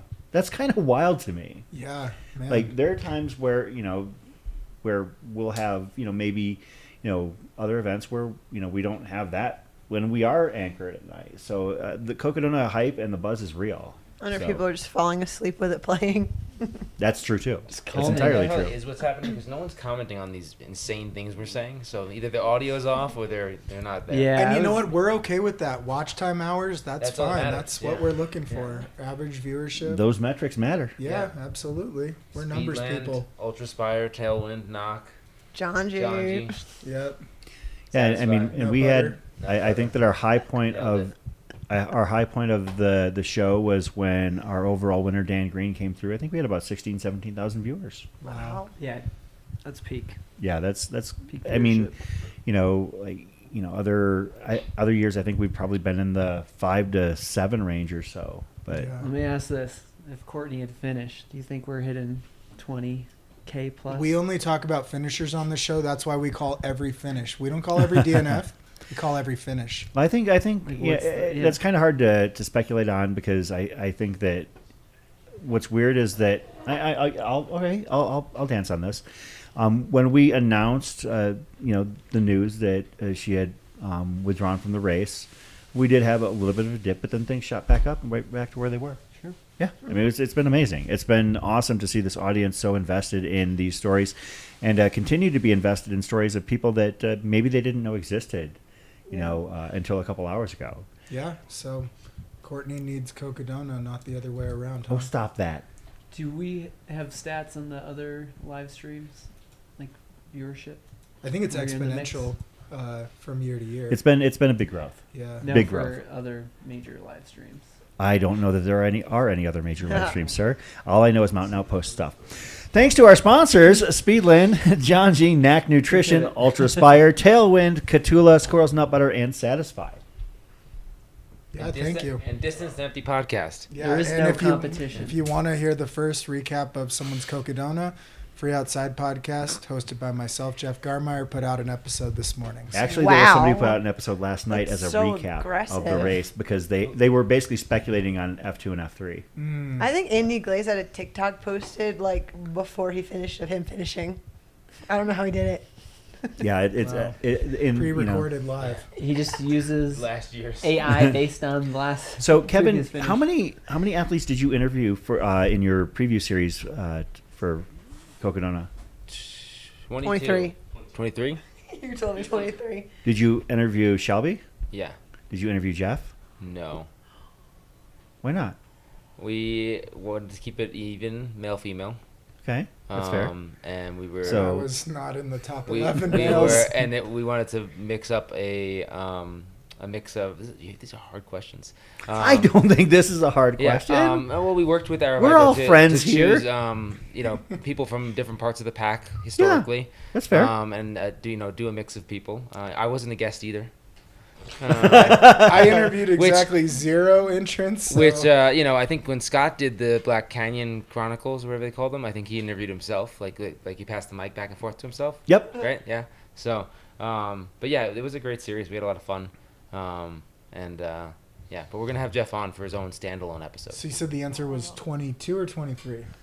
Shelby thinks it's 23. I think it's 22. All right, just trying to get an answer Kevin, out of that. Kevin that probably answer. knows. Jordan confirmed it was 22. Aw. That's a lot. That's a lot of legwork. I hope like conducting 22 interviews. It was a big lift. Yeah. And we did it in a 2-week period because we wanted to record them and then Turn around. get it, and then like people like Shelby reaching out last minute to like do it like way down the line and messing everything up. What was the worst answer for how many steps it was going to take to get to Flagstaff? We had a lot of bad answers. I remember. Yeah, there were a couple. Like some of them people that were like, excuse me, you're asking like, is that a question?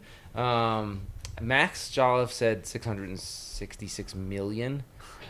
Which, if he had only said 666,000, he would have been pretty close. You've been very close. He could have done the same vibe thing he was going for, but like gotten it well, right. I think by the time he walks around everything and does this again next year, it might be about 666 million. A lot of people. I was more surprised by the people who were able to do math in real time and like actually get pretty darn close. Like that was what surprised me. There were like a lot of people who like nailed it with math, which I wouldn't have been able to do. I just asked ChatGPT first. Yeah, that's smart. Yeah, I mean, work smarter, not harder, right? That's right.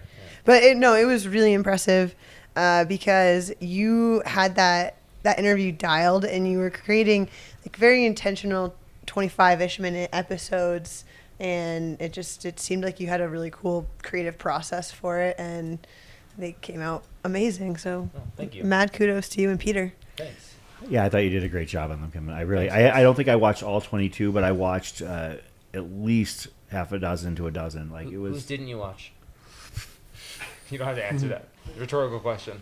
Yeah, there were some I saw that were on there. Yeah. Not One of my favorites was actually Allison's because it was so unique. How she answered like 100 billion for how many steps. She was the worst answer by far. That's right. Yeah. Maybe I was so blinded by how good like the rest of the episode was that I didn't. Because I think she was like, yeah, it's like 10,000 steps a mile. Yeah, and I was like, oh my, like no. What about her style of questions was it? I remember hearing people point that one out. She broke down the race. I mean, Jeff could probably explain it better into like different themes and like, I did hear like that. segments of like shows or books or movies, and it was just very fun and like cool. I felt bad though. I did see her in the rain approaching Mingus, and I was like, Allison, what was your theme for this section? And it was like dune desert stuff. Oh my god. Like, oh. Wow. Should have been Titanic or something. Narnia. Yeah. Lion King.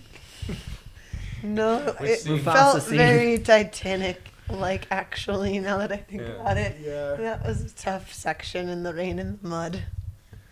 We were drowning. Looks like we've got a bit of a lull in the coverage here at the finish line. I guess perhaps it might be time for a musical interlude. I'm game. Yeah, speaking of Titanic. Y'all ready? Oh, ouch. Whoa. That hurt. Now the thing is that do you want to put something together, or do you want to collab? I got some scratch paper in my binder if we want. All right. What if we did here's the deal. True freestyling rap off the dome is the hardest. Keep in mind, guys, we've maybe about 5 or 6 minutes to make this work. Rory, we ran 250 miles this week, so our brains are not as freestyle friendly as yours might be. Okay, I want right to point now. out one thing. I don't have a beat. Oh, is this someone? We got someone else, right? Oh, maybe we will have to pick that thought up later or not. Give me a few words on a piece of paper. Is this like the way that Migos creates their songs? Like Sell it to someone. Kimber Snow. How about all the foods that Chris could eat during Hennepin? That's what you rap about. You got orange slices, you got speed nut, and peppermint. Can you do copyright-free instrumentals?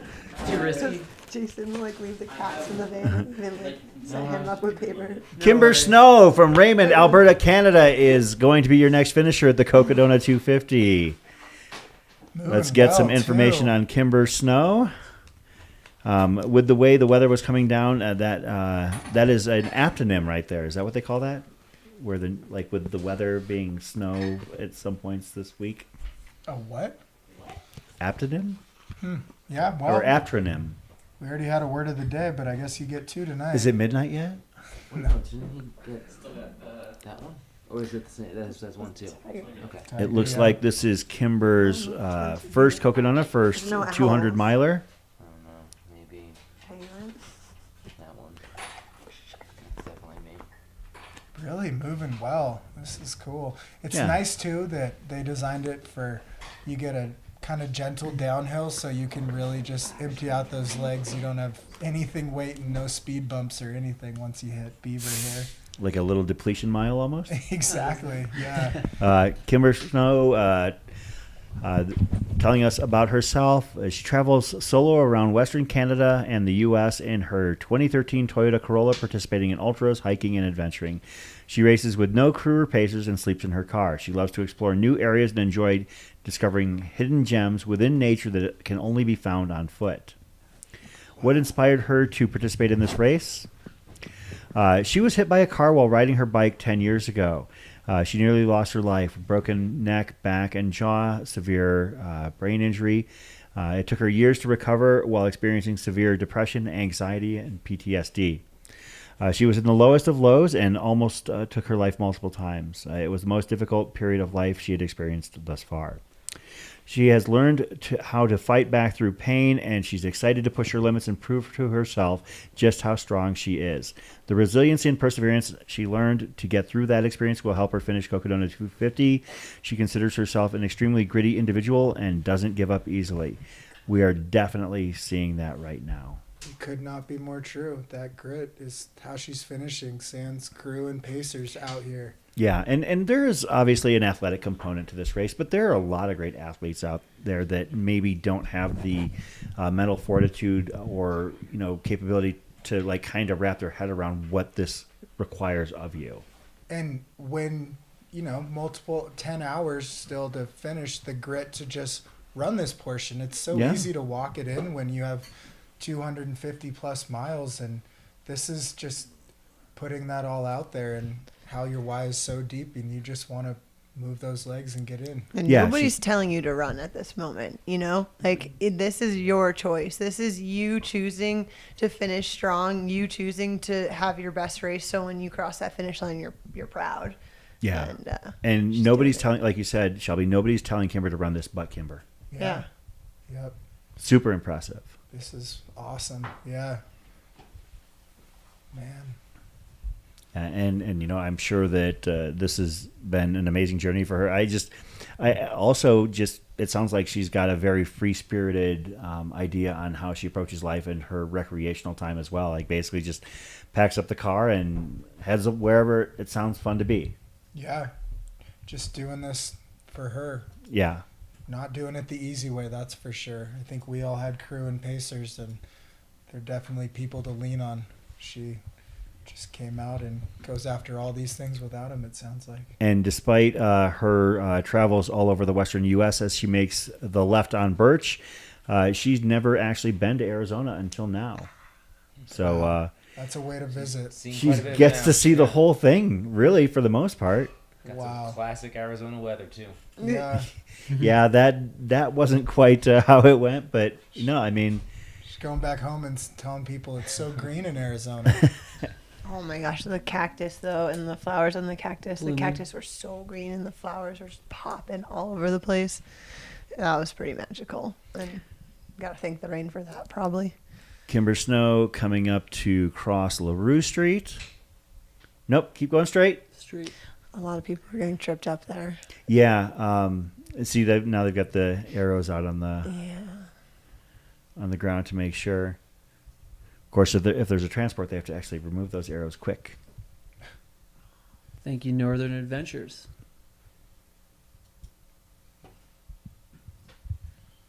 Right, making this classic right. I really appreciated the John G inflatable there, because you're like, okay, that's my turn. I see you. Kimber Snow from Alberta, Canada. Congratulations on becoming a Cocodona 250 finisher. Ran that all the way in too. So strong and consistent. Yay, hugs.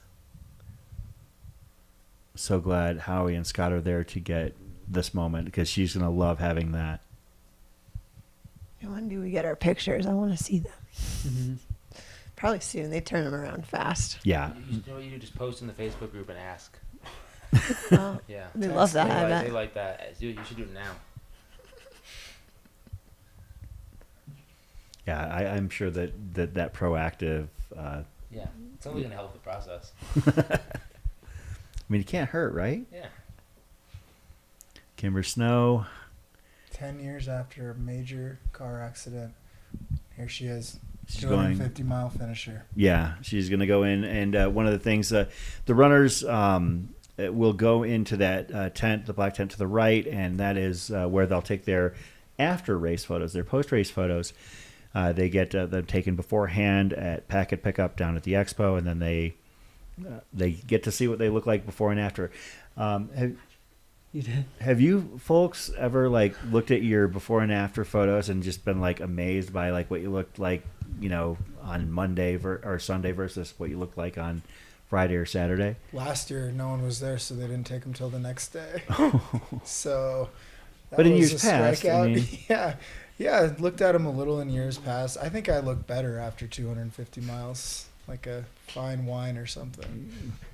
Yeah, shout out to Jen, the social media manager at Aravaipa. She's just been crushing content all week, all the time, really, for Aravaipa. But I rewatched the reel she put out of my finish several times, and I felt like yeah, I look beat up and like I did something really hard, but it was like this really like raw, real version of myself. So looks it's like cool to see. Our next finisher here, taking that left on Birch, is Peter Brown, bib number 275. Oh, I know Pete Brown. Let's go. Tell us about Pete Brown. Looks like he's wearing a Hawaiian skirt right now, but it's definitely just a jacket around his waist. Could be so both. Pete Brown was crewed and paced by my friend Kelsey Sycama, who that might be her. I can't tell because I'm wearing sunglasses inside, so I can't really see anything. But he is 4 years old. 4 years old. And that's definitely Kelsey. And Kelsey, I'll tell you about her later. She's awesome, but I'm supposed to be talking about Pete Brown right now. Hyped up. Pete is from NorCal area, right? Does he have a runner thing? He probably didn't fill it out because it's Pete Brown. Carmichael? He's from Carmichael, California. Got it. He did not fill it out. He is crushing it. Look at that energy.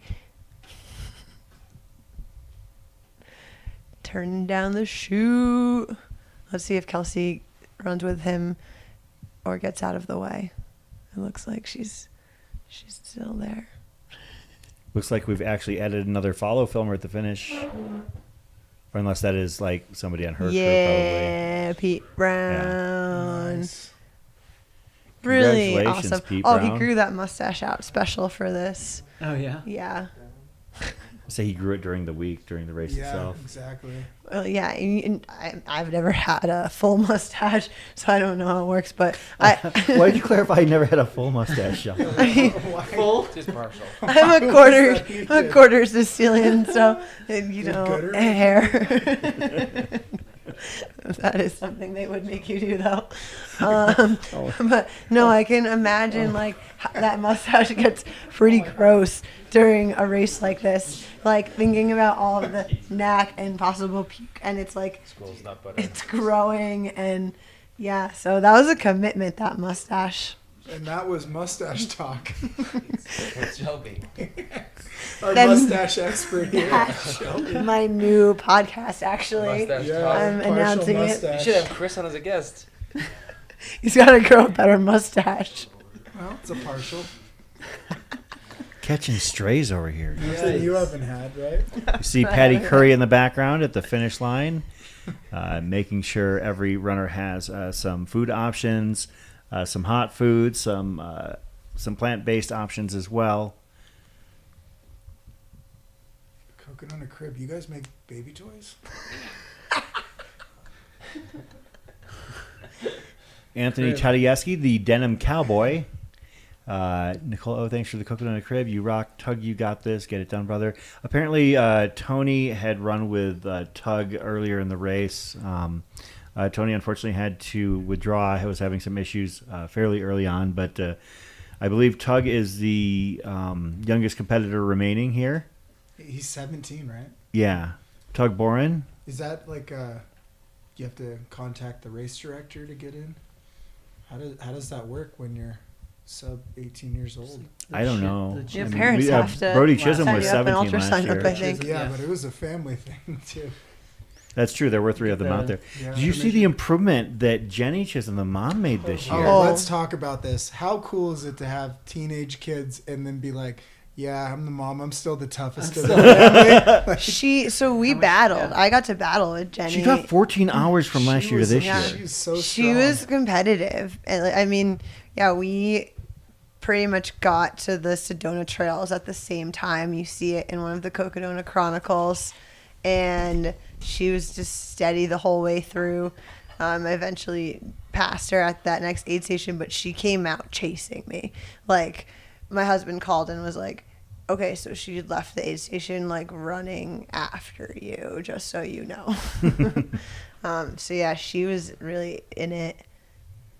Yeah, I was so impressed with her improvement year over year. I mean, you know, as we mentioned, you know, Jeff, thinking about the fact that, you know, this year's course versus last year's kind of trying to put together, you know, like at least a benchmark as far as what the time is in terms of being more difficult with the changes around Eldon.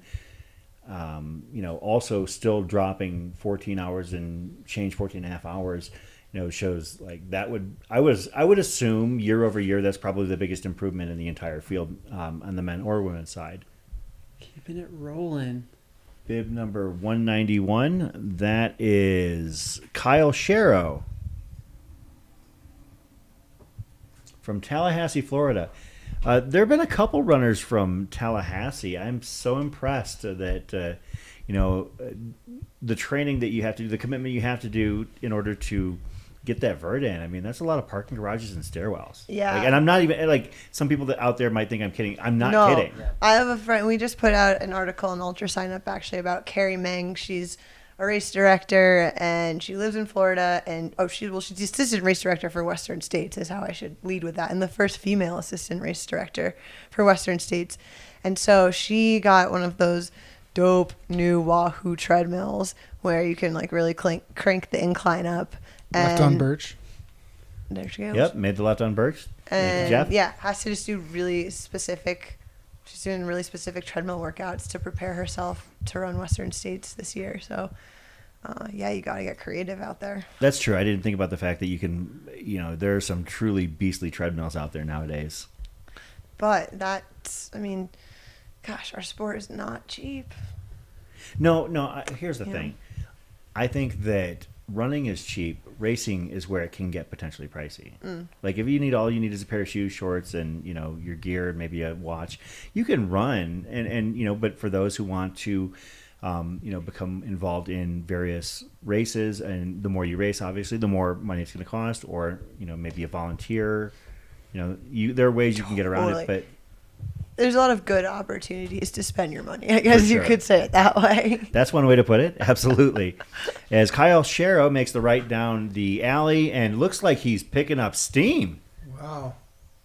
And I want to point out, because he has quite the story, like many of these runners, he's an Army veteran. He was deployed to the Middle East twice in the early 2000s. He still serves in the reserves here as he hops across the finish line. And he currently works as a dentist and helps out at the VA. Wow. So incredible. That's amazing. How many times he brushed his teeth out there? Kyle was driving him crazy, yeah. He couldn't brush his teeth. Oh, 4 or 5, just a couple times a day. Did you really? Yeah, it's my secret weapon. Yeah. Brush your teeth a lot. It's all sugar you're eating. Kyle Sharrow, thank you for your service and congratulations on your Cocodona 250 finish. Yeah, awesome, man. Very different Arizona you got to see. Probably more like Florida weather. And who's to blame for him signing up? He shouts out his wife Brittany for sending him a reel of Callie Vinson. Aww. That made him want to do the race. That's cool. We had a couple people asking about how far out AJW is. He's got to be getting real close to Trinity Heights. It looks like he is less than a mile out from Trinity Heights. So we'll flip over to that camera. You can stay on for him? Yeah, I think at that point I'll probably take a pause. I mean, again, all you guys are more than welcome to hang out. I know Greggy is hanging out behind the scenes, and he's got a long night ahead of him. But I'm sure he can appreciate the company. I don't know what time I'm going to be back on with him. I might come in a little bit earlier than 5, so we'll see. But I am coming on at least by 5. Looks like we might have a Sedona Canyons finish here coming in. Want to make sure that I catch this one here. Yay. Bib 696. So that's actually in a Flagstaff Crest finisher. Nice. Oh, cool. I think. Let me double check. Or maybe that was a Flagstaff Crest. I think Timothy Jarvie. No. Are we on the course? Like, is it right on that opposite corner here? Yeah. Yeah. I'm gonna go see someone real quick. Yeah, of course, Kevin. For sure. One of my athletes and good friends, Brian, I think is just about to come in. Can I call him in? Can I come back in and then call him in? Yeah, of course. Of course. That's awesome. Yes. Brian, Joe, coming for you. Joe Schramm from Hereford, Arizona, heading down, just having made the left on Birch. Joe is an AZ regular. Happy to see him out here. I love seeing our locals be involved in this race.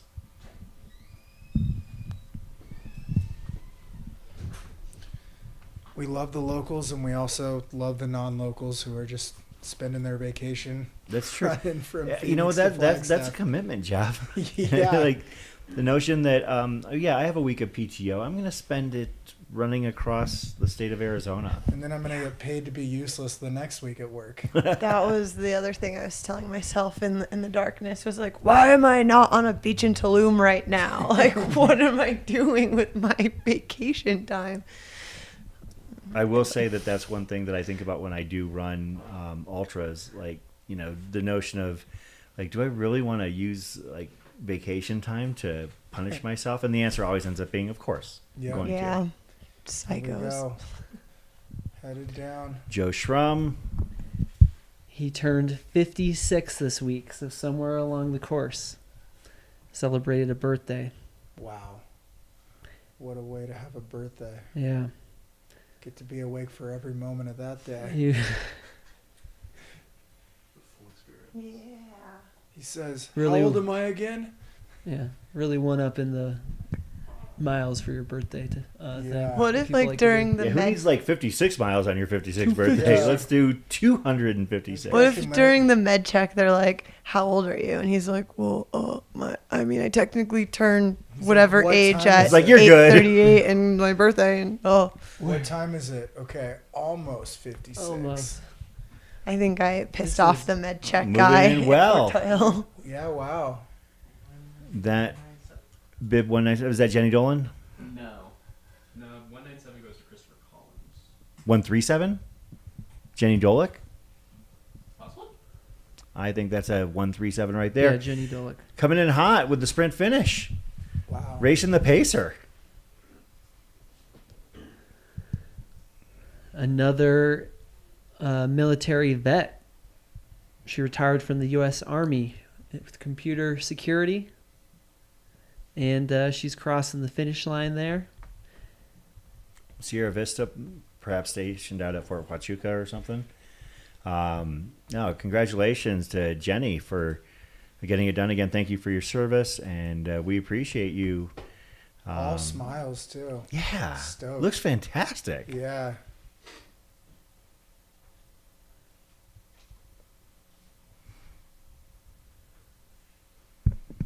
I don't even remember them taking my tracker off, honestly. Now that I'm Wait, seeing were this. you part of that discussion earlier too? Yeah, not No. remembering. Like Jeff was talking about, he's like, I've never remembered it. Yeah, I've checked my pack like a few hours later, like, did I give it back? And it's always gone. Yeah, So they they're know. good at grabbing it from you. Yeah. Yeah, one of my crew members like started to take off my Lakey gloves. I'm like, I'm fine, like it's cool.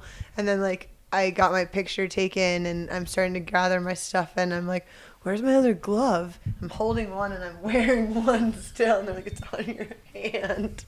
Oh, cool. Yeah, I'm sure that there are all sorts of things that kind of just get blurred out there, Shelby. Yeah. I remember a lot more from this year, though, than the first year. And I think part of that comes down to the planning that I put into it this year. And actually, like, taking the time to get to know what aid stations' names were and stuff like that. The first year, I just kind of wung it. Is this an Eldon cam here? Eldon Summit. Eldon Summit. Thank you very much, Jordan. Wow. Tony Hill. Tony Hill has been doing work this week, I gotta say. Hey, Tony. Hello. Tony has been responsible for spitting out those Cocodona Chronicles videos, and the turnaround time in those is just absolutely staggering.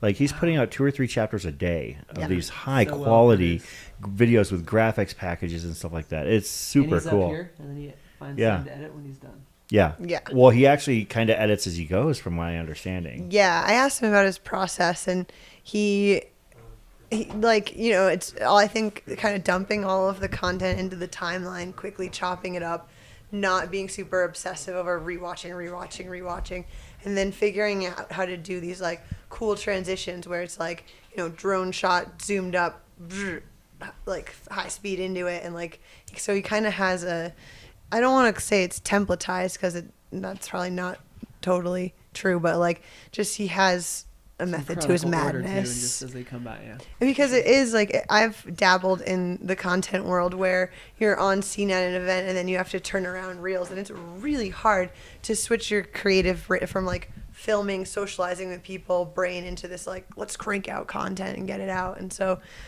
Tony's quite impressive when it comes to his ability to do that. So speaking of creating content, it looks like we might have a few moments here. And I know that Kevin Goldberg is outside the studio getting at the corner of the hospital here to cheer on one of his runners. But in the interim, it's going to be a little bit of a while. It looks like our next runners to get to the finish might be Nora O'Malley or Jackson Wolf, Bryant Shook, Colin O'Brien, but it's going to be a ways. Oh, I need it to... All right, so we're going to give Rory an opportunity to stretch his creative legs here, and I don't know if this could be really hard because I'm getting feedback with the beat. Very hard. Let me just play the beat for me.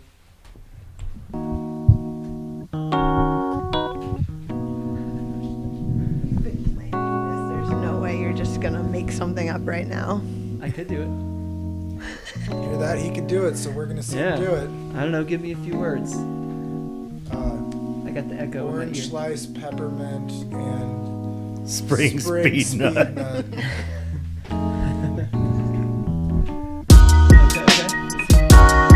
Waiting for the drop. Yo, I got the pressure on me. It's okay. Yo, check. Here we go. Advanced placement on the trails, trying to test out. Yo, I keep on running when I'm stressed out. When I hit the aid station, try to grab some snacks. Yo, I might have to talk to myself in the chat. And I see a peppermint and an orange spear. And I think I got some Pete's meats up in here. Need a burger, and I need to throw it down my mouth. And I'm heading down Eldon, I'm headed south on Beaver Street. Might grab a few brews. That's right, dude, might roll with my crew. I got my friends up on the couch, yo, we just straight chillin' in. Got my Guinness and I might be spilling it down my throat. Yo, I'm feeling like a goat on the trails. And you know I gotta keep it clean and it's after dark. Yo, I'm doing my part.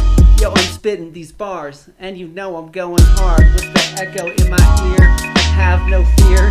Yo, I'm gonna keep going, but I need a second beer. It's okay, it's an inside joke, but I'll keep doing this till the day that I croak. Hey. Well done. Well done. I'm impressed actually your energy at this time of night, man. It's getting late out there. Yeah. I mean, we That's literally real just hit freestyle. the midnight hour. I mean, we've got 10 hours left in this race, and we're going to be following these final finishers. Our whole team, we're going to have all of us here. Greggy Vigarin is going to be joining us as well. He might actually be taking my place here in a little bit, but I do want to say that, like, on a personal level, I want to stick around to see AJW come in and or not come in, but like at least make it to Trinity Heights Aid. He's got to be getting close. It seems like he was about 0.8 of a mile 4 minutes ago. So I would say in the next few minutes that we're going to see him coming in. So. And you could jump out and run him in too once he gets near here. I could. If anything's going to inspire you to sign up for the Cocodona 250, it's probably running in with AJW. No, I mean get you through. I've been with AJW on a fair amount. We've got he's going to be pacing me coming up, so I'm super stoked at that at my next big race. So maybe I can. Maybe I'll drop out and pace him from the corner to the finish. Wait, so what's your next big race? It's the last weekend in June coming up. It's Western States. That's right. Oh my god. Is this? I didn't catch. Yeah, I'm thinking. That bib has been through a race. A very long race. I think it might be. Ooh, this is tough. 166, perhaps. 158. So this is bib number 158. Jonathan Dawson. Wow. Great work over there. Thank you, Jordan. Yeah. It was great that they gave us 2 bibs. I started with the flimsier one and let it get destroyed in the rain, and then put my crisp bib on going into Sedona, and that was kind of like a mood pickup. It was like, ooh, I got a fresh shiny bib on. So Jeff, of course, you mentioned earlier that you saved your second bib for like the last quarter mile. No, I usually have 2 packs, and each one just has a separate bib. But my bibs look fresh and clean, just like me at the end. Do you like hang them up on your wall at home or anything like that, or No. like presentations, or do they just? Do you keep them at all? No, I don't keep anything. No mementos. Okay. How about you, Shelby? Are we supposed to? It's up to you. When It's a I personal preference. first got into running, I was working at a high school and I had access to a laminator. So I had laminated a bunch of my bibs. But then, like, I don't know, life started happening. I lived in a van for the last 2 years, and living in a van, you start throwing things out pretty quickly. So I don't save them anymore. But I think I'll be saving this bib for sure. How about you, Kevin? I don't really save the bibs. Maybe I like randomly place them in my pain cave down where I have a treadmill and like some weights, but they're not strategically placed or anything. Just kind of randomly stacked in piles, so I look like a hoarder. I have Rory. How about you? I like to save the race bibs. Also, when I worked at school as a teacher, I'd put the race bibs each weekend at a race, just put them right below the whiteboard. Students would ask about it. It was kind of cool. It's inspiring a little for 'em. flex. Yeah, a little flex. It's like, what do you do this weekend, Mr. Rory? Yeah, no extra homework. You got extra miles. Yeah, I've never. Well, I mean, I've kept a couple here and there. I mean, I keep my buckles, but like other than that, I don't. I might have a couple of bibs for a couple of specific races here and there. Of course, with most of my races being Air Vipa races, I think at this point I'm at about 125, 130 Air Vipa events. I have more glassware than I could ever hope to break in my entire life. So that's kind of nice. Yeah. I can keep my pants up and I can keep my drinks like contained for the rest of my life. Wow. You're rocking. Okay. This is Air Vipa After Dark. And I also I have tons of t-shirts. I have been using like one of those vacuum bags, packs things. I haven't been throwing away any of my shirts, but There's this random company that you can send your shirts to, and they'll turn it into a quilt. Project Repat. Yeah. Yeah. Which is Or just pretty have cool. your grandma do it if Not you have really cool sponsored. grandma. I like tried to convince my mom to do it, and Yeah. then All right, Chris, she heard about rap the battle, Project your Repat. turn. She was like, I'll just do that. This is Jonathan Dawson getting to the corner where he's going to make the most famous left-hand turn in all of sports, the left on Birch. Oh, you got that rest break built in. That is timing, because then you're ready to sprint that in. Boom. Fully recovered now. Nice little rest. Jonathan Dawson from Culver City, California. Oh, no way. Wait. Whoop. Yeah. Oh, no. Oh. Wide turn. Protesting the left on Birch. Hates left He was turns. headed towards the Orpheum, you know. Culver City. There's a really great run group that meets up on Friday mornings in Culver City called Run Tech Club. And I wonder if he goes to it. If not, he probably I should. think he missed today. He didn't go today. It's pretty Yeah, disappointing. where's Jonathan at? Yeah. Jonathan, it looks like this is his first 200 miler. Has done a handful of hundreds. Did both the 50K and 100K at Black Canyon earlier this year. Leona Divide 100, Badger Mountain 100. Did Sean O'Brien 100K. Been Lake Sonoma 100-mile Sufferfest. Did the 50 miler there. Did the Avalon 50 miler. He's been a busy guy this year. Yeah, A lot of cool races, too. Man. Yeah, I'm a big fan of tune-up races heading into your goal race. Yeah. You like to race yourself or with the coaches on the With couch that there? schedule, Assign I don't think races they're too. tune-up races. They're just long runs They're every just long. weekend. Sufferfest, Right. I think, had some gnarly weather this year, too. Wait, Like they did we catch another runner here? end I'm early. kind of. Okay, so it's the same one. Is that Jackson? That's Jackson Wolf, isn't it?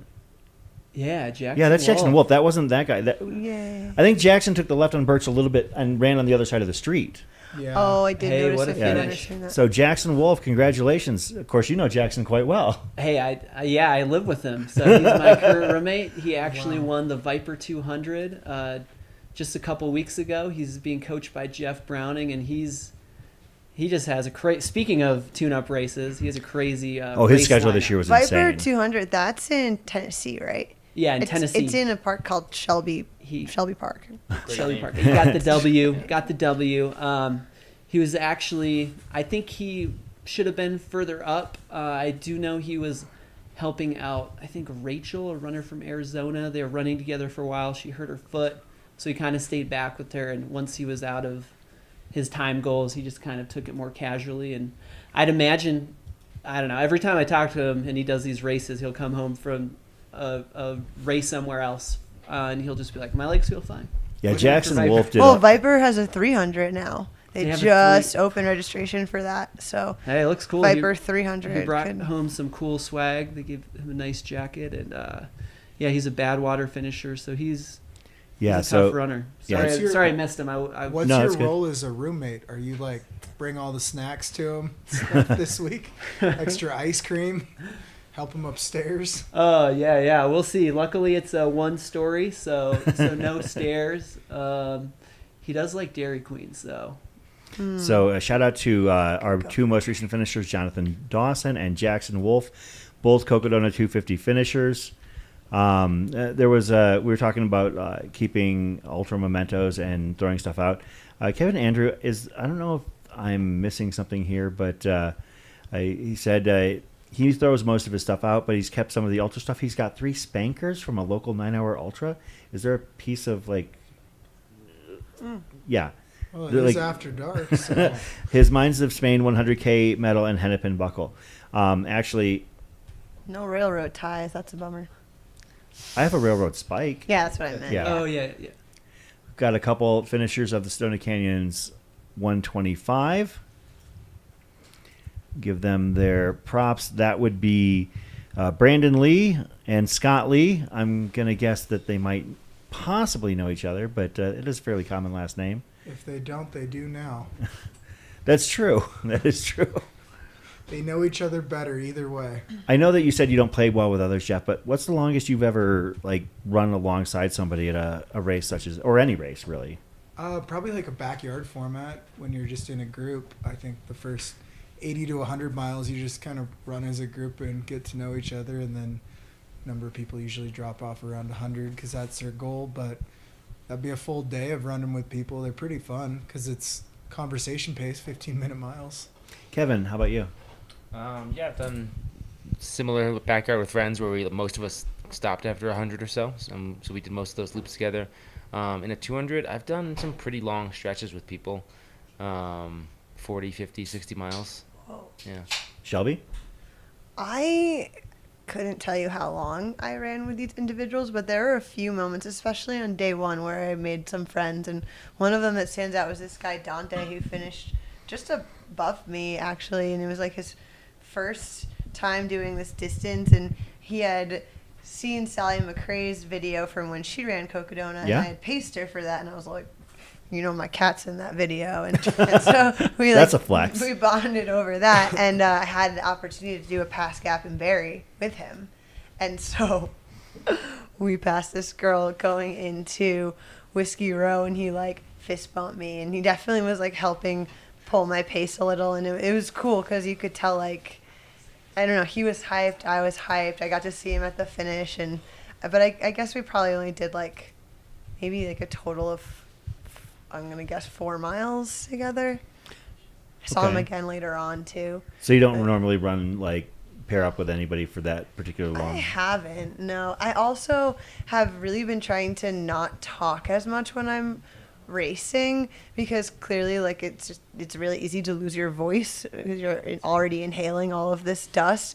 So even with my pacers this year, I kind of had to be guys, I'm going to try not to talk that much. And, I broke that rule a lot, but there is something to be said about trying to conserve your voice, because you're you need it to communicate what you need when you get to aid stations, but also B, you want your breathing to feel good, and when your throat starts getting weird, that's not fun.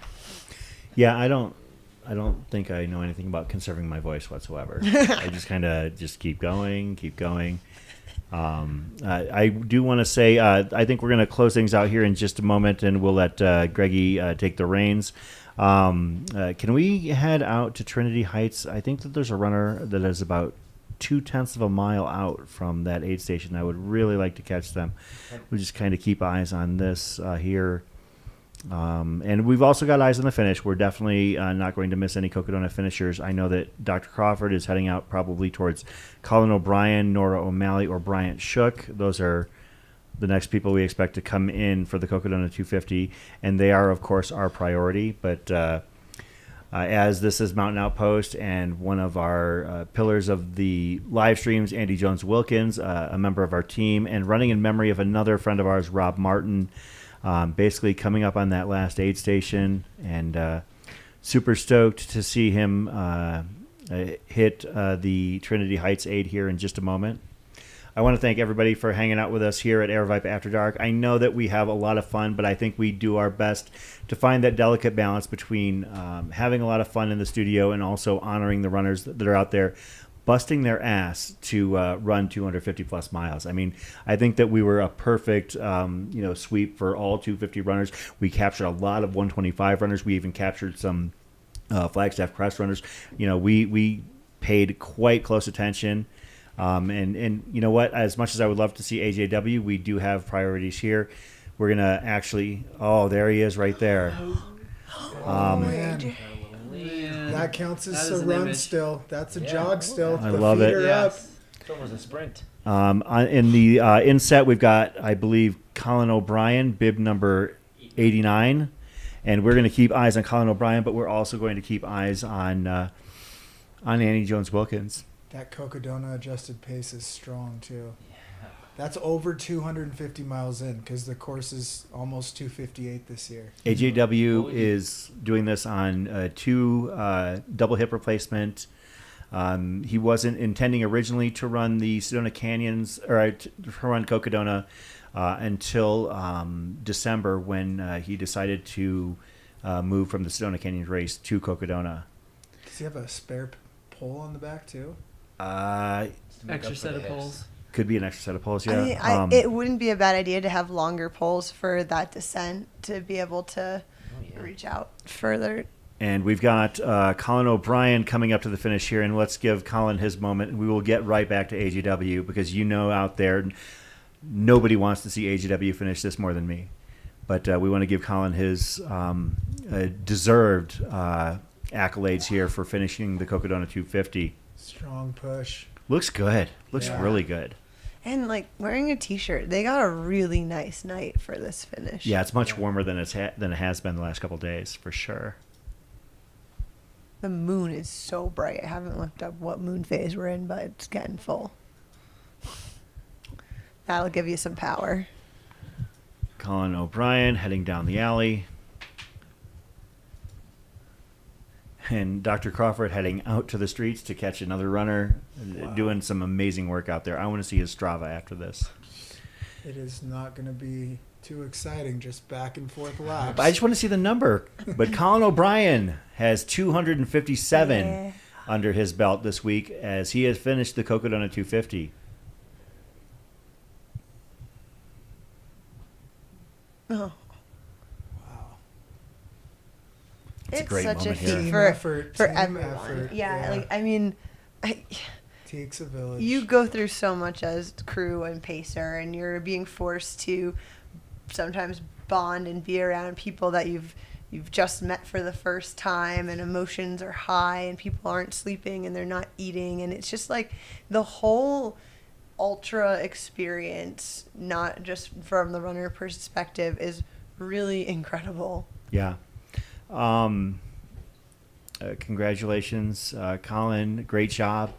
That's awesome. You want to hit AJW and then Yeah. we'll wrap this up? Wow, this is big. This is the last one. No more aid. Is he gonna sit down? Is he gonna get a snack, or is he gonna? I would actually be very surprised if he sits down. That was one of the things he insisted upon not doing at Javelina the entirety of the race. He's the kind of guy that, like, he is going to try and avoid any sort of setbacks. It looks like that's Brian Powell right there taking care of him. Can you tell us about his special bid too? Yeah, his special bib is that's pinned to the back of his pack. Okay, so he did sit down. I'm a little bit surprised. Says in memory of Rob Martin. Rob is or was a member of our Mountain Outpost team. He was always out there covering races and helping us share the experience with runners as they came in to finish races, or maybe out on aid stations. Famously at Sedona, would also help out at the finish lines as well. Rob and AJW ran together quite a bit, as Rob was not a front of pack runner. Rob was back of the pack runner, and AJW was recovering from double hip replacement. And in that, they found some common paces and commonality in the fact that each of them had multiple kids, and were very proud of them. And their kids were, I believe that Rob's daughters were a little bit younger than AJW's sons, but very proud parents. And Rob and AJW both became very close friends of mine. And unfortunately, Rob fell victim to a series of heart attacks last October into November, and is no longer with us. And AJW and Rob were supposed to run Sedona Canyon's 125 together. They were gonna, not necessarily run step in step, but they both wanted to do it. And when Rob passed away, AJW decided that he wanted to run in Rob's honor, and he felt that 250 miles needed to be covered by the two of them in one way or another. And I also want to shout out Mike Darris, who ran Sedona Canyon's 125 in Rob's place as well. But AJW is now 3.5 miles away from. Let's congratulate our runner here. This is Bryant Shook. Bryant Shook, congratulations, Bryant. Great job out there. I'm glad Bryant from Yucca, California. AJW is 3.5 miles away from bringing to fruition the honor of Rob's legacy. Proud of you, buddy.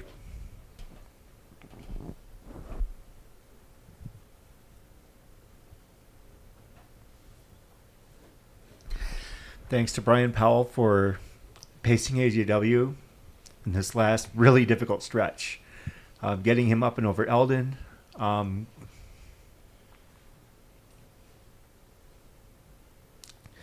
Thanks to the crew and the people working that aid station. making this happen.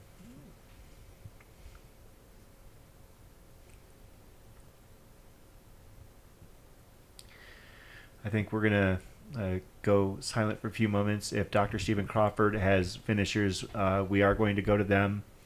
We're going to give them their moment in the sun. And let's give AGW a moment to eat his aid station food. And let's give Nora O'Malley the attention she deserves here at the Cocodona 250 live stream. Can we flip those? Congratulations, Nora O'Malley. Just a few steps away from a Cocodona 250 finish.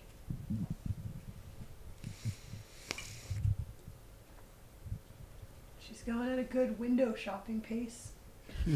Looks very comfortable. Yeah, soaking in the moment. Once you cross that line, the goal is accomplished.